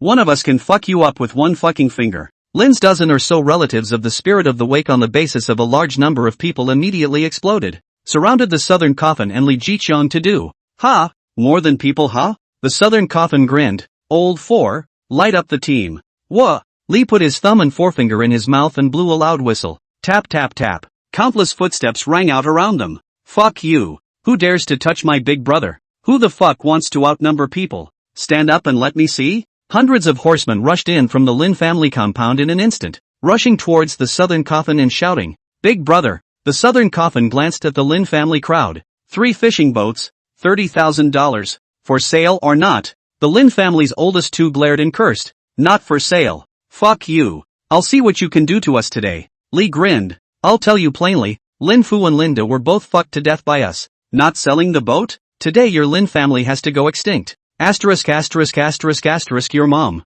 Lin Lao Air's eyes immediately turned red when he heard this. Let go of me. You guys, let go of me. Daddy, help me. Just then, a tender childish voice flooded out. 5 ponies sneaked into the Lin family's house and dragged a couple of 5 or 6-year-olds into the compound. Pa! Li slapped the Lin family's second in the face. Fuck you. If you don't sell the boat today I'll get all of your Lin family's children killed. South Coffin. Aren't you afraid of heaven's wrath for being such an officer? Your mom. God gave me a lowly birth. Poverty is the greatest wrath of God. And I'm still afraid of a fucking pussy. South Coffin returned with an expressionless face. Do it. Li shouted angrily. Bang! The 5 horsemen choked the children's necks and pressed their heads into the water tank of the Lin family compound. Southern coffin. Your mom. The Lin family instantly rushed forward like mad. Squint for me. Fuck you. Countless horsemen rushed forward. In 3 tries, they fucked all the Lin family members to the ground. I'll ask you again. The boat, can it be sold? Sold.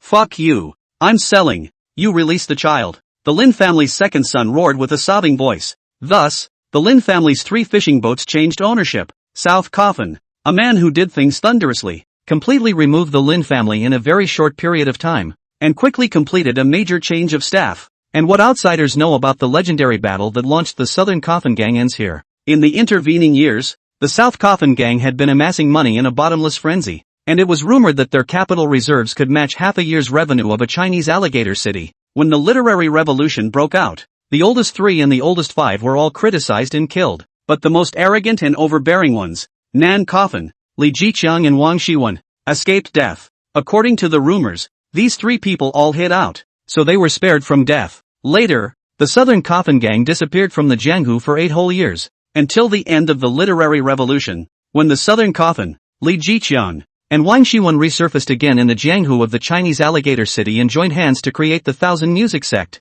From 2973 until now, Thousand Luck Gate has been the leading nightclub in Tuoyuan City, with countless subsidiaries in various trades and industries, all kinds of horsemen under their command, outlaws with big cases on their backs, and countless disciples who have formally kowtowed their heads to join the club. In the city of Chinese alligator, there was no one who could compete with the wind. At a later stage, South Coffin and Li Jiqiang, Wang Shiwen hid behind the scenes, and Thousand Luck sect was taken over by Su Feng, the biological son of the eldest of the 6 South Coffin brothers. Around the year 3000, the city of Chinese alligator ushered in the era known as the Great Turbulence of the Jianghu, with all kinds of black industries on the rise, gangs in abundance, and extremely unstable social security. It was against this background that Jiehong joined the Thousand Music sect, and later on, he was the most outstanding and famous disciple of the Thousand Music sect in the decades since its establishment, and South Coffin is also the senior who will have the most influence on his future. Chapter 55 Elder Ji's Dead Father.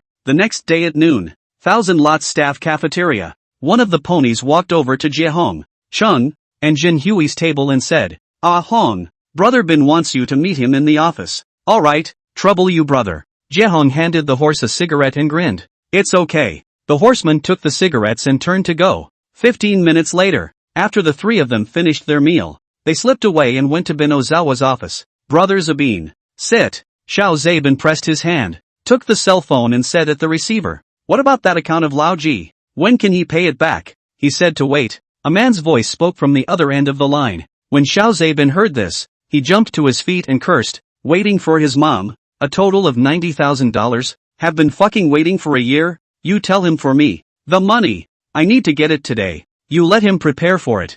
I'll tell someone to go to his store to get it this afternoon." "Got it." The other party answered and then hung up the phone. Ben Ozawa picked up the water cup on the table and took a sip, asking in passing, "Have you guys eaten yet?" "Eat?" Jiehong asked with a smile. "What's wrong, Bin? Born so atmospheric? An old scoundrel who owes the company some money and seems a bit unwilling to pay it back." Xiao Zabin annoyingly responded. "The Thousand Luck sect is so powerful. Does anyone still dare to owe money?" Xin Hui asked in shock. "This JB society, there are always so 1 or 2 ungrateful ghosts. You do not straighten him too. He will never know the knife stabbed in the body will bleed." Xiao Zabin's words turned. "You guys, this is also considered to get started. Start with small things. Jinping Snowflake Brewery owes us some goods. You guys go to a trip? Let them make up and send it over." Jiehong froze, scratched his nose and grinned. "Brother Bin, this job is a bit simple." "What do you mean?" Ozeki Bin was also stunned. "Brother Bin, I'll make a shameless request. Don't scold me, haha."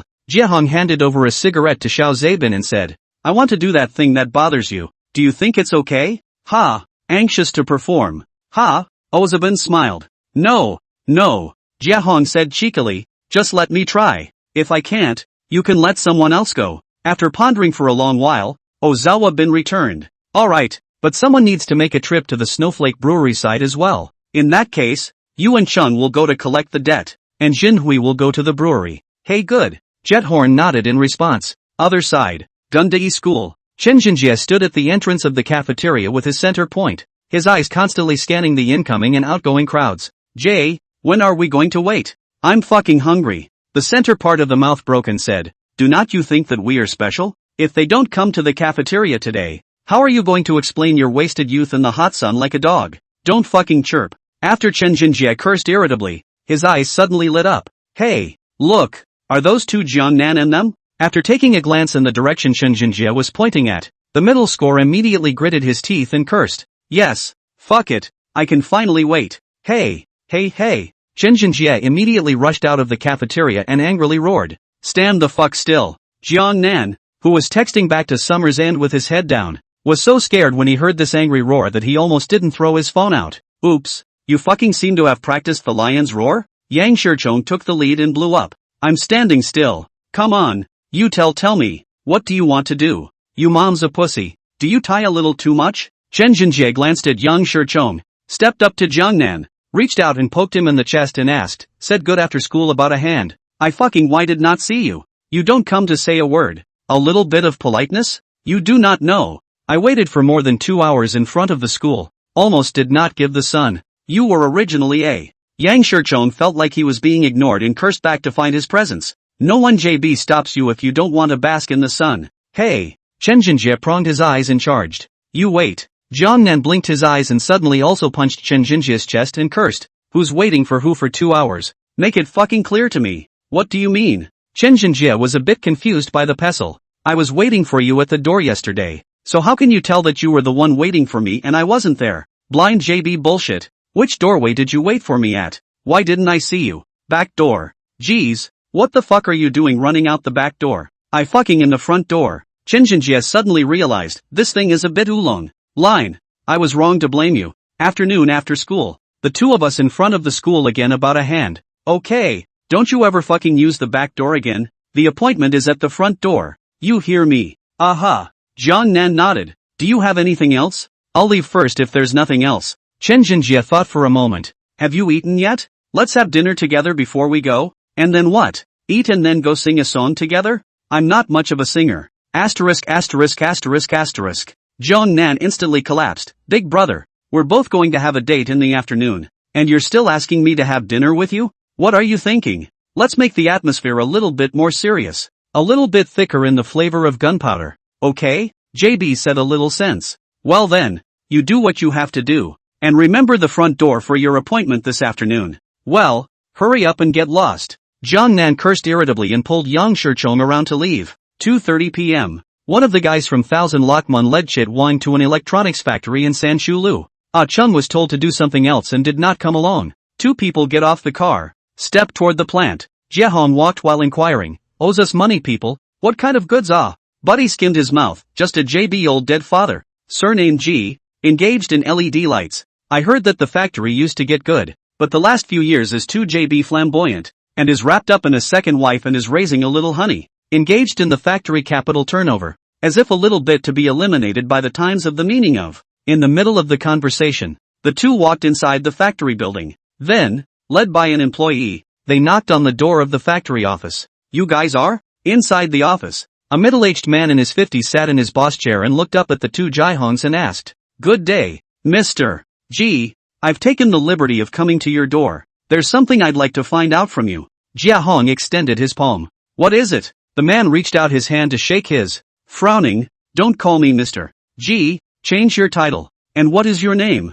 My name is Ji Xiaolan. The middle-aged man returned proudly. Jiehong was stunned. That name of yours gives me an air of justice pounding in my face. Ha! Ji Xiaolan smiled haughtily. You just said there was something you wanted me to understand? What is it? It's like this. Recently the company's funds a little turnover. Zabine brother let me come to ask. Your $90,000. When can you give a settlement? Jiehong words are very spare said. Lan brother you don't think too much. I absolutely have no intention of urging the account. Is really the company turnover is not over. Ji Xiaolan touched the plate inch head, froze for a moment and laughed. Ben really can bullshit. On this matter to make a phone call to say a word on the line only, but also to let you specially come over a trip? Mainly I also want to meet you. Jiehong said with a very high emotional quotient. I just came to Tuahu City not long ago. I always heard people talk about your old brother's legendary past. My heart is full of curiosity about you. Older brother, with this mouth of yours,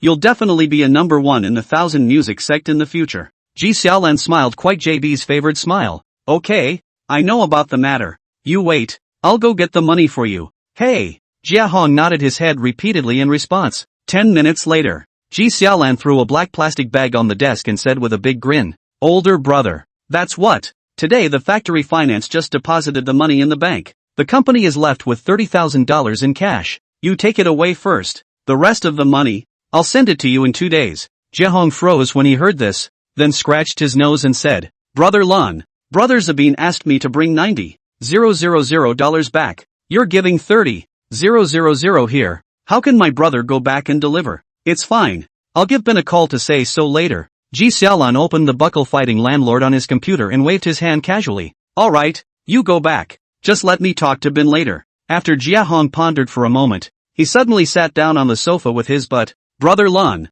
I really can't hand over $30,000 when I go back. Let's do it this way. I'll wait here for a while. You let the company's finance go to the bank to get $60,000. I'll treat you to dinner after the job is done. Let's have a good drink and get to know each other." When Ji Xiaolan heard this, his face sank. "What do you mean, old brother? I don't mean anything. I know you JB. What? I can't fucking afford a drink? Do I have to let you buy me a drink?" Jiehong's face also sank, his eyes glowing straight as he stared at Ji Xiaolan and said, "I know you're not bad, but talk clean and don't fuck with me." "Ha!" Ji Xiaolan stroked his brain, stepped in front of Jiehong and pushed him, and said with a crooked neck, "Older brother, what kind of eyes do you have? Got a mood? Want to fuck me?" Chapter 56, First Look. "Don't fucking move me. The money you must take out today. It definitely won't work if you don't pay it back." Jiehong pushed Ji Xiaolan's hand away as he leaned his body against the sofa and lit a cigarette with slow movements. The other end. Ah Chung stood in front of the entrance of the new Chu Lu Primary School.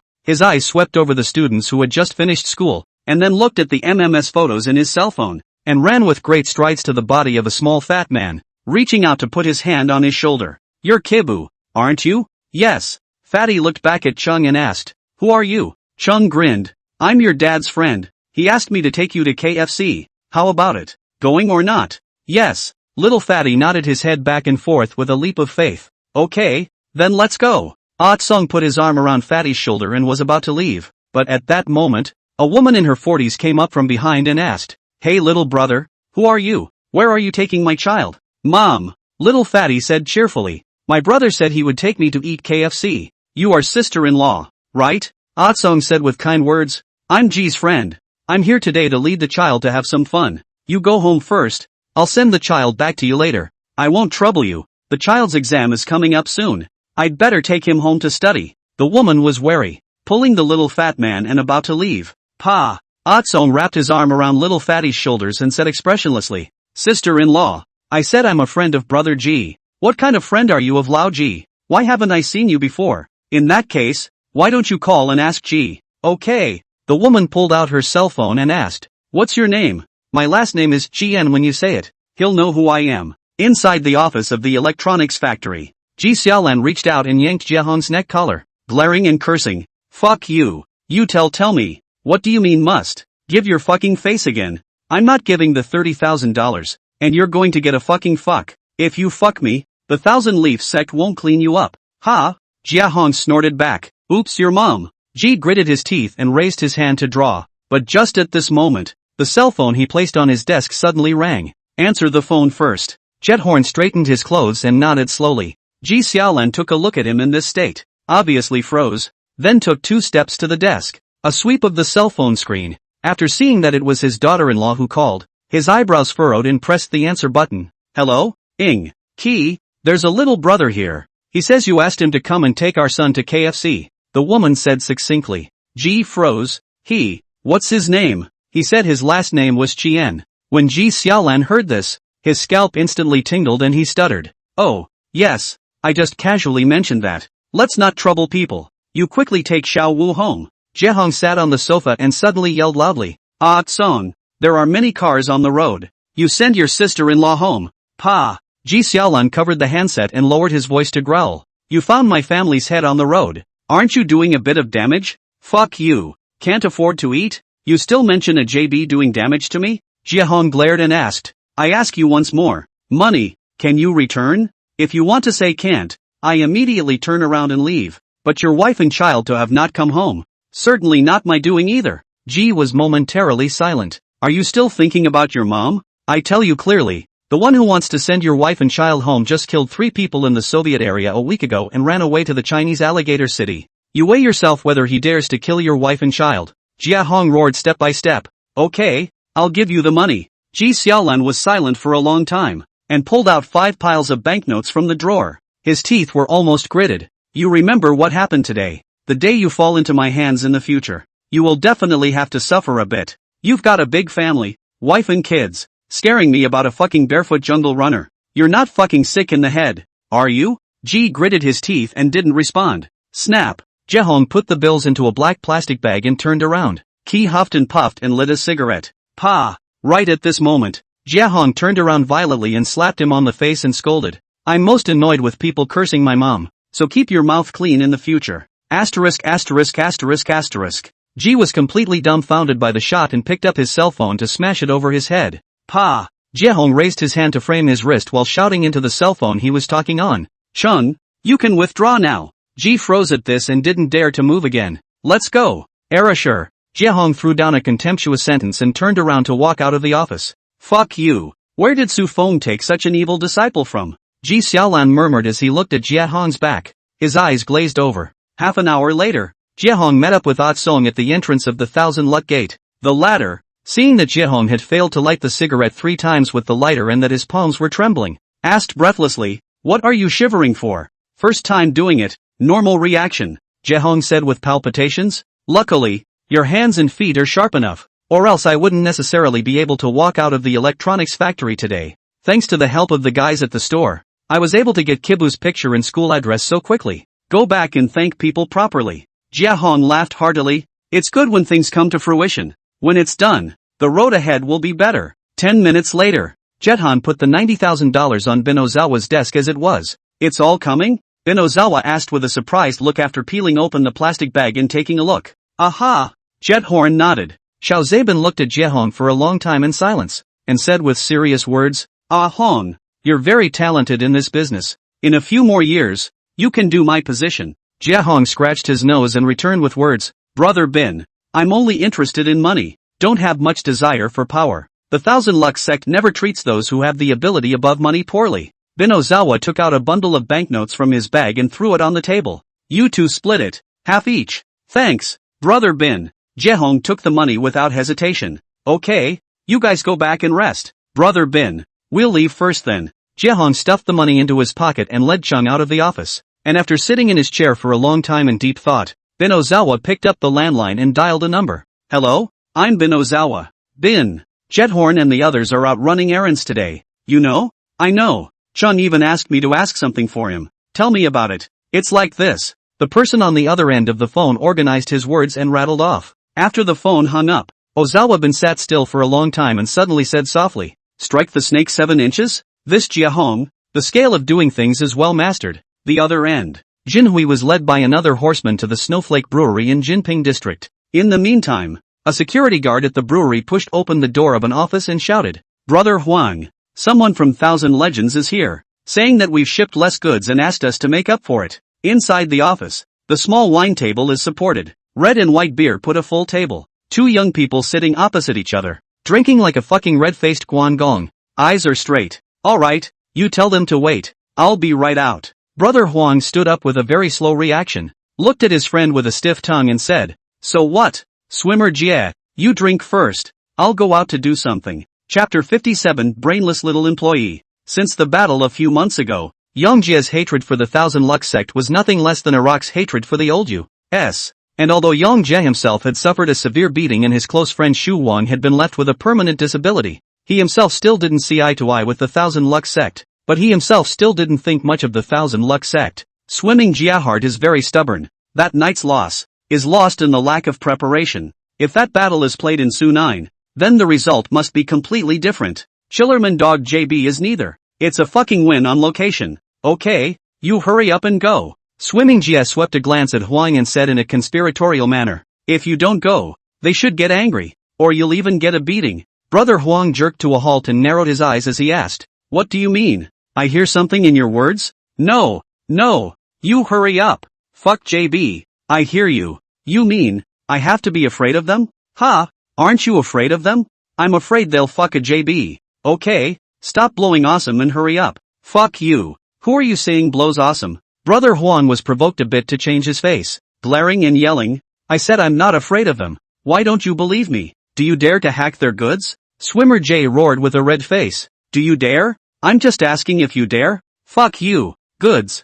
I'm not returning them. And I'm going to fuck them up today. Brother Huang picked up the empty wine bottle and threw down a sentence in a loud voice before taking a step to go outside the office. Brother Huang. What are you doing? The security guard hurriedly pulled Brother Huang back. The other party is from Thousand Music Sect. Mr. Lee, don't talk about my brother-in-law. Brother Huang shrugged off the security guard and cursed in a loud voice as he walked towards the door. Everyone says that the Thousand Legends sect is powerful. So today I'm going to take a fucking look at what exactly makes the Thousand Legends sect so powerful. 1 minute later, Huang scurried over to Jinhui and the horseman with a beer bottle. You're the only ones who want the goods? Yes. You are Brother Huang, right? Jinhui smelled the extremely strong smell of alcohol on Brother Huang's body and frowned but then said politely in his words, last time you guys delivered the goods, there were 6 cases missing, so see if you're not going to make up for it. Less if you say so? How come I don't know it's less? Brother Huang responded with an I'm looking for trouble attitude. Not speaking at all. Here's the manifest.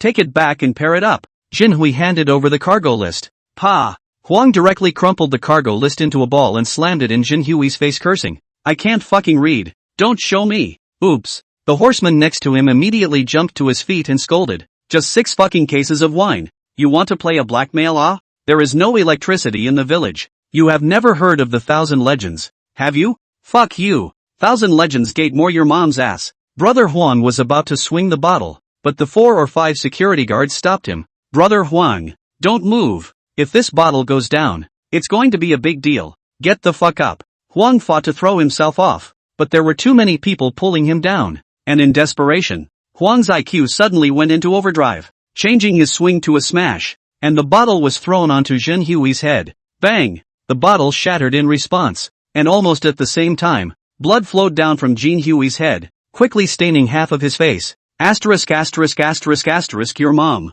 Horseboy let out a furious curse, jumped up and smashed a fist on Huang's head. Li Kuanshang has to shorten half a head to speak when he sees Master Dog. How many fucking heads have you grown? Dare to move our Thousand Legends sect people? AI. Brother, don't do it. 4 or 5 security guards stopped and hugged the horseman, persuading him with kind words. Brother Huang is young and unintelligent. Don't be like him. Bullshit. Horsey cracked. I've been out on my own earning a living since I was fucking 14. He's looking at almost 30 and he's still young JB. Fuck you. Who are you calling 30? Brother Huang questioned, storming out, carrying a wooden square. You son of a bitch. The horseman struggled and charged. Fuck you. You're the one looking at 30. Seeing the right moment, Huang smashed a wooden square on the horseman's head. Untie me? Your mom. Still cursing? Huang smashed again, this time extremely hard. The wooden square clicked and broke. The horseman's face was covered in blood and he shook his head vigorously. Half the time, he didn't get over it.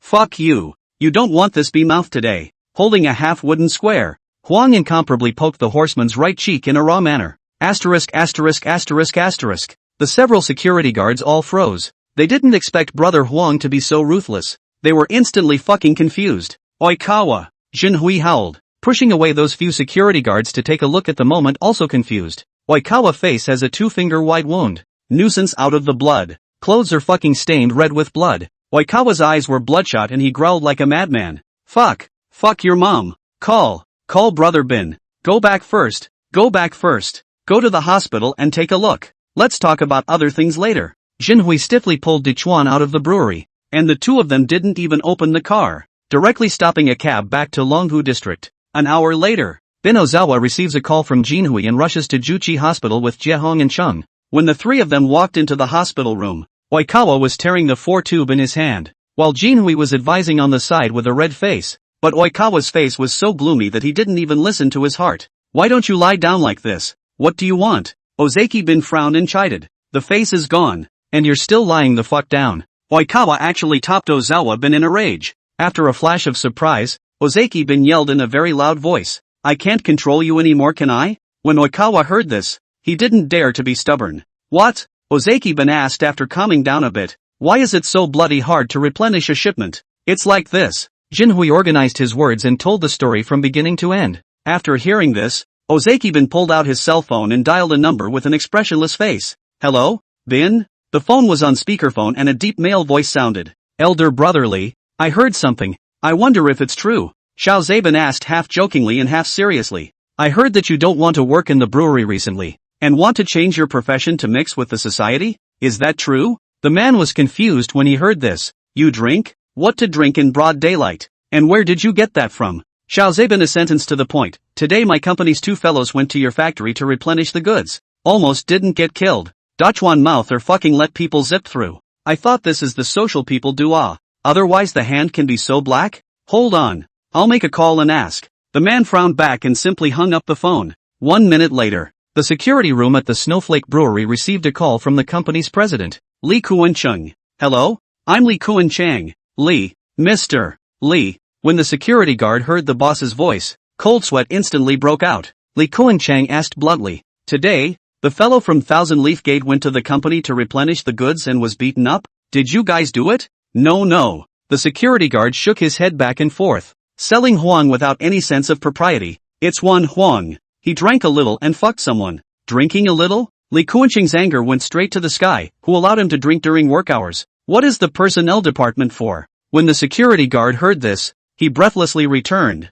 He is your relative after all. Who dares to control him? Turn around and I'll open it for him. Li Kuan-chang stormed and cursed. Tell him to wait in the office. I'll be right back. Good. Li Kuan-chang hung up the phone, huffed and puffed, and threw the cell phone on the table at his mother-in-law's house. Xing, what's wrong? Mother-in-law asked suspiciously. Who are you going to turn on? A clueless little employee. The company is so big. Don't use anyone who doesn't fit in. It will drag your feet. After mother-in-law gave a word of relief, she asked with a smile, how is Xiao Huang doing in the company? It didn't cause you any trouble, did it? No.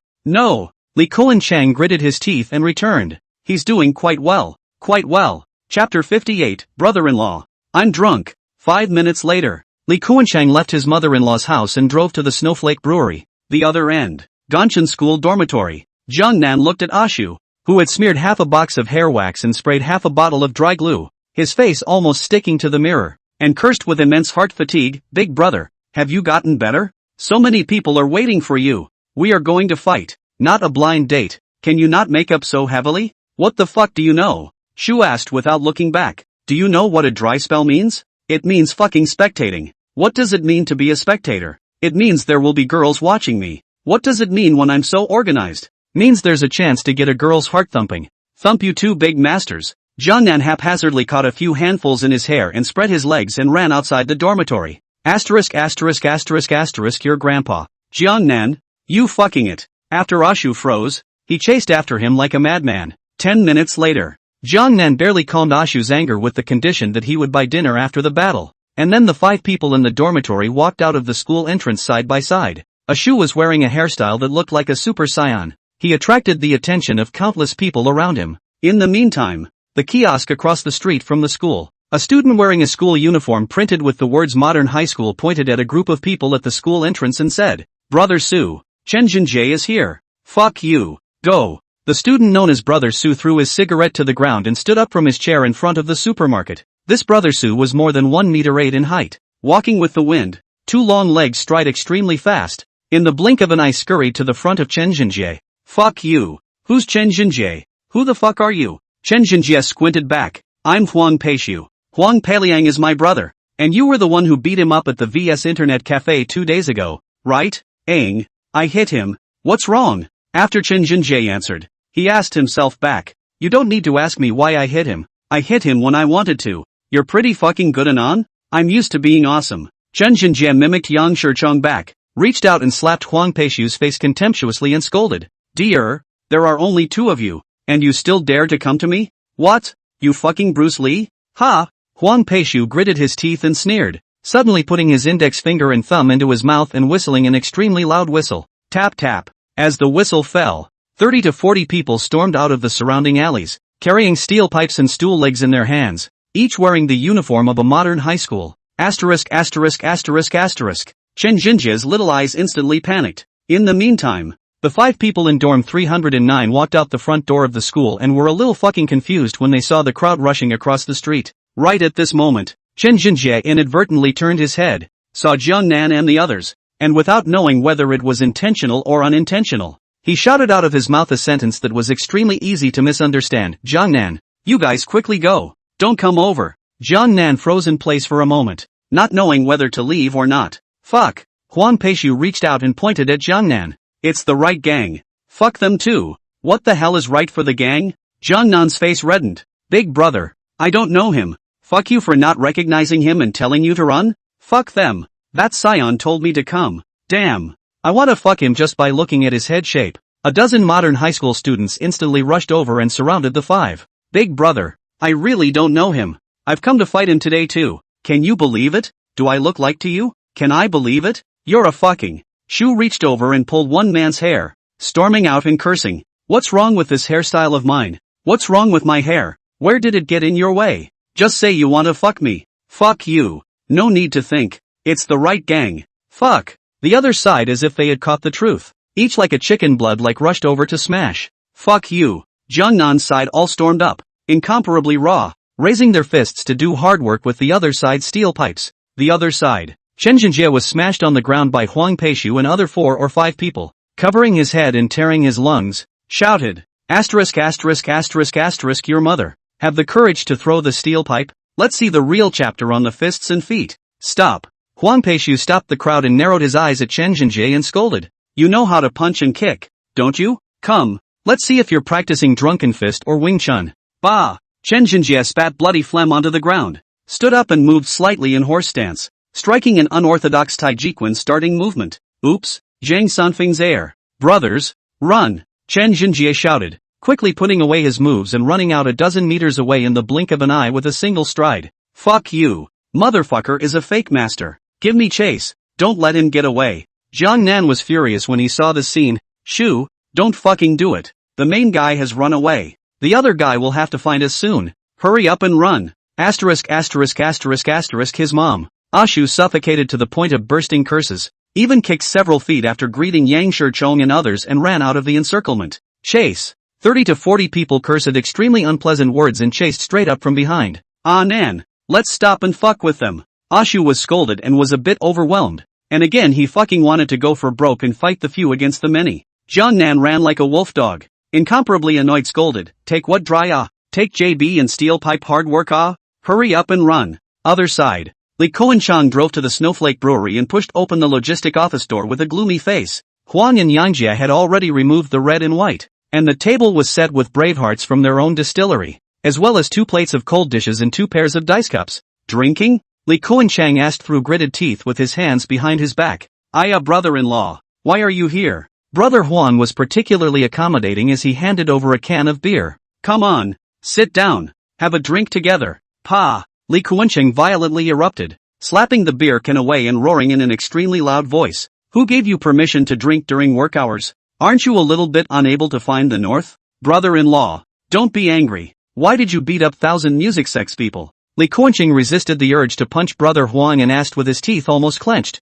Don't you know what the 1,000 music sect eats? Damn it. You want to die on your own, don't fucking drag me down. Brother Huang didn't know whether he had sobered up or was really afraid of Li Koenchang. He didn't dare to talk back at all. Brother-in-law, I drank too much. I was wrong. Li Koenchang originally wanted to scold him twice more, but once he saw that he had such a good attitude, he couldn't scold him anymore. At night, you go to 1,000 music sect and make amends with others. Remember, don't ever start stabbing with people again. Got it, brother-in-law. Brother Huang nodded his head in agreement. Come home more often when you have time.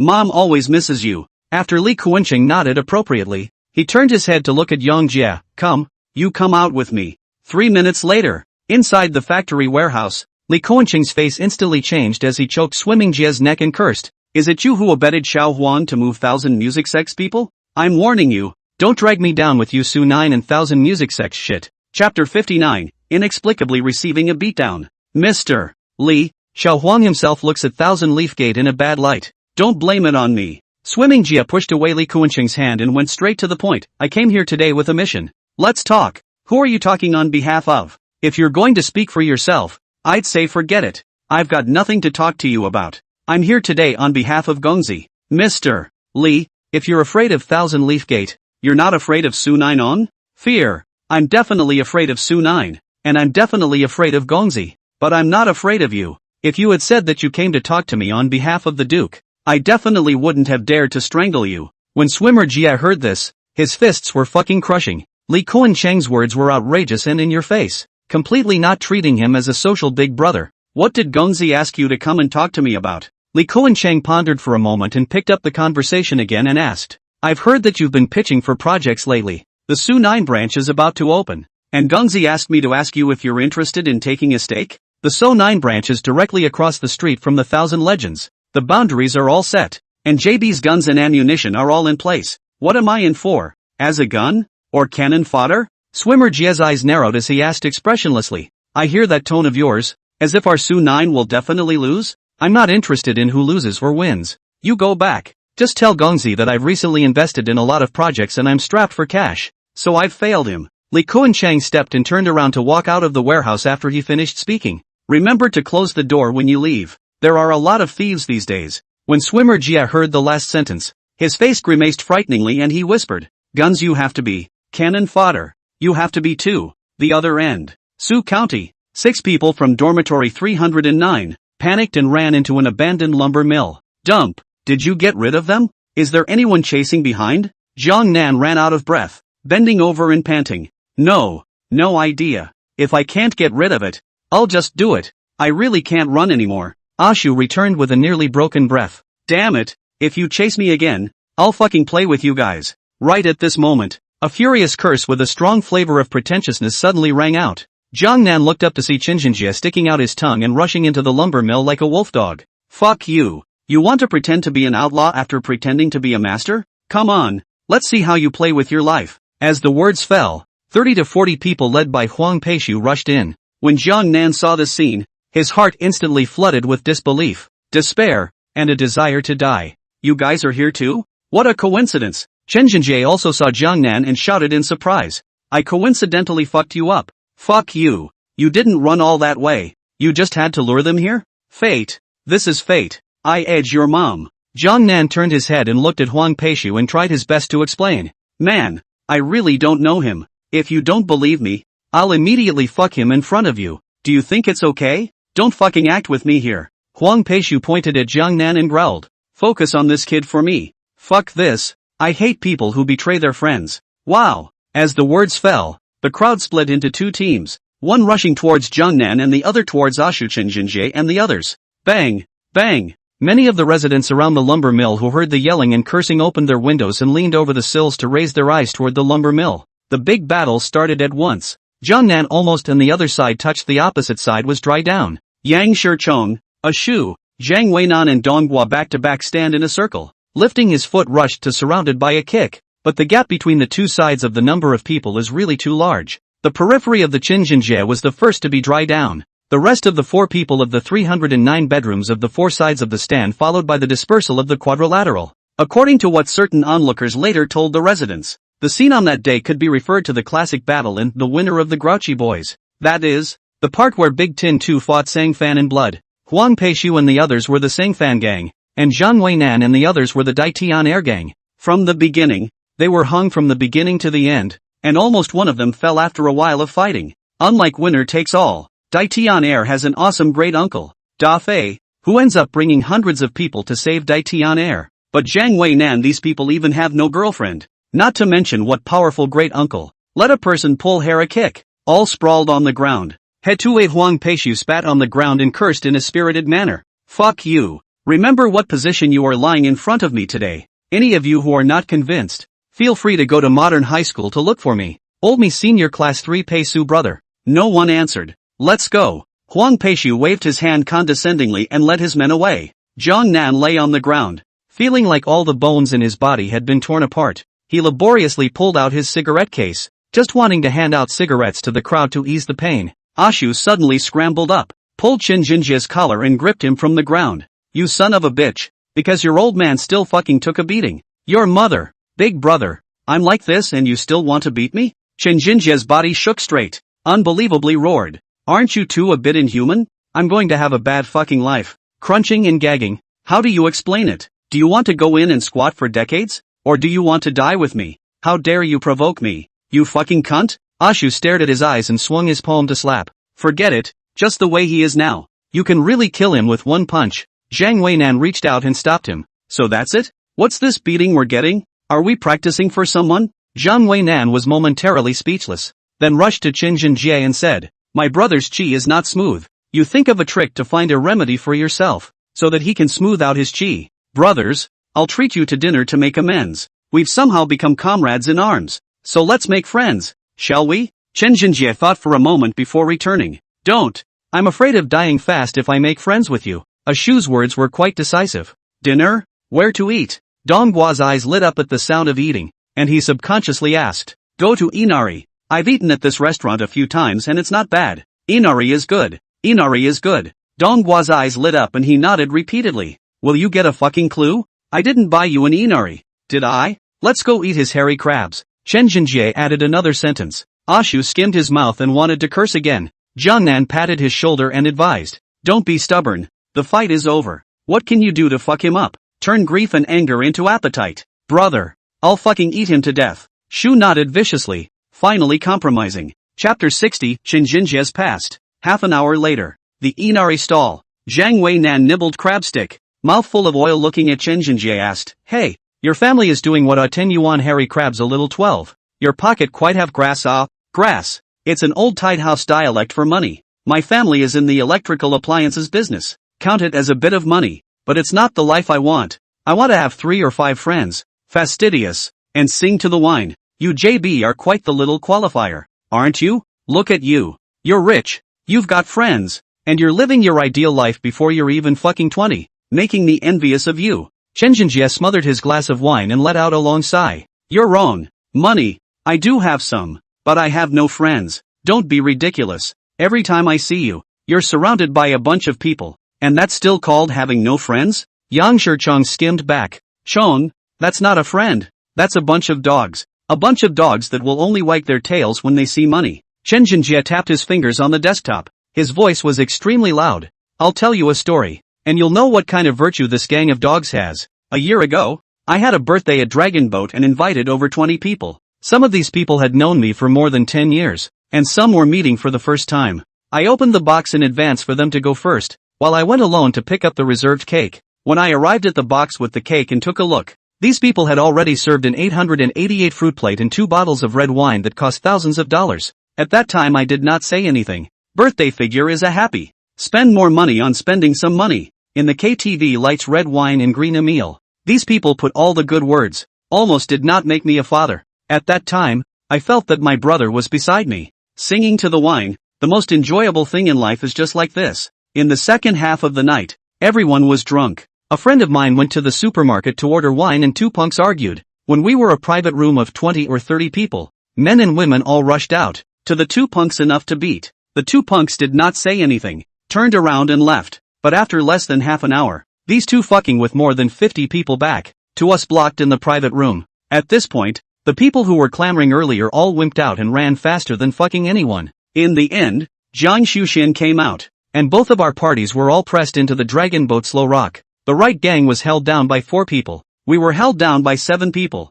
2 of whom were friends I'd been dating for over 10 years. After the 2 parties let the longboat house guard pull their hair and beat them up, they were all fucking taken to the city guard. At that time the city guard asked us if we wanted to go through the process or settle privately and pay the fine. Then we definitely chose to settle and pay the fine. The law and order fine is $1,000 each. And at this time the problem comes, my 6 friends have no money, and I have only $6,000 left on me. There wasn't enough money, and the city guards definitely wouldn't release them. So what to do? At this point my friends made the suggestion that I pay their fine and then they go out and raise the money and come back to rescue me. And I didn't even think twice about it. Everyone was mesmerized by what they were hearing, and Jiang Nan couldn't help but follow up with, what happened in the end? What happened in the end? Finally, I fucking nestled in the city guard's office for half the night, and kept thinking to myself that my friends must be in trouble, and that I would end up with the money to get me out. I just kept fucking waiting until after 3 in the latter part of the night, when the city guard told me that I could leave,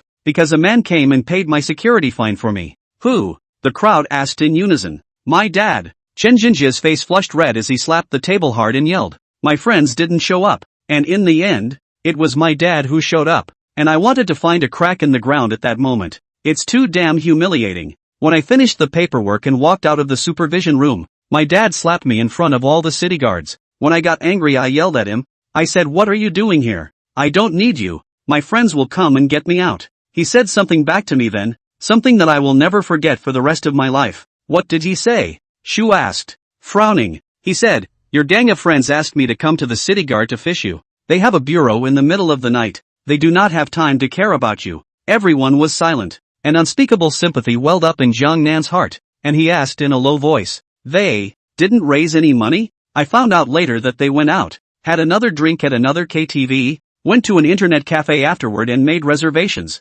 played until 7 the next morning, and finally called me to tell me that they'd been raising money all night and hadn't gotten any. Let me figure out how to get out on my own. Yang Shichong slammed the table, glaring and cursing. "These pussies are all fucking wave shitters. You stay away from them from now on. I don't really have any friends besides them. You hang out with us from now on, and if someone catches you in the city guard again, I'll tear up a bank ATM with my bare fucking hands and JB get you out." Chen Jinjie did not reply, leaning his head against the back of the chair and shedding silent tears. SU9 top floor office. Swimming Jie nodded his head and rushed to the boss sitting on the boss chair and said, "Gongzi, Li Kuanqing said that recently the funds are not turning over. There is no way to enter the stock. No money." "Ha?" Boss asked blandly as he listened. "His name is Gao Zhun, Su9's family, age 40 years old, white face, eyes like a star, has an age does not match the temperament of the fluttering gentleman. So in the debut of the people in the Jianghu gave him a nickname for the Gao Gongzi. He did tell me he didn't have any money,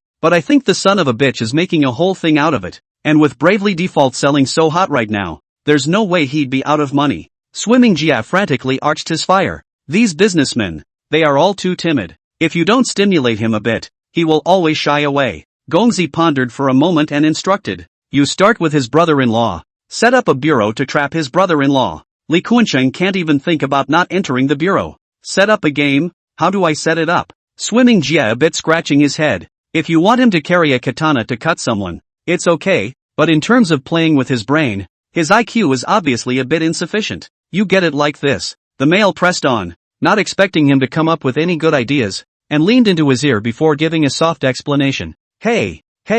Swimmer J nodded in agreement. "Just do as I say." "Can you do it?" Can. "No problem." "Okay." The eunuch waved his hand. "You get on with it as soon as possible, and do a fine job." "Okay, I'll be right there." Swimming Jia nodded in agreement. After walking out of the office, his small eyes gurgled and suddenly sighed and cursed. "Fuck it. In the future, we should try to stay away from these people who play with their brains, or else we won't know how to die. It's too fucking shady." Chapter 61, A Night of Filth. 8 o'clock in the evening. Li Kuanqing took 2 Chinese cigarettes and a red packet containing $8,000 to Huang, and instructed him to make a trip to the Thousand Legends Gate, apologize to Jin Hui as well as Dichuan, and then say a few good words to turn the matter over as soon as possible. Hong heart reluctance, but he is really afraid of Li Kuanqing, so still went, drove a brand new Passat to go. This car is the company's financial new mention. Thieves new, thieves wind. The car sped along the highway at a rapid pace and was about to enter the Longhu district when Brother Huang's cell phone suddenly rang.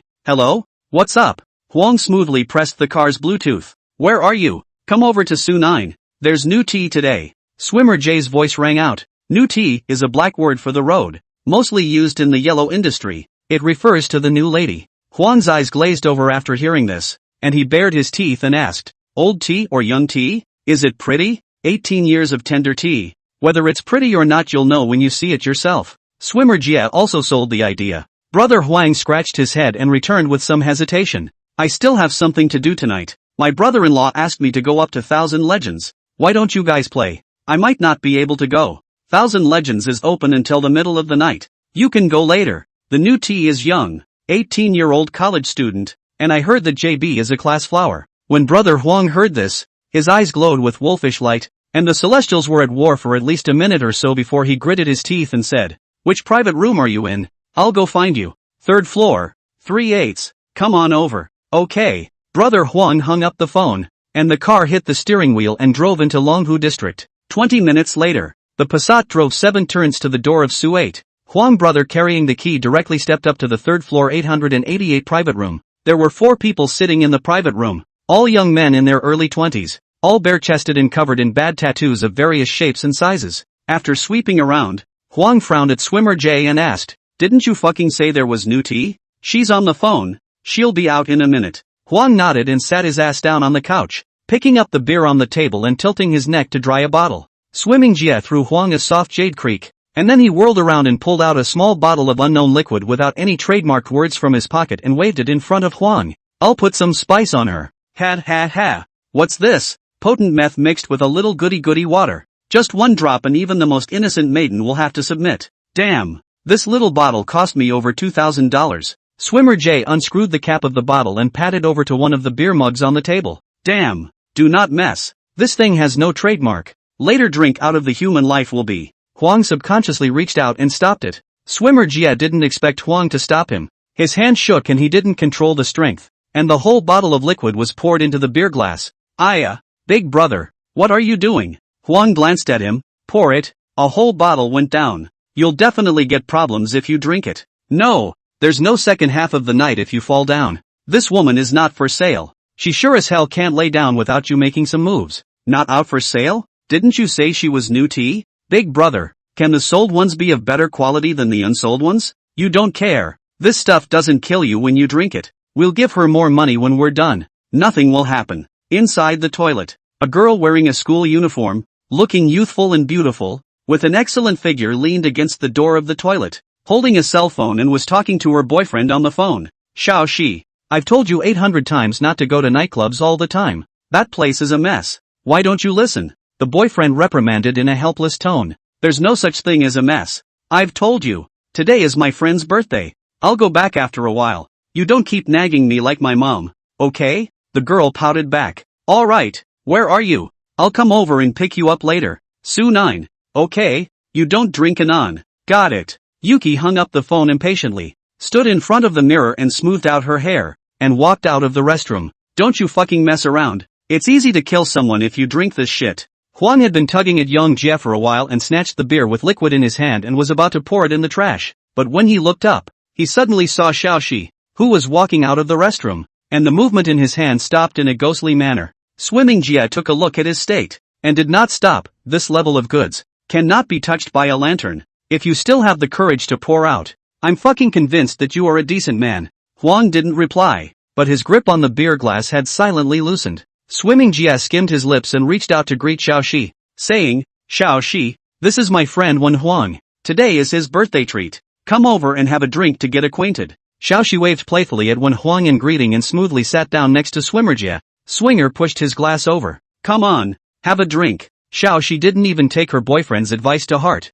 grabbing her wine glass and taking a sip. Brother Huang, happy birthday. Wen Huang looked at Xiaoxi, who had delicate features like a star under the light. His throat kept rolling and his whole body was frozen. Swimming Jie smiled and waved his hand towards a youth sitting next to him. Wang Hao, go and order an Ice Age song. All get high. 10 seconds later, the music vibrated. A furious dance song played, and the people in the private room began to dance in a group. Yuki poured beer into her stomach one glass after another, her little head bobbing back and forth to the rhythm, her slender body full of pure lustful beauty. After 3 or 4 bottles of wine had been consumed, Xiaoxi's movements suddenly lurched. Her head suddenly buzzed, and a strong tinnitus came from her ears. The ringing in the ears didn't last very long. It disappeared almost instantly, but it was replaced by a violent feeling of drowsiness in the mind. Xiaoxi's eyes began to appear heavy shadows. His body felt light, and his body suddenly became a little hot. What's wrong you? Swimmer Jie's head poked up and came over. Xiaoxi's eyes stared blankly at Swimmer Jie for a long time before she shook her head.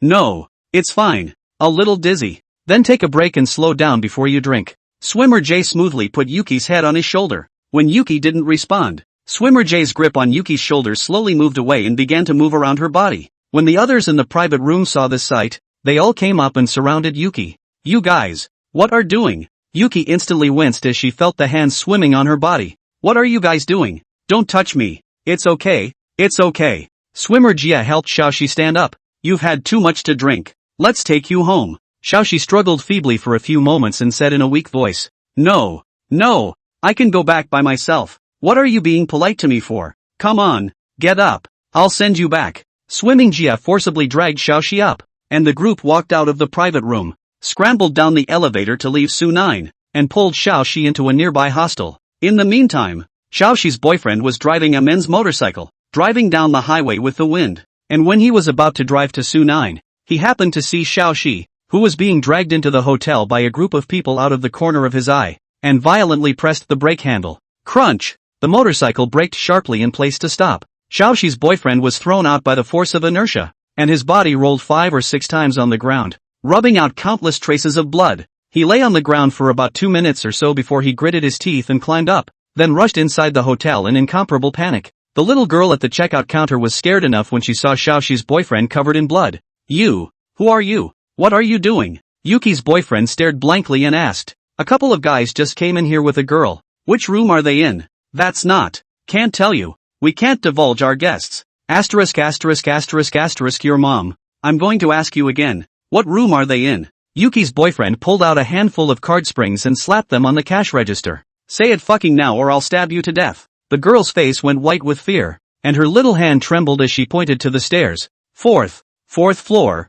402. Yuki's boyfriend pulled out the card spring and rushed up the stairs like a madman. Chapter 62 Mr. Gao's Bureau. 4th floor of the inn. Swimming Jie stood at the door of room 402 with a cigarette in his mouth and asked, "Wang Hao, is that thing of yours reliable? It can record it, right?" "No problem. I've confirmed it over and over again. It will definitely be able to be recorded. Clear as a thief." Wang Hao with a head of red hair patted his chest and said back. Swimming Jie nodded with satisfaction. "That is fine. Later that is done. You get rid of the equipment. We also go in and follow the cool. Get a mouth of soup." Hey, okay. I'll let you do it first later, brother Jie. Wang Hao smiled meaningfully. Room. Xiaoxi was lying on the bed in a sweaty state, her hair disheveled and her collarbone exposed. Brother Huang's throat kept rolling, his eyes widened, and he pounced over with a thick breath, pressing down on Xiaoxi and ripping open the zipper of her school uniform in a frenzy. "No, don't. I'm so sick. Hospital, please, take me to the hospital." Xiaoxi blushed frighteningly red, her red lips slightly opened as she begged with a cry. Huang completely lost his mind and didn't take Xiaoxi's words to heart at all, rudely kissing her white as snow neck. Outside the door, Xiaoxi's boyfriend rushed up to the 4th floor carrying a card spring, and when he saw Swimming Jie and the others he growled and asked, "Fuck you. Where did you get Xiaoxi? Who the fuck are you? I don't know any Xiaoxi. Get lost." Swimmer Jie glanced at Xiaoxi's boyfriend and waved his hand to scold him. Yuki's boyfriend glared and took a step to rush over and kick the door. "Stop him for me." The two ponies heard Swimmer Jie yell and reached out to tug on Yuki's boyfriend's shirt. "What the fuck do you want? Stay honest." Xiaoxi's boyfriend backhanded away from the horse, rushed to the door of the room as a kick. Bang sound. The door of the room flooded with a loud noise, but did not kick open. Behind him, Swimming Jie slapped him on the head and cursed, asterisk asterisk asterisk asterisk your mom told you to stay honest. Didn't you hear me? Fuck you. Yuki's boyfriend snapped back and slammed his fist into Swimmer Jie's face. "Fuck him for me." Swimmer Jie growled in exasperation as he covered his face. The ponies all rushed up at the sound of their voices and surrounded Xiaoxi's boyfriend with a fierce kicking and kicking. It took more than a minute of fighting before Swimmer Jie slowly waved his hand. Okay, stop." The ponies stopped and scattered at once. "Fuck you. Dare to hit my old man. You wait. Later when Huang that comes out, we all go in once again. You see how I play your horse? You this JB like, deserve to be green." Swimming Jie kicked on Xiaoxi boyfriend's head, gritted his teeth and scolded. As soon as the words left his mouth, the door to the room was suddenly opened and when Huang walked out with his head lowered and a strange expression on his face, Swimming Jie froze and said with a strange smile, "Brother Huang, you're young and your body isn't very good. Ha, it's only been a short time since you went in." When he got to this point, Swimmer Jie paused as he realized that when Huang's face was not quite right and his hands were full of blood. Swimming Jie. When Huang's eyes froze and he stammered, That woman, well, seems to be dead." "Dead?" After a moment of stunned silence, Swimmer Jie asked incredulously, "How can she be dead? Did you make her dead?" "I didn't. I haven't gotten her yet. I was playing." She suddenly spewed blood out of all 7 holes, her whole body shook non-stop, and after shaking for a while she didn't move, her eyes were wide open, and she didn't respond to my calls. Swimmer Jie's entire body froze as Yuki's boyfriend, who was lying on the floor, suddenly climbed up and rushed into the room like a madman. When he saw Xiaoxi on the bed, his head buzzed violently. His whole body's strength seemed to have been completely drained in an instant, and his knees went weak as he fell to the ground. Swimmer Jie followed close behind, and with just one look, the white-haired sweat on his back exploded all over. Xiaoxi's upper body was naked, with blood bubbling out of her 7 holes. her messy hair covering one eye, the other eye was still bleeding, the whites of her eyes were all rolled out, and her pupils were violently contracted into tiny black dots out of fear. Wang! Wang, how quickly! Quickly! Swimmer Jie's voice broke as he shouted, "Get the equipment down! Let's go! Asterisk asterisk asterisk asterisk your mom!" Xiaoxi's boyfriend's eyes were red, and he fiercely got up. With a monstrous hatred, a knife stabbed at Swim Jie's heart. Swimmer Jie raised his hand almost subconsciously, and the almost 1 finger long blade of the card spring knife dug into his arm. Yuki's boyfriend pulled out his knife and madly tried to stab Yang Jie in the chest again, but just as the card spring knife was raised, a horseman suddenly kicked him in the thigh from the side. "Cursed horse, I'll waste you." The other horseman also pulled out a card spring, took a few steps forward, and stabbed him in the small of the back. Yuki's boyfriend covered his stomach and half-kneeled. "Brother Jie, the equipment is dismantled." Wang Hao shouted out, "Get out of here!" Swimmer Jie covered his arm, punched Yuki's boyfriend in the head a couple times, turned around and ran for the door. The group rushed down the stairs in a panic and ran out the door of the small hotel.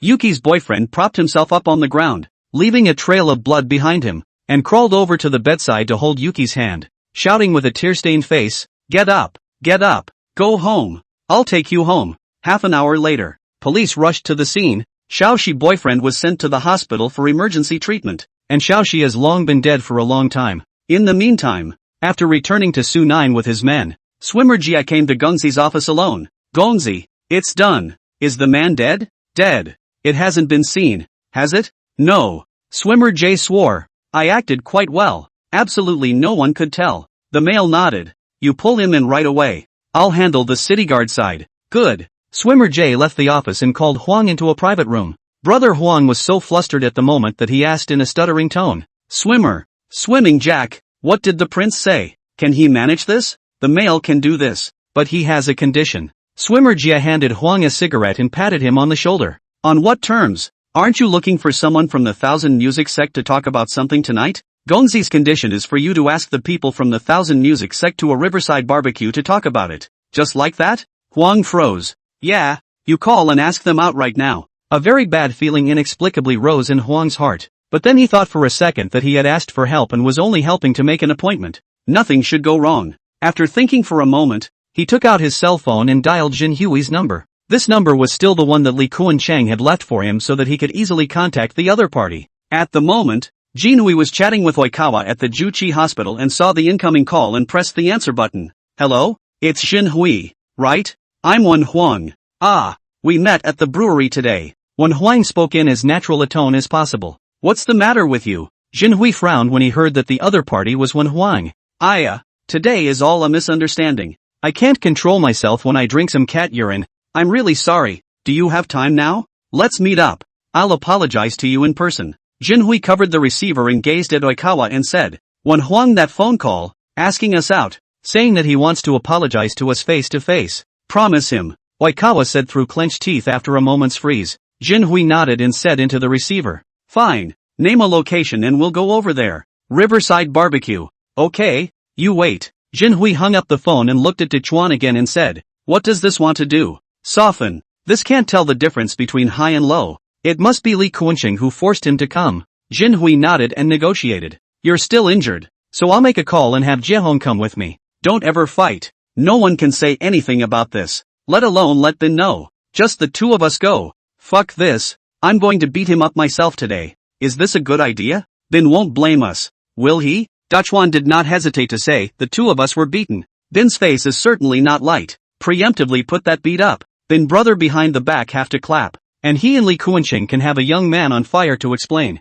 The final result, the two of us at most take a scolding, but when Huang that takes a dry certainly also in vain. Li Kuan-cheng absolutely do not dare to turn over his face." "Makes sense." Jin Hui nodded in agreement. 10 minutes later, the two removed the legs of the table in the hospital room, hid them in their arms, sneaked out of the hospital, hitched a ride on a rickshaw, and rushed to the riverside barbecue. There is no moon tonight, and the wind is picking up for a riverside barbecue. Chapter 63, Single-handedly, Bloodstained Su 9. After the phone call, Swimmer Jie returned to Gongzi's office once again. "Gongzi, the net is cast. Shall I swing someone over there now?"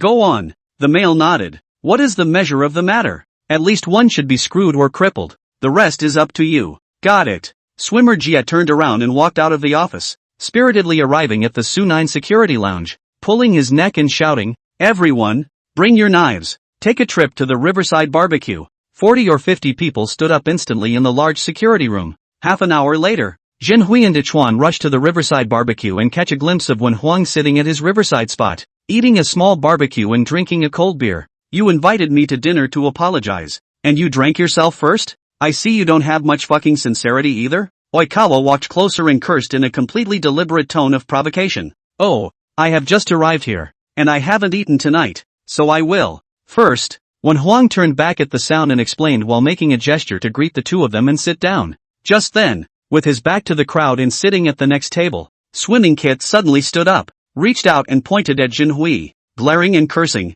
"Fuck you, do you still recognize me? What the fuck are you doing here?" Jinhui instantly recognized Swimmer J. "Come to do what?" "Come to apologize to you, your mother." Swimming Jia twisted his head and roared with bruises. "All of you come out." As the words fell, 40 to 50 people stormed out of the 3 Gold Cup vans parked next to the Riverside Barbecue. Jinhui's head instantly buzzed when he saw the dense crowd. "What the fuck do you mean?" Oikawa scurried to his feet and threw down a roar. "You guys listen to me." When Huang opened his mouth to explain, "Don't you say a word." Swimming Jia wrapped his arm around his shoulders and brought him back, snatching him up and saying, "Fuck you. Don't you guys want Xiao Huang to make amends? Today, I'll kowtow and apologize to you on behalf of Mr. Li, brothers of Su9. Swing your katana knives around and make amends with your friends from the Thousand Music Sect." The words fell. Dozens of horsemen carrying tablets and knives, screaming and cursing rushed toward Jinhui and Oikawa. 1 minute later, the crowd dispersed, and Oikawa was lying on the ground,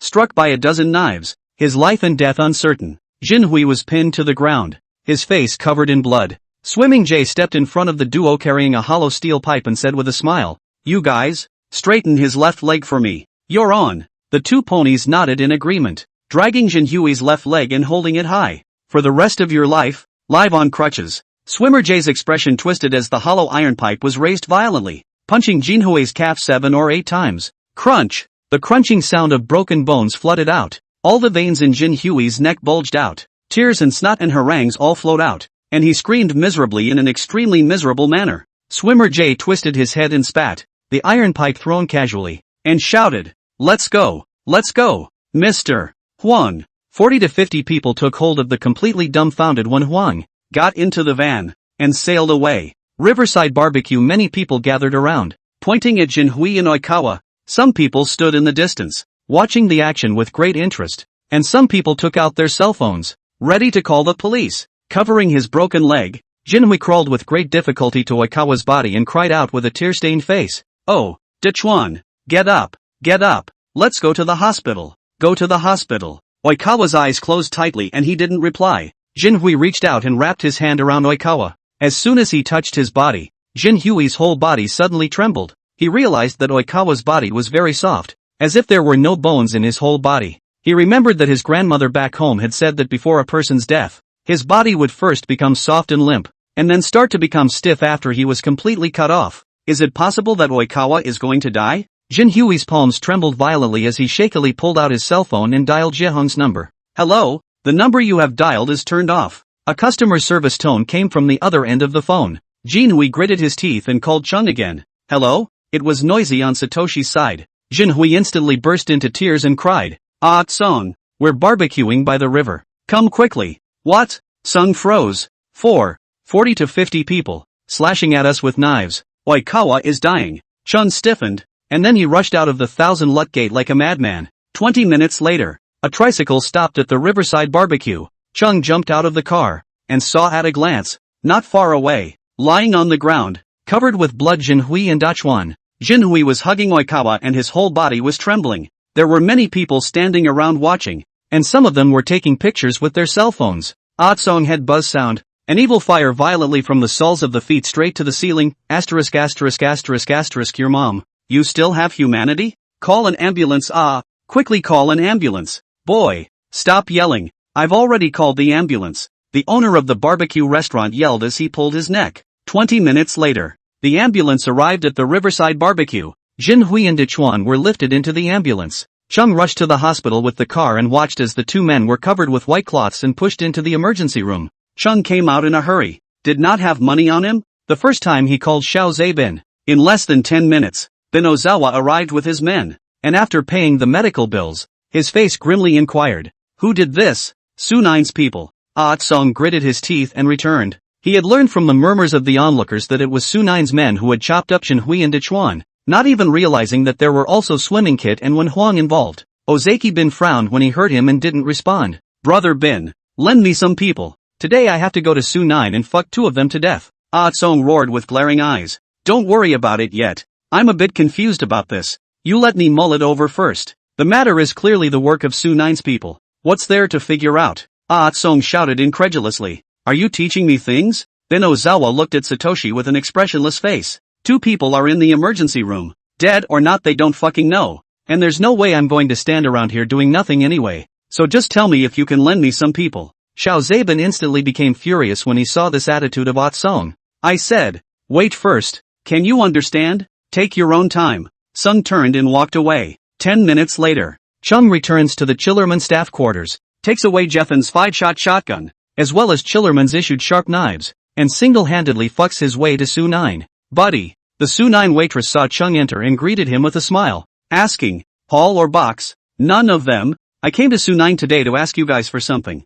Song lit a cigarette. "Want something? Want something?" The waiter froze. Chung pulled out a sharp knife and simply and roughly stabbed the waiter in the small of the back. "Be dead." A scream resounded all around. The waitress covered the small of her back and screamed piteously, "Help! Help!" Tap tap. 7 or 8 people rushed over from the nearest card table. Red-faced, drunken-eyed swimmer Jie stood at the front of the crowd and cursed with a stiff tongue, calling, "Scream a JB what? Jie, help me. This kid is going to kill me." The waiter shouted as he tore his heart out. Swimming Jie narrowed his eyes and swept the circle. His eyes fell on Song, snorted, "It's you Just finished straightening out the 2 of your Thousand Legends sect, and you're sending your door to find Dryon? You're the one who chopped up Shinhui and Oikawa?" Chung asked through clenched teeth as he snapped his eyes wide open. "Anan, I'm the one who cut them." "Fuck you. Today I won't just cut them. I'll even fuck you too." As the words fell, Swimming Kit stepped forward and kicked Song in the stomach. Chung retreated 2 steps in a row, and the sharp knife ran at Swimming Kit's neck, and Swimming Kit sidestepped, and the sharp knife stuck in his shoulder. Asterisk asterisk asterisk asterisk your mom. Get me to fuck him to death. 6 or 7 horsemen grabbed beer bottles to open swing. Song in the blink of an eye at least received 4 or 5 bottles. He shook his head, reached out and yanked over a random person, his sharp knife stabbing without a head. "Fuck you." Swimmer Jay covered his shoulder and jumped to his feet, cursing, "Go to the warehouse and get a knife." Song released the person in his hand, lit up a 5-shot shotgun, and fired a shot at the sky. "Mama pussy, entertaining your Tsong master with a knife can work? Take the gun out. Your mom." The crowd all froze. Just then, a big man in an undershirt with a shaved head carrying a faux 6'4" rushed over with more than 30 Su9s. "Little son of a bitch. How many fucking heads did you grow? Dare to use a gun in Su9? The bald man pushed through the crowd, and the muzzle of his gun was roughly supported on Song's head. Song gazed straight at the big man, mouth cursed, "I grew up so big, really have not heard the imitation of 6'4". What is the sound of the child? You fucking open a gun to try to give the Tsong master to listen to the ring." Chapter 64, I kowtowed 12 times to the dog master. Asterisk asterisk asterisk asterisk your mom. After the bald big man froze, the gun pointed down, and a shot dried on Chung's thigh. Tsong body shook a few times, a clenched teeth and stood up straight. 5 shotgun with the lift, only dry people thighs of the prana. You pretend your mother to take the gun pointed at the head of the work. When the words fell, the sound of 5 consecutive shotgun shots exploded. The big man's chest burst into a cloud of blood mist, and his body fell to the ground with the coherent force. "Come on, you fuckers. Su9, where are the outlaws with balls? Stand out and let me see." Chung hissed with wide eyes. Thump! Just then, a wine bottle fell violently from the second floor. A scar-faced middle-aged man stood at the fence on the second floor and swept an expressionless glance at the crowd. "Fuck him to death. 1 person 20,000 yuan. If you don't die, all of you will fucking leave tomorrow." The dozens of horsemen in the venue instantly rioted, all rushing up to surround Chung. Swimming Kit, who was standing at the front, violently yanked on the barrel of the 5-shot gun and pressed it down hard, and Chung reflexively pulled the trigger, the bullet drying on the floor. It crumbled up countless pieces of debris. "Fuck you. No gun. You're still your fucking pussy." A horseman lifted his foot and kicked Song in the belly. Song's shotgun was discharged and he took 2 steps backward and hit the card table. All the horsemen rushed up in an instant. Chung stabbed out with 2 knives, drying over 2 horsemen, and with his other hand, he copied the beer bottles from the card table and slammed them into the crowd, exploding countless glass crumbs into the air. After a short period of resistance, Chung was barehanded, and the crowd rushed up in a clamor, drowning him completely. "Get out of my way, all of you," Swimmer J growled with a glare. The crowd all dispersed at the sound. Thump! Swimmer J raised the ice bucket high in the air, rushed to Chung, and slammed it down hard on his head. Sung fell to the ground with a bang, blood bubbling out of his forehead and blending with the icy water in the bucket, filling the floor with runny blood. "Fuck him." A dozen or so horsemen grabbed beer bottles and surrounded Otsong for a burst of fierce swinging and smashing. The sound of wine bottles breaking continued to ring out, glass slivers shattering all over the place. Satoshi was covered in blood, his head leaning against the leg of the card table, his eyes slightly squinted, his body no longer able to move. Swimmer J glared and stepped forward again, catching Chung's left leg and dragging his body over the shards of glass that littered the floor.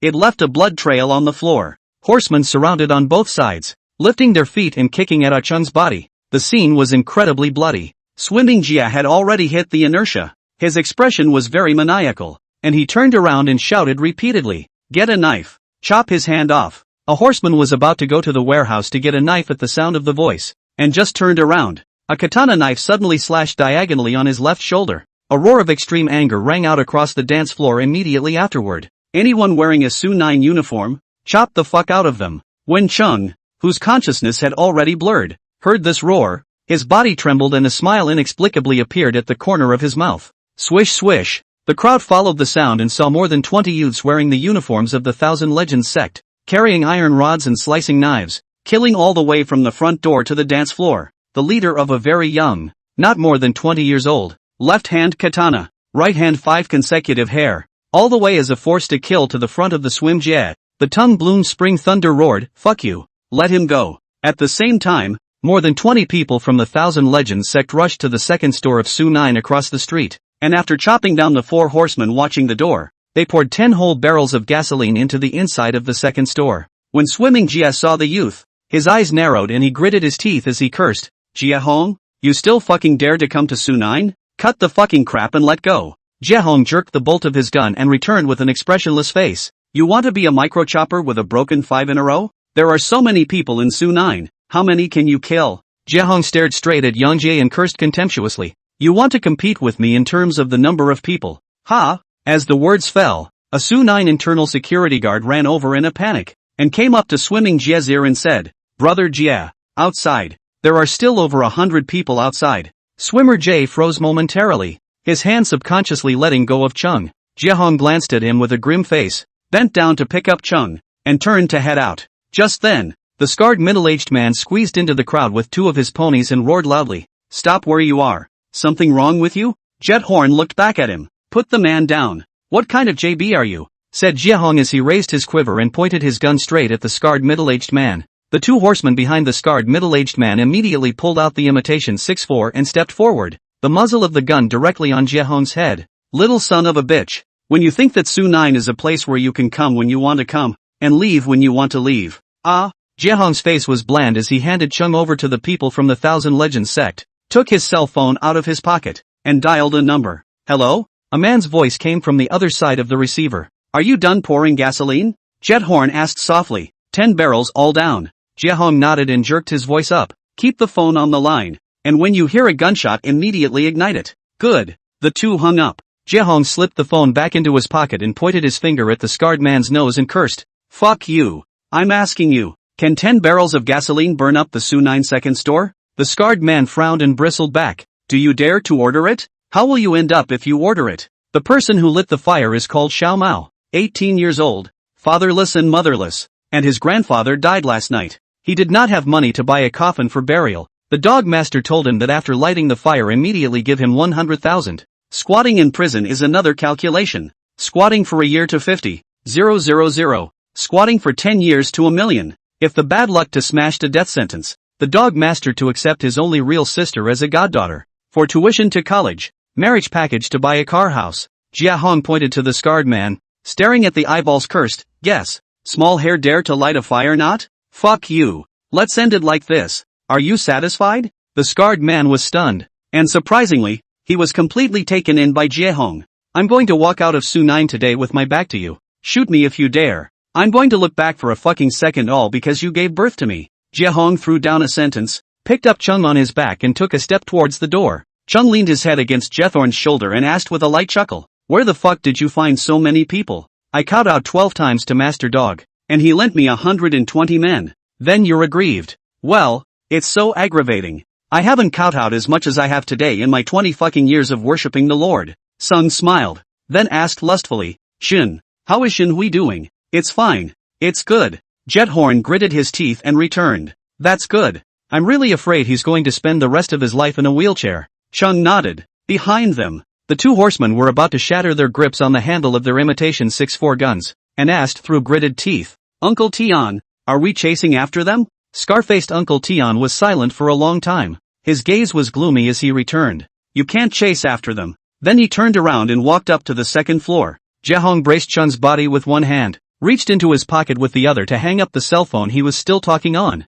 and stepped out of the door of Su-9 before raising his 5-shot and pulling the trigger on the glass door. With a resounding gunshot, glass shards fell all over the floor. Jiehong's neck veins rippled. Wildly incomparably rushed at the watching Su-9 horsemen and roared, the Dogmaster asked me to tell you that from today. From this shot onwards, Thousand Luck Sect, Su-9 is officially at war. A few hours later, Su-9's battle was like wings spreading throughout the entire road. Late at night, countless social drinking devils in the bar, KTV, roadside stalls, 24-hour kanji store, talking about this matter, arguing red in the face. At 4 a.m., Li Kuanqing at the table also heard a friend talk about this matter. This friend has a wide range of local connections and knows a lot more than others. When it was about to disperse, the friend patted Li Kuanqing's shoulder and said cryptically, tonight's Su-9 thing, it seems to be a bit related to you. Li Kuanqing's head is very flexible. He did not ask his friend to get to the bottom of the matter. Just a little thought. The heart is completely transparent. Half an hour later, Li Kuanqing had his driver take him back to the company. After sitting in his office and contemplating for a long time, Li Kuanqing snapped his head up, picked up his cell phone and dialed 2 numbers. The first one called Wen Huang and told him to return to the office immediately. The second call was made to a number with a note called Tibetan Mastiff. Li Kuanqing talked to this Tibetan Mastiff for more than an hour. After the phone hangs up, Li Kuanqing rubbed his brow, looking out the window at the rising sun. A long sigh. Alligator City. It's going to be a big mess again. Chapter 65, second half. Snowflake Brewery. 10 o'clock in the morning. Second affiliated hospital of Longhu District. Chung and Jin Hui are wheeled into the hospital room after their surgeries, while Jiehong, who hasn't slept all night, is standing outside the corridor, learning about the two men's condition from the doctor. Tough on you, doctor. Jiehong implicitly stuffed 2 red envelopes into the pocket of the doctor's lab coat, and asked with very polite words, how are the injuries of my 2 friends? It won't leave any after effects, right? The doctor looked like he didn't notice Jiehong's action of stuffing the red packet at all, and returned in a bland tone, there will definitely be after effects, but that's something that will happen when you're old. Your friend called Jin Hui. The surgery was done successfully. Walking should not be a problem, but more or less will be a little limp. As for Hank Song, at the moment, no major problems have been found. Get well. After being discharged from the hospital, the ability to live should be able to be restored as before. Jiehong heard of this result is not very satisfied, but also acceptable, because on this road, what results may have, feet left a little disability, in fact, is not a big problem. Sending the doctor away, Jethorn pushed open the door and walked into the hospital room. Chung hadn't woken up yet, while Jin Hui was lying on the bed with his eyes slightly open. His face was pale and his whole body looked very weak, his eyes staring straight at the ceiling. Jiehong pulled a chair and sat next to Jin Hui. His left hand caught his wrist, and after half a day of silence, his voice hoarsely asked, Hui, this road, is it difficult to walk? Difficult. Jin Hui looked at Jethorn and nodded with a very light movement. Then let's not go, okay? Jiehong gritted his teeth and said, you go and do other work, take the right path. If my brother has a day to mix out, I definitely can't forget you. No way. Jin Hui roared abruptly, glaring and shouting, I've already contributed a leg to Jianghu, and Jianghu hasn't even fucking returned the favor. What the jungle can give you is nothing but bruises all over your body and fear. Jiehong softly persuaded, listen to my brother, while not stepping too deep now, quickly quit. I'll tell you the truth, if I didn't have a murder on my back, I'd damn well rather be a cement worker in the Soviet Union than in this business. Hong, we are different. You were forced into this business, while I wanted to get into it on my own. For what? Jiehong asked in great perplexity. Because this line of work to money fast. Jin Hui looked at the ceiling, said softly, my 3 brothers, a family of 6 people all fucking crowded in the old house. Summer, mosquitoes are fucking hate to eat people. My mom often told our 3 brothers, no new house at home. You temporarily elsewhere. Seeing our 3 brothers are getting older, my mom has been worried for a few years. Gray hairs have grown out, and cannot sleep all night. My oldest brother is in college. My second brother just graduated as an apprentice, and his salary is fucking $800 a month. Brother Hong, you tell me, how much does it cost to buy a house now? You let me go back to continue working. How many more years do I have to work before my family can buy a house? What's not a little goes a long way? To buy a house, we have to save up every penny. Jiehong continued to persuade, in the future, my brother will be able to help you. Listen to me, you're really not suitable for this path. I know, you all think I'm chicken. I'll get over it later. Believe me, I will. Jiehong was speechless. After a long sigh, he changed the topic and asked,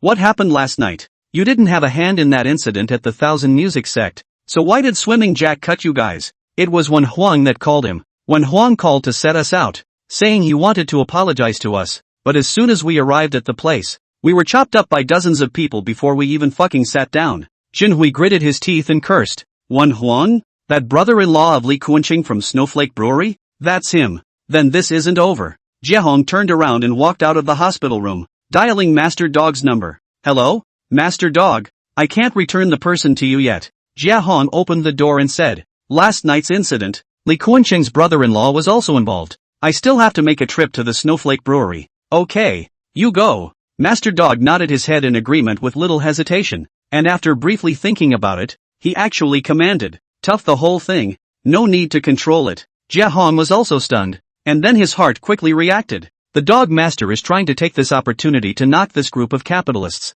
Should I go now, or should I go at night? Jethorn asked tentatively. Just go now, and if you want to fight, do it in front of everyone, without giving him face. Okay, I get it. Well, you catch it. Master Dog hung up the phone. Fuck you. This is even taking the imperial sword to do things. Jiehong bottomed out, raised his head and shouted at a youth standing at the end of the corridor. You Tao, come over here. What is it? Leaping Tao threw away his cigarette and jogged over to ask, is it time to pull out? Withdraw JB, you get the guys together. We've got the second half to play. Beat who? Leaping Tao froze. Snowflake Brewery. Li Kuanqing. Geez, cross-district combat huh? I like it. Leaping Tao's eyes immediately lit up, and his ass went to gather people. 10 minutes later, a dozen vans with double flashers, like a long dragon killed the entrance to the Snowflake Brewery. At this time is more than 11 o'clock at noon. It is the time of the plant employees off work to eat. The brewery entrance crowded. The van was suffocated outside the door.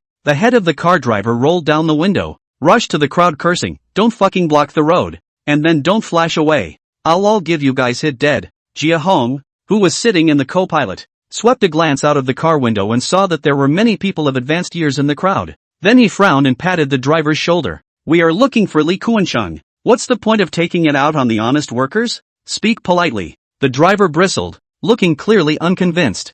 Jiehong didn't care. Rolling down the window, he poked half his head out and shouted in a very polite manner, excuse me, please. The crowd suddenly parted into a lane, and the fleet of vans drove into the Snowflake Brewery in good order. You guys, what's the matter? An old security guard in his 60s looked at the caravan and asked a little confused. Uncle, I'm looking for Wen Huang. Is he in? Jiehong asked smilingly. If he's not there, it's okay for me to look for Mr. Li. You wait. The old security guard waved his hand back, then picked up the phone and dialed Li Kuanqing's landline. Hello, Mr. Li. More than a dozen cars have come, with the logo of Thousand Leaf Gate on their bodies, and the people who came said they were looking for Wen Huang. The old security guard went straight to the point. Not a word of nonsense. Beep. Li Kuanqing directly hung up the phone, kicked his foot on the office chair, and stormily yelled, Xiao Lu, bring Wen Huang downstairs. Secretary Xiao Lu had never seen Li Kuanqing so out of sorts before and asked in a low voice,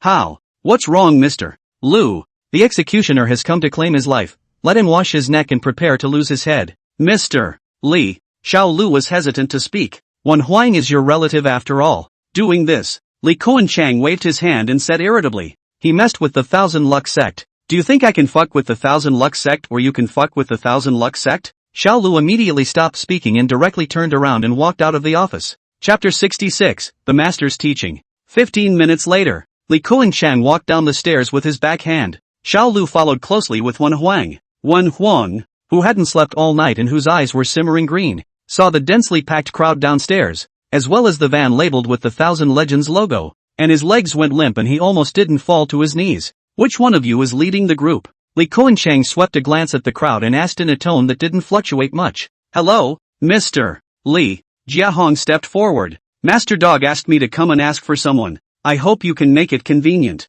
I've brought the people. You guys take them away. Li Kuan-Cheng pointed at Wen Huang. I'm sorry, Mr. Li. Master Dog didn't let me take the man away. Li Kuan-Cheng froze when he heard this. What do you mean? Master Dog said. Where it starts, it ends. Jiehong exploded violently and smashed his fist on Wen Huang's head in front of Li Kuan-Cheng's face, cursing. Fuck you. You broke one of my brother's legs? I want all 4 of your limbs today. As the words fell, hundreds of horsemen instantly rioted, screaming and cursing as they were about to charge forward. Nobody move. Jiehong shouted with his hands up. The 100 horsemen stopped in their tracks at once. Wow. Jiehong drew his zap gun from the van's tailgate and stepped in front of Wen Huang. My brother's debt. I'll collect it with my own hands. Little buddy, don't make things worse. Li Kuan-Cheng gritted his teeth and said. You take him away? Don't do it here. I don't care if you fucking kill him, okay? Mr. Li. Before I came, Master Dog told me, be ruthless and tidy. No need for control.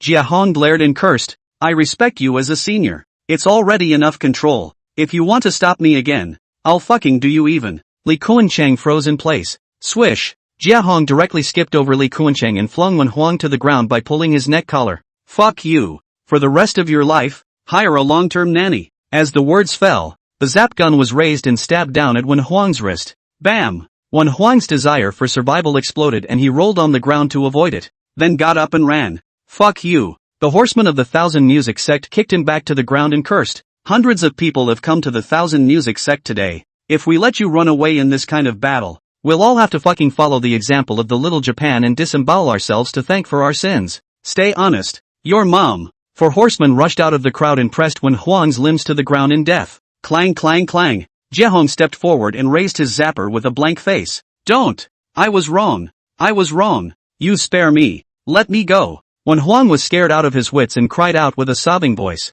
Brother-in-law, tell them not to mess around. I'll be obedient from now on. I'll do whatever you say. Even if Buddha comes today, he can't save you. Your mom. Put. Poo poo poo. The zapping gun stabbed 4 times in a row, dry humping both of Wen Huang's wrists and ankles. Wen Huang's neck veins all rippled. Saliva flowed out of his mouth, and he let out an extremely miserable scream. 10 minutes later, the people from Thousand Luck sect exited the Snowflake Brewery. At that moment, the factory's prescribed working hours had arrived, but hundreds of employees did not go back to the workshop. All of them stayed in place and looked at Wen Huang, who had fallen in a pool of blood. Interestingly enough, these people couldn't see a trace of sympathy in their eyes. There was only the pleasure and joy of being relieved of their anger. From this, it could be seen to what extent Wen Huang's popularity in this factory had gone bad. Call an ambulance. Quickly call an ambulance. Li Kuan-Cheng growled with an extremely gloomy face. Wen Huang's eyes were already completely lax as he looked at Li Kuan-Cheng. Suddenly an unspeakable hatred welled up from his heart. Li Kuan-Cheng, you are so fucking ruthless. A tie gun. 4 wounds. Li Kuan-Cheng officially announced, with 1 million shares in Su 9 Second Store. This is actually an outcome that everyone could have predicted. Snowflake Brewery Battle. Thousand Legend Blue 11s unreservedly stomped Li Kuan-Cheng's face to the ground, rubbing and rubbing again. If Mr. Li doesn't have any indication, where will he put his position in the jungle in the future? The person who takes the goods will surely think, fuck it, Li Kuan-Cheng let someone beat to the door. Brother-in-law let someone waste. He even dare not put a fart. In the future I fucking take goods with him, do not have to pay. Anyway, he has no guts. Anyway, he does not dare to take what I do. Therefore, the shares of Su 9 Second Store is Li Kuan-Cheng 1000 reluctant, but had to bite the bullet in tears to do the decision. He must use this action to tell everyone, Li Kuan-Cheng is not afraid of the Thousand Luck sect, but in the endurance of the Thousand Luck sect. Now I can't stand it anymore. So let's do it. I fucking shares in Su 9. With 1000 Music Door officially declared war. Who can and who can't? In the road to run 2 laps, just to see who first fucking fire on the end. 1 month later, early morning, after finishing his morning exercise, Nan Coffin saw that the breakfast store was not open, so he strolled to the Thousand Luck gate with his hands behind his back. This time is just the end of the Thousand Legends business point. Stayed up all night. Jiehong is wanting to go out to smoke a cigarette, blowing the wind spirit. Just as soon as he went out, he saw the back of the southern coffin. Morning, second uncle. Jiehong greeted. These three characters are a bit old. The southern coffin pointed at the plaque of the Thousand Leaf Gate and spoke in a neutral tone. Then I'll turn around and ask Master Dog to allocate some funds for a good refurbishment. Catch up on it. Anything can be old. The sign has to shine. Got it. Jiehong showed his teeth and smiled. Second uncle. Don't stand. Go in and have a cup of tea. Aha! The southern coffin walked into the Thousand Music sect with his hands behind his back and his waist straight. Su Feng's office. Jiehong skillfully cleaned the work tea set and casually asked Nan Coffin. Second uncle. I heard that the second store of Su 9 is going to open next week. Does it have any impact on us? When the same line opens opposite doors, it's a loss for us if just one customer runs to their yard. Do you think there's any impact? Alas! Jiehong heard this and sighed back. It's also my fault. If it wasn't for me proposing to fight Wen Huang in the first place, Li Kuanqing couldn't have cooperated with Gongzi, and the Su 9 second store definitely wouldn't have opened so quickly. Wen Huang moved the Thousand Legends sex people. Beating him was the nail in the coffin. It doesn't have much to do with you. Master Coffin smiled. This person, Li Kuanqing, is not enough to worry about. He wouldn't dare to go against the Thousand Music sect, but he's taken a stake in Su 9. Isn't that still against us? If he had the guts, he wouldn't have watched Wen Huang get wasted by you at the brewery in the first place. Even if there were too many people that day, and Li Kuanqing couldn't beat you guys, then he could have called the police, right? Once the city guards came, did you have to withdraw in disgrace? Wouldn't Wen Huang have been spared 4 shots from you? Jiehong was stunned. In his heart, he vaguely sensed that something was wrong. Since Li Kuanqing has decided to work with Su 9, why didn't he flip out on us and bail out Wen Huang? Brother-in-law, that is a relative. Li Kuanqing cannot see him, but also not good to use him. Want to abandon him, have to have an excuse. You just gave him an excuse that day. The triads door to door to ask for people. Do not give to smash the factory. What a good reason. Mother-in-law cannot pick his reason. Understand? Coffin Master patted Jiehong's shoulder and said in a clear and organized manner. Jiehong's head is very smart. Instantly understood the meaning of the Coffin Master. The back suddenly flooded with a layer of goosebumps. Master Coffin picked up the work tea set and brewed 2 cups of tea in a flowing manner. After blowing on a cup and taking a sip, he said with a smile, "You don't see far enough. Li Kuanqing is afraid of the Thousand Legends sect. This is something that anyone with eyes can see. Wen Huang is a liability to Li Kuanqing. He is a liability that can be sacrificed at will. But under the premise that he is afraid of the Thousand Music sect, he also made a big fuss over a dispensable liability to get into Su 9, declaring war on the Thousand Music sect that he has always been afraid of. This matter, is it contradictory? So, then what the hell is he spending $1 million for?" Chapter 67, I can't afford to mess with the outlaws of the Scribbling District. For jungle status. For an attitude. Master Coffin laughed. In this place of Tuahua City, no matter what business you do, you have to be a little bit involved with the black. If Li Kuanqing wants people to see at a glance that he's a wimp, that snow brewery will have to be squeezed out of business in less than a year. Second uncle. I seem to understand a bit. Jiehong cited one and said back. In fact, it's just like those old rural men in the countryside casinos. Obviously they don't even know where the trigger is, but they are dead set on installing a gun. No matter if they will fire it or not, the gun being placed there will serve as a deterrent, and the gamblers won't look at his age and not pay for the water. That's a good example you gave. Master Coffin laughed out loud, then taught and pointed out. You remember, you have to look at a person's nature. No matter how many facets he has and how many tricks he can play, as long as you can see through his nature, you will be able to firmly eat him. Got it. Second uncle. Jiehong nodded seriously. The other end. Su County. Chen Jinjie's eyes were full of bloodshot, and he breathlessly pushed open the door of the 309 dormitory. It's not easy to not have to go to class today. Why did you guys call me here so early? Chen Jinjie finished with a bang and pushed open the door. Saw Jiang Nan they were packing bedding luggage. Then asked in shock, what are you doing JB? To run away? Xiaotao rented a house and we helped him move his luggage out. Don't you always say you admire him? I'll introduce you to him today. Jiang Nan explained. Oops, that's great. Chen Jinjie immediately shouted excitedly. 20 minutes later, the 6 of them carried their large bags out of the school gate and took a tricycle to the new Hopewell area. What took you so long? Xiaotao stood on the side of the street and cursed as soon as he saw them. I've been waiting here for you guys since 6 o'clock. Your brother Tao, right? Chen Jinjie half bent over and rushed over to shake Xiaotao's palm. Long time no see. You are? Xiaotao was a bit confused. My name is Chen Jinjie. You can call me Xiao Chen, or you can call me Jia. No. I mean, do we know each other?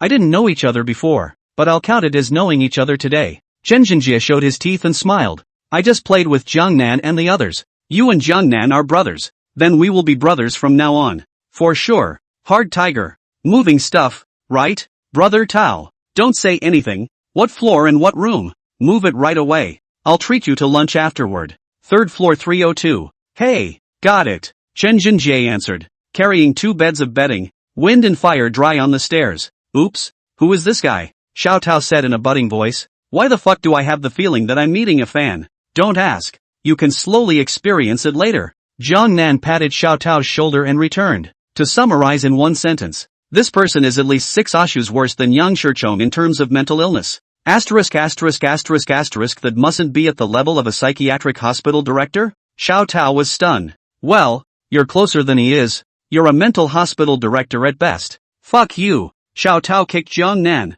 Hurry up and move. 7 people each division of labor. Wipe the glass of the glass. Sweeping the sweeping. Mopping the floor of the mopping. Busy for 2 or 3 hours. Dry sweaty finally finished. Come, have a sip of tea. Xiao Tao carried out the tea set, brewed a brew of work tea, and greeted the crowd as they sat down. Hey, your place is a bit old, but it looks okay, haha. The sparrow may be small, but it has all the organs. Why don't we not go out to eat for lunch? Anyway, you have all the pots and pans here. Let's go buy some food and eat hot pot here for lunch. Jiang Nan grinned. Hot pot in this weather? Don't you fucking mind the heat? Hot spot. Eat a clean meal. Jiang Nan said. Xiao Tao, Chong, the 3 of us will go downstairs to buy it, while the others clean up the dishes. Okay, buy some beef up here and on. Got it. Jiang Nan answered and led Yang Shichong and Xiao Tao out of the rental house. The other end. Zhang Ziyo carried breakfast in his hand and arrived at Chun Chu's rental house. In this month, Zhang Ziyo could not remember how many times he had come to find Chun Chu. Turtle Snake's death on Zhang Ziyo blow is very huge. The heart of the hatred has no place to vent. Tormented him whole night and night sleepless. His eyes are seriously sunken. Black eye circles are incredibly thick, hanging in that pale bloodless face. Living person is not like a person, ghost is not like a ghost. Chen Chu rubbed his eyes and pulled open the door of his room as soon as he saw Zhang Ziyo. His heart was immediately annoyed. Xiao Yu, why are you here again? Zhang Ziyo handed over his breakfast. Brother Chu, you should eat something first. Let's talk after we finish eating. You talk about things first. Chen Chu blocked Zhang Ziyo's hand back. It's still the same thing. Zhang Liu said bluntly, I want to take revenge. You lend me some people. I don't say? This will wait. 2. My brother's body has been burned for over a fucking month. How much longer are you going to make me wait? Zhang Ziyo clenched his fists and growled. You have to give me a word today. People, can you lend me or not? I'm not a fucking social big brother who has hundreds of ponies to do things with just a wave of the flag. Chen Chu returned in a not so good tone. If you can wait, wait. If you can't wait, find someone else. If you can't, you can go to the scribbling district by yourself. You have prana anyway. Asterisk your mom. You sons of bitches. You're all fucked up. Not a single fucking good thing. Zhang Liu glared, slammed his breakfast on the doorway, and directly turned around and walked down the stairs. Chen Chu frowned as he looked at the stairway, and after a long period of silence, he suddenly skewered and cursed. Guodong has been mixed up for half of his life and had his head blown off with a single gunshot. How many fucking heads have I grown to dare to mess with that gang of outlaws in the scribbling district? Xiao Tao's rental house downstairs. Hey, Gangnam, look at that person. Yang Shichong took the lead and walked out of the stairway, and suddenly his footsteps lurched, pointing at a youth riding a Honda Hawk motorcycle not far away and said, I remember he seems to have gone to the hospital to see you. Jiang Nan twisted his head at the sound, just in time to see the youth driving towards him on a motorcycle, which he instantly recognized as Jie Min, and was followed by a nervier. Brother Min, Uncle Zhou. Jiang Nan greeted and asked, where are you guys going? Min wants to find a store to do some trading. It just so happens that my friend has a store he wants to sell, so I brought him here to take a look. Nervier squinted back. Doing business? Jiang Nan looked at Jie Min suspiciously and asked, aren't you working as a bodyguard in Yangchang? Brother Min? Bodyguard, this line cannot do a lifetime. The physical quality will always have aging time. Jie Min laughed. Now a lot of people do taobao over there in Yangchang are very good. I follow the mixing try. What is taobao? Jiang Nan asked with an extraordinarily strong curiosity. Just online shopping. Understood. Jiang Nan nodded with seeming understanding. Jie Min asked, where are you guys going with this? We didn't eat in the morning, so we're planning to go to the market to buy some vegetables and eat some hot pot. Jiang Nan showed his teeth and laughed. You guys come over to eat some together too. You guys go ahead. I'll go with Uncle Joe to check out the store. Alright then. Jiehong Nan nodded. Go. Jiehong turned the car around and took off with a twist of the gas. Half an hour later, the three of them returned to the rental house after buying food. Set up a table in the living room. Set up a fire boiler. Xiao Tao took out 2 bottles of gold medal brandy from the refrigerator, and carried out a case of beer from the room, and all of them settled down to drink. The other side. Jiehong arrived in front of a tobacco, tea and liquor store under the guidance of Neural Ear. After putting the motorcycle away, the two of them walked inside the store side by side. Inside the store was light and bright, and on the couch were sitting a couple and a young man in his 30s with a sharp tongue and a mouthful of big black teeth. Lao Lin, we are neighbors for so many years, you have to rent the store to me. Youth feet on the coffee table. Words vulgarly said. Money and contract I fucking have brought. You do not JB consider. Hurry to sign the money. Chapter 68, the master of the years who throws slaps whenever he doesn't get along. Old Joe. You guys sit down first. The middle-aged man sitting on the main seat of the sofa greeted Nervier and Jiehong, then frowned and looked at the youth and said back, Monkey, I've told you. I'm only selling this store, not renting it. Besides, your rent is too low. 10 years for $20,000? This is at least a street front store. Isn't it true that I've been short on cash lately? This way, $20,000 counts as a deposit, and I'll make up some for you later when I'm earning money, so you can sign the contract first. Hao returned with a completely unspoken statement. You can't rent it. If you really want this store, pay for it, the middle-aged man said impatiently. Bang! Monkey suddenly kicked on the coffee table. Squinting at the middle-aged man scolded, JB decades of neighbors. You son of a bitch, how to talk about money? I tell you, you this store rent also have to rent. Do not rent also have to rent. And then fucking chirp. 20,000 yuan I do not give. You'll have to give me the store for nothing. Swish. Nervier lifted his head expressionlessly when he heard this. Friend, I also have a store to rent. The place is bigger than this and the rent is cheaper. Do you want it? Monkey's eyes lit up and he turned his head to look at Nervier and asked. On which street? How many square feet? Behind Stonewall Mountain. At least 3,000 square feet. Is there a store in Shibi Mountain? Monkey asked suspiciously. Why haven't I heard of it? What's the name of that store of yours? Stonewall Hill Crematorium. Oops. Monkey instantly exploded and stood up, pointing at Neural Ear and cursing.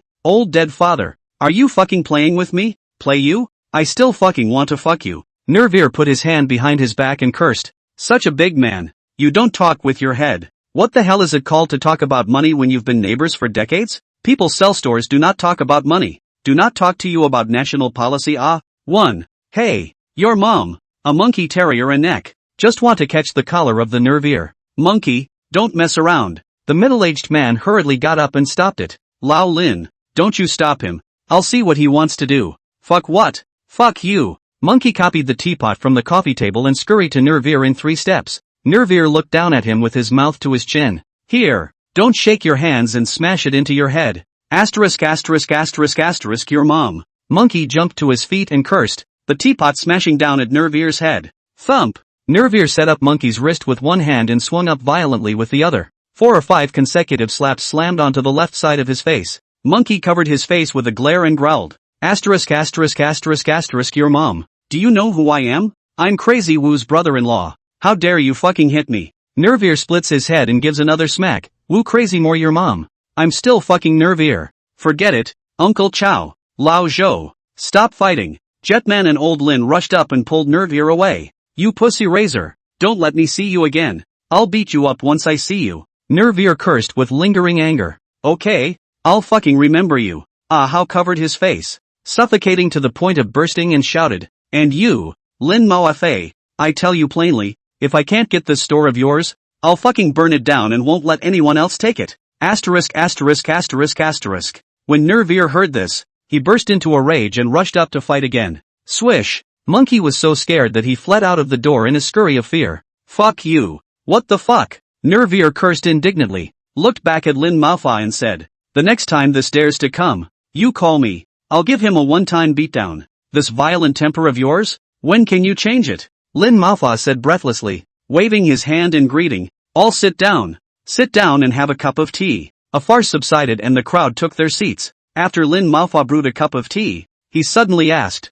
Old Joe, you don't come to the temple for nothing. You're here today for something, right? Nervier nodded and said without beating around the bush at all. This great nephew of mine wants to do some business. Can you rent this store to him? Lin Malfa turned his head to survey Jiamin for a few moments and asked in a gentle tone. Little buddy, you want to buy my store? Jiamin frowned. He was looking to rent rather than buy, as it might be a bit difficult for him to come up with the money to buy a store in a short time. Old Lin, my great nephew is still young and doesn't have that much grass in his pocket. Nervous ear helped out from the sidelines. Let's not talk about a buyout. Let's just talk about renting, okay? Old Joe, there are no outsiders here. I'll tell you plainly. Lin Malwat sighed. Words really said, we have known for decades. I'm the kind of person you understand. No small problems, but just love to gamble. To be honest, I recently lost a little more. Urgently need a sum of money to plug the hole. Do you understand? Anan, when you put it that way, I understand. Neural ear nodded in realization.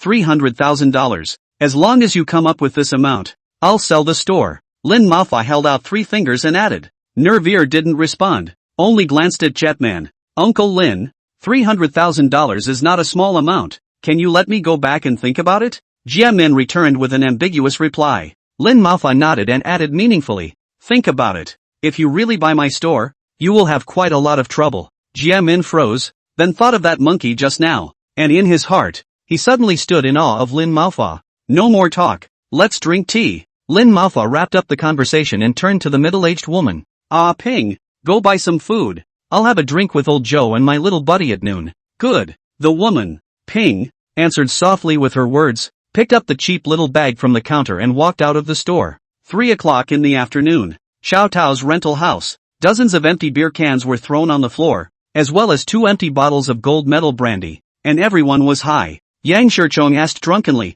Tao, have you found a job yet? If you haven't found one yet, go to my little uncle's place. Don't you JB be polite to me? It's just a fucking phone call away. No need. I've got work now and it's been a fucking week. Where are you looking? For what? Jiangnan asked with a mesmerized gaze. City. East of the city. Dragon boat slow rocking. Watch the scene. Xiao Tao poured a mouthful of beer and returned with a stiff tongue. Jiangnan immediately glared. His voice was extremely loud roared. You fucking sick ah? Going to the dragon boat slow rock to do JB what? What? Xiao Tao was a bit confused by the yelling. Asterisk. Tianhuanman's Nixin is my old iron. And Dragon Boat's relationship with Tianhuanman is just like the old fucking United States and Iraq. In case the two sides wanna fuck up one day. What if my old iron gives you a wrongful injury? After Xiao Tao was stunned, he clasped his fists and said, Brother Nan, I'm kind of convinced that you, Turtle Snake has a grudge against you. Dragon Boat's nemesis is an old iron with you. And you're fucking specializing in picking on the horizontal ones to do the right thing. Don't bullshit. Jiang Nan waved his hand and asked with a serious expression. Just tell me, can you quit the job? I really can't look at Jiang Xuxian, just because of this pussy razor. I still have a harpoon hole left in my arm. Chapter 69, I'm going to start from nothing and rise up in the east side of the city. All fucking no cast the wrong camp. Do not quit still waiting for your old iron to fuck me ah? Xiao Tao showed his teeth and laughed. I'll quit after this month's paycheck. Drink. Jiang Nan nodded in satisfaction.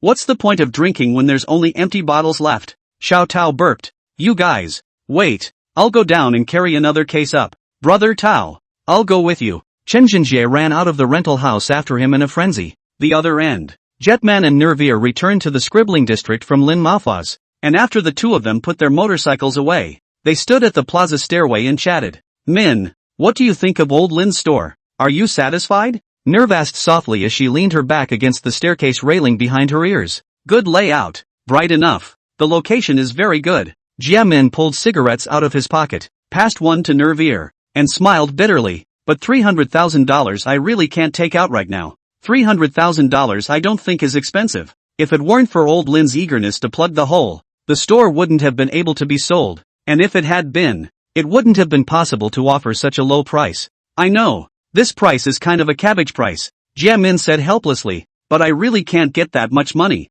How much can you scrape together now? Nervous ear pondered for a moment, then opened his mouth to ask again. 200,000 or so. Nervier was stunned. Is being a bodyguard so lucrative now? It's only been a few years since you arrived in Yangchang? Jiamin took a drag on his cigarette, gazing at the sunset over the old house, and softly returned. This $200,000, I traded my life for it. It's not easy in any line of work, and it's even fucking harder to help rich people. Nervier cursed very understandably, then looked down and thought for a long time. and suddenly said, $200,000. I'll help you put it together. You put the store plate down to do some good business. Knife mouth licking blood work, don't do it again. Jetman froze and opened his mouth to refuse. You stop talking and listen to me. Nervousier waved his hand and said, I don't have a family and I don't have any offspring. Money on my body is just pieces of paper. Not useful at all. I've watched you grow up since you were a child. You're a practical and steady child. I'm relieved to hand over the money to you. If you are really embarrassed,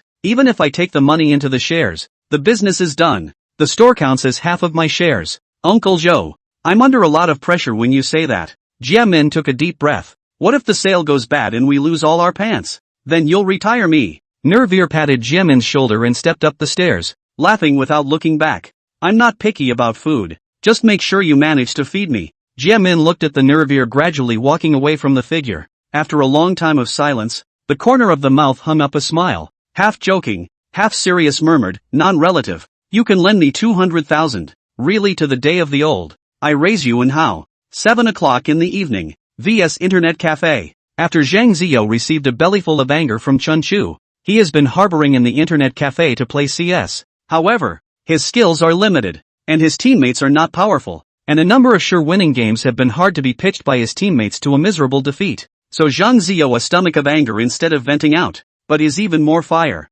Asterisk asterisk asterisk asterisk damn you. 3 fatty. To the guy left with a small pistol and you still let him attack? Will you fucking fight? Zhang Ziyo couldn't bear it anymore. Fiercely scrambled up and pointed at a fat man across the street and cursed. Asterisk asterisk asterisk asterisk who let you group with me? The fat man slanted his eyes and cursed. Can play and play? Can't play and roll JB eggs. Asterisk asterisk asterisk asterisk your mom. Zhang Ziyo instantly exploded, copying the half-drunk bottle of green tea on the table and violently smashing it on the fat man's head. Fuck you. Fatty pulled Zhang Ziyo's hair across the table. Zhang Ziyo struggled to shake it off, and then the two of them were torn apart, and they crackled and fucked in the Internet Cafe. What's wrong? 3 fatty. 2 youths asked in shock as they walked into the Internet Cafe carrying a bag of takeout. What the JB? Fuck him for me. 3 fatty yelled as he pulled his neck. Thump. The 2 youths casually threw the takeout on the table, copied the ashtray and rushed up. The 3 of them combined their efforts to press Zhang Ziyo to the ground,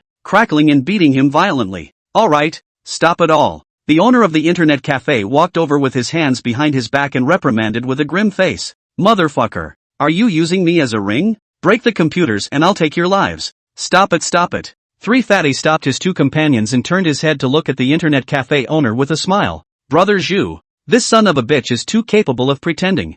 I'll educate him. Don't be angry. We'll leave right away. Asterisk asterisk asterisk asterisk. Your mom. 3 fatty. Zhang Ziyo stood up propped up on the table and roared with a face full of blood. Don't you fucking leave. Ha? Looking for someone to fuck me? 3 fatty teasingly scolded. Turtle Snake is dead. Can you still find someone? Zhang Ziyo was speechless, because since Turtle Snake's death, those social prickly flow boys who used to take care of him quite well, now all of them were ignoring him. Even Turtle Snake's former iron buddy Chun Chu, all of them were avoiding him. Dream to your brother tonight. Let him bring a ghost to fuck me. 3 fatty cursed contemptuously and waved his hand at the Internet Cafe owner. Let's go. Brother Zhu. Turtle Snake has offended quite a lot of people in the past. Be honest in the future. Zhu shook his head and advised, turning away with his hands behind his back as well. Thump. Asterisk asterisk asterisk asterisk damn you. Zhang Ziyo suffocated to the point of bursting and pounded the ground twice. Staggering out of the VS Internet Cafe.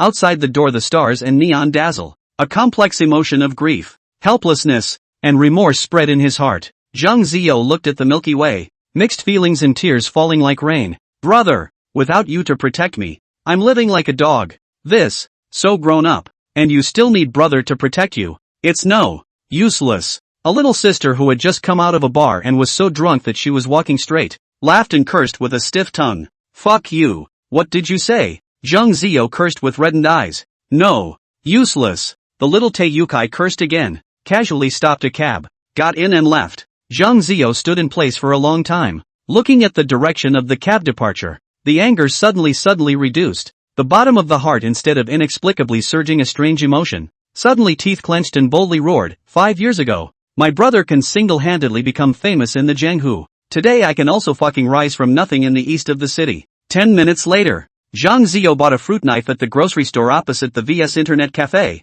and chased after it in the direction that Sanfat and the others left with a bored head. The other end. New rich neighborhood slow rock bar. Monkey sat on the sofa of the private room and looked at a young man next to him who was dressed very differently and said, "Oh woo, Lin Malfa, that son of a bitch didn't rent the store to me. And he even found someone to do it to me. Look at the way I pumped my face. My teeth are fucking loose. That's fucking bullshit. Lin Malwat is the only one who owns a store in JB. Where is he going to find someone to fuck you?" The youth wore a white and green striped floral shirt, a pair of torn 7-minute jeans underneath, flip-flops on his feet, and dyed green hair on his head. The outline of his face looked 8 times like Shang Fan of Guja's Winner is King, but he was a little thinner and younger than Shang Fan. This man, Monkey's brother-in-law, is also Monkey's biggest dependence on the Soviet road, Wu Kai, calls himself Crazy Wu. "I'm not fucking lying." Monkey gritted his teeth and said, "The right guy all reported his number. Like what's his name? What a nerve ear. What the hell?" Crazy Wu froze, then his eyes glowed and he asked eagerly,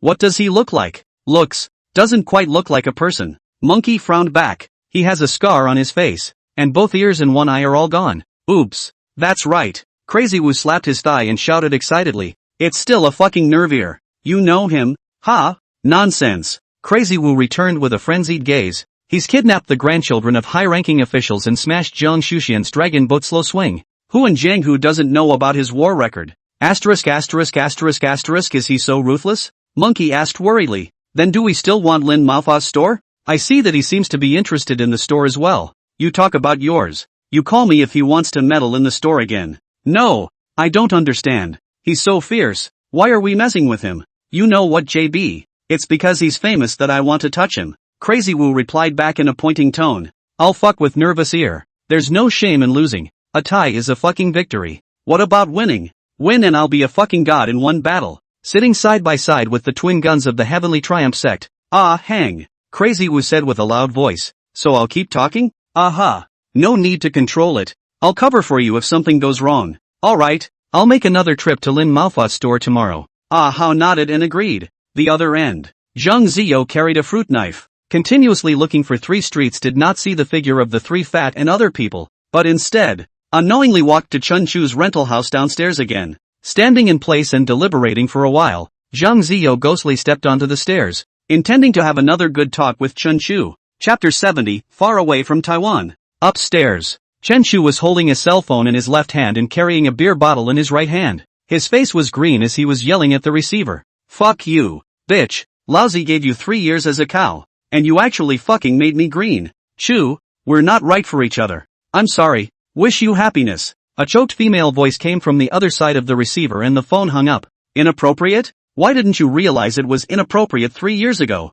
Your mom." Chen Chu growled and roared, slamming his cell phone to the ground. Bang bang. Just then, a knock sounded abruptly. Chen Chu was in an extremely bad mood and asked, "Who is it?" "Brother Chu." "It's me," Zhang Ziyo shouted outside the door. As soon as Chen Chu heard this voice, the annoyance in his heart reached its peak. "Open the door." "Chu." Zhang Ziyo pounded on the door panel and shouted urgently. "Pa." Chen Chu pulled open the door of the room with a very large movement and growled with a grim face. "What's your business again?" When Zhang Ziyo saw this tone and expression of Chen Chu's, his face instantly sank. "Brother Chu, my brother is gone. So there's no friendship between us? Don't you keep talking about your brother?" Chen Chu waved his hand in annoyance. "You have something to say directly." "Still talking, JB. You know in your heart what I'm looking for from you. So why don't you just say if you can do it?" Chen Chu snapped his head up when he heard this. "Aren't you a little too fucking uncouth in your speech?" "Anan, I have a bad attitude. But if you do something for me, I'll talk to you on my knees right away. Do you think it's okay?" "Brother Chu." Zhang Ziyo eerily topped it off. "Row your mom's ass." Chen Chu was so angry that his face turned red, and he backhanded Zhang Ziyo and slapped him on the face. Slap. The slap was extremely hard, and Zhang Ziyo's head buzzed as a nosebleed instantly emerged. Chen Chu also fucking froze for a moment, immediately turned around and went to get a Kleenex for Zhang Ziyo, and his mouth also vibrantly educated. "Mind your mouth. If you talk like this in the future, sooner or later, you'll have to die in this mouth." Zhang Ziyo didn't say a word. His right hand suddenly slowly reached into his pocket and ghostly pulled out a fruit knife. "Today I told you plainly, that thing you asked me to do for you, I can't do it, and I also advise you to dispel the idea of revenge earlier. The people in the scribbling area are not so good to be messed with." Chen Chu picked up the Kleenex and turned his body with it as he spoke, but as soon as he turned around, his words came to a violent and abrupt end, because he saw that Zhang Ziyo was standing behind him. staring at him with an extremely resentful gaze. Chen Shu subconsciously took a step back. You, what are you doing with a knife? Put. The fruit knife stabbed into Chen Shu's belly. Zhang Ziyou's gaze was maniacal, and he roared with a crying voice. 3 fatty hit me, and you fucking hit me too. Fuck you. I'll stab you all to death today. Put. 3 knives in a row, all of which were stabbed in the small abdomen of Chen Shu. With each stab, Zhang Ziyou shouted with a sobbing voice, stab you to death. Plop. Chen Shu fell to the ground at the sound of his voice. His eyes opened strangely wide. I don't know whether it was because his mind was confused, or whether it was because a person's words were good even when he was about to die. His lips quirked, and he suddenly said these words. No, don't go looking for those people in the scribbling district. That place. Evil. You can't fight them. Clang. Zhang Ziyou instantly froze when he heard this, and the fruit knife let go and fell to the ground. From these words, Zhang Ziyou surprisingly heard the tone in which Turtle Snake had once advised himself. Dead and still fake. Your mom. Zhang Ziyou only froze for a few seconds and suddenly became more violent. He fiercely kicked Chen Shu's head a few times, and then his eyes suddenly glanced at the axe hanging on the wall. Same time, Chen Shu's home. Yekuan jolted out of his sleep and sat up from the bed with a flutter, his head covered in sweat. Ding bell. Right at this moment, the cell phone on the bedside table suddenly rang. Chen Yekuan reacted sluggishly and picked up the phone, pressing the answer button. Yekuan, come out for a drink, a friend shouted on the other end of the phone. Nah, my brother has a birthday tomorrow, and I have to go and order a cake for him first thing in the morning. Yekuan's voice hoarse returned a sentence. Hung up the phone, eyes staring blankly ahead. The room is pitch black, darkness at a glance cannot see the edge. 10 minutes past 2 in the morning. The hustle and bustle of the day is gradually returning to calm in the small county. In the night when everything is quiet. Inside the rental building on Xinhe Street, frequent banging sounds suddenly came out. It took about an hour or so for the creepy sound to fade away. And then a young man carrying an oversized black garbage bag came out of the rental house and stopped a tricycle on the side of the street. Lad. Going. Where to? The driver asked with a mouth full of alcohol. The docks. The youth said in a very small voice. $20. The driver rambled back. Go. The youth nodded. Lucky to run into it in the middle of the night. The driver muttered in a small voice. With a twist of the throttle, the tricycle scurried out with a loud rumble. 20 minutes later, the tricycle arrived at the Sioux dock. The youth returned the fare, jumped out dragging a black garbage bag, and walked briskly toward the ocean. Asterisk. Hauling a garbage bag at night? Going to jump overboard? The driver stuffed the money into his pocket and cursed skittishly before turning the car around and leaving in a huff. The youth looked at the dust away from the tricycle, squatted down and unlocked the garbage bag, picked up the surrounding scattered stones, began to load the bag inside. Straight stuffed the entire garbage bag or full after the youth stopped, laboriously catching up the garbage bag to be thrown into the sea. Swish! Just then, a freighter traveled from the sea not far away, and the ship's searchlight suddenly swept towards the youth's figure. Asterisk. The youth cursed in a low voice and, horrified beyond belief, lifted the black garbage bag and threw it hard into the sea. Only after watching the garbage bag sink into the water with his own eyes did the youth let out a long breath. And just then, the freighter slowly stopped and landed on the shore. Tap tap. A dozen men and women in native dress rushed out of the boat in a panic, burrowed into the woods, and soon disappeared into the darkness of the night. It's smuggling. Ha! The youth murmured. Brother, what are you doing on the beach when it's dark? A big man stood at the bow of the boat and shouted at the youth in southern Min dialects. The youth glanced at him without replying. Getting on the boat? Our trip is a downwind boat. Pay $200 and you can go. The big man thought that the youth didn't understand Minanese and asked again in Mandarin. But in fact, there are many similarities between Chaofu and Minnan dialects, and the youth are able to understand them roughly. Where are you going? On this ship? The youth pondered for a moment and took the initiative to open his mouth to ask. Taiwan. Fuck it. Running anywhere is running. Taiwan is Taiwan. The youth gritted his teeth and cursed, then took out $200 from his pocket and said, I'll go with you guys. Row. Come on up. Taiwan is full of gold. Go and make sure you won't regret it. Gold everywhere? Taiwanese people still run to the mainland, you motherfucker. The youth cursed in a low voice, then stepped onto the boat and walked over to the big man. To which part of Taiwan? We'll stop the boat when we get to the dock. But it's okay if you want to come with me when you get off the boat. I live at the mouth of the temple. Temple and trance? This place, it's a mess. The youth froze. It takes chaos to fucking get ahead. The big man burst out laughing. You're right. The youth nodded deeply. Okay, I'll follow you to the temple entrance. Alright, let's go. The big man waved his hand. Turn the rudder and sail back. The night is as dark as ink, and the freighter is traveling on the endless ocean, just like a flatboat. Searchlight beams are like sharp swords, hard to tear the night a forward direction. The youth stood on the deck and looked at the Soviet dock that was getting farther and farther away, and a sense of sadness was born in his heart. This time, he was gone for a few years, and when he returned again, it was a bloody return shot. Chapter 71, A Rental House in a Piece of Havoc. The next day, Jiehong fluttered and sat up from the ground, covered his head, and cursed with a headache. It seems that someone was chopping ribs in the middle of the night yesterday? Give lousy noisy wine are awake. Tao the residents of your building still have dry butchers Fuck. Not sleeping in the middle of the night is still chopping bones. Xiao Tao returned in a daze. There are no dry pig killers, but there are several chicken makers. Zhang Weinan got up and greeted. Don't bullshit. Hurry up and get up to clean up and have a bite to eat. Lousy did all the drinking last night and didn't eat 2 bites of anything. As the words fell, the crowd got up and washed up. The other end. Jiehong acquiesced to the $200,000 of financial assistance given to him by the Nervier, and once again came to Lin Maofa's tobacco, wine and tea store. But today is Sunday. The office unit did not work,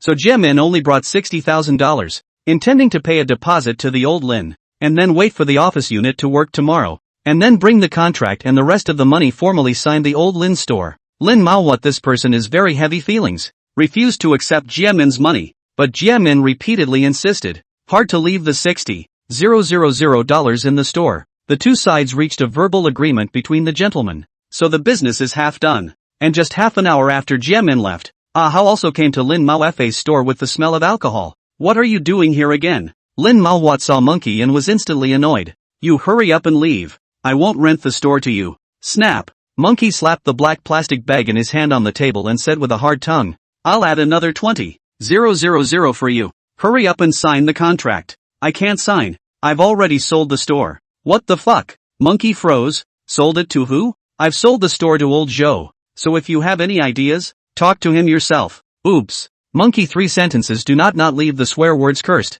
You fucking take the Nervier to scare me Okay, I admit I can't fuck him. I'll find someone who can fuck him to talk to you. You wait on. Lin Maofa frowned. Hey. Monkey pulled out his cell phone and dialed Crazy Woo's number. Woo. People aren't afraid of me. The store was sold by him. That's fine. Fine. Come talk to him yourself. What do you want to do? Lin Maofa asked with squinted eyes. I don't want to do anything. You wait. When Wu comes, you talk to him yourself. Monkey smiled inscrutably, slipped the phone back into his pocket, sat his butt down on the couch, and lit a cigarette for himself. The other end. Chen Yekuan ordered a cake in Danshi, and then called Chen Chu, but the other party's cell phone prompted shutdown. Chen Yekuan thought for a moment, then rode a motorcycle to Chen Chu's rental house in Xinhe.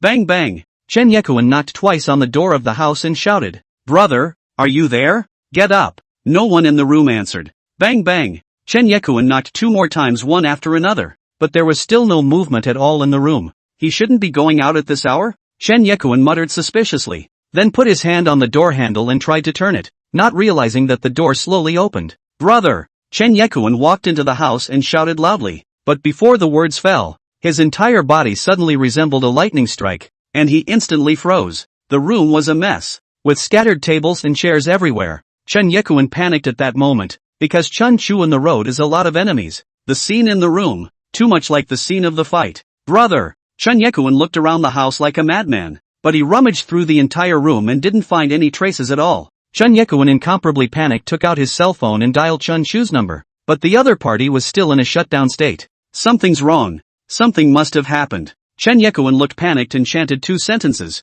His head was hot, took out his cell phone and called 110 to report to the police. In the meantime, Crazy Wu brought 4 of his ponies to the tobacco and liquor store.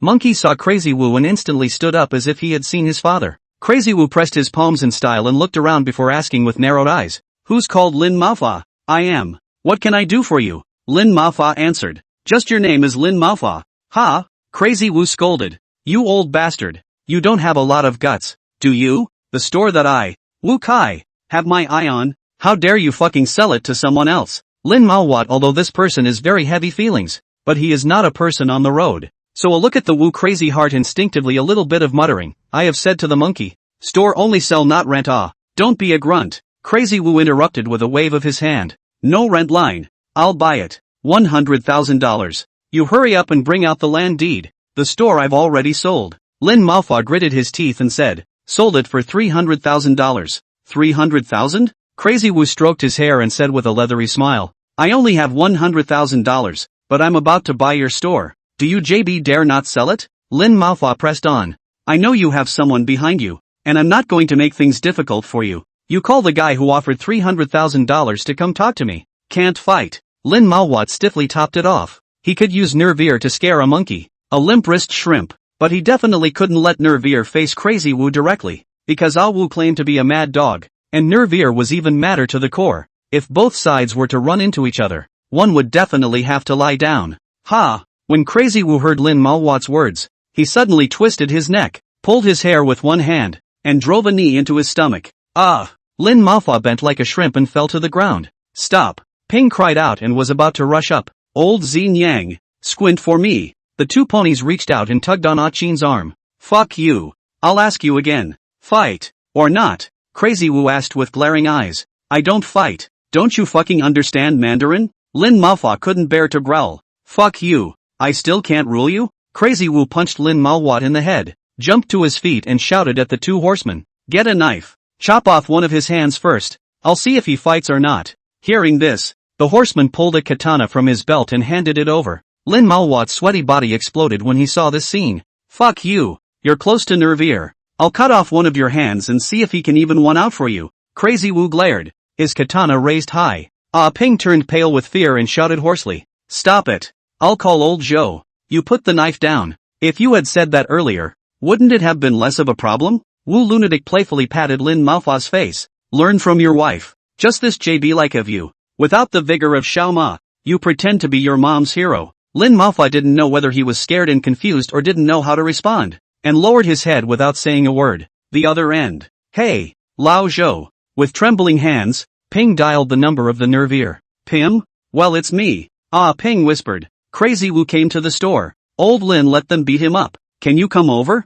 Beep. Nervous Ear hung up the phone straight away, sat up violently from the bed, and scurried out the door in 3 steps. In the meantime, Jiang Nan and the other 7 people got down from Xiaotao's rental house and walked to the street when 2 city guard cars suddenly drove over and stopped under the rental house. 5 or 6 city guards got out of the car with their hands behind their backs and took a step toward the rental house. Asterisk asterisk asterisk asterisk. Why are there so many city guards here? Ashu looked at Xiaotao in shock and asked, did you fucking commit a crime? These city guards aren't here to find you, are they? Why don't you just pull a JB? Who am I? Can make so many sirs come to catch me? Xiaotao waved his hand in annoyance. Thump! Right at this moment, Yi Kuan rushed out from the rental building and shouted in a panic. Brother city guard, I was the one who called the police just now. You guys quickly go up and take a look. Something must have happened to my brother. On what floor? An old city guard at the head asked. 4th floor 403. Alright, go up and take a look. The old city guard greeted and stepped up to the rental building after Yekuan. Hey, isn't that Chen Yekuan? He's the one who called the police? Yang Shichong asked with glowing eyes and a slightly excited tone. Follow me up and take a look? Jiang Nan rolled his eyes and egged on a little excitedly as well. Walk. The others nodded in agreement without hesitation. The 7 men catapulted up the stairs on tiptoe, striding right behind the city guard. The other end. Nerve-ear wearing large shorts, over a canvas undershirt, foot flip-flops, riding a motorcycle killing dry to Lin Maofa's tobacco and wine tea store. Chapter 72 Crazy with double quotes. Renting out the upstairs. Zheng Liu ran at the front and pushed open the door of the room. The old city guard followed closely and also entered the house. But as soon as he entered, his brows furrowed. This was because a very strange smell was wafting through the house. The old city guard turned around the living room twice with his hands behind his back, and his face suddenly changed. This is the smell of detergent? The few young city guards all frowned when they heard this. Why does it smell like detergent? Chen Yekuan asked with a pale face. The old city guard waved his hand, then put on rubber gloves and another rubber shoehorn on each foot, and finally followed the toilets where the smell of detergent was strongest. You recall, is there anything missing in the room? The old city guard searched the toilet while rushing at Chen Yekuan without looking back. Do you mean burglary? Chen Yekuan's eyes scanned the room and said without hesitation. This room is temporarily rented by my brother in order to drink and party with his friends? It's impossible to put valuable dong. When the words came to this point, Chen Yekuan violently paused, because he realized that the one thing that was originally hanging on the wall was gone. And just then, The body of the old city guard who was originally squatting on the ground to search also stiffened, because he suddenly saw a whitish severed finger stuck on the filtering iron frame of the drainage outlet. Brother city guard. It seems like one thing is missing, Chen Yekuan said with a very bad premonition. What is it? The old city guard ripped away the iron frame and picked up the severed finger and turned around. When Chen Yekuan saw the severed finger, his face instantly became devoid of any blood color, hanging. The axe hanging on the wall. No. Gone. Ah ping. Go to the property immediately and pull up the camera recordings from last night. Visit the residents again and ask them if they heard any strange noises last night. The old city guard's words were serious as he instructed a young city guard. Okay, Uncle Hui. Ah ping nodded and turned to leave the house. As soon as he stepped out of the doorway, he saw the thieving Jiang Nan and the others, and was furious. You guys, what are you doing here? Reporting to sir. We are here to help solve the case. Jiang Nan raised his hand and said, we spent the night in this building last night and we did hear strange sounds. What kind of sound? The old cop asked. As if. It seems like the sound of chopping bones. When the old city guard heard the second half of the sentence, the goosebumps on his body instantly stood up. What? What time did you hear it? It must have been the latter part of the night, when I heard the noise and got up to drink water. The market vendors were out setting up their stalls. Jiang Nan thought for a moment and returned. Ping. Get to the property and check the surveillance for the latter part of the night. Appa nodded and ran down the stairs in stride. Yuan. Take him to the technical section and see how well his DNA matches this broken finger. Uncle Hui said as he handed the severed finger to another young city guard and pointed at Chen Yekuan. No need. Chen Yekuan said with trembling lips. My brother has a previous conviction. If the severed finger is his, you guys will be able to find it out as soon as you check. I'm going to stay here. I'm not going anywhere. Yuan. You go. Uncle Hui sighed and waved his hand at the young city guard. Other side. Nervous ear reached the tobacco, alcohol, and tea store, put the motorcycle to the side of the road, pronged his eyes, and stepped inside the store with a murderous look on his face. Brother Ear is here? As soon as Crazy Wu saw Nerve Ear come in, he instantly scurried up from the sofa and shouted with hard-to-hide excitement in his eyes. Little brat, I could be your father at my age. You call me brother? Isn't it a bit of a call for a different generation? Nervous Ear swept a glance at Crazy Wu and cursed with his mouth. Asterisk your mom. You talk quite cross? Crazy Wu suddenly changed his face without warning. Can you speak human? Fuck you. I've got my eye on the store. Step aside. Crazy Wu finished his opening remarks and finally cut to the chase. Are you a fucking emergency vehicle? I have to pull over when you tell me to. Don't let? Fuck you. Crazy Wu shouted in a loud voice. Old Lin. You make the tea first. Nerve Ear shouted sideways, lashing out, pulling Crazy Wu by the hair and dragging him to the door in a few strides. Old dead father. How dare you fucking shade me? Crazy Wu pulled his neck and wailed. Don't you want to fuck? Here is spacious. What moves you have all out? Your mom. Nerve Ear bellowed, knee raised, knocked on the face of Wu. Crazy motherfucker, let go of brother Wu. Several ponies rushed out from the store carrying their guys. Thump. Nerve Ear kicked Crazy Wu to the ground and then met the ponies with his bare hands. Old dead father. I'll stab you blind in the other eye today. The horsemen screamed and cursed as they surrounded Nerve Ear. Spring-loaded knives pulled out and glared at him. Thump. Nerve Ear backhand. Left foot quickly raised, pointing at the horseman's wrist. The horseman only felt as if his wrist had been stabbed by a needle. Wailed miserably. The spring knife then fell off the ground. Hold him down for me. Crazy Wu picked up a slate and shouted as he jumped to his feet repeatedly. The ponies looked at each other before swarming. Nerve Ear hand and foot, almost at once to dry a lie. And Wu Crazy also carrying a brick arrived. But he took a look at his companion could not hold down Nerve Ear. And in a flash of inspiration, the slate was thrown out. Pa! A muffled sound flooded the room as the slate slammed end over end on Neural Ear's brain. Swish swish. Nerve Ear shook his head, somewhat confused, and looked at Crazy Wu not far away. And his eyes instantly turned fucking red. Son of a bitch. You can swing a brick, can't you? Today I'll give you a good swing of a peony flower on your head. Bang bang. Nervous Ear kicked away the horsemen surrounding him, then picked up half of the slate that had fallen on the ground. And after a burst of running, the slate was like a slam dunk slapped on Crazy Wu's head. How Crazy Wu felt like his head was cracking. It hurt so much it was about to fucking explode. Fuck you. Don't make a sound. I'll swing it 2 more times, and you can't talk until I'm done. Nerve Ear glared and raised the slate again. Brother Wu. Run. This old dead father knows kung fu. We can't defeat him. 4 or 5 horsemen were incomparably righteous as they rushed forward, blocked the waist and hugged Nerve Ear, shouting with their hearts torn out. Swish. Crazy Wu hesitated briefly, then somewhat so unkindly turned around and ran away in a puff of smoke. Fuck. Nervir's eyes were glazed over with anger, and with no place to take his anger, he fiercely kicked and kicked at the horseman holding him. Big brother, stop fighting, the horseman wailed and cried. You guys can act like socialites with your wanky asses? Your mom. Nervir pointed at one of the ponies and stormily cursed. Just now it was you who said you wanted to stab me in the eye, right? How can you be so able to blow powerful? Do you know how I went blind in my left eye? Yangcheng extermination tragedy first main criminal Fan Jun hard gouge blind. You then Fan Jun also powerful chant? Your mom. Alright old Joe. Ping and Lin Mafa simultaneously stepped forward and pulled the Nervir away.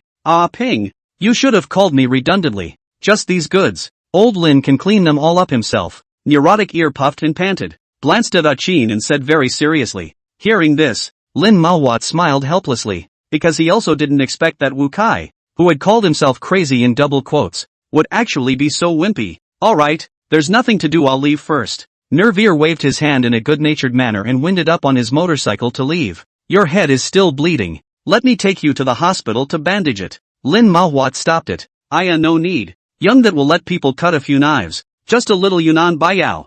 JB pull down. This broke a small mouth. But also go to what hospital? Nervir waved his hand uncaringly. You also said that was when you were young. Now you're in your 40s. Lin Mafa said breathlessly. I'll lead you to the hospital to take a look. Wait here. I'll bring the car over. No need. Don't be stubborn. Neural ear. Seeing that old Forrest was about to turn pale, spread his hands and was honest. 10 minutes later, Nervir was brought to the overseas Chinese hospital by Lin Maowat, and then went into the trauma department to bandage his wounds, while Lin Maowat sat on a bench and smoked a cigarette before pulling out his cell phone and calling Jiamin, asking the latter to come to the hospital. 5 minutes later, Jiamin rode a motorcycle to the hospital, and at that moment, Nervir also happened to bandage the wound. But as soon as he stepped out of the trauma clinic, he argued with the doctor. What do you mean, doctor? I've just got a cut. Why do I need to be hospitalized? Nervir broken horse Zhangfei asked. I've told you 800 times. It's not hospitalization.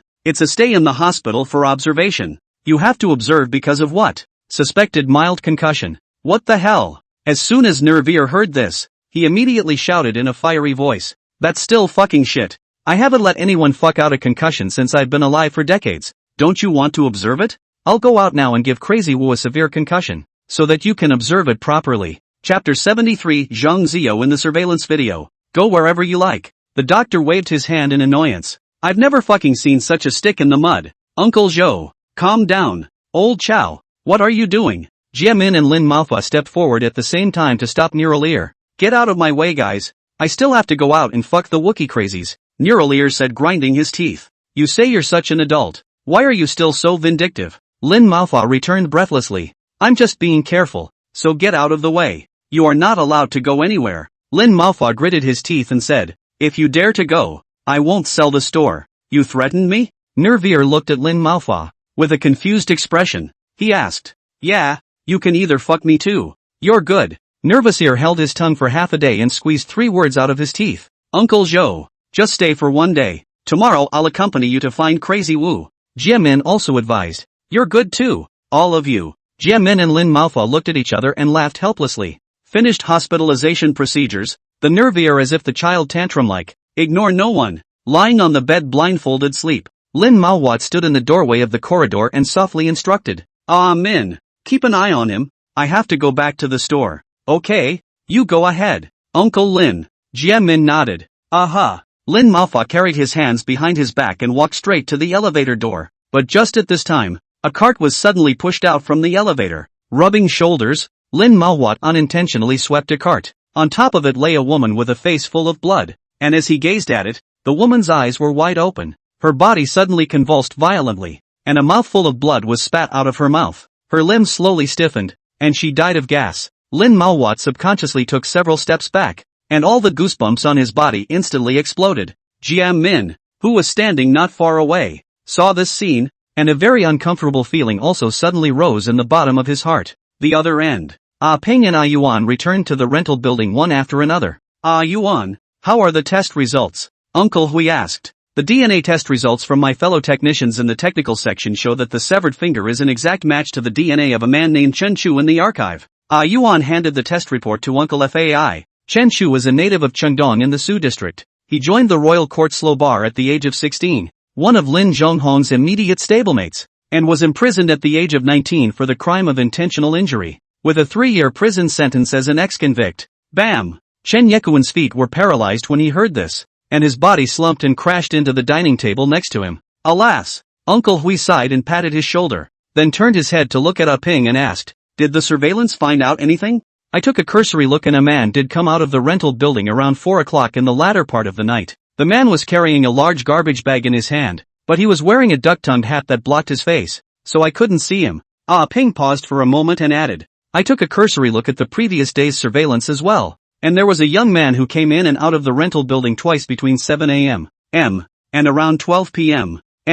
According to the landlord, this young man was not a resident of the rental building, and someone had heard him arguing with Chun Chu in the hallway the previous morning. Any pictures?" Uncle Fai pursued. "There." Ah Ping pulled out his cell phone and pulled up a photo taken in the surveillance image and handed it to Uncle Hui. The latter took the phone and sized it up, while Chen Yekuan, who was standing by the side, also subconsciously shifted his gaze and swept it over, and after just one look, his head violently buzzed, and his face instantly turned white. "Zhang Zio? You know this man?" Uncle Hui asked with a sharp twist of his head. Chen Yekuan did not reply and immediately took out his cell phone and dialed Zhang Zio's number. After a busy signal, the call was answered. "Hello?" Chen Yekuan shouted tentatively. There was silence on the other end of the line. "Talk, you fucking talk. Your mom. Where did my brother go? What did you look for him yesterday?" Chen Yekuan suddenly lost control of his emotions and hissed. "Beep." There was another short moment of silence on the other end of the line, and then the call was abruptly hung up.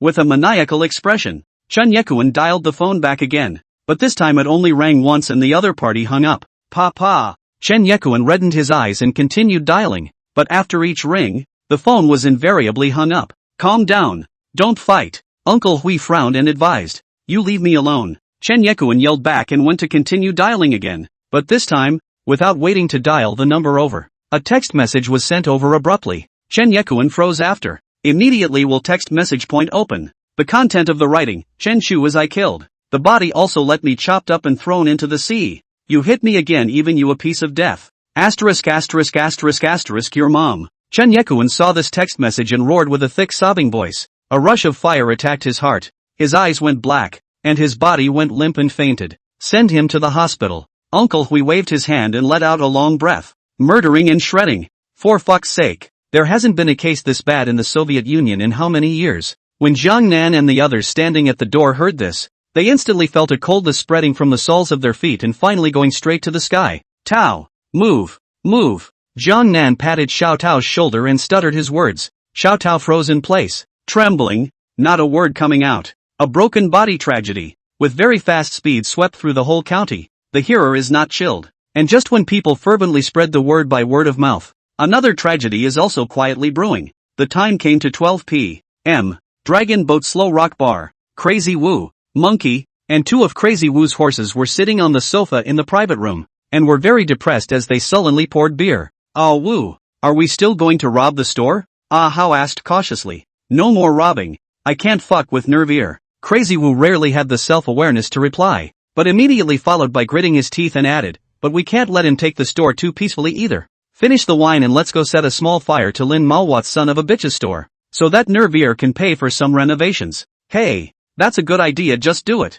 Hearing Crazy Wu's suggestion, the people present surprisingly all showed excitement. People come in groups, and things come in groups. Crazy Wood and his little gang all seemed to have a keen interest in doing a little damage behind the scenes. Half an hour later, Wu Lunatic and his party of 4 people left the private room to the downstairs parking lot, with a large pure water bottle from the Dragon Boat Slow Rock Bar van with goods to draw a large can of gasoline. Immediately after the Step 3 run Lin Malwat's tobacco and liquor tea store. Chapter 74, Before the Dawn. The night is like the 9 specters. Xinhe Street was located on the edge of the county of Su district, and once 12 o'clock at night passed, there were almost no pedestrians on the street. The footsteps of Crazy Wu's group of 4 people seemed particularly loud in the silent night. "Brother Wu, how much to pour?" a horseman asked with a face full of excitement. "Is there any argument for how much more of this shit there is? It's all fucking pouring." Crazy Wood cursed with a belch. "Wouldn't that be a bit much?" Monkey interjected from the sidelines. "Just a fucking bottle of oil. Multiple JB.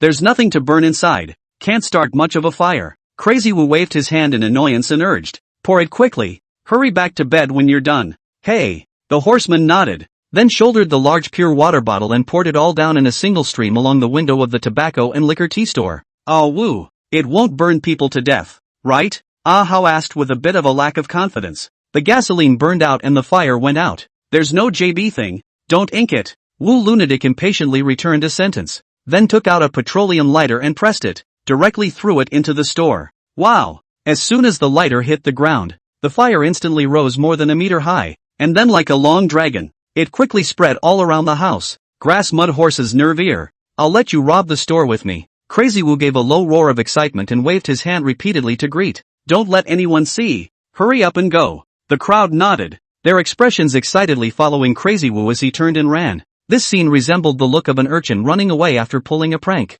But the consequences of this prank were nothing less than dropping 3 atomic bombs on the Sioux County. Monkey, who was running at the very back, twisted his head to look at the firelit store, and his heart suddenly beat wildly for no reason. It is said that people have certain premonitions and signs in their hearts on the eve of a calamity. That night, perhaps Monkey had such a feeling. Theoretically speaking, the words of Crazy Wu are actually a bit reasonable. Modern residential buildings have nothing to burn. The chance of starting a fire is actually small, but Lin Mafa's liquor and tobacco store is designed with a classical tone. There are a lot of wooden furniture and cupboards, and it almost catches fire when it is dipped in gasoline. But that's not the most fatal place. It was the large quantity of liquor inside the store that was the fatal cause of the big fire. After the bottles shattered under the high temperature, the liquor fell among the flames, just like fresh water falling into boiling hot oil, instantly exploding, the flames rapidly rising at a speed visible to the naked eye, and thumping straight up to the roof. Thump, thump, thump. The sound of bottles breaking exploded one after another. Lin Maofa was the first to wake up from his dream. He reached out and pushed Ping, and droned sharply. Get up. Listen. What's that sound? Ping opened her eyes in a daze and was about to speak when she suddenly choked and coughed on the smoke coming from the hall. What? So much smoke? Fuck. It's fire? Lin Maowat flung himself out of bed and then took a step to pull open the door of the room after knocking over several tables and chairs consecutively in the vaguely red-lighted room. Boom! The moment the door of the room was pulled open, a wave of hot air hit his face. A large fire swept through, and Lin Maowat's eyebrows were instantly set ablaze. Gasoline smell? Lin Maowat smelled the strong gasoline odor mixed in with the hot air. An old face instantly turned pale, turned around and rushed to Ping shouting at the top of his lungs. Quickly! Run! Ah! How can I run away from such a big fire? Ping cried out. Stay here and we'll all die. Run! Lin Maowat picked up the sheet and covered Ping. Then he picked up half a cup of water on the bedside table and splashed it on the sheet, pulling her and running out of the room. As soon as he left the room, waves of fire swept over him, and Lin Maofa's entire body was instantly covered in flames. A mournful and incomparable scream rang out, and under the intense pain, Lin Maowat unconsciously let go of Ping's hand and ran aimlessly and wildly forward. Old Lin! Ping shouted with a tear-stained face and took a step towards Lin Maofa to chase after him. Right at that moment, a sudden change occurred. The standing cabinet that had been violently scorched by the flames was overwhelmed and collapsed, fiercely slapping down on Ping's skinny body as she ran. A figure whose entire body was covered in flames crashed hard through the glass door, then tumbled down the steps and onto the street. Lin Mao played with his arms, his body rolling back and forth on the ground. At this time there were already quite a few people standing around the street, but none of them dared to rush up to save him. After about a minute or so, the flames finally slowly died down under Lin Maowat's frantic rolling, before someone in the crowd rushed over and dragged Lin Maowat away from the fire zone. The people present were inexplicably relieved to see this scene, and stopped where they were, hoping that the firefighters would come over earlier. But what they didn't realize was that the disaster was just the beginning and far from over. Inside the house, the flames spread like a long dragon into the kitchen. The dining room table was the first to burn, and finally it went straight to the gas tank. Bam! Late at night, a loud bang accompanied by flames shot up into the sky, resounding through half of Sioux County. Bang! The tobacco and tea store collapsed with a bang, and a strong sound and tremor flooded the room. All of the nearby residential buildings were lit up. People stood by their windowsills, on their balconies, and looked from afar. Shinha Street was ablaze. Not long after, the fire trucks finally arrived. People's curses, children's cries, firefighters' shouts in a row. Dawn had not yet arrived. The night was like 9 ghosts, and the darkness was as far as the eye could see. Tick-tock, the sharp ringing of a cell phone sounded in the dark room. After a long time, the table lamp on the bedside table was turned on, and a man around 50 years old sat up from the bed, reached for his cell phone and pressed the answer button. Hello? Chief, There was a big explosion on New Hop Street, and a residential house collapsed at the scene. And there are casualties. What? The man sat bolt upright. Did you find out why? A strong odor of gasoline was detected at the scene, and the preliminary judgment is that it may be arson. Give me a thorough investigation. Pull out all the CCTV footage from Shinha Street. I'll see who ate the bear's heart and leopard's guts and dared to set fire to the people's houses. The director drank with a gloomy face. Yes, I'll get right on it. Aha. The director hung up the phone and got out of bed as soon as he lifted the covers. Old Chen, why are you up so early? It's not even dawn yet. The director's wife rubbed her sleepy eyes and asked in a soft voice. It's not light, but it's about to collapse. After the director gritted his teeth and replied back, he quickly put on his clothes, opened the door and walked out of the room. Chapter 75, Dragon Boat Slow Rockers, Driving Without a Driver's License. In less than half an hour, the secretary's instruction to conduct a thorough investigation was quickly issued to all law enforcement departments. After receiving the order, the City Guard Bureau was the first to pull up all the surveillance videos in the vicinity of the Shinha Street bombing. Brother Jiang, what the fuck happened again? A young city guard asked as he looked at the security camera footage while turning his head to ask his slightly older colleague next to him. There was an explosion in Shinha just now. Didn't you hear the sound? Zhang yawned. Nope. I slept so hard I didn't hear a sound. Fuck. I don't know which brainless kid did this, so I can't even sleep. The investigation was in full swing. 2 hours slipped by, and the time came to about 4 in the morning. I say, Little Lee, go out and buy 2 boxes of cigarettes and come back. There's no telling how long this is going to take to investigate, and it won't do to have no cigarettes. Hey good. City guard Little Lee put on his police cap and stood up. Brother Jiang, what are you smoking? Come back with 2 whole packs of soft 5-leaf. Hey. Lee nodded and turned to walk out of the monitoring room, cursing softly under his breath. What the hell? I still have to pay $40 for cigarettes for an extra shift. Inside the surveillance room, Jiang turned back around, playing with his cell phone while his eyes glanced at the computer screen every now and then. A few minutes later, his motion of playing with his cell phone suddenly stopped and his eyes snapped to the computer screen. On the CCTV footage, 5 figures suddenly appeared on the streets of Shinha and were carrying oversized bottles of pure water for domestic use. Jiang tapped the mouse and pressed the pause button, quickly zooming in on the image. When the characters in the image were put to the maximum, Jiang frowned slightly, because he suddenly realized that among the 5 people who appeared in the surveillance video, there was one that looked particularly familiar. Isn't this fucking Crazy Wu? After Jiang repeatedly looked at it several times, his pupils suddenly shrunk and he roared incredulously. As the words fell, he hastily maneuvered his mouse and clicked on the video to continue playing. When he saw the tobacco and liquor tea store lit up with fire, Jiang stood up in a flash, murmuring with a strange expression, did Crazy Wu really set the fire? Fuck, it can't be? Jiang was incomparably puzzled in his heart, and straightaway he gasped for a few rough breaths before barely calming down, immediately picking up the cell phone on the table and dialing a number. Hello? A young man's voice came from the other end of the phone. Did you hear the explosion at Shinhap just now? I hear you. Hear that? Jiang asked incredulously. How can you still act like nothing happened when you heard it? What do you mean? The youth was a little confused. The one who set the fire was Crazy Wu. What do you mean? Jiang gritted his teeth and asked. Why did you have nothing to do with letting him burn down other people's stores? The youth was confused when he heard this. I don't even know about this. That would be your people, taking your money and doing things you don't want done. Take it easy for a moment. The matter is the private work of Crazy Wu. It has little to do with us. You're thinking about things too simply. If it were before it would be fine. There are leaders from the city coming down for inspections these days. The case director Chen has ordered a thorough investigation. If Crazy Wu were to be caught by the city guards, he would even just say in the bureau that Dragon Boat Slow Rock sells fake alcohol. You can't even eat it. When the youth heard this, he broke out in a sweat. Xiu Xian. It must be done Crazy Wu. Jiang said Jiang Xiuxian's name in a single word and said in a deep voice. I know about the matter. So press on down the line and I'll get right on it. Good. Jiang nodded and hung up. Long boat slow rocket. Jiang Xiuxian's gaze was gloomy as he shouted at the door.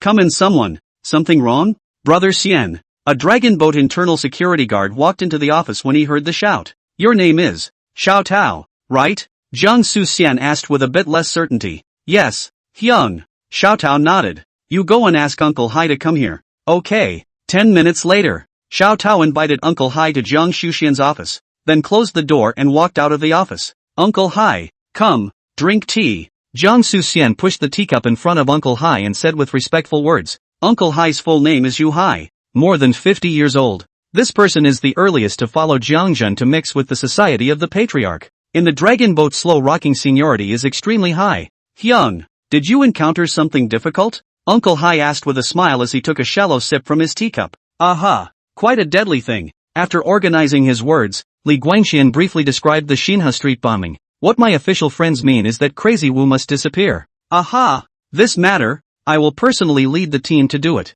After hearing this, Uncle Hai's hand holding the teacup didn't move. In the past, how many handfuls of gangs ended up being messed up by those shitstirrers? This matter can't have a little carelessness. You find me a raw face in charge of driving the car, and I'll look for the person who does the work myself. Trouble, Uncle Hai. Jiang Su-xian nodded, his heart instantly at ease. Your father went early. We old guys can't help you for a few years. We're all old. Uncle Hai patted Jiang Su-xian's shoulder. Be well. When your uncle comes out, I'll almost be retired. Tired. Want to stay back in the countryside. For the rest of my life, I'll retire you. Ha ha, good. Uncle Hai laughed and walked out of the office with his hands behind his back. Doorway. Xiao Tao shouted at the internal security captain who was walking over. Hey, Brother Zay, there's something I want to talk to you about. What is it? I want to quit after this month. Xiao Tao handed over a cigarette, and before he could finish his sentence, the office creaked open and Uncle Hai stepped out. Uncle Hai.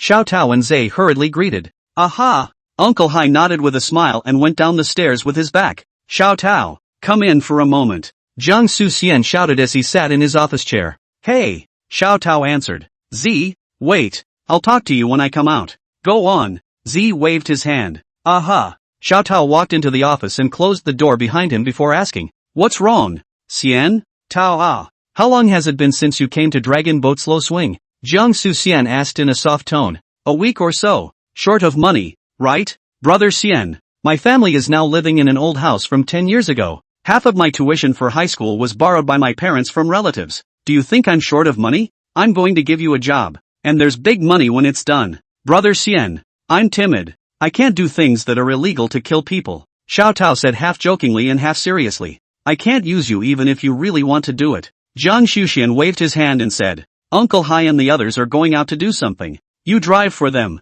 and I'll give you 10,000 when you're done. $10,000 for a drive? Xiao Tao was stunned. Can you do it? Definitely can do it. Xiao Tao returned without hesitation. Then added, I can drive a car, but I don't have a driver's license. Dragon boat slow rockers who don't need a driver's license to drive. Brother Xian, you said that. It makes me feel like I'm following a buck-toothed colt. Xiao Tao dared to crack a couple jokes with anyone. Let's paint another Fujiwara tofu shop on the car. MT. Akira is all ours. Ha. Jiang Su-xian was also amused. Don't bullshit. Hurry down and find Uncle Hai. Remember, you're just responsible for driving. Don't look too much and don't ask too many questions. Hey. Xiao Tao nodded and turned around to walk out of the office. Chapter 76, The Human Heart is Sometimes Worse Than a Ghost. Half an hour later, Xiao Tao drove a Jinbei van with no license plate and a dark black car film, carrying Uncle Hai and 6 strangers to a remote residential building in the west of the city. In the meantime, inside the overseas Chinese hospital, Master Ear slept too much during the day, and in the latter half of the night he was so energetic that he insisted on dragging Jimin out for a drink, while the latter had no choice but to nod his head in agreement after his bitter persuasion, coupled with the fact that he was really bored out of his wits. The two walked out of the hospital room and gingerly made their way down the hallway. Drip thump. The beeping sound of the elevator door opening suddenly rang out, and the nervous ear of the thief was so frightened that he subconsciously took 2 steps back, his body just blocking the elevator doorway. Get out of the way. The lead doctor in the white coat shouted sharply. Nervier hurriedly got out of the way. A cart was pushed out of the elevator, and Nervier subconsciously looked over. The scene was extremely similar to the one experienced by Lin Maohua in the morning. At that time, Lin Maohua saw a woman who was spitting blood and dying of gas. And tonight, Nervier saw a man covered in charred blackness and breathlessness. Lawyer, get me a lawyer. I want to make a will. The man suddenly murmured in a low voice as the cart crossed the Nervier. Nervier's entire body suddenly stiffened at the sound of the man's voice. From those 2 weak voices, he heard a sense of déjà vu. What's wrong, Uncle Zhou? Jiamin opened his mouth to ask when he saw that Nervier wasn't going anywhere. Instead of answering back, Neuralier took a big step to catch up with the emergency cart. Doctor, wait, what are you doing? The patient is in danger. We must operate immediately. He seems to be my friend, so let me see him. Nervous Ears yelled loudly. Then his eyes looked at the man on the cart, his voice suddenly trembling as he tentatively asked, Old Lin? Isn't that you? Old Lin, Old Chow, is that you? Is it old Joe? Lin Maowat was suddenly overwhelmed with excitement and inquired in a loud voice. It's me. You. How the fuck did you get like this? Seeing his former old friend in this state, Nervir's voice choked and his eyes instantly turned red. Quick, get me a lawyer. Okay, I'll get right on it. You stop talking and hurry into the operating room. Hurry. Be quick. Before Lin Maowat's words had completely fallen, the doctor had already pushed the emergency cart over the Nervir and swiftly entered the operating room. Half an hour later, Nervir stiffly smashed open the door of a local middle-aged lawyer's house and dragged him to the hospital without explanation. Outside the emergency room, a nurse saw the three Nervir people walking towards them and immediately greeted them. You're Mr. Joe, aren't you? Mr. Lin isn't doing too well. He's been screaming to see you. Not so good. What do you mean? Your condolences. The burns all over Mr. Lin's body are too large. We've done our best. The nurse politely replied back before continuing. I'll take you to see him. Let's have one last look. It seems like he has something to explain to you. Nervir's body went limp, almost falling over with each step as he followed the nurse inside the operating room. Old Chow, is Lao Zhou here? Lawyer, has he come? Lin Maowat was lying on the bed, his whole body tied up with instrument tubes, his mouth wearing an oxygen mask, murmuring in a loud voice. Old Lin, I'm here. Lawyer, the lawyer is here too. Lawyer, Ma, please, I'm going to make a will. Older brother. You say. With a straight face, the lawyer opened his briefcase and took out paper and pen from it. I, Lam Mao Fat, voluntarily transfer my buyout store to Zhou Weiyang. There's more? You're not leaving anything for the family? Kiss. Family is gone. Where is there a home? Lin Maowat murmured with incomparable sadness and argument, then raised his hand and gripped Neural's palm with difficulty. Old Zhou. The store. Sell it. We're with that gang. Can't afford to fix it. The people's hearts now. It's too scary. Snap. After the last sentence, Lin Maowat stretched out his thumb and pressed it towards the will drawn up by the lawyer, leaving a blood-colored handprint, and his eyes slowly closed, stopping breathing forever. Nervir is like a lightning strike, sitting in a chair, wooden outflow of tears, body motionless. Uncle Zhou, I'm sorry for your loss. Jiamin's heart was also extremely bad. His palm patted towards Neural Ear's shoulder and softly consoled. Min, what the fuck do you think is wrong with this society? It's just a store. Is that enough to get two people killed? Nervir slapped the bed and roared at the top of his voice. Uncle Lin is right. The hearts of people nowadays. It's horrible. Jiamin looked up at the ceiling and sighed through clenched teeth. You stay here with old Lin for a while. I'll go out. Uncle Zhou, I'm partly responsible for Uncle Lin's death. I'll go with you. You've got your mom worried enough about your little brother. You can't have another incident. I don't do illegal things. Jiamin pointed at the ground and said forcefully, today, as a veteran of the Yen Kingdom, I will personally send the person who set the fire to the City Guard Bureau. Half an hour later, Scribble District Casino. Nervir opened the door and said to Vengeance 2, Heir, get me an imitation 6-4. Get another military dagger. Brother, are you really using my place as an arsenal? Who are you going to fuck again? Woo crazy. That's fucking Jiang Su Xian's man. Xiao Heir said helplessly. You already smashed someone's venue last time. How long has it been and you want to fuck with him again? Don't you ask. Just get the guy out. You're the master. I'm afraid of you. Xiao Lua. Go and bring out what your Earl Master wants. Yes. Second brother. I have something to do with Uncle Zhou. Make room and lend me a chance to talk to him. Jiamin whispered at Vengeance 2. Go to the warehouse. There's no one there. Vengeance 2 waved his hand in annoyance. Talking about what? Nervir asked. Looking at Jetman. Just come on. Nervir shook his head and followed Jemin as he stepped towards the warehouse, while Jemin deliberately slowed down as he was about to enter the door, allowing Nervir to walk in first. What is it? Come on. Thump. Before Nervir could say anything, the warehouse door was suddenly slammed shut by Jetman, who pulled on the warehouse door with one hand and quickly pulled the lock with the other. What are you doing, little brat? Nervir yelled angrily as he kicked the warehouse door from the inside. Uncle Zhou, you're old. Let us youngsters do the fighting and killing. Jiamin softly laughed. Don't mess around, little brat. Second brother. Watch him, don't let him come out. Jiamin turned his head to look at Xiao Heir and said, he has a previous conviction. If he goes in again, he won't have to come out in this life. I've heard about the matter. It's not necessarily the work of Crazy Wu. Xiao Heir was silent for a long time and said with a frown, Uncle Lin hasn't offended anyone on the road. Other than him, there's no one else. Jiamin casually replied back, and with big strides, he headed out of the casino. Little brat, don't you fucking mess around. I'm not going after Crazy Wu, so get back here. Nervir banged on the warehouse door with a roar of rage. It is rumored in the Jianghu that Nervir is cynical and righteous. But this kind of thing like morality and righteousness, Yenguo soldiers, there is no lack of it. Jia Min murmured softly, striding out of the casino door. His figure quickly disappeared into the night. Chapter 77, Cleaning Up the House. Same time, residential buildings in the western suburbs of the city. Uncle Hai avoided Xiao Tao and asked at one of the 6 men. What floor is Crazy Wu on?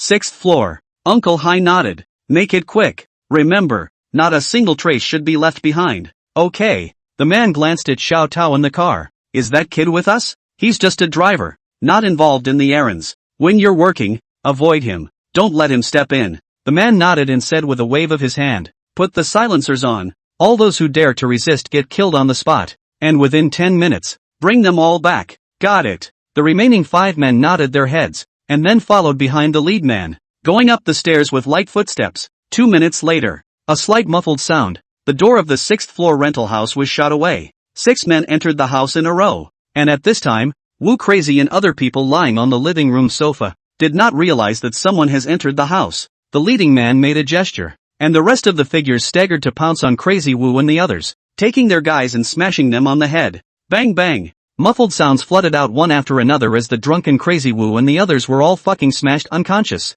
All right, take the man away. The lead man lowered his voice and shouted. The remaining 5 nodded and took out the prepared sacks and set them on the heads of Crazy Wu and the others, lifting them up and carrying them on their shoulders. Old 5, Old 6 stay behind to clean up the scene. The others withdraw. After the leading man finished speaking, he took the remaining 3 men to take the lead and exit the house, while Old 5 and Old 6 put on rubber gloves and skillfully cleaned off the footprints, fingerprints and other traces left by the 6 men in the house. It's worth noting that at the time, the Suland Urban Health Bureau's on-site detection wasn't as advanced and nowhere near as detailed as on-site detection of footprint fingerprints. The gang made the move to clean up the scene out of sheer habit. With such professionalism and discretion, perhaps the gang should have committed major crimes in other cities, and first and second tier ones at that. Such people are known to the public by various names, such as roving criminals and outlaws. And this time, the use of a professional criminal gang that kills people at the drop of a hat shows that the case in Shinha Street has become so serious that even a veteran like Uncle Hai,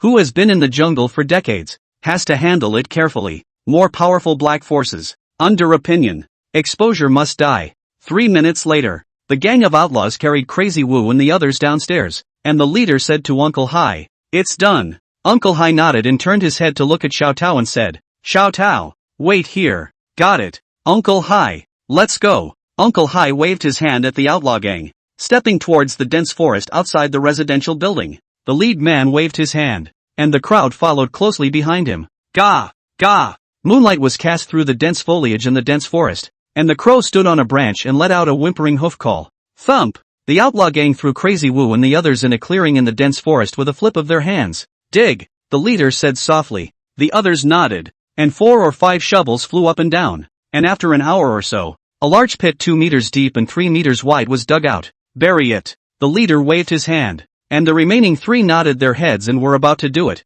but just then, one of the sacks on the ground suddenly squirmed. Who is it? What are you doing?" A muffled shout came from the writhing sack, and Uncle Hai beside him frowned. He could hear that it was the voice of Crazy Wu. "Open the bag." Uncle Hai sighed and said slowly, "Just bury it." The leader returned in a flat tone. "Open it." The old generation of Jianghu people have a saying that if a person who mixes with the society can't see the murderer before he is killed, he will become a lonely soul and can't turn to the next life. After all, Crazy Wu is one of my dragon boat slow rockers, so let him die in peace. Ha! The leader shook his head and laughed, but still had his brothers untie the sack. "Man, did Nervir send you guys? I won't fight for the store. You guys let me go." Crazy Wu drilled out of the sack and shouted with a terrified expression. "Wu, it's me who wants to kill you." Uncle Hai glanced at Crazy Wu and suddenly spoke. Wu Lunatic violently turned his head. The dense forest light is weak. Wu Lunatic did not immediately see Uncle Hai's face. He just felt that this voice that spoke was familiar,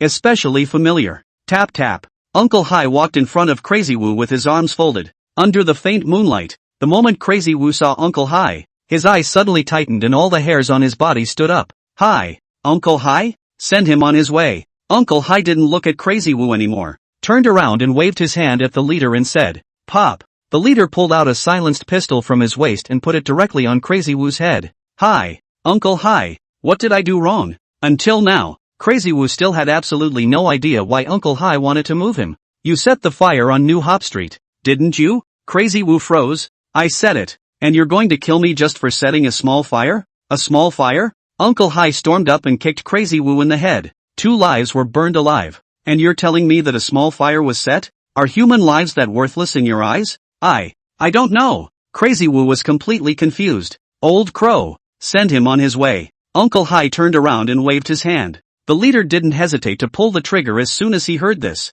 Thump! Crazy Wu's desire for survival erupted. His hand slammed down on the pistol pressed against his forehead, and the bullet spurted out, hitting him in the small of the back. Asterisk asterisk asterisk asterisk. Old Crow raised his gun to strike again. Uncle Hai, you tell them not to engage. Crazy Wu covered his stomach and knelt on the ground, his face full of tears, and cried out. I've been in Dragon Boat for all these years. I've done my share of hard work without merit. Su Xian just came to power that time he didn't know what to do. He went to collect rent at Big Old Four's land without your knowledge. As a result, he was surrounded by more than 100 people. In the end, it was me who brought more than 20 of my hairy friends, and I brought him out by force. I received 8 knives in my back that time, but I didn't say a single word of complaint. Uncle Hai, you can't do this to me. Uncle Hai was stunned. This matter, he had never heard Jiehong Shuxian mention it before. Uncle Hai, let me go. I'll go out of town. I'll never come back in this lifetime. Don't kill me. Uncle Hai is slightly relieved in his heart,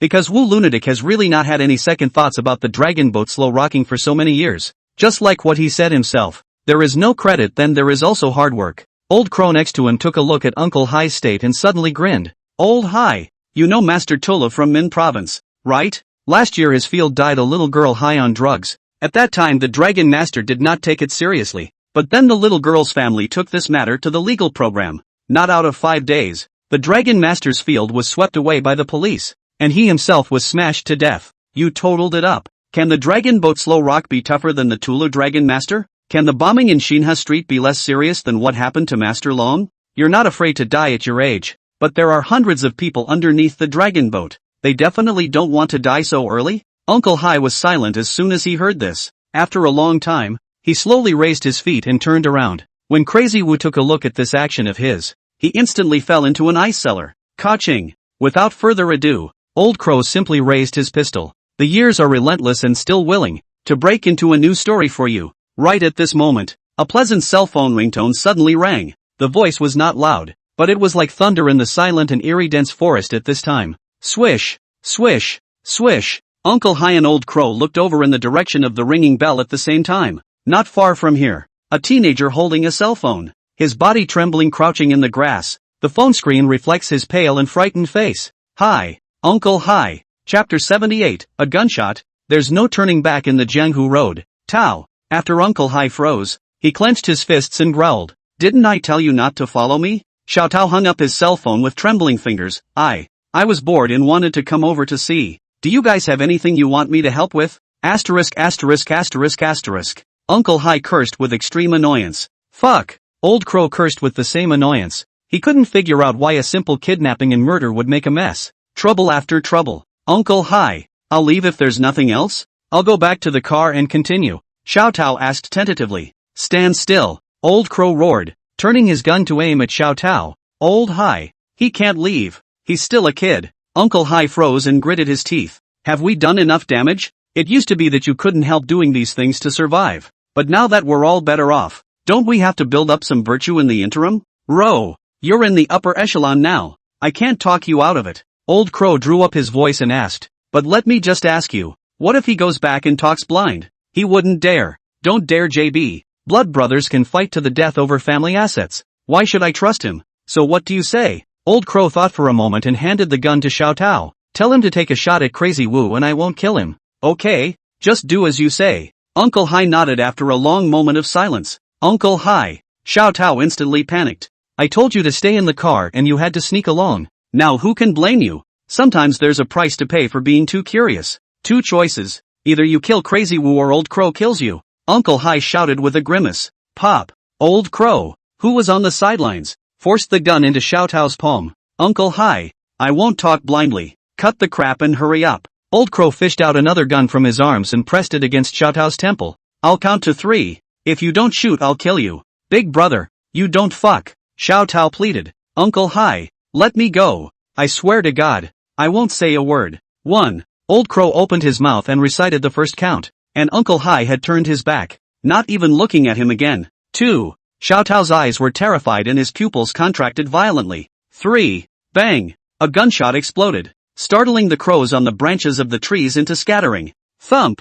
Thump! 2 muffled sounds flooded the ground immediately afterward. Crazy Wu fell to the ground with a bullet in his chest, and Xiao Tao fell to the ground with weak knees. Starting tomorrow, you don't have to do the job as an internal security guard. Just drive for me from now on. Uncle Hai turned around and said softly. Xiao Tao was kneeling straight on the ground. His brain was blank, even forgetting how he had just fired the gun. But he knew very well in his heart that it would be very difficult for him to get rid of the dragon boat slow swing in the future. On the path of the jungle, and there will be no turning back. The years are relentless and still willing to break into a new story for you. Just then, the phone rang once again. Xiao Tao moved sluggishly and took his cell phone out, staring blankly at the screen for a long time before pressing the answer button. Hey, we're drinking on the rooftop. Are you back yet? Shu asked with a stiff tongue. Well, almost. Hurry back and on. We are waiting for you on the rooftop. I didn't realize you were so diligent before. You're still able to run to work after such a big scare.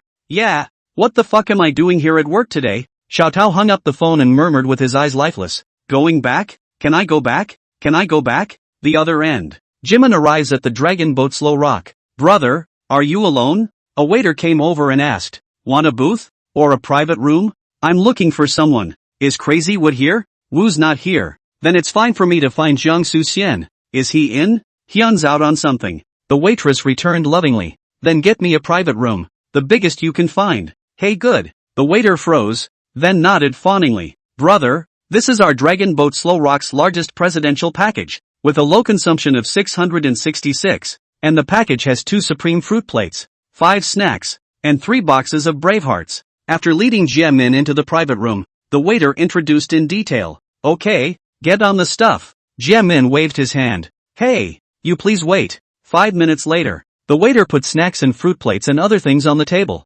followed by 3 boxes of Bravehearts into the private room. Brother, everything is up. Do you want to pay in cash or swipe your card? Jiamin bit open a bottle of beer, gulped down 2 mouthfuls, wiped his mouth and said, There's not enough cash, and I don't have my card with me. What do you think we should do? Brother, you're so funny huh? The waiter joked without taking it too seriously. I'm not kidding you. I really didn't bring any money when I went out today. Jiamin raised his head and returned with a serious expression. Dude, this is the Dragon Boat Slow Rock. The waiter's smile immediately disappeared and he said expressionlessly. I know this is the Dragon Boat Slow Swing. Why don't you go get the steward over here? Just say I don't have the money to pay the bill. Okay. You wait. The waiter returned with a leathery smile and turned to go out the door. What brother can't pay his tab for a drink? Not long after, the waiter returned to the private room with 5 or 6 people, and the leader, a big man around 30 years old, touched his bald head and asked in a loud voice. Jiamin raised his hand. Brother, I can't afford to pay the bill.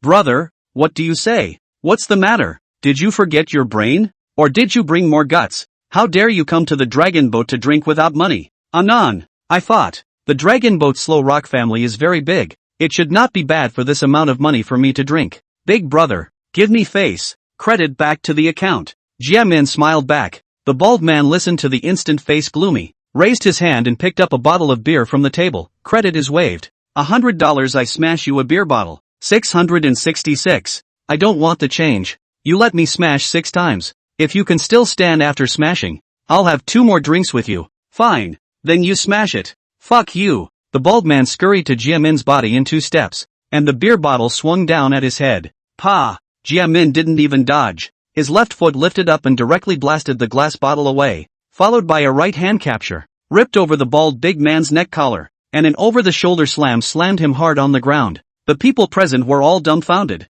looking at the Jianghu 10 years. When the weapons used in the war are endless, all kinds of dirty tricks are used, but over the shoulder fall this very technical moves. Jiamin may still be the first to make out of the whole Soviet Union. Anyone else who is not convinced, step forward and let me see. Jiamin took a step forward and shouted in a loud voice. Fuck you. The horseman closest to Jiamin cursed and charged forward with a beer bottle. Thump.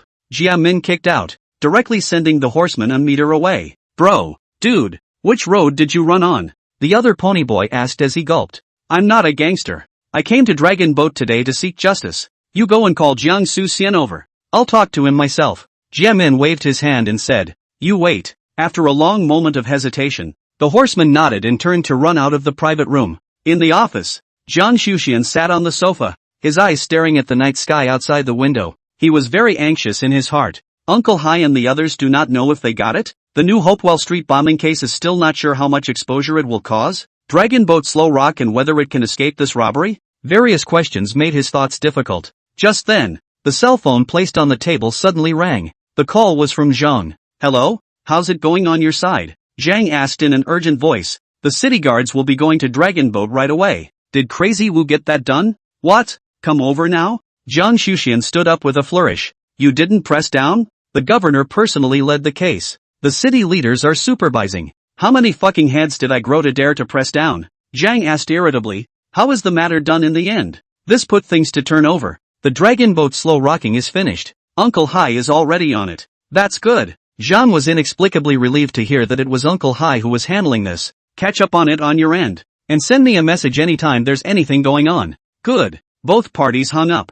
Jiang Su-sien casually threw his cell phone aside and picked up the wine glass on the table to pour 2 mouthfuls into his mouth. At this time, the office door was suddenly knocked on. Come in, Brother Sien. Something's happened. A horseman pushed the door and walked in. There's a man downstairs, asking for you by name. Who? Jiang Su-sien froze. He didn't. Get rid of the ones you don't recognize in a hurry. This one has a pretty hard hand and a decent stance, so it's not too easy to get rid of. What way? He ordered a presidential package downstairs and said he didn't have the money to settle the bill, so Guang brought someone over to him and let him dry out in one round. I asked him which road he was on. He said he was not a member of society and came to Dragon Boat Slow Rock just to get justice. Fuck, it's really JB evil tonight? Jiang Su-sien frowned. Go, take me to see. When the horseman brought Li Kuangyun back to the private room, Jiamin was sitting on the sofa, taking a sip of beer. He was in a steady state. Brother, you're looking for me? Jiang Su-sien walked to Jiamin with his arms crossed and asked softly. Originally, I came here to look for Crazy Wu, but Crazy Wu wasn't here, so I had to look for you first. Jiamin asked softly, where is Crazy Wu? I have something to ask him. When Jiang Su-sien heard this, he immediately frowned. Do you know where he is? Jiamin asked again, repeating the question. Crazy Wu resigned half a month ago. His matter has nothing to do with our dragon boat Slow Rock. If you want to find him, go look elsewhere. Jiang Su-sien was silent for a long time and returned in a bland tone. If you say so, then I can't settle this bill. From today onwards, I'll eat and drink in this private room. And when you get Crazy Wu here, I'll leave. Bro, this is Dragon Boat Slow Rock here. You talk a walk on the brain. That's the second time I've heard that today. Dragon Boat Slow Rocking? Is it really that great? You try. Okay, let's try it then. Jiamin got up and walked over to Jiang Su-sien. The two stood opposite each other, no more than 2 centimeters apart, and the smell of gunpowder instantly reached its peak. Come in some people. Let this brother see our dragon boat team. Jiang Su-sien turned his head and shouted at the entrance of the private room. As the words fell, more than 20 horsemen instantly rushed into the private room. Jiang Su-sien grabbed the bottle and snapped it to the ground. Come on, everyone's here. Fuck you. You tell me, how do you want to try? Ha! Jiamin laughed down, then violently caught Jiang Su-sien's hair and pressed it downward, his knee going up in the process. In the era of peace, the skills that the country taught us weren't able to be used on the battlefield. Today, I'll use it to teach you dog bastards a lesson for the common people. Chapter 79 Solo Battle Dragon Boat. Fuck you. Fuck him for me. Jiang Su-sien covered his face and roared in a violent manner. Wow! As the words fell, the 24 or so horsemen in the private room immediately rushed towards Jiamin in a cluster. Swish swish. Jiamin took 2 steps back and jumped onto the table with a press of his hand on the tabletop, and when the ponies rushed closer, he jumped over the crowd with all his strength, and then ran out of the private room with a big stride. He was a retired army officer and was very experienced in fighting against the enemy. The space in the private room was just too small, and it was difficult for even the best hands to be utilized. Therefore, he ran out of the private room not to escape, but to lure people to the entrance of the dragon boat, and then let go and have a good fight. It didn't take long for the horsemen to catch up behind him. On the street in front of the dragon boat slow swing, Jiamin had already pinned his glasses to his shirt pocket. The straight posture stood under the streetlight like a javelin. Fuck you for daring to come to the dragon boat slow swing and cause trouble. Fuck him. More than 24 horsemen carrying steel pipes all rushed up. Jiamin, instead of retreating, rushed over with great speed, reached out to catch the empty pipe of the foremost horseman. and kicked him in the small of the back. The horseman let out a miserable scream. His body retreated sharply a meter away, and the steel pipe in his hand was snatched by Jiehong in the process. Brush swish swish. The three horsemen behind him simultaneously swung their steel pipes at Jiehong, who lifted the pipe and received the other's blow hard. Clang! The four steel pipes collided, flooding the room with a sharp metallic clash. Fuck him. The horseman who came from behind obediently wanted to surround Jiehong, while the latter's horse stance moved. A whip leg swept out. After drying the three horsemen on the ground, his body shape violently retreated a few steps to quickly pull away from them. You know kung fu, don't you? Let's see how many you can fight. Fuck you. The group of horsemen rushed towards Jiehong head-on. A dozen steel pipes raised and swung down at the same time. Swish! Jiehong took a step back to avoid it, and then his body was like a wolf entering a flock of sheep, and his pole danced imperviously to the hard work of his partner. Clang clang clang! The sound of metal clashing was endless as a dozen or so horsemen surrounded Jiehong and waved steel pipes in succession. In the eyes of the onlookers, Jiehong seems to be surrounded by horsemen to beat, but in fact, Jiehong pressure did not suffer much injury. Can block the attack he blocked down with a steel pipe? And really cannot block down. Jiehong will use the wrist hard to catch, although he would suffer a bit of flesh and blood when he did it this way. It wasn't even to the point of hurting his bones because Jiehong had been professionally trained and could always minimize the force of the beating. On the other hand, the opposing team was knocked out of the battle circle by Jiehong, but all those who were hit by his steel pipe basically cried out in a ghostly manner. Fuck you. Jiang Shushan arrived with a chopper. All give me to get out of the way. More than a dozen people to fight a let dry into this wave. I want you to have what use. The horsemen all stopped their hands when they sniffed their bodies. Jiang Shushan dragged his chopper. His footsteps accelerated violently, and he rushed at Jiehong and chopped down. Clang! Jiehong raised the steel pipe to block it, and then kicked Jiang Shushan hard in the small of the back. Asterisk asterisk asterisk asterisk your mom. Thump! The two sides again short war. Jiehong a steel pipe end-to-end swing in Jiang Shushan head, and the latter like a fucking evil. Flowed full of blood did not shout and did not retreat, but a knife to Jiehong chopped. The latter's left arm was slashed horizontally. With his stance, Jiang Shushan wanted to hurt him that was almost impossible, but the old saying goes, dogs can jump over the wall when they are anxious, and rabbits will bite when they are anxious. Even more powerful people, he cannot stand up to life-threatening psychopaths. Holy shit, Jiang Shushan is not afraid to die for so much money. We receive $2,000 a month in wages. Why let others hang dry? Brothers, give up our lives to do it.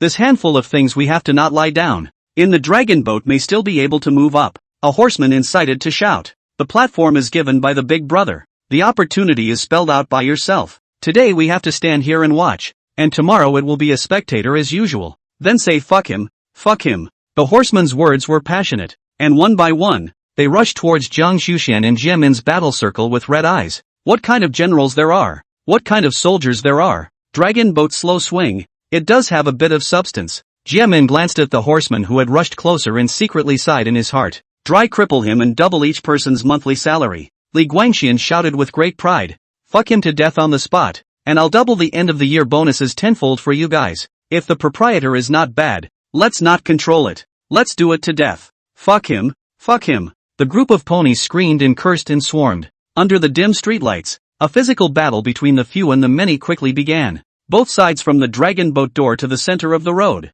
then over the fence directly to the other side of the road. Aya, this dude is quite powerful and on? One person to fight a dozen did not run? I don't think I've seen this dude before. What fucking village is this? Jiang Shushan is also quite fierce, taking his fists and fighting with a steel pipe. The countless drinking maniacs around them who had just come out of the slow rock bar were pointing at the battle ring and commenting on it. Hey hey hey! At this time, a middle-aged man suddenly pointed to the street entrance not far away and shouted, "Look at you guys, the headlights of those cars, why do they look so familiar?" Swish, swish, swish. The crowd followed the sound and just turned their heads, when they heard the sharp sound of sirens going off one after another. Asterisk asterisk asterisk asterisk. What's with all the city guard cars? With all this fuss, there must be a big case going on. While the people were talking, 4 or 5 city guard cars with flashing police lights had already winded up. Fuck you. The cops are coming. You're still not running? Jiang Shushan blared and yelled at Jiehong. You're afraid I'll be caught by the city guards and will talk nonsense at the station. Ha! When Jiang Shushan heard these words, he panicked in his heart. Brother Xian, the cops are here. Hurry up and run. At this time, a horseman suddenly pulled his neck and shouted. Jiang Shushan glanced at the police car that rushed over, gritted his teeth and said, "Something happened in front of the dragon boat. I can't hide. You guys hurry up and run, go find Uncle Hai. He has a way to fish me out. Got it. The horseboy also knew that this was not the time to show loyalty, and immediately nodded his head in agreement. Run, or it'll be too late. Good. Brother Xian, watch out for yourself. The horseman gritted his teeth. Everyone, hurry up and run. Wow. When the horsemen heard the shouts, they immediately rushed in the opposite direction of the city guard's car and dispersed. You too. Stop it. The city guard car drove closer, and a middle-aged man in his 50s, wearing a city guard uniform, jumped out of the car and roared. Jiang Suxian immediately stood still without making another move at the words, and Jia Min turned a blind eye to it, yanking Jiang Suxian's neck collar and asking in a lowered voice, I'll ask you again. Where is Crazy Wu? I said no. Can't you fucking understand human language? You dog scum. Jia Min slammed his fist on Jiang Suxian's face and scolded through clenched teeth. 2 lives. Aren't you afraid that they'll come for you at night? Once the middle-aged city guard saw that Jia Min actually dared to make a move, he immediately growled with a grim face. Are you two treating me like air? Jetman glanced at him, thinking for a moment before slowly releasing his hand. Xiao Su, Xiao Wu, bring the 2 of them back to the station. The middle-aged man waved his hand and said, everyone else, continue searching Wu Kai. Yes. The crowd of city guards nodded and responded, handcuffing Jiang Suxian and Jia Min and escorting them to the city guard car with their arms. Uncle Hai, you must be quick. Jiang Suxian looked at the vocal search and prayed in an incomparable panic in his heart. Half an hour later, the sky reveals a fish belly white. The image of Uncle Hai and his party is slightly lousy out of the dense forest. Xiao Tao looked at the sunrise rising not far away. His heart was incomparably confused. Last night seemed like a dream. It's dawn, but the dream is still awake. Chapter 80 Gambling with Heaven. Half an hour later, the city guards closed the team and left, and just as they left in front of them, Uncle Hai returned to the dragon boat slow rocking in the back. As soon as he entered the door, Uncle Hai saw many skeleton members gathered in the hall. Uncle Hai, you're finally back. The police don't know what kind of madness they're having, and they're looking for Crazy Wu all over the place. The dragon boat has been ordered to shut down and reorganize. Brother Xian was also arrested by them. What the hell are we going to do? The lobby manager was so anxious that his head was filled with hot sweat, and he said in a continuous stream. As soon as Uncle Hai heard that Jiang Suxian was caught, he asked with a broken voice, the police caught Suxian? Why did they catch him? What's the reason? Just now came a person, ordered the private room to pick a fight and not pay back the money, and insisted on looking for Brother Xian. In the end, this person is also fucking to find Wu Crazy. Then Brother Xian brought people to fight with him. This man's hand is quite hard. We more than 20 people to beat him when he did not run. Finally the city guards came. The 2 parties were all held down. Brother Xian was also taken away by the police. Do you recognize this man? Uncle Hai pursued. Never seen it. Doesn't look like a roadie by the way he's dressed. You have someone pull up the security footage, and I'll see what this guy's all about. 5 minutes later, when Uncle Hai saw Jia Min, who was wearing a white shirt and gold-rimmed glasses in the surveillance video, he said doubtfully, I don't think I've ever seen this number of people on the road. Did he really beat up more than 20 of you? Just looking at Jia Min's dress, it really didn't look like a person who could hit 20 in a row. Instead it looked like a gentle and elegant white-collar social worker. This person, isn't he Jia Min? At this time, a nearby horseman suddenly shouted, You know him? Uncle Hai froze. He's my junior high school classmate. Horsey nodded. What is this man's origin? Uncle Hai asked again. I heard that he went into the military after graduation. And after he was discharged it seems that he went back to Yangqing to work as a bodyguard for a big boss. Where does he live? Scribble zone. Uncle Hai frowned and cursed in a low voice. It's the scribbling area again. Why does this place have all the evil people? Uncle Hai. What now? You guys take a trip to the scribble district and control his family first. Remember, never hurt them. Xiao Tao, you come with me to the city guard bureau. As the words fell, the 2 parties moved quickly. Xiao Tao driving Uncle Hai's Buick Grandview. The whole person's state looks very wrong. Driving frequently slipped, several times almost into a tailgate. Ah Tao, are you not used to driving an automatic car? Uncle Hai asked. Can get used to it. Xiao Tao whispered back. Uncle Hai pondered for a moment and said in a good way, Dragon boat slow rock. Hundreds of people want to drive this car, but they are not even qualified to touch the steering wheel. One life, one pitch. Your starting point is at least 10 years faster than the others. There's no denying that the cost is huge. And it's hard to get out of the way the day the dragon boat has to go down. But the dragon boat to be able to keep driving, you sooner or later have a good day. In this world, there are many people who are willing to fight for their lives, but even if they give their lives, what they get back may only be a meager return. So, you don't have to be so depressed. Since things have been finalized, you should try to make the road wider and better. That way the price paid can become equal. Uncle Hai, I understand. Xiao Tao nodded thoughtfully, his eyes gradually glowing. In fact, Uncle Hai had one more thing to say that he didn't say. People like him who came from a lowly background and didn't have much education. If there is no certain opportunity, this life is generally difficult to do something. Perhaps the rest of the life is like most people. Marry an ordinary woman, receive an ordinary income, live an ordinary life, and finally die an ordinary death. This is not the life Xiao Tao wanted. At this moment he figured out that since the heavens had given him a chance to make a big bet, then he would bet against the heavens once. I.e., betting on the future. Also bet on life and death. Uncle Hai met Jiang Xuxian has been 2 hours later. The person responsible for the operation of the dragon boat slow rocking years of old relations. The meeting time is only 10 minutes, which is still Uncle Hai spent a lot of effort to get the result. The two sat opposite each other in the interview room and talked on the phone right through the glass. Uncle Hai, is it done? When Jiang Xuxian saw Uncle Hai, the stone in his heart instantly dropped by half. Aha! Uncle Hai nodded in response. That's good. Jiang Xuxian let out a long breath of relief. How much does that kid who got into a fight with you at the dragon boat slow swing know about Crazy Wood? I don't know. You'll have to find out somehow and never let him talk out of his ass in there. I'm already on it. Uncle Hai nodded and his words snapped. Xiao Xian ah. With Crazy Wu gone, do you have any ideas? What do you mean? Jiang Xuxian froze. I heard that Crazy Wu took a dozen knives for you and saved you from Big Lao Si's field. Is there such a thing? Jiang Xuxian was instantly silent when he heard this. Crazy Wu did deserve to die. But your reaction? It's too cold. Uncle Hai hung up the phone expressionlessly, then got up and walked out of the meeting room. Uncle Hai, finished talking? The city guard in charge of maneuvering this matter greeted him and asked.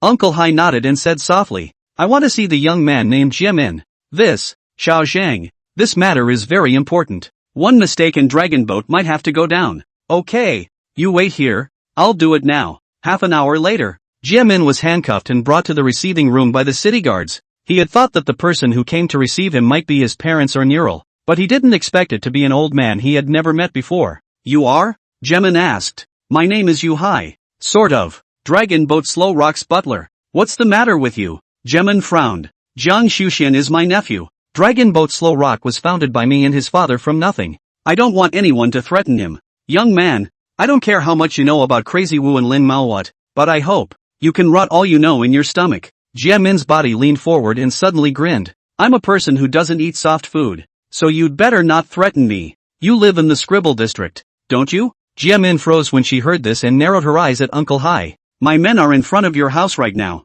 Your parents are having breakfast. They shouldn't know you're in yet. Don't worry. As long as you keep your mouth shut, I'm sure I won't hurt them. Jiehong snapped his head up at his words, his face incomparably grim. Aren't you afraid of retribution for doing this? I've done too many things that make damage, but retribution has never come. God should not want to take me yet. Uncle Hai repeated again and asked, mind your own mouth. Can you do it? I can't do anything about you taking my family to task. Jiehong gazed straight at Uncle Hai and said expressionlessly, but you have to remember what happened today. There are 3 brothers in my family. The second is a soldier and the third is a wanted man. Invoking us, you have to be careful when you walk at night. Young man, I've lived long enough. It's not a bad thing for me if retribution can come early. Uncle Hai returned after a long moment of silence. Uncle Hai, it's time. At this moment, a city guard walked over and reminded softly. Okay, please. Uncle Hai glanced at Jiehong, stood up and walked out of the meeting room. Chapter 81, Thoroughly Rocking Master Ears.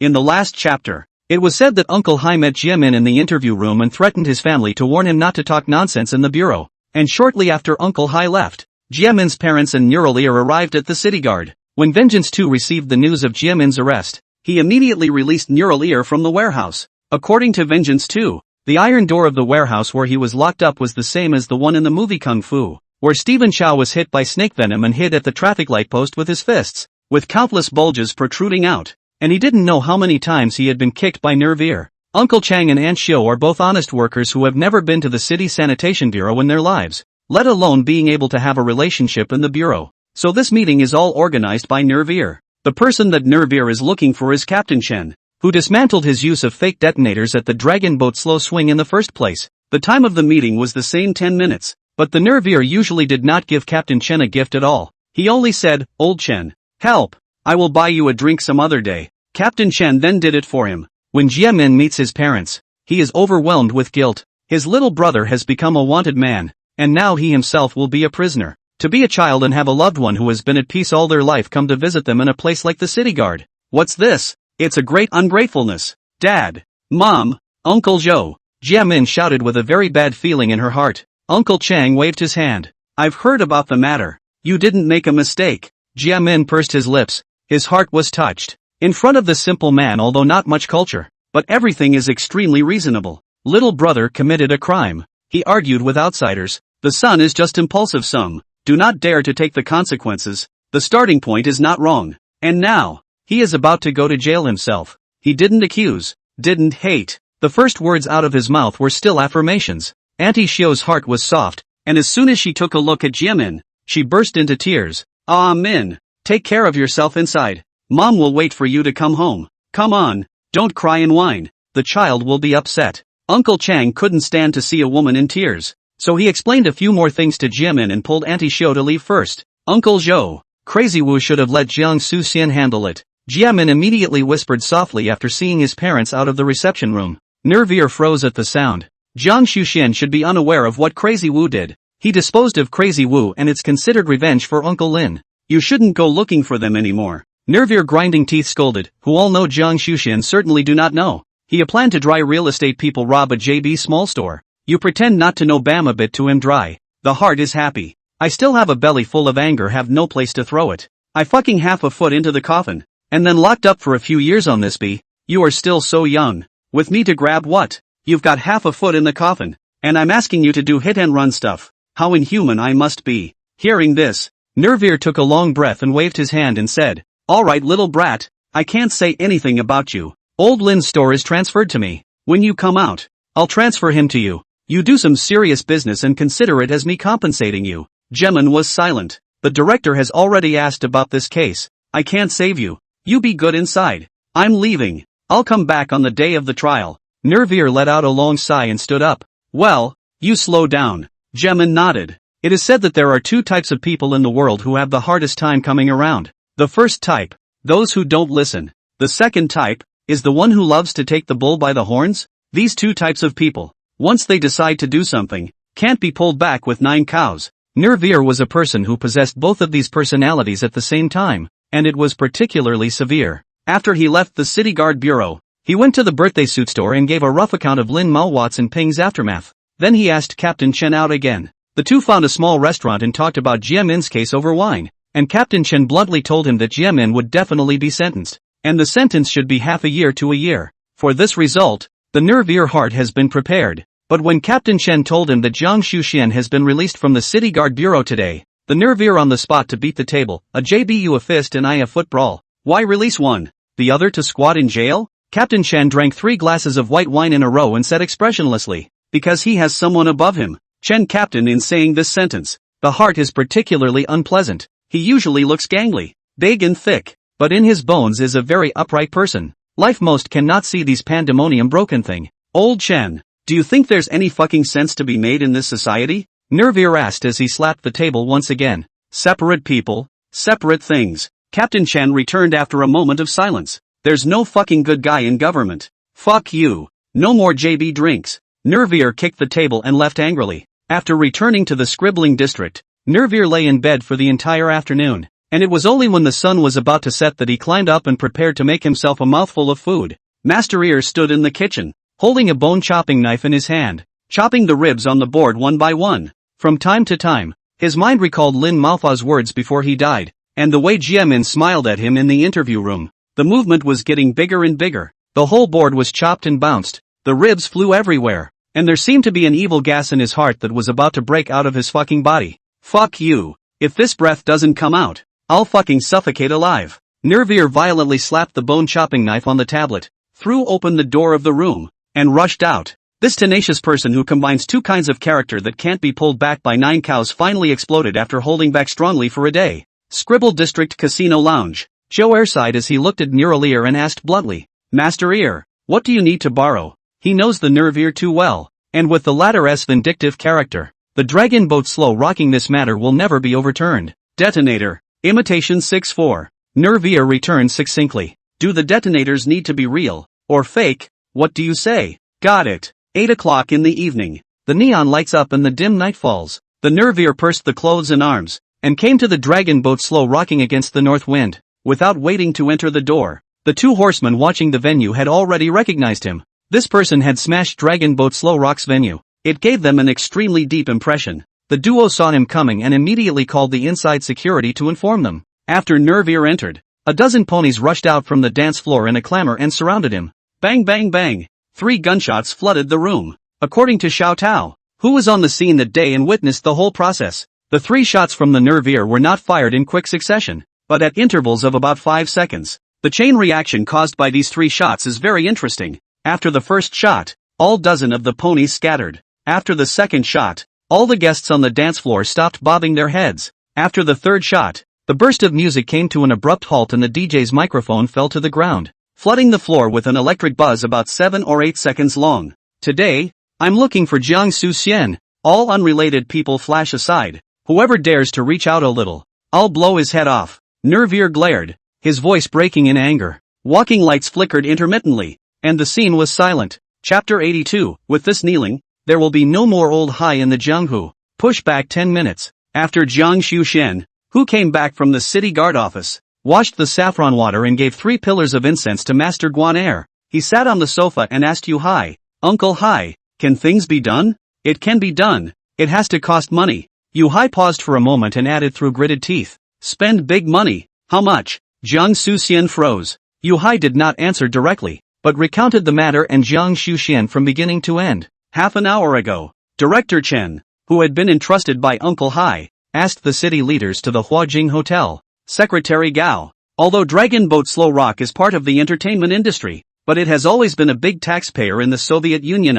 Wu Kai's arson and murder were entirely personal acts. Can the city be accommodating and allow Dragon Boat Slow Rock to continue to open after a period of rectification? Secretary Chan understands Secretary Gao's style, and knows that the other party is also a person of the same way, so the scale of the conversation is relatively large. Secretary Gao had no expression on his face. His fingers knocked on the desktop, and he asked softly, Wu Kai is a Dragon Boat Slow Rocker, right? Can the boss shirk his responsibility if he commits a crime? Yes, the owner definitely has a responsibility. But on the other hand, revitalizing the local economy really can't be separated from these enterprises. That's why I'm brazen enough to beg Secretary Gao today, to see if the city can be lenient and let them off the hook this time. Secretary Gao remained somber and didn't answer. Wow. Director Chen picked up the Maotai on the table and poured 2 cups full of white wine. Secretary Gao, I'll drink a glass of wine. You help to beg for mercy, okay? Secretary Gao glanced at him, still not answering. Director Chen grinned, once again picking up a 2 cup and pouring it full of wine again. 2 cups, okay? Director Chen remained silent. Director Chen poured a 3rd glass of wine, his smile not reduced by half. 3 glasses, okay? Secretary Gao finally had a smile on his face, shook his head in a helpless manner and said, I really can't do anything about you, but in the piece of revitalizing the local economy, you have indeed labored. I'll go talk and talk and talk, but something like this, there definitely can't be a next time. Hey, I'll make a promise to you that there will never be a next time. Thank you for Secretary Gao's support and understanding. Director Chen immediately picked up on the statement. 5 minutes later, the two of them stepped out of the Huajing Hotel together, leaving behind a table of almost untouched mountain delicacies and the 3 cups, full of pleading wine. After Uncle Hai recounted what happened, he said with a gloomy face, 3 cups of wine. Crazy Wu has burned a heavenly fire. Jiang Shuxian was so angry after hearing this that he was shaking, gritting his teeth and making a phone call to the finance. Old Wang, put together 3 million. I'm useful. Got it. Then, finance nodded his head in agreement after a moment of stunned silence. That's it. Jiang Suxian hung up the phone. In the meantime, bang, bang, bang, 3 gunshots suddenly rang out intermittently, followed by the office door being pushed open and a horseman running in hurriedly. Brother Xian, Uncle Hai, Nervier is here again, shooting on the dance floor. Jiang Shuxian and Uncle Hai stood up in an energetic manner and rushed out of the office at the same time. Jiang Shuxian was the first to arrive at the dance floor, and once he saw Nervous Ear, his teeth were almost clenched as he asked, What are you mad about again? Where's Crazy Wood? Nervier asked rhetorically. Straight to the point. Jiang Shuxian heard Wu Lunatic. The body inexplicably shivered a little bit again. Instantly mind-blowing roared. Wu Lunatic resigned and quit. You fucking want to look for him to look elsewhere. Don't play that shit with me. When I was mixing with society, You were still fucking eating shit in your mother's stomach. Nervier's muzzle turned to point directly at Jiang Xuxian. I'll ask you again. Where is Crazy Wu? Old Zhou. Crazy Wu really isn't here. Uncle Hai walked out from the crowd and blocked in front of Jiang Xuxian. Old Hai. Ha? Nervier froze, then smiled and nodded. If you say he's not here, then I believe you. Aha! Ka-ching! Nervier jerked the bolt. Fine then. Since Crazy Wu isn't here, forget it. You tell Jiang Xuxian to kneel and kowtow to me, and I'll leave immediately. As the words fell, everyone froze instantly. Crazy Wu is a dog. You as the master didn't control him and let him come out and bite someone to death. You have to take this responsibility, right? Uncle Hai stepped forward, his brows furrowed as he snatched back. The dragon boat slow rocking is not as good as before though. But isn't it a bit too much for you to ask our family member in charge to kowtow to you? Old C, now only you can see and understand. Dragon boat slow shake is not better than before. Jiang Jin in the time, short mule stabbing flow of children grabbed the head to burn incense. The core of the pony without 1,000 also have 800. When the dragon boat ate Ladybird, your old C such a character can only be ranked at the end. But Jiang Jin died. The core horse at least half gone. 8 Ladybird in addition to the imprisoned tank. Just left you old C1. You tell me. This is why. Old Hai was speechless. Let me tell you. The reason why the 8 Ladybirds set up their own house is all because of Jiang Xuxian, the unsupportable dog. Into the new century, the social big brother than rich manly are all cherish life. This son of a bitch for a piece of land. Actually with Lin Zhonghong and the big playground stabbing. This is the big brother should do things? Is this what a big brother should do? Does he look like a big brother? I tell you clearly, when the 8 Ladybird but where there is still half of the dragon boat slow rock. Today I have to wake and not come over. But you old C1. Dragon boat slow rock in my eyes not good. This head he must be kowtowed today. Jiang Xuxian's face reddened. Nervier words. Solid kneel. Nervier shouted again, forcing the issue. I'm kneeling on your fucking knees. Jiang Xuxian completely broke his defenses and violently pulled out his pistol and aimed it at Nervier. Here, you drive this way, don't shake your hands, said Nervier as he ripped open his shirt to reveal a large row of detonators wrapped around his body beforehand. Asterisk asterisk asterisk asterisk. When the crowd on the dance floor saw the familiar detonator, they all scattered in fear, and the scene instantly became a mess. Fuck you. My great-nephew did me a favor and wouldn't let me come to you. But I can't swallow this. Today you must kneel down and let me take out my anger. Otherwise, I'll take you dragon boat slow rockers to die together.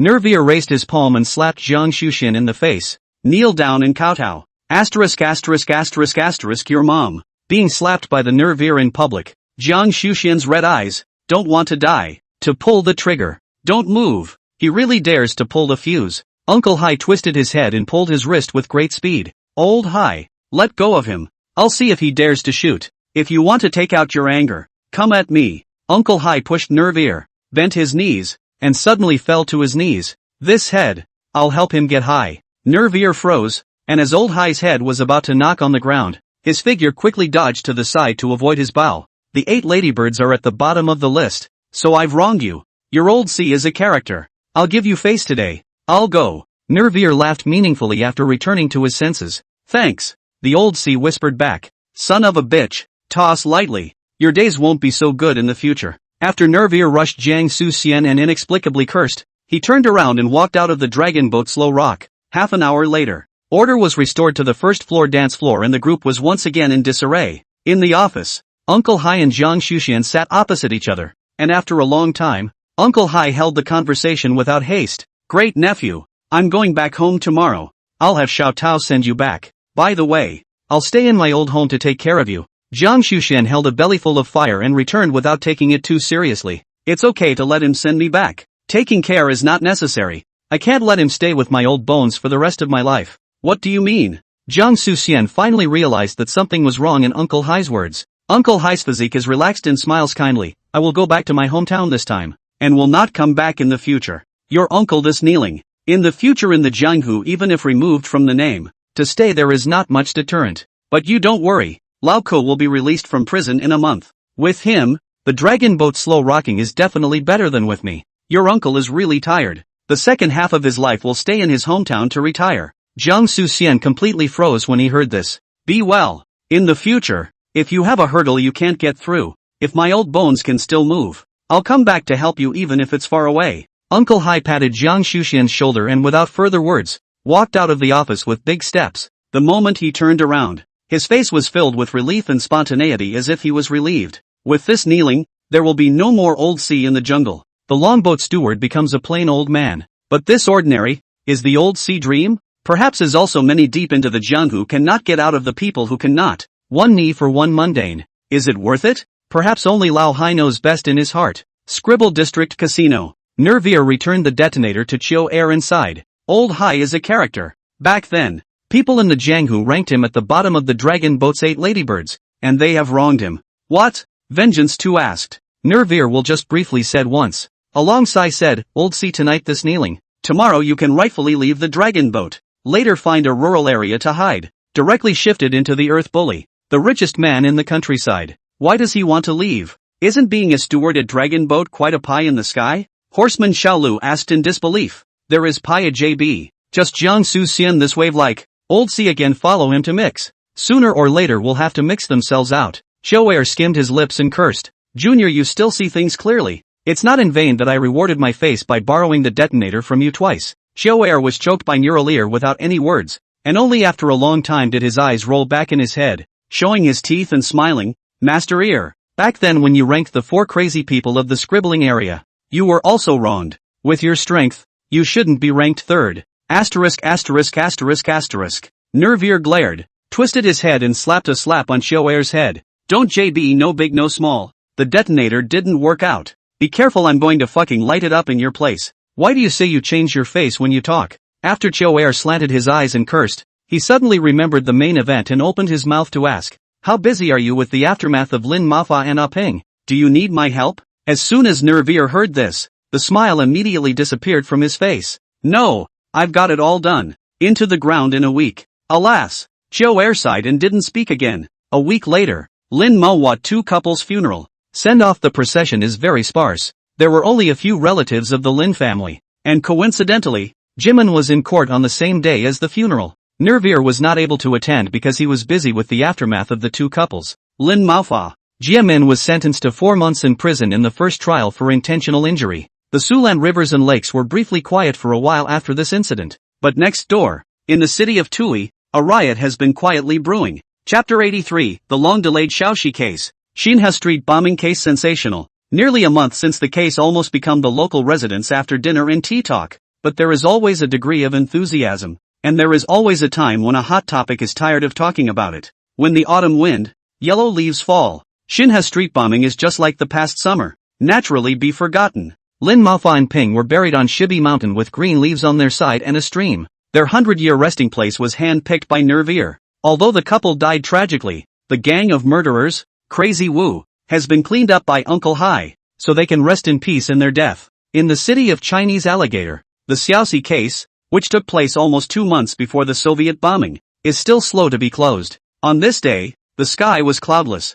Xiaoxi's boyfriend, who was stabbed in the small abdomen on the day of the crime, was finally discharged from the hospital after recuperating for more than 2 months. Xiaoxi's boyfriend was called Lin Yan, a young man of about 1.76 meters, with a clean-cut look. On that day, Lin Yan accompanied his family to have a simple meal, and then took a ride to the Longhu District City Guard Bureau, intending to find out who are the murderers, and what sentences were sentenced respectively. But the results of the inquiries were surprising. The one responsible for Xiaoxi's case was the 2nd Squadron of City Guards. The 2nd captain listened to Lin Yan's inquiry and returned with a fairly polite attitude. That case is still under investigation. You go home and wait for news. Trust the law. We will give the deceased an explanation. Lin Yan froze for half a day. Incredulously returned, Brother City Guard. The hotel where the crime took place is not their surveillance? What does the murderer look like? The surveillance must have captured it. The hotel's surveillance is in constant disrepair and has been broken for years. The captain of the 2nd team explained quite patiently. Lin Yan didn't have any doubts about this. Many of the old hotels in Tuoyuan City had surveillance cameras installed, but it was true that most of them were just used as a decoration, and there were not many of them that were working properly at all. However, on second thought, he was also considered one of the victims. Since the city guards couldn't find the surveillance photography, he could be an eyewitness for them. Brother City Guard, I am the boyfriend of the victim Xiaoxi. I was also at the scene on the day of the crime, and the murderer even stabbed me. The guys who committed the crime look familiar to me. One seems to be called Yongjia. He seems to be Su Nine's internal security. The captain frowned imperceptibly at his words, then nodded and smiled. We'll look into the situation you mentioned. So go home first, we're about to get off work here as well. Good. Lin Yan nodded and turned to leave. The captain of the second team watched Lin Yan walk out of the doorway, immediately closed the office door, picked up his cell phone and dialed Gao Zhan's number. Hello? Captain Qi. Mr. Gao. Are you up yet? Captain Ji asked in a bright voice. Sleep is a luxury for us buyers and sellers. I've been working all night and haven't even closed my eyes yet. It's no better than you, Captain Ji. Trading has a price, but health is priceless. Mr. Gao should take care of his health. Captain Ji exchanged a few pleasantries before cutting to the chase. Let me ask you something. Mr. Gao, do you remember the murder at the Flying Dragon Hotel 2 months ago? Remember. What's wrong? TZG froze. The victim's family comes to the station every now and then to make trouble. And today there was another witness who said he was Xiaoxi's boyfriend. He recognized swimmer Jia and knows that they're Su9's people. This isn't going to go down too well. Captain Ji skillfully said half the words. Gao Zhan was only silent for a few seconds after hearing this, and immediately said in relief, I understand the matter. Captain Ji, don't worry. I won't make it difficult for anyone but you. Just these few days, I will definitely let you close the case. Then I'll trouble Mr. Gao. Captain Ji nodded and changed the topic appropriately. Hey, Mr. Gao. The Su9 second store should be opening soon, right? Well, it opens in 2 days. Wasn't the second store renovated long ago? What's taking so long to open? Oh, my dad is more superstitious. Invited a feng shui gentleman. Said that the pattern of the lobby does not work. Once the construction was started and the soil was changed, it was delayed until today. The two of them talked about a bunch of unproductive scenes before hanging up the phone. But during that time, TZG did not invite Captain G to the opening ceremony. And Captain G did not indicate that he was going to be there for the opening. It was sort of an unspoken understanding between the two. Su9's office. Duke Gao tugged at his collar, threw his cell phone on his desk, and shouted at the door. Xing, tell Yanjia to come here. Good. 3 minutes later, swimmer Jay walked into the office 3 steps at a time, grinning as he asked, Brother Zhan, you're looking for me? 2 months ago, that incident at the Flying Dragon Hotel. Which people did you find to do it? TZG went straight to the point. The 3 Wang brothers and one of their neighbors. What? Neighbors? Yeah. What is this neighbor of the 3 Wang brothers? His name is Hu Guangfeng, nicknamed Erky, used to work as a 2-legged rat at the station. Later, once he lost his hand in the work, he was ruined a few fingers. The Wang family's oldest saw him poor, so he took him with him to mix together. Alright, just this Erky. Gongzi nodded and said succinctly, that case at the Flying Dragon Hotel wasn't dealt with cleanly. Captain G is looking for me to ask for someone. So go and talk to this Erky and let him take the blame. That night you all drank, belonged to the passionate murder, at most sentenced to 5 or 6 years out. This 5 or 6 years I do not let him squat in vain. Squatting a year I give him 50,000 yuan. After coming out directly follow Su9 dinner. Squatting for a year and giving $50,000 off? Swimmer Jia's eyes lit up, suddenly inexplicably a little heartbroken. The male froze for at least 5 seconds, then asked, somewhat confused, I pay you more than 50,000 a year, don't I? No, more than that. I'll go do it, right now. Swimmer Jia also realized that he was a bit of a no-show, and immediately turned around and ran out of the office. Rotten mud can't help the wall. TZG held his tongue for half a day and cursed very helplessly. A brief introduction to Erky is 20 years old this year, and his family lives in the Dasang district. The area is a famous slum in the city of Chinese Alligator, basically comparable to the village of Scribbling in the Soviet Union. Erky has a younger brother than his 5-year-old brother. The family parents died early. The brothers grew up with their grandfather. Neighbors called his grandfather, Who crippled usually rely on collecting scrap for a living, both to take care of the 2 grandchildren to eat and wear, but also for them to study and go to school. Life is very difficult. Fortunately, the 2 grandchildren are quite understandable. The days are quite promising, but as the old saying goes, a leaky house is a rainy night. 5 years ago, Who crippled in a car accident, although finally saved a life, but both legs were disabled, lost the ability to work, and thus got the nickname of the cripple. After that, the 15-year-old Erky dropped out of school at home, and then with a very famous 2-footed rat in the shed area to learn the art. He did this line of work is extremely talented, learning the art of just 1 year on the master, and also has a hidden momentum of blue and blue. With the excellent craftsmanship, Erky's family's life is getting better and better day by day. However, the good times did not last long. A small city anti-pickpocketing group was established at the beginning of the art of high courage and youthful and vigorous Erky. In the train station was more than 10 professional anti-pickpocketing city guards captured in the right place. At that time, Erky was not yet old enough to be sentenced, the city guards could not help him, and he was released after a round of ideological education. But the Chaofu region since ancient times, the city guards did not do anything to Erky. The crowd did not let him off easily. Erky was first brutally beaten, and finally 2 index fingers and 2 middle fingers were smashed to pieces with bricks. Stealing a craftsman. Most of them are relying on the middle finger and index finger to eat. Erky 2 hands were wasted by others, and from now on can no longer afford to end up no money to buy and sell this bowl of rice. But there are still 2 of his closest family members waiting for him to provide for them, so surely he can't just stop doing everything. Erky is uneducated and doesn't know any other crafts, so he can only continue to do something illegal. Chapter 84, Salty Black Urch. After that, Erky began to fool around in society. He is not very old, but the heart is very vicious. What to money fast he did what? Never look at the dry things have more damage. Someone on the street nicknamed him Salty Black. These 3 words are to be interpreted in shofu to be separated. Salty is a group of words meaning stingy, miserly. Black, on the other hand, means black-hearted. Black-hearted. The combination is explained in colloquial Mandarin. It means petty and vicious. Other ponyboys have a little money, either drinking or whoring, but the Tuchi do not say whoring. Even the new clothes have not seen him buy a. Usually eat is also very frugal. Meat have not seen him eat a few times. This day at noon, Erky with the usual came to the shed area, a fast food restaurant, to eat. He sat and looked at the right, ordered 2 green vegetables and a tofu, even grilled 3 big bowls of rice, and finally took out $3 to settle the bill. Not enough, add $1. The boss waved his hand and said with a disgusted face, "The price has gone up recently. Why didn't you say so in advance when the price went up?" Erky replied back very unhappily, "In advance that you can go to another restaurant to eat ah?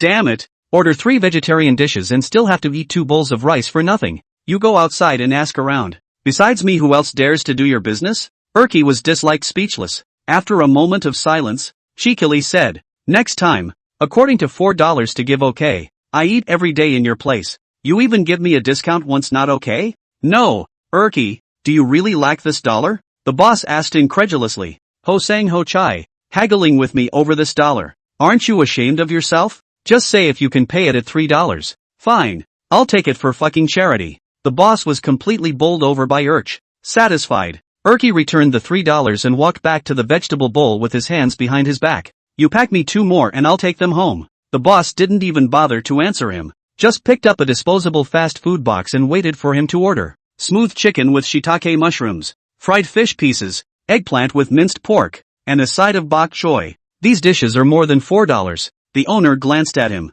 "I know, just do as you're told and type 2 of the same." The boss hesitantly played 4 dishes, and finally counted and said, "A total of $18. I played all the dishes. You do not want to return ah? Return what? Here, find me $2. Erky directly took out $20 from his pocket and handed it over. "I'll even count you $3 for 3 veggies if you can hit these every day from now on. If I can afford to order these dishes every day, do I still need to eat at your place?" Erky disliked and left carrying 2 boxed lunches. The Erky family lives in the east of the shed area. The shed area of the house is almost all dangerous houses, and Erky's house is even the most dilapidated one in the dangerous house. The space inside the house was less than 30 square feet, and there was basically nothing else in the house but a bed and a table. At the moment, Hu Cripple was half lying on the bed, while Erky's younger brother, Hu Guang, was lying on the table writing homework. "Xiao Guang ah, head up a bit, don't lie too low. It's troublesome if you get myopia." Hu crippled, although his feet are crippled,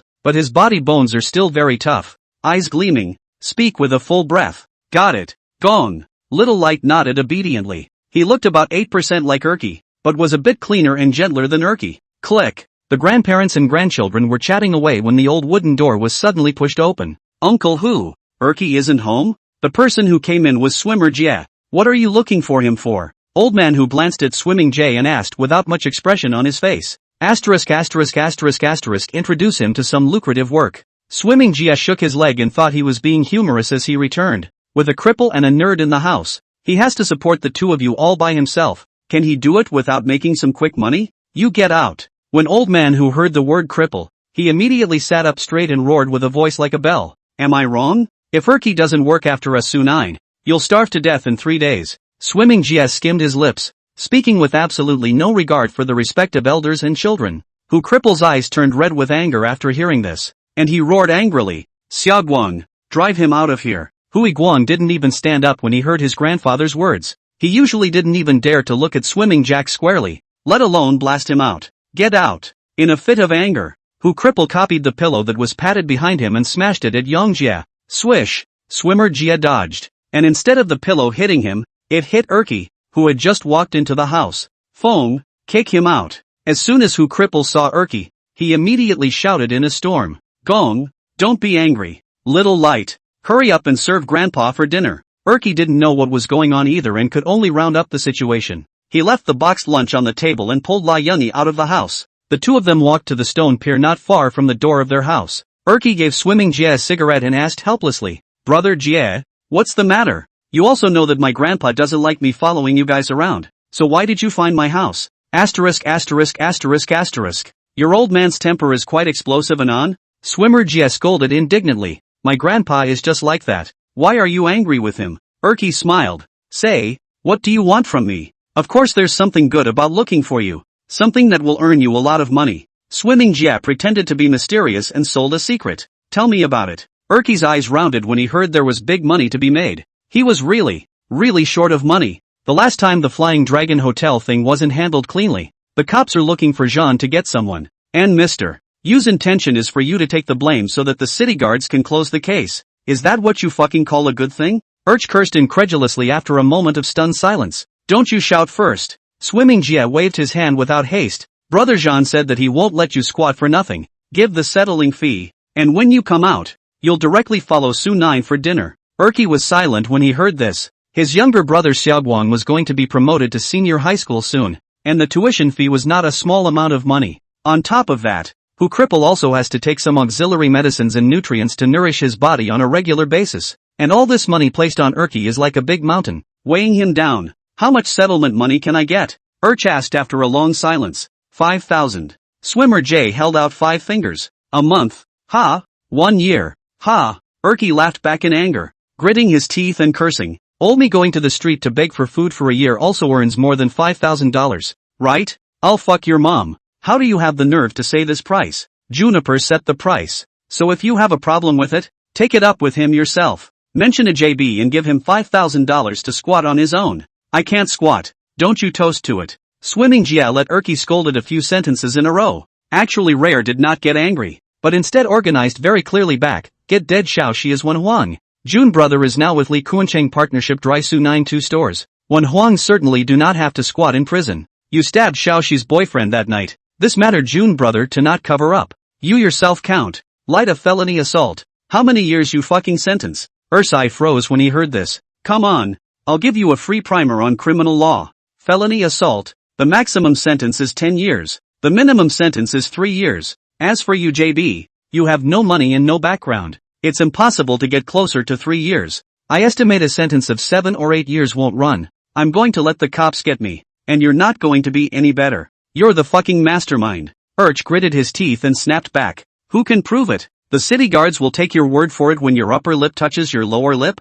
Don't be fucking naive. The 3 Wang brothers and I are proper Su 9 disciples. You're just a fucking short mule on the periphery. If you don't squat in jail, are we going to? Asterisk asterisk asterisk asterisk your mom. Erky was so angry that he was trembling all over, and violently copied the slate, making a gesture to smash it on Yangjia's head. Don't be so fucking loud. There are only 2 paths in front of you. First, take the murder charge. Squat 4 or 5 years in jail. Money to get. When you come out, you'll eat directly after Su 9. Second, convicted of aggravated assault, squatting 7 or 8 years. No money. When you get out, Su 9 will still have to clean you up. Which one is cost effective? You choose. I'll come back for you tonight. Swimming Jia pushed Erky and turned to leave. Chapter 85. One kind of rice raises 100 kinds of people. Realistically speaking, TZG's offer of $50,000 a year is still reasonable. However, this son of a bitch, Yang Jie, who saw the money? Hard to talk about the conditions from reasonable to very unreasonable.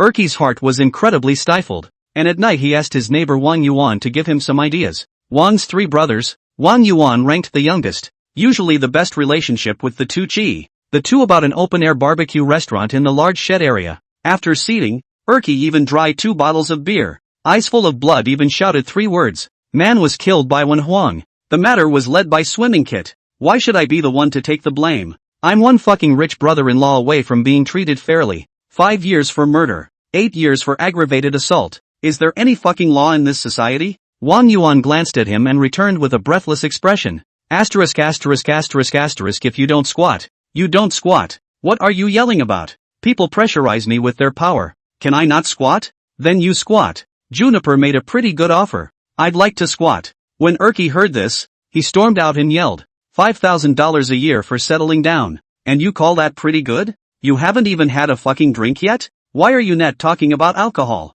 That's not right. Wang Yuan twisted his head around and asked incredulously, did you fucking miss here? The condition given by Brother Jean was $50,000 a year. What the hell? Urch was confused. 8 o'clock in the evening. Swimmer J drank some wine, snorted some powder, and came to the barnyard area in a daze. Instead of going to Urch's house to find him, he called Urch and asked him to come to that stone cairn at noon to talk. Erky didn't drink a lot tonight, and in a slightly more confused state as well, he went out of the house. According to Erky's later recollection, the moon was very full that night, and the earth was sprinkled with silver-white moonlight. When Erky walked to the stone pier, Swimming Jia was smoking a cigarette, looking at the moon, humming the 15th moon to return home. It's quite late. Stop singing. Don't disturb the left and right neighbors. Swimmer Jia sang so hard that Erky couldn't help but open his mouth to interrupt. Asterisk asterisk asterisk asterisk. Swimming J glanced at Erky rather unhappily and cursed spitefully. I've brought the money. What's your fucking consideration?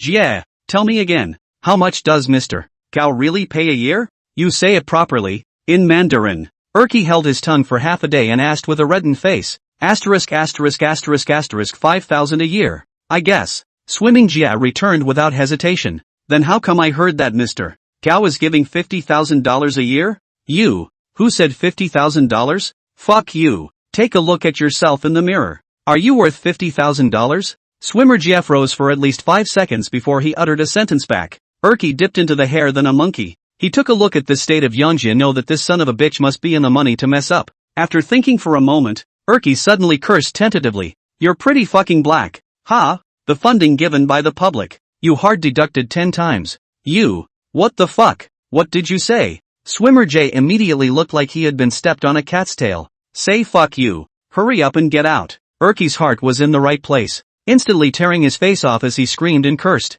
How dare you scold me? I'm going to fucking hit you again. With a bit of alcohol in his veins, Urch said and slammed his foot down on Swimming J. Asterisk asterisk asterisk asterisk your mom. You cripple. Swimming J's head knocked on the stone pier, bleeding all over his head, and roared in anger. But where a disabled person is most averse to hearing others call him crippled, this comment from Swimming J pokes directly into Erky's lung tube. Asterisk asterisk asterisk asterisk your mom. Lousy is sitting in jail sideways. Today I'll waste you first. Erky's eyes were red, cupped the stone with 3 fingers, and used all his strength to slam it on Swimming J's pinky. Ah! Swimmer J's pinky shattered on the spot, the flesh rotting on the ground. When I want to live my life properly, you're Jai. When I don't want to live a good life, you're still your fucking ass. Erky was already in a state to kill, cupping a rock about the size of a basketball in both hands and slamming it down on Young Ji's head. Bam! Ka-ching! A muffled sound accompanied by the sound of cracking bones rang out. Swimmer Ji's head bone was actually hardened by the stone and dented a piece.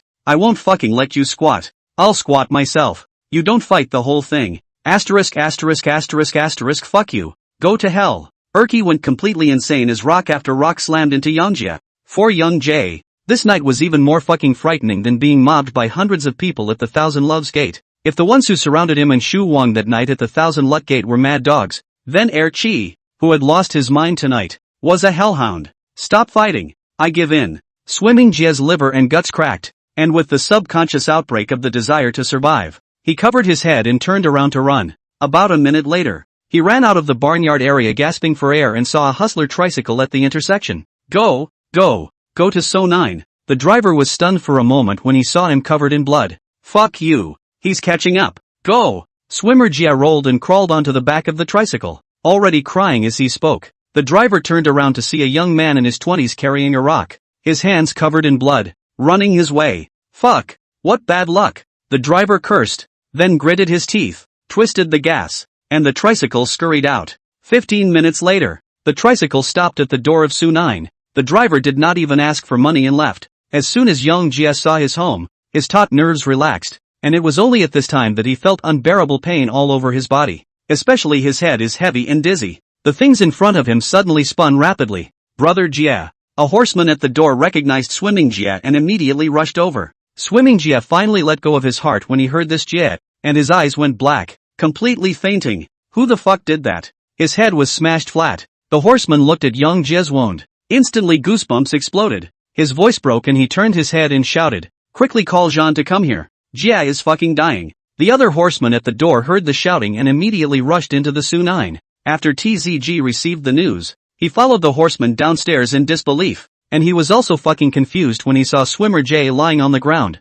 covered in blood. Who did this? I don't know. The ponies looked at me and at you, and finally shook their heads. Fuck. Hurry up and get to the hospital. The male growled in annoyance. Su9's second store is about to open and it's pretty damn unlucky for one of their own to get bloody at this time of year. Swimming Jie is now in this state. Certainly cannot be sent to the hospital in a private car. A few bumps on the road. People have to die in the car. The ponies called for 120, and when the ambulance arrived, it immediately lifted him into the car and took him to the hospital. After returning to the office, TZG started to inquire about this matter. Regardless of how much of a waste Swimmer Jie is, in the final analysis, he is still Su9's person. Now that he's been made to look like this, TZG has to take care of it in both public and private matters. Because it happened in the barnyard area and there weren't many witnesses, the male called 4 or 5 times in a row without much news. Just when he was at a loss, the phone call from Wang Mang, the boss of the Wang family, suddenly called in. Hello?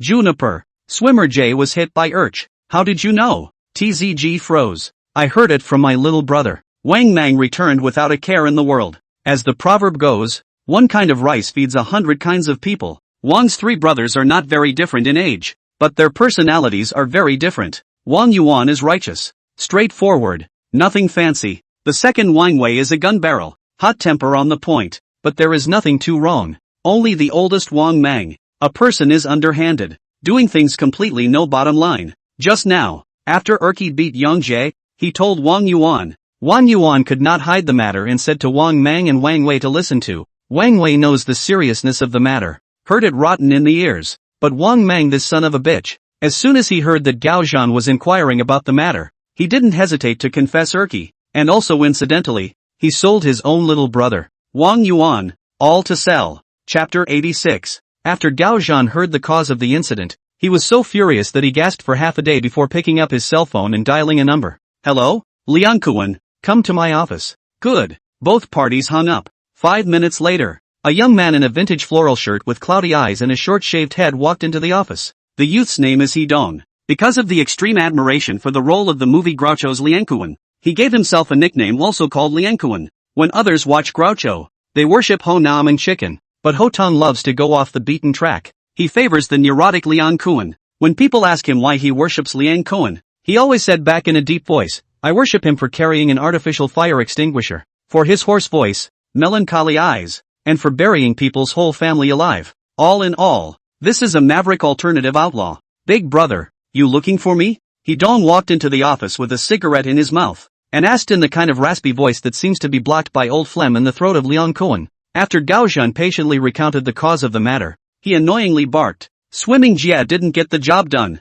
so go to the shed area. Look for Erky again. What were you thinking? Can you let Swimmer Jie run this? He's a loser. Except for playing with horses he can understand. Anything else you give him an instruction guide, he can run off the path. Okay, that's out of the way. You catch up on it. Still talking to him at 50,000 a year? Give him 5,000 if he survives. Also sentenced according to passionate murder. Swimming Jie to die in the hospital. Then Erky will be sentenced directly to death. There's no need to give any money. Okay, I get it. A few hours later, the horseman who went to the hospital with the ambulance came with the news that Swimming Kit was actually saved. Gao Zhan, who had been waiting for news in the office, heard the news and was silent for a full minute before he incredulously exclaimed, this kid is too hard. He can't even fucking die when his skull is smashed like that. At the same time, also received the news of the beautiful Kuan, drove a van alone to the shed area. It was still light when he came to Erky's door, and Erky did not run away, nor did he go home, but sat down on the stone pier, as if he had guessed that Su9 would surely still send someone over to look for him. You're Erky, huh? Liang Kuan opened the car door and walked over to Erky with his hands behind his back. Erky nodded and asked softly, Kuan, do I have to die? You know me? Pretty Gon froze. Well, I've seen it before. Swimming Jay didn't die. And you don't have to either. Passionate killing. Going in and squatting for 5 or 6 years is about right. Liangkuan flung a canvas bag hanging from his shoulder to Erky and gently advised, claim your settlement and go in without fear. Erky unzipped the canvas bag and after seeing a small stack of bills inside, he gritted his teeth and asked, still give it at 5,000 a year? No matter how much of a loser swimmer Jay is, he's still Su9's man. Can you beat him for nothing? No. Can you be reasonable? This son of a bitch is even withholding the settlement fee. Is it too much for me to fuck him? Erky clenched his fists and asked drily. Not excessive. Not excessive at all. If he dares to mess with me like that, I can kill his whole family. Liang Kuan shook his head without hesitation. Then why did you give me back 5,000? Because the jungle is never a place for reason. Erch asked with red eyes. And what the fuck if I don't squat? Liang Kuan narrowed his eyes at Erky and said in a slow tone, don't come with me. If you're not in jail tomorrow, your grandpa and your brother will definitely have to lie in a coffin first. Okay, you guys are ruthless. I can't mess with you. Erky gritted his teeth and said, I'll turn myself in tomorrow. You help me tell Brother Jean that I've remembered this Jianghu lesson given to me today. In the future, when I can make a name for myself, I'll definitely repay him properly. Okay. Liang Kuan froze, then nodded. 10 minutes later, Pretty Quinn leaves the shed area, and Erch came to the fast food place he frequented. This fast food restaurant sells boxed lunches at noon and stir-fries at night. The owner was getting ready to close up when Erch arrived. Boss, what else is there to eat? Erky asked. Just 1 eel and 2 crabs left. It's too expensive. No one ordered it. The boss's words meant that there were only high-grade goods left. So if you don't have any money, get lost and don't prevent me from closing. Okay, you do them all. I'll pack it up and take it with me. Erky pulled $200 out of his pocket and handed it over. The boss froze for half a day, full of incredulity, and asked, are you fucking rich? Nope. Just wanted to eat something nice today. Hey, you're right if you think so. In one's fucking life, one can only live 70 or 80 years if one is lucky. So why keep treating yourself poorly? The boss smiled back and unprecedentedly took out his cigarette case to give Erky a cigarette. I have indeed lived quite like a dog in these 20 years. Erky looked up at the sky and laughed to himself. In the past, he had always thought that the thing called respect was priceless, but today he realized that respect could be exchanged for money, and it was so cheap that it could be bought for as little as $200. 10 minutes later, Erky returned home with the packaged takeout and woke up the sleeping co. The two brothers tiptoed outside the house. Xiaoguang rubbed his sleepy eyes and asked in a daze, brother, what's the matter with calling me up so late?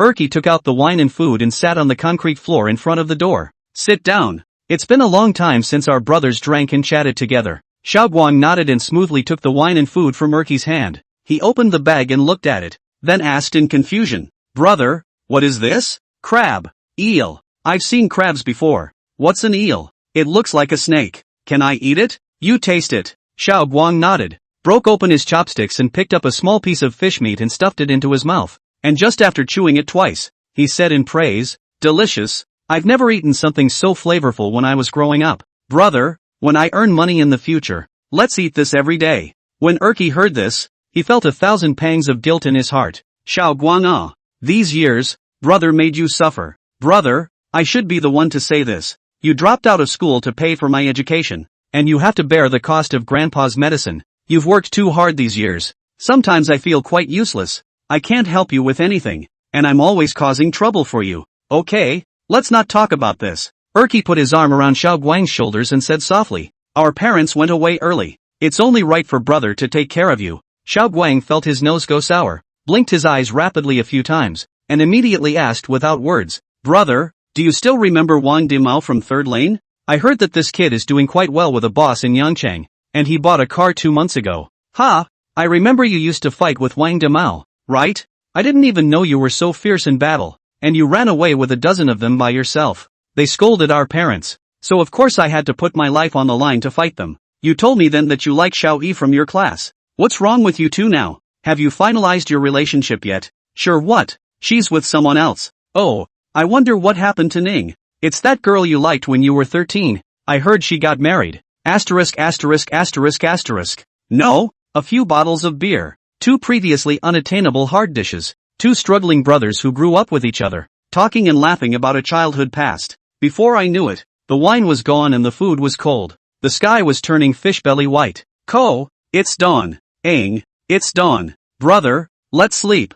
Little Light drank his face red and returned with a stiff tongue. You go to sleep. Brother is leaving. Erky gritted his teeth and slowly stood up. Where are you going? City guard. Ko froze when he heard this. Erky looked away from the distant sunrise, tears flashing in his eyes. Brother took a case. Have to go in for a few years. The settlement fee is under the bed. You save some money. In the future, Gong will be entrusted to your care. You give people their money back. I don't want the money. Brother, you can't go. If you go to jail, your life will be ruined. Xiaoguang stood up with a totter. People in the world can't help it. Erky let out a long sigh and took a step. Brother. Ko pulled Erky from behind in a death grip. Hurry back. Erky shook it off hard and quickened his pace. Brother, don't go. Xiaoguang once again chased after him, but he didn't run 2 steps, suddenly kicked his foot on a rock and fell to the ground with a bang. And by now, Erch had run away. Xiaoguang, half lying on the ground, his face full of tears, looked at his own brother's fading figure and shouted hoarsely, Brother, you come back. I'll go to jail with you. Don't you leave me alone. Chapter 87, The Confession of the Inverted Big Dipper. 10 minutes later, seeing that he couldn't catch up with Erky, Coco limped back. He knew that Erky was usually close to Wang Yuan, so after pondering for half a day, he decided to go to Wang's house to find Wang Yuan and ask him what exactly was Erky's situation and what case he was carrying. With soon 9 years of mixing with the 3 brothers of the Wang family, money is not less earned, but the 3 are used to spending a lot of money. These years there is not much savings left. Seeing the old house in the winter leakage, summer leakage, really no way to make do. The 3 brothers and the parents urged hard to put together a little money to the family old house and refurbished. Although the renovation looks earthy or not, but in this part of the large shed area, it is also considered a top luxury house. When Hui Guan walked to the entrance of Wang's house, he saw Wang Yuan and Wang Mang standing face to face in the hall of the house, red-faced and arguing. Wang Mang, are you still a fucking human being? I won't say anything about you if you're usually a loudmouth,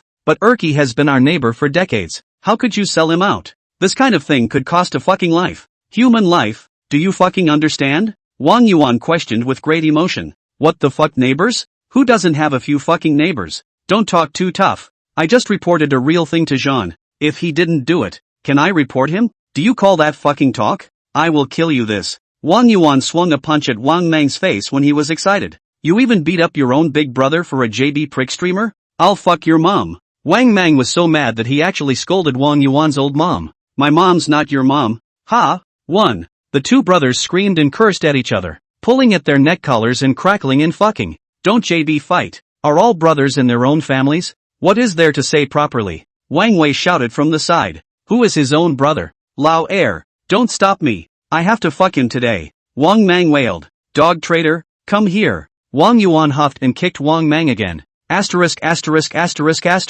Wang Mang smoothly pulled Wang Yuan's hair. Stop fighting. Both stop. Wang Wei, relying on his tallness, hardened himself and dragged the 2 away. Wang Yuan, you fucking elbowed your way out. Wang Mang didn't feel remorseful for betraying Erqi at this moment. Instead he felt suffocated that his own brother actually fought against him for Erqi. An outsider. When will you be able to act like a human being? Wang Yuan cursed with hatred, and then after organizing his language, he wanted to reason with Wang Mang. Just then, out of the corner of his eye, he suddenly caught a glimpse of Hui Guang standing in the doorway. Wang Mang, today's matter, you remember it for me. Hui Guang's eyes stared straight at Wang Mang and shouted expressionlessly. When facing Swimming Jet, Hui Guang was so scared that he didn't dare to utter a single breath. But when facing Wang Mang, who had betrayed his own brother, he uttered a word of warning. The voice was not loud, very flat, and not vocal at all. But it was such a bland and uninteresting warning that made the nearby Wang Yuan's canopy suddenly jump when he heard it. It's not even a mean dog that bites. Xiao Guang. Wang Yuan took a step in front of Hui Guang and just wanted to say a few kind words, when the latter interrupted with a wave of his hand and said back, Brother Yuan, you are my brother's friend. I don't hate you, but Wang Mang harmed him. I can't pretend not to know. Son of a bitch, I remember. What can you do? With this wavy look of yours, you can't catch up with me even if I let you run first for 10 years. Wang Mang skewered and cursed. All right, you remember. Ko repeated again, turned around and walked away. I'll remember your mom's ass. Stop right there. Wang Mang stalked up and rushed up, pulling on Xiao Guang's collar. Shit, what are you doing? Ko, you go first. Go. Wang Yuan and Wang Wei rushed over together, one holding Wang Mang and the other pushing Hui Guang out of the house protectively. Are you 2 out of your minds? Is he a blood brother to you? Or am I a brother to you? You're so protective of him? Wang Mang jumped to his feet and scolded. Brother, can you leave a line in the sand when you do something? It's better to deceive a white-headed man than a young man. If he has to get better that day, can you guarantee that you won't kneel down and talk to him? The day he gets better, I'll talk to him on my stomach. Wang Mang stared back. Outside the house, morning light floods the earth. Ko looked in the direction of the rising sun. There, loved ones are far away, reunited again. I don't know what year it is. The other end. Erky arrived at the city guard bureau alone, but didn't go in right away. Instead, he kept consoling himself in his heart. 4 or 5 years isn't too long. In the blink of an eye it will be over. I've never been in a classroom before, and I can't even get a word in edgewise when I'm drinking with people of the same ilk. Come out and count it as a turnaround. After a long moment of self-compassion, he stepped onto the steps and ran towards the front door. Inside the city guard bureau, Lin Yen, who had privately learned about certain situations, had also arrived at the city guard bureau early this morning, and was currently in the middle of a heated argument with Captain G of the 2nd Squadron. What the fuck do you mean? Didn't you tell me that the Flying Dragon Hotel's surveillance was broken? Why did the Flying Dragon Hotel's boss's wife say that their surveillance has been working fine? Do you guys want to solve the case or not? Thump! Captain G slapped his teacup on the table and scolded expressionlessly. Do I need you to teach me how to handle cases? If you don't understand, I'd really like to teach you. Get out. Captain G slammed the table and pointed to the door. With a twist of his head, he just happened to see Urch, who was walking through the door. What's the matter with you? I'm turning myself in. The case of the Flying Dragon Hotel. I did it. Erchi swept a glance at Lin Yan and whispered back. Lin Yan turned around sharply at the sound, and with just a glance, he recognized Erchi, the night of Xiao Shi's accident. This person was also there, and it was also him who stabbed himself. Asterisk asterisk asterisk asterisk your ass. Thump! Lin Yan instantly grimaced and copied the teacup on the table and smashed it at Erchi. The blow landed squarely on his head, and Erchi's body swayed and took several steps backward, blood flowing from his forehead. Son of a bitch, I'll get you. Lin Yan glared, copied a wooden chair and rushed over, raising his hand to smash it. Erchi lifted his arm to hold the chair, close to Lin Yan's ear and said, okay, buddy, you stabbed me. I'll take a cup from you. We're even. That day at the Flying Dragon Hotel, I didn't touch a finger of your girl. Today I'm here to take the blame. We are both bitter people. Don't make things difficult for each other. Lin Yan froze when he heard this. If you fucking do it again, I'll even detain you. Captain G pointed at Lin Yan and cursed, then waved his hand at the other city guards and said, the person who turned himself in is here. What are you guys waiting for? Take him to the interrogation room and record a statement right away. Yes. The city guards nodded in response and brought Erky into the interrogation room. A reverse Big Dipper, self-invented bullying confession begins. That night, you were drinking. The victim named Xiao Shi was a prostitute lady. She asked you to take drugs with her, but didn't control the portion and smoked herself to death. Xiao Shi's boyfriend, Lin Yan, was not aware of his girlfriend's prostitution and went to the hotel to catch her in the act. He had a knife in his hand, and you felt that your life was threatened before you grabbed the knife in his hand and stabbed him in self-defense. The above mentioned, is it all that happened on that day? The city guard looked at Erky and asked meaningfully. Erky is clear that he is here to take the blame today,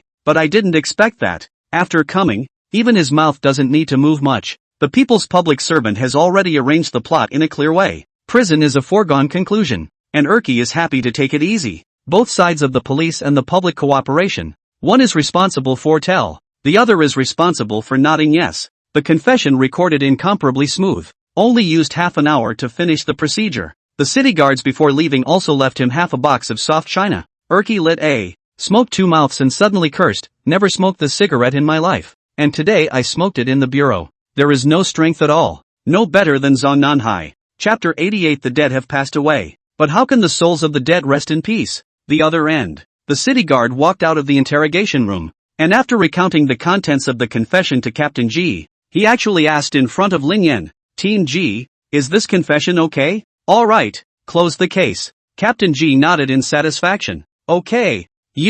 This is how you guys handle cases? Hearing their conversation, Lin Yan was so angry that he was trembling and roared incredulously. Innocent girls are sentenced by you guys as prostitutes and drug addicts? A girl who intentionally injured someone is said to be overly defensive by you? Is there no king's law under the sky? On the day of the murder, did she take drugs? Is it a fact that you took the knife? The suspect's statement is consistent with the case. Is there a problem? Captain G righteously scolded. If you talk too much, I'll sue you for obstruction of official duties first and detain you for 15 days. Asterisk asterisk asterisk asterisk your mom. You maggots. Lin Yan cursed out a word that didn't carry a dirty word, but was incredibly dirty. He is 20 years old. It is the age of the future, full of hope for life. But in recent times, the University of Social Sciences has vividly taught him one bloody educational lesson after another. Girlfriend Xiaoxi was killed in a tragic accident, and since then, they have been separated by yin and yang. He was stabbed for no reason, half a foot into the ghost gate and back again.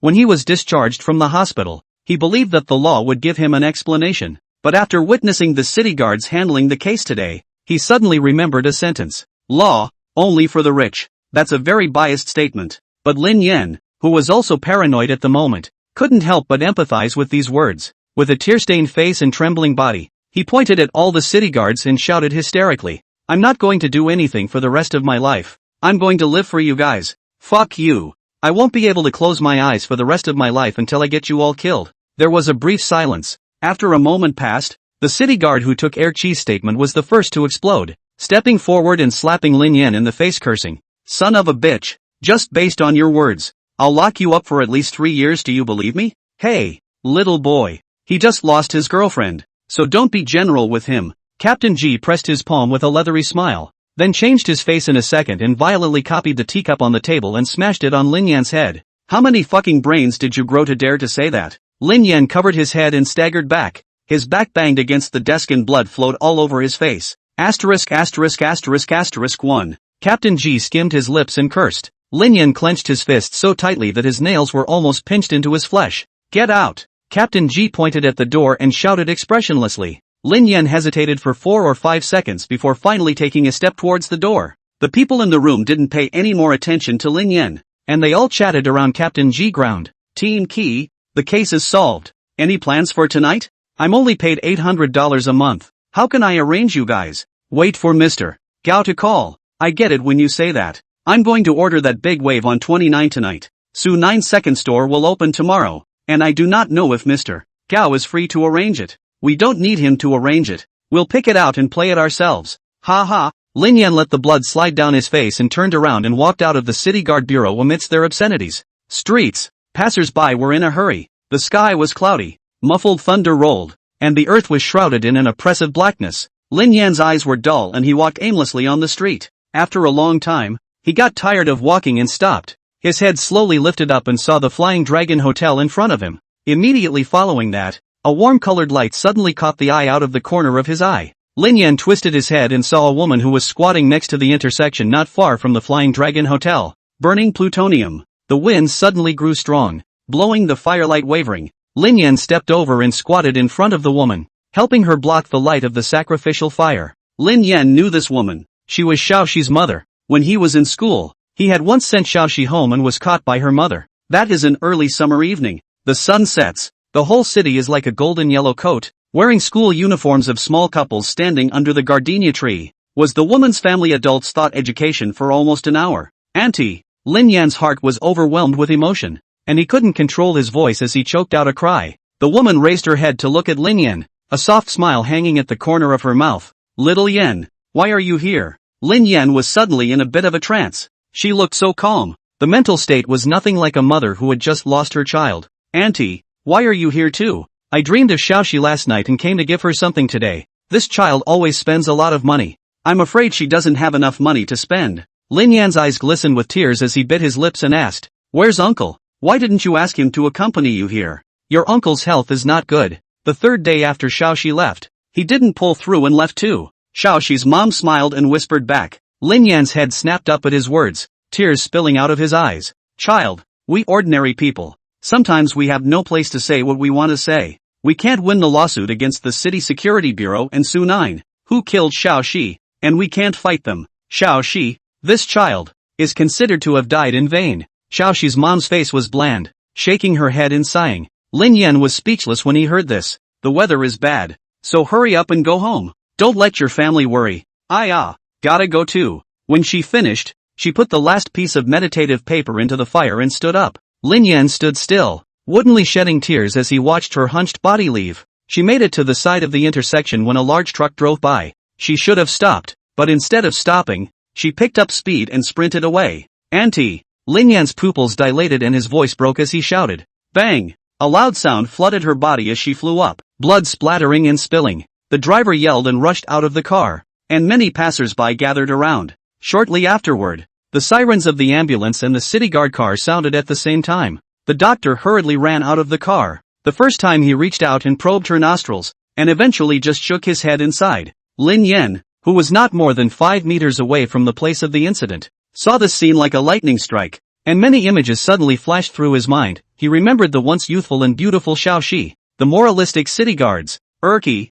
and Xiaoxi's mother's words just now. We, Xiaoxi, are considered to have died in vain. If there is no king's law in this world, those who are alive have to do something to let the unjust souls rest in peace. Lin Yan stood in place for a long time before suddenly murmuring and turning his back. Behind them, the blood of the dead was still fresh. The lights of city guard cars and ambulances were flashing in the intersection of good interlacing, and more pedestrians were stopping to watch. The clouds were so low that they seemed to be pressing into the ground. The streets were dark, and a downpour soon swept over the city, drenching it. Chapter 89 Opening of Su 9 Second Store. Half an hour later, Lin Yen, soaked to the bone, arrived at the door of an old house located in a dark alley and reached out to knock twice on the door panel. A middle-aged man with a pimple-faced face came out of the house and asked with a frown, "Who are you? What's the matter? Shun, right? I'm here to buy goods." "To what? Do you, here, have a detonator?" The man sniffed, then grinned, squinted and asked, "How much did you bring?" Lin Yen took out $200 from his pocket and asked softly, "I'll just buy 2. Is that enough?" "Brother, I'm selling black goods here, not bin-laden bases. You want to buy heavy weapons? Go out the door and turn left. There's a gas store. You can buy 8 of them for this $200. The man finished snapping the door of the house shut. One day later, inside the office of Chillerman, Master Dog took out an invitation and threw it on his desk, looked around the crowd and said, "The second store of Su 9 opens at 8 o'clock. And Gao Zhan sent the invitation over. There were about 10 people standing in the office, and Jiehong was among those 10, but he was standing at the very back. "Master Dog, are you going?" a youth with an inch-haired head asked. "It opens at 9 o'clock at night, and TZG just sent an invitation over this morning. Am I going over to give him a long face?" Su Feng glanced at the youth and cursed expressionlessly. After pondering for a moment, Ozeki Bin stepped forward and said, "Master Dog, why don't I have Hoshi and Fu go over there?" Still giving him too much face, Master Dog tapped the tabletop twice and suddenly pointed to the end of the line and shouted, "Jiehong, go over there." Jiehong didn't expect the dog master to name him and froze momentarily. "Follow the gift. Can you follow the understanding?" Master Dog blinked and asked again. Jiehong brain spirit, a look at the expression of the dog master. "I know that this job must be done with a little skill," and immediately asked meaningfully back, "Master Dog, I have a schizophrenic person. I'm a schizophrenic. And I don't think I'll ever be able to think straight, so I'm not sure if I'll be able to do that, but I'm sure I'll be able to do that." You recycle both states back and forth? Take a balance. Talk normally when you should talk normally and talk crazy when you should talk crazy. So I'll just play depending on my mood, right? Anyway, I don't know when I'm normal and when I'm crazy. If I have to say something they don't like to hear, it has nothing to do with Thousand Lux sect. I'm schizophrenic. It's not even fucking illegal to kill someone who is mentally ill in the eyes of the law. So JB wouldn't be so bad as to let someone cut me twice for saying a few random words, right? Su Feng nodded appreciatively and took out 2 stacks of bills from the drawer and threw them on the table. This is the state of affairs. Follow the gift to understand. I'll promote you. Master Dog, it's a bit much. Jiehong pointed at the money on the table and bared his teeth. And how much do you think is appropriate? 5,708. Does it mean anything? Yes. Tell me about it. Asterisk asterisk asterisk asterisk your mom chanting. The dog master sniffed and froze, then asked half jokingly and half seriously, "Little brat, you're so crazy, not afraid to walk out of the Su 9 Second Store off? I have you standing behind me, and several thousand brothers of the Thousand Music sect. Who am I afraid of?" Jiehong returned without hesitation. "Thousands of exaggerations. Just remember to stand behind me and stand for the 1,000 legends. Take the money and go." "Yes." Su 9 battle. Ah Chung and Jinhui injured has not yet been discharged from the hospital. Jiehong eyes no one available, so called on the Leaping Tao and a new horseman Aquan, companion together to Su 9 Second Store. Nightfall. The second store of Su 9 was full of people, and the firecrackers went off for 3 hours from evening to night. The main road was full of red gunpaper, rigorously fitting the symbolism of all the way to the rainbow in the Chaofu area. On both sides of the street, lion and dragon dances, English song and dance classes at a glance. There is indeed a momentum of the rise of prosperity. Jiehong effort. only with 2 people from the crowd of onlookers squeezed to the Su9 door of the gift life table. The 1,000 musical gates follow the gift. 5,708. Responsible for the collection of gift money is an old man in his 60s and a young man in his early 20s. The former's attitude is quite polite. After receiving the red envelope with a smile and a nod, to the 3 people a person issued a cigarette, as well as a few candies wrapped in a red shell. And as soon as that youth heard that it was someone from the 1,000 Music sect, he immediately shouted in a conspiratorial manner, "Egu, the industry seniors from the opposite door have come ah? In the future, we'll have to ask you to be magnanimous and leave us a meal. Okay, in the future, when you don't have much business, I'll introduce some people to you. You can also look for me if you can't hang out in Su9.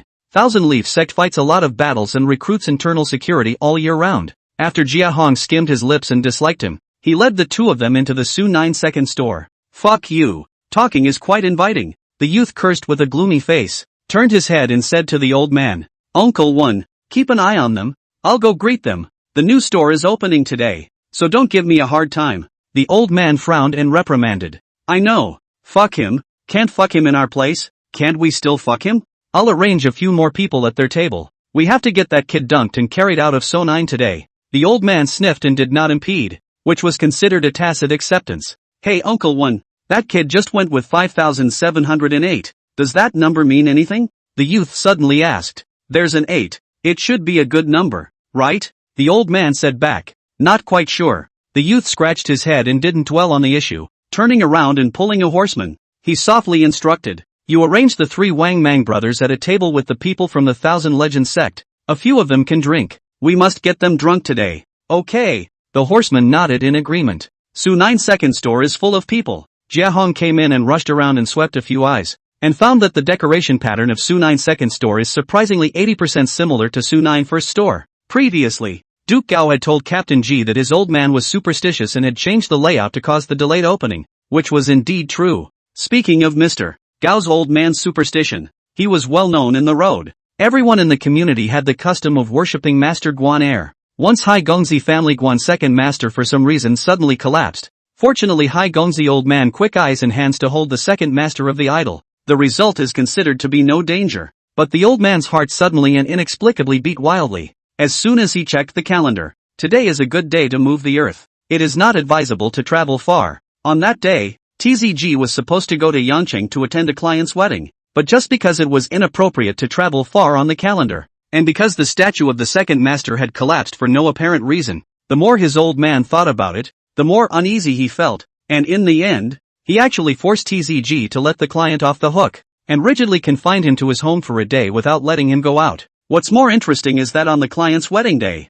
a hater came to the door and threw 2 detonators at the hotel wedding, killing and injuring a dozen people, and the client let the haters shoot him twice, 1 shot to the head, and he died on the spot. After that, when Mr. Gao's father talked about this incident, he always told people seriously, the idol had been put there for more than 10 years without collapsing, but it collapsed on the day of the accident, and it must have been the manifestation of Master Guan's spirit that saved Gao Zhan's life. Inside the Su9 second store, the dance floor on the first floor was extremely spacious, and Gongzi hired a team from outside that specialized in wedding banquets, and set up more than 40 tables of banquets on the dance floor. There were several hundred people present. A full house, companies, stores, fish sellers, car repairers, social mixers, a mixture of fish and dragons. Leaping Tao looked at the dense crowd. His heart was suddenly very bottomless and asked, "Brother Hong, are we going to give Master Dog a call first, so that he can get ready to support us in advance?" Those 2 words just now were put a bit harshly.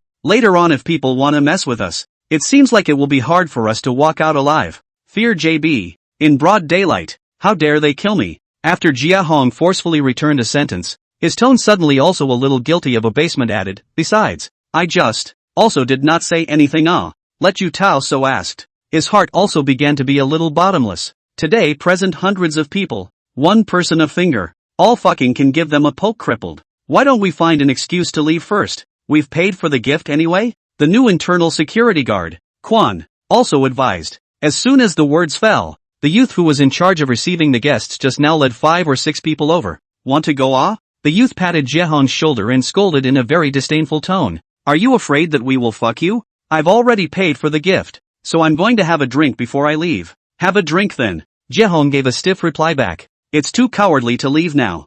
I can't tell Master Dog when I get back. Oh, how much can you drink? Wang Mang asked with narrowed eyes as he sat on his butt next to Jiehong. You try. Serve the wine. Thump.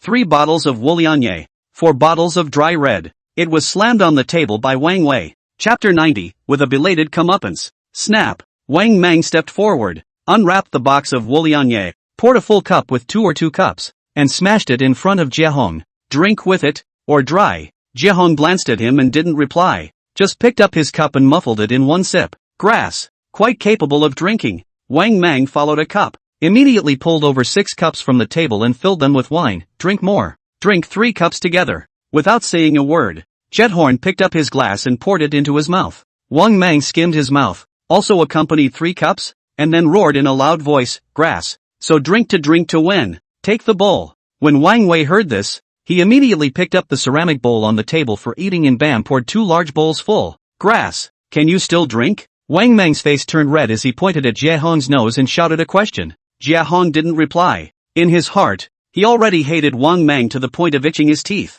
This person's speech is extremely unqualified. 2.5 sentences out of 3 must carry dirty words. He made up his mind that even if he drank to wash his stomach today, he would have to fucking drag him into the hospital with him. Snap. Jiehong gritted his teeth in death and took the lead in picking up the bowl of wine and tilting his head back to pour it in, drinking until the corners of his eyes were filled with tears, and drying the bowl of wine hard. Wang Mang followed, but only drank half a bowl. A breath cannot come up. A twist of the head all spit out. Come, lift my big brother and let him rest for a while. Wang Wei waved his hand and shouted, lifting his pants to top Wang Mang's position. Leaping Tao. You're on. I'll slow down.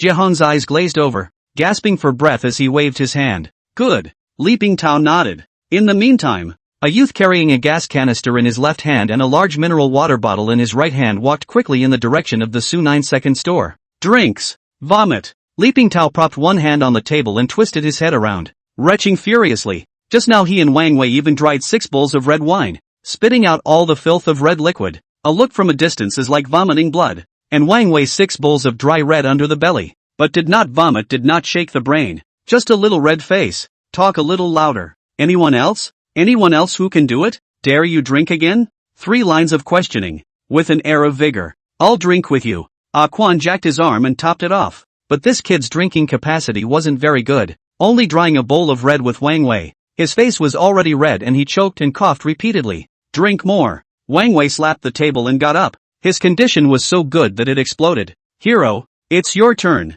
I need to slow down. Quan squeezed Jiehong's shoulder and spoke with a lax look in his eyes. Get on the JB. Any more drinking and I'll have to round up. Fuck them.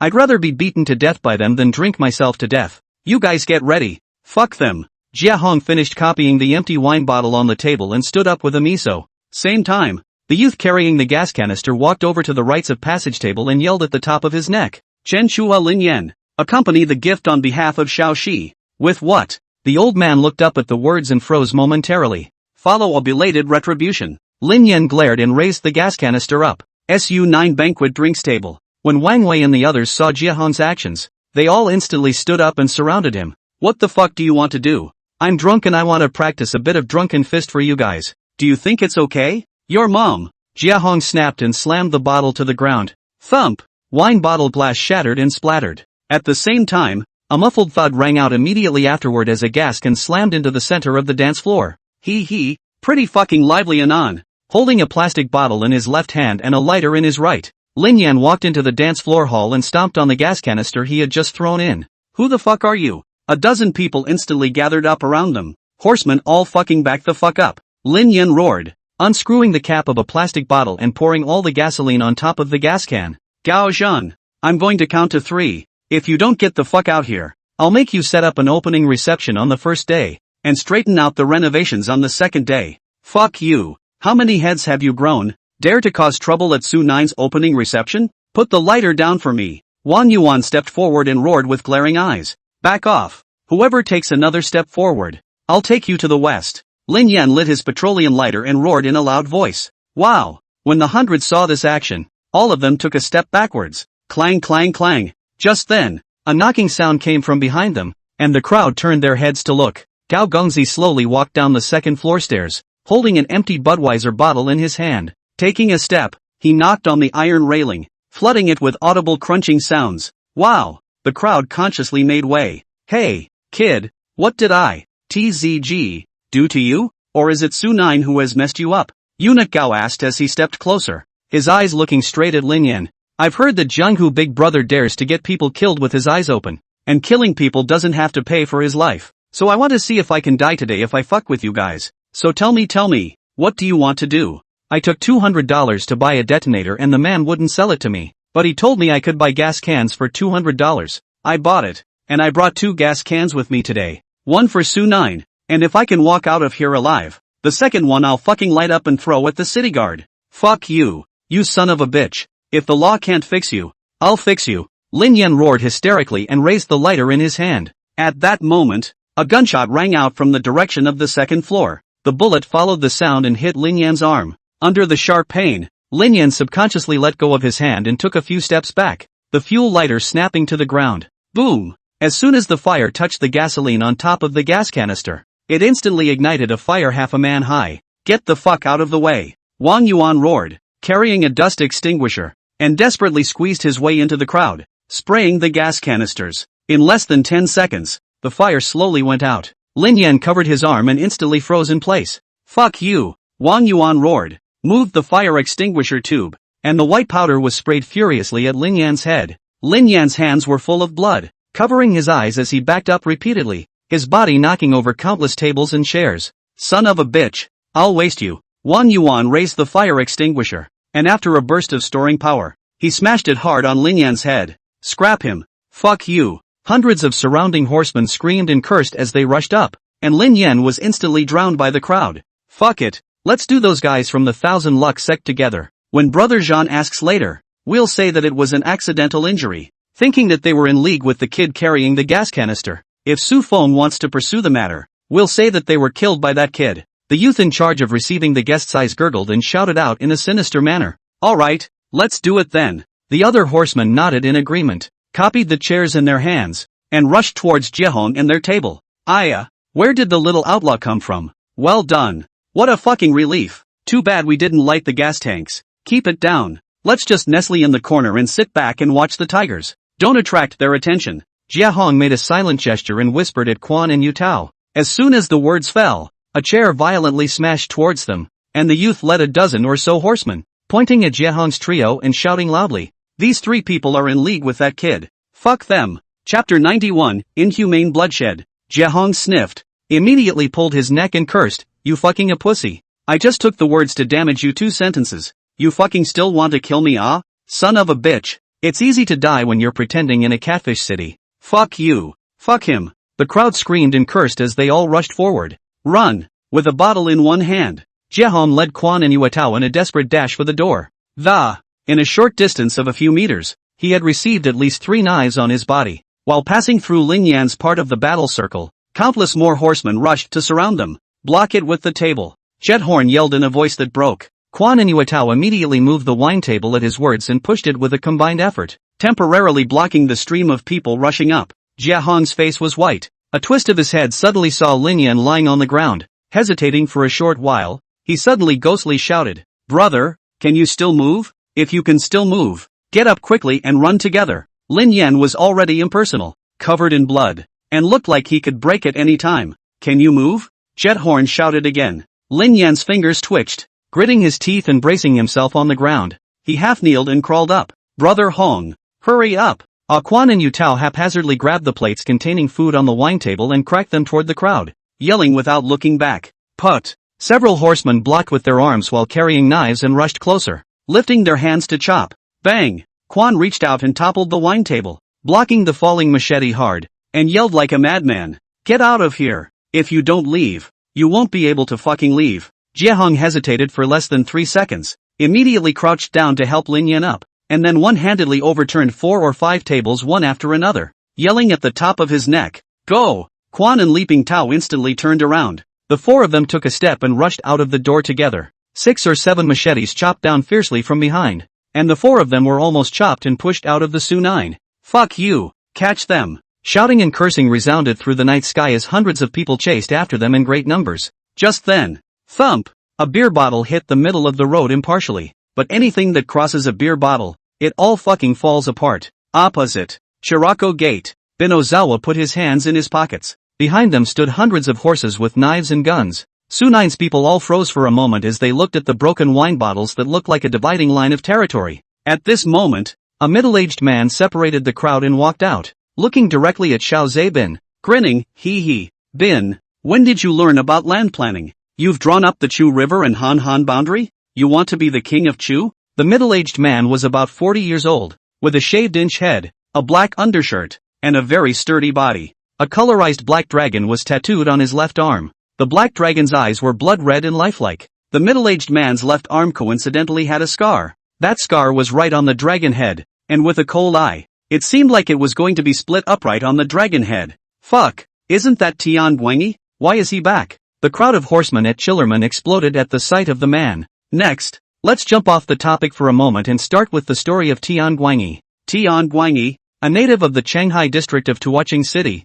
shocked the city 10 years ago when he was killed for collecting a debt. According to rumors in the jungle, back then, there was a boss who opened a clothing factory owed Su 900,000 consumer money has been dragging. The owner of this garment factory is named Du Chang, a local of Tuocheng. Brothers in Chao City who know who I'm talking about don't say it either. It's a bit sensitive. At that time, Tian Guanyi responsible for debt collection, with 2 horsemen to Du Cheng's home. Coincidentally, Du Cheng's wife not long ago just gave birth to a child. Just in the home to sit in the month. A door, Tian Guanyi pointed to the cradle of a man and a woman 2 children. Grinning, Du boss good fortune ah. He gave birth to a pair of dragon and phoenix tires. Congratulations! As soon as Du Cheng saw Tian Guanyi, his heart was as clear as a mirror, and he directly said, Brother E, I told your high general manager, I will pay back the money next month. What are you doing at my house? It's definitely not ready for next month. Mr. Gao told me that the money has to be gotten today. I have no fucking money. Du Cheng glanced at Tian Guanyi and returned in an impatient tone. Oh, no money? Okay, it's fine. You'll have money if I force you. Tian Guanyi nodded smilingly and suddenly took a step towards the child in the cradle. What the fuck are you doing? Du Cheng stood up in a heap. Don't you move Aang. Just watch well. Tian Guanyi waved his hand at the 2 horsemen. You too. Hold him down. Don't let him move. The 2 ponies nodded and rushed over to press Du Cheng onto the coffee table. Tian Guanyi slowly walked over to the 2 babies, and after looking at them for a few moments, he picked up the baby girl. What are you doing? Don't touch my child. Du Cheng's wife shouted and stormed over. Fuck you. Don't move. One of the studs kicked her to the ground. Whoa. The baby girl suddenly woke up from her sleep with a wow cry as if she had been sensed by something. Good boy. Don't cry. Don't cry. Uncle loves you. Tian Guanyi softly coaxed 2 sentences, then lifted the child high into the air and threw him into a bucket of boiling water placed in the living room. In an instant, the scalp-numbing sound of a baby crying resounded throughout the residential building. No! Du Cheng's wife cried out mournfully, her eyes blackened and she fainted. Tian Guanyi, your mom! Du Cheng shouted like crazy. You pick up my daughter. Quickly pick her up. I beg you. I pay back the money. I pay back the money. Hold it up and forget it. Let her die. A dead daughter. You've got a son. You'll pay it back. Asterisk. Your mom. Fuck you. You pick her up. I beg you. Please. Du Cheng's head knocked on the coffee table one by one, tears and blood running down his face together. Having a daughter is a money loser. What are you excited about? Tian Guanyi sat on the sofa, lit a cigarette, watched with interest the baby girl flopping and screaming in the boiling water, and whispered back, House. The inhumane screams and cries were like hell on earth. Not long, the baby girl's cries gradually disappeared. The young body slowly stopped struggling, motionless floating on the water. Okay, finally it's quiet. Tian Guanyi patted the soot on his body, stood up and walked to Du Cheng, whose whole body has been paralyzed. Just like a walking corpse. Boss Du. Money. Can you pay back? Du Cheng's eyes were empty, as if he hadn't heard Tian Guanyi at all. Don't want to give it back? It's fine. Then let's continue. Tian Guanyi turned around smilingly and took a step towards the cradle. I pay back. I pay back. Du Cheng suddenly looked like he had been stimulated by something, and cried out in horror. I'll pay back the money. I'll pay back the money. Quickly carry my daughter out. Carry her out. Don't. You don't fix it. You stay away from my daughter. And stay away from my son as well. Take the money. Tian Guanyi said softly. I'll take it. I'll take the money. Du Cheng braced himself on the coffee table and tried to stand up, but he was as soft as noodles and couldn't straighten his legs at all. Hold him and take him to get the money. Tian Guanyi waved his hand at the 2 horsemen. The 2 ponies responded, and under Du Cheng's guidance, they assisted him to a safe in the room. Du Chang knelt on the ground, trembling violently, and pressed the password a few times and lost it wrongly. "What's the password?" one of the studs asked.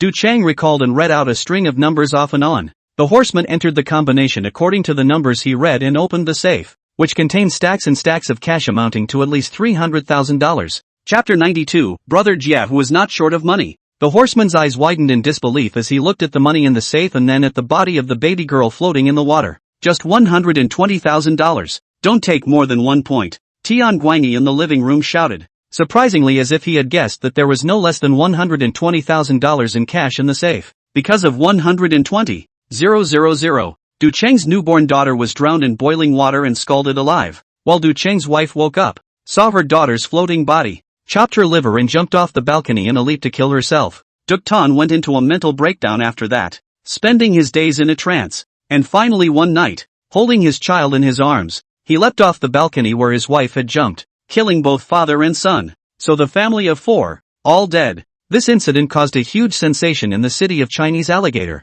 The murderer Tian Guanyi ran away to a foreign country on the same night, and Su Nine almost collapsed because of this incident. And finally Gaozhen dispersed his family's wealth, and only survived in that era of weak legal awareness and chaos with his contacts over the years. And Tian Guanyi this gone, as if evaporated, and no one has seen, or heard his news. In a flash of 10 years, when he reappeared on top of the Jianghu again, the Jianghu was still not old, but he was already in his middle age. The first time he took on an opponent, he was a latecomer 10 years ago, but is now a hotshot Yakuza boss, Bin Ozawa. The showdown should have been bloody and grand, but fate seemed to have other plans, and when the two sides were at war, a siren suddenly cut through the night sky, strangling the battle in the cradle. "Tian, hurry up!" Su Nine's core horseman immediately yelled as he pulled his neck. Tian Guanyi slowly lit a cigarette, walked over to Xiao Zabin, sprayed a mouthful of smoke in his face, and arrogantly shouted, "Tell Su Feng and Nan Coffin that Tian Guanyi is back, and tell them to wash their necks and wait for me."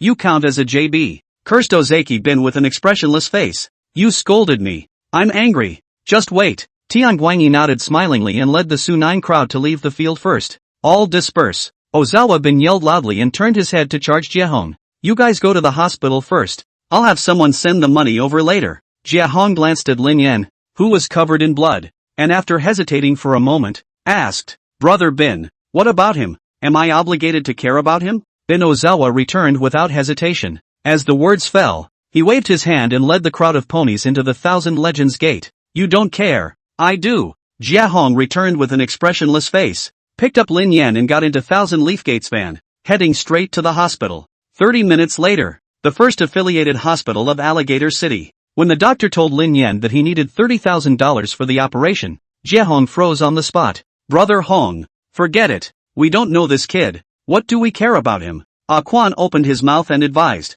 "Pipe down." "Why?" Izumi was very confused. Jiehong was silent for a long time and spoke, "Because I saw my old self in him." Izumi was speechless. 1 minute later, the wound did not bother to bandage. Covered in blood, Jiehong sat on the hospital bench, lit a cigarette, and called the first call to borrow money to the Fat Wave. "Hello, brother, I'm Jiehong. I've run into something difficult, and I urgently need $30,000. Can you lend it to me?" Jiehong asked right to the point. "Buddy, I'm not talking shit to you. I just paid the down payment for the house yesterday, and I don't even have $3,000 in my card right now. But you opened your mouth. I can't ignore it. I'll go out right now to get it together for you." After the Fat Wave was stunned, the words were reeled back. "Never. If you don't have it, forget it. I'll find someone else to ask." Jiehong was the first to hang up without waiting for him to reply. Fat Wave's phone soon called again. Jiehong did not even think to hang up, and immediately found his big brother Jimin's phone dialed out. But Jimin at this time in prison. The phone is already off. Jiehong rummaged up and down through his address book, and finally his eyes landed on Zhang Nan's name. He hesitated for a long time, then finally gritted his teeth and pressed the dial button. "Hey, big brother, you still fucking know how to call me? No news at all for so long?" Zhang Nan, who was surfing the internet at the internet cafe, picked up the phone and yelled as he pulled his neck. "I've been busy with something for a while." Jiehong stuttered back, immediately adjusted his state, and asked as if he was making small talk, What are you doing?" Once Jiang Nan heard the tone of his voice, he didn't even pick up the conversation and cautiously asked back, "Have you encountered something difficult? What's so hard about it?" "I just miss you. Don't you fucking curse me all the time." Jiehong regretted the moment Jiangnan picked up the phone, because Jiangnan, who was still in school, couldn't talk about any ability in terms of economy at all. Not to mention being able to borrow a huge sum of $30,000. Don't you JB bullshit, do you need money? You name a number.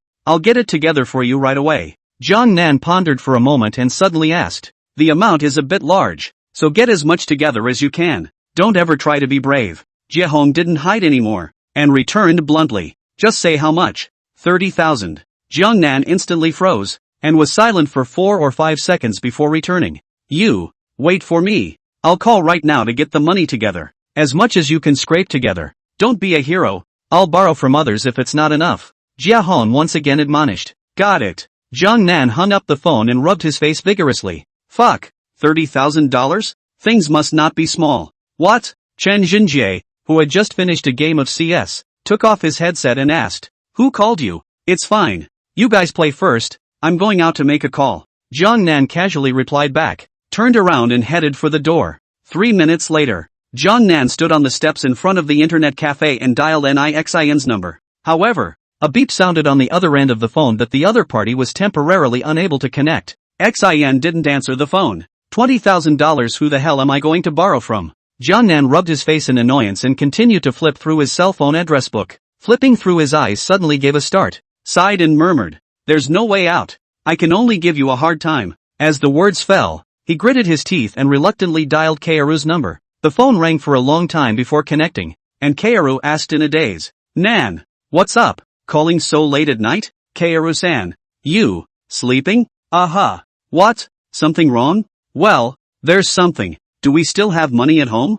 Jiangnan asked through gritted teeth. And 3,000. What's wrong? Kaoru returned after a moment of silence. Jiehong's in a bit of a pickle. Can this money go to him first? Is 3,000 enough? Not enough. He wants 20,000. I'll first draw next month's paycheck from my boss, and I'll get my co-workers to chip in for the rest. Sister Kaoru returned without hesitation. Jiangnan sniffed, and his heart was incomparably sour. I've made it difficult for you.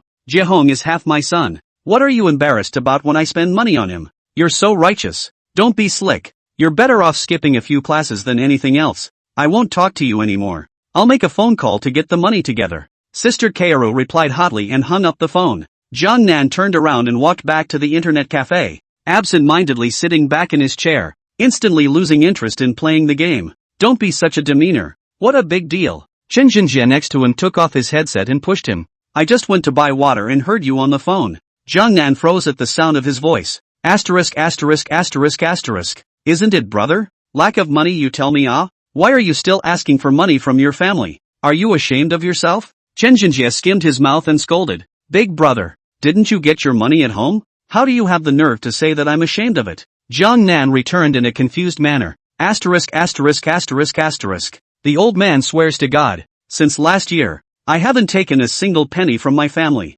Chen Jinjie stretched out 3 fingers and pointed at the ceiling. So where did you get your money? From being a duck? You don't have a body like that, do you? Don't bullshit me. I'll tell you more about how it came to be later. Let's talk business first. Chen Jinjie waved his hand and asked seriously. You want $20,000, right? Right. Jiangnan nodded. You call your aunt and tell her that you don't have to come up with the money. I'll go to the ATM right now and get it for you. Chen Jinjie patted Jiangnan's shoulder, picked up his school bag and rushed out of the internet cafe. Fuck. Why don't I believe he has $20,000? Jiangnan murmured a couple sentences, not quite bottoming out, and after thinking about it for a while, he still called Sister Kaoru first.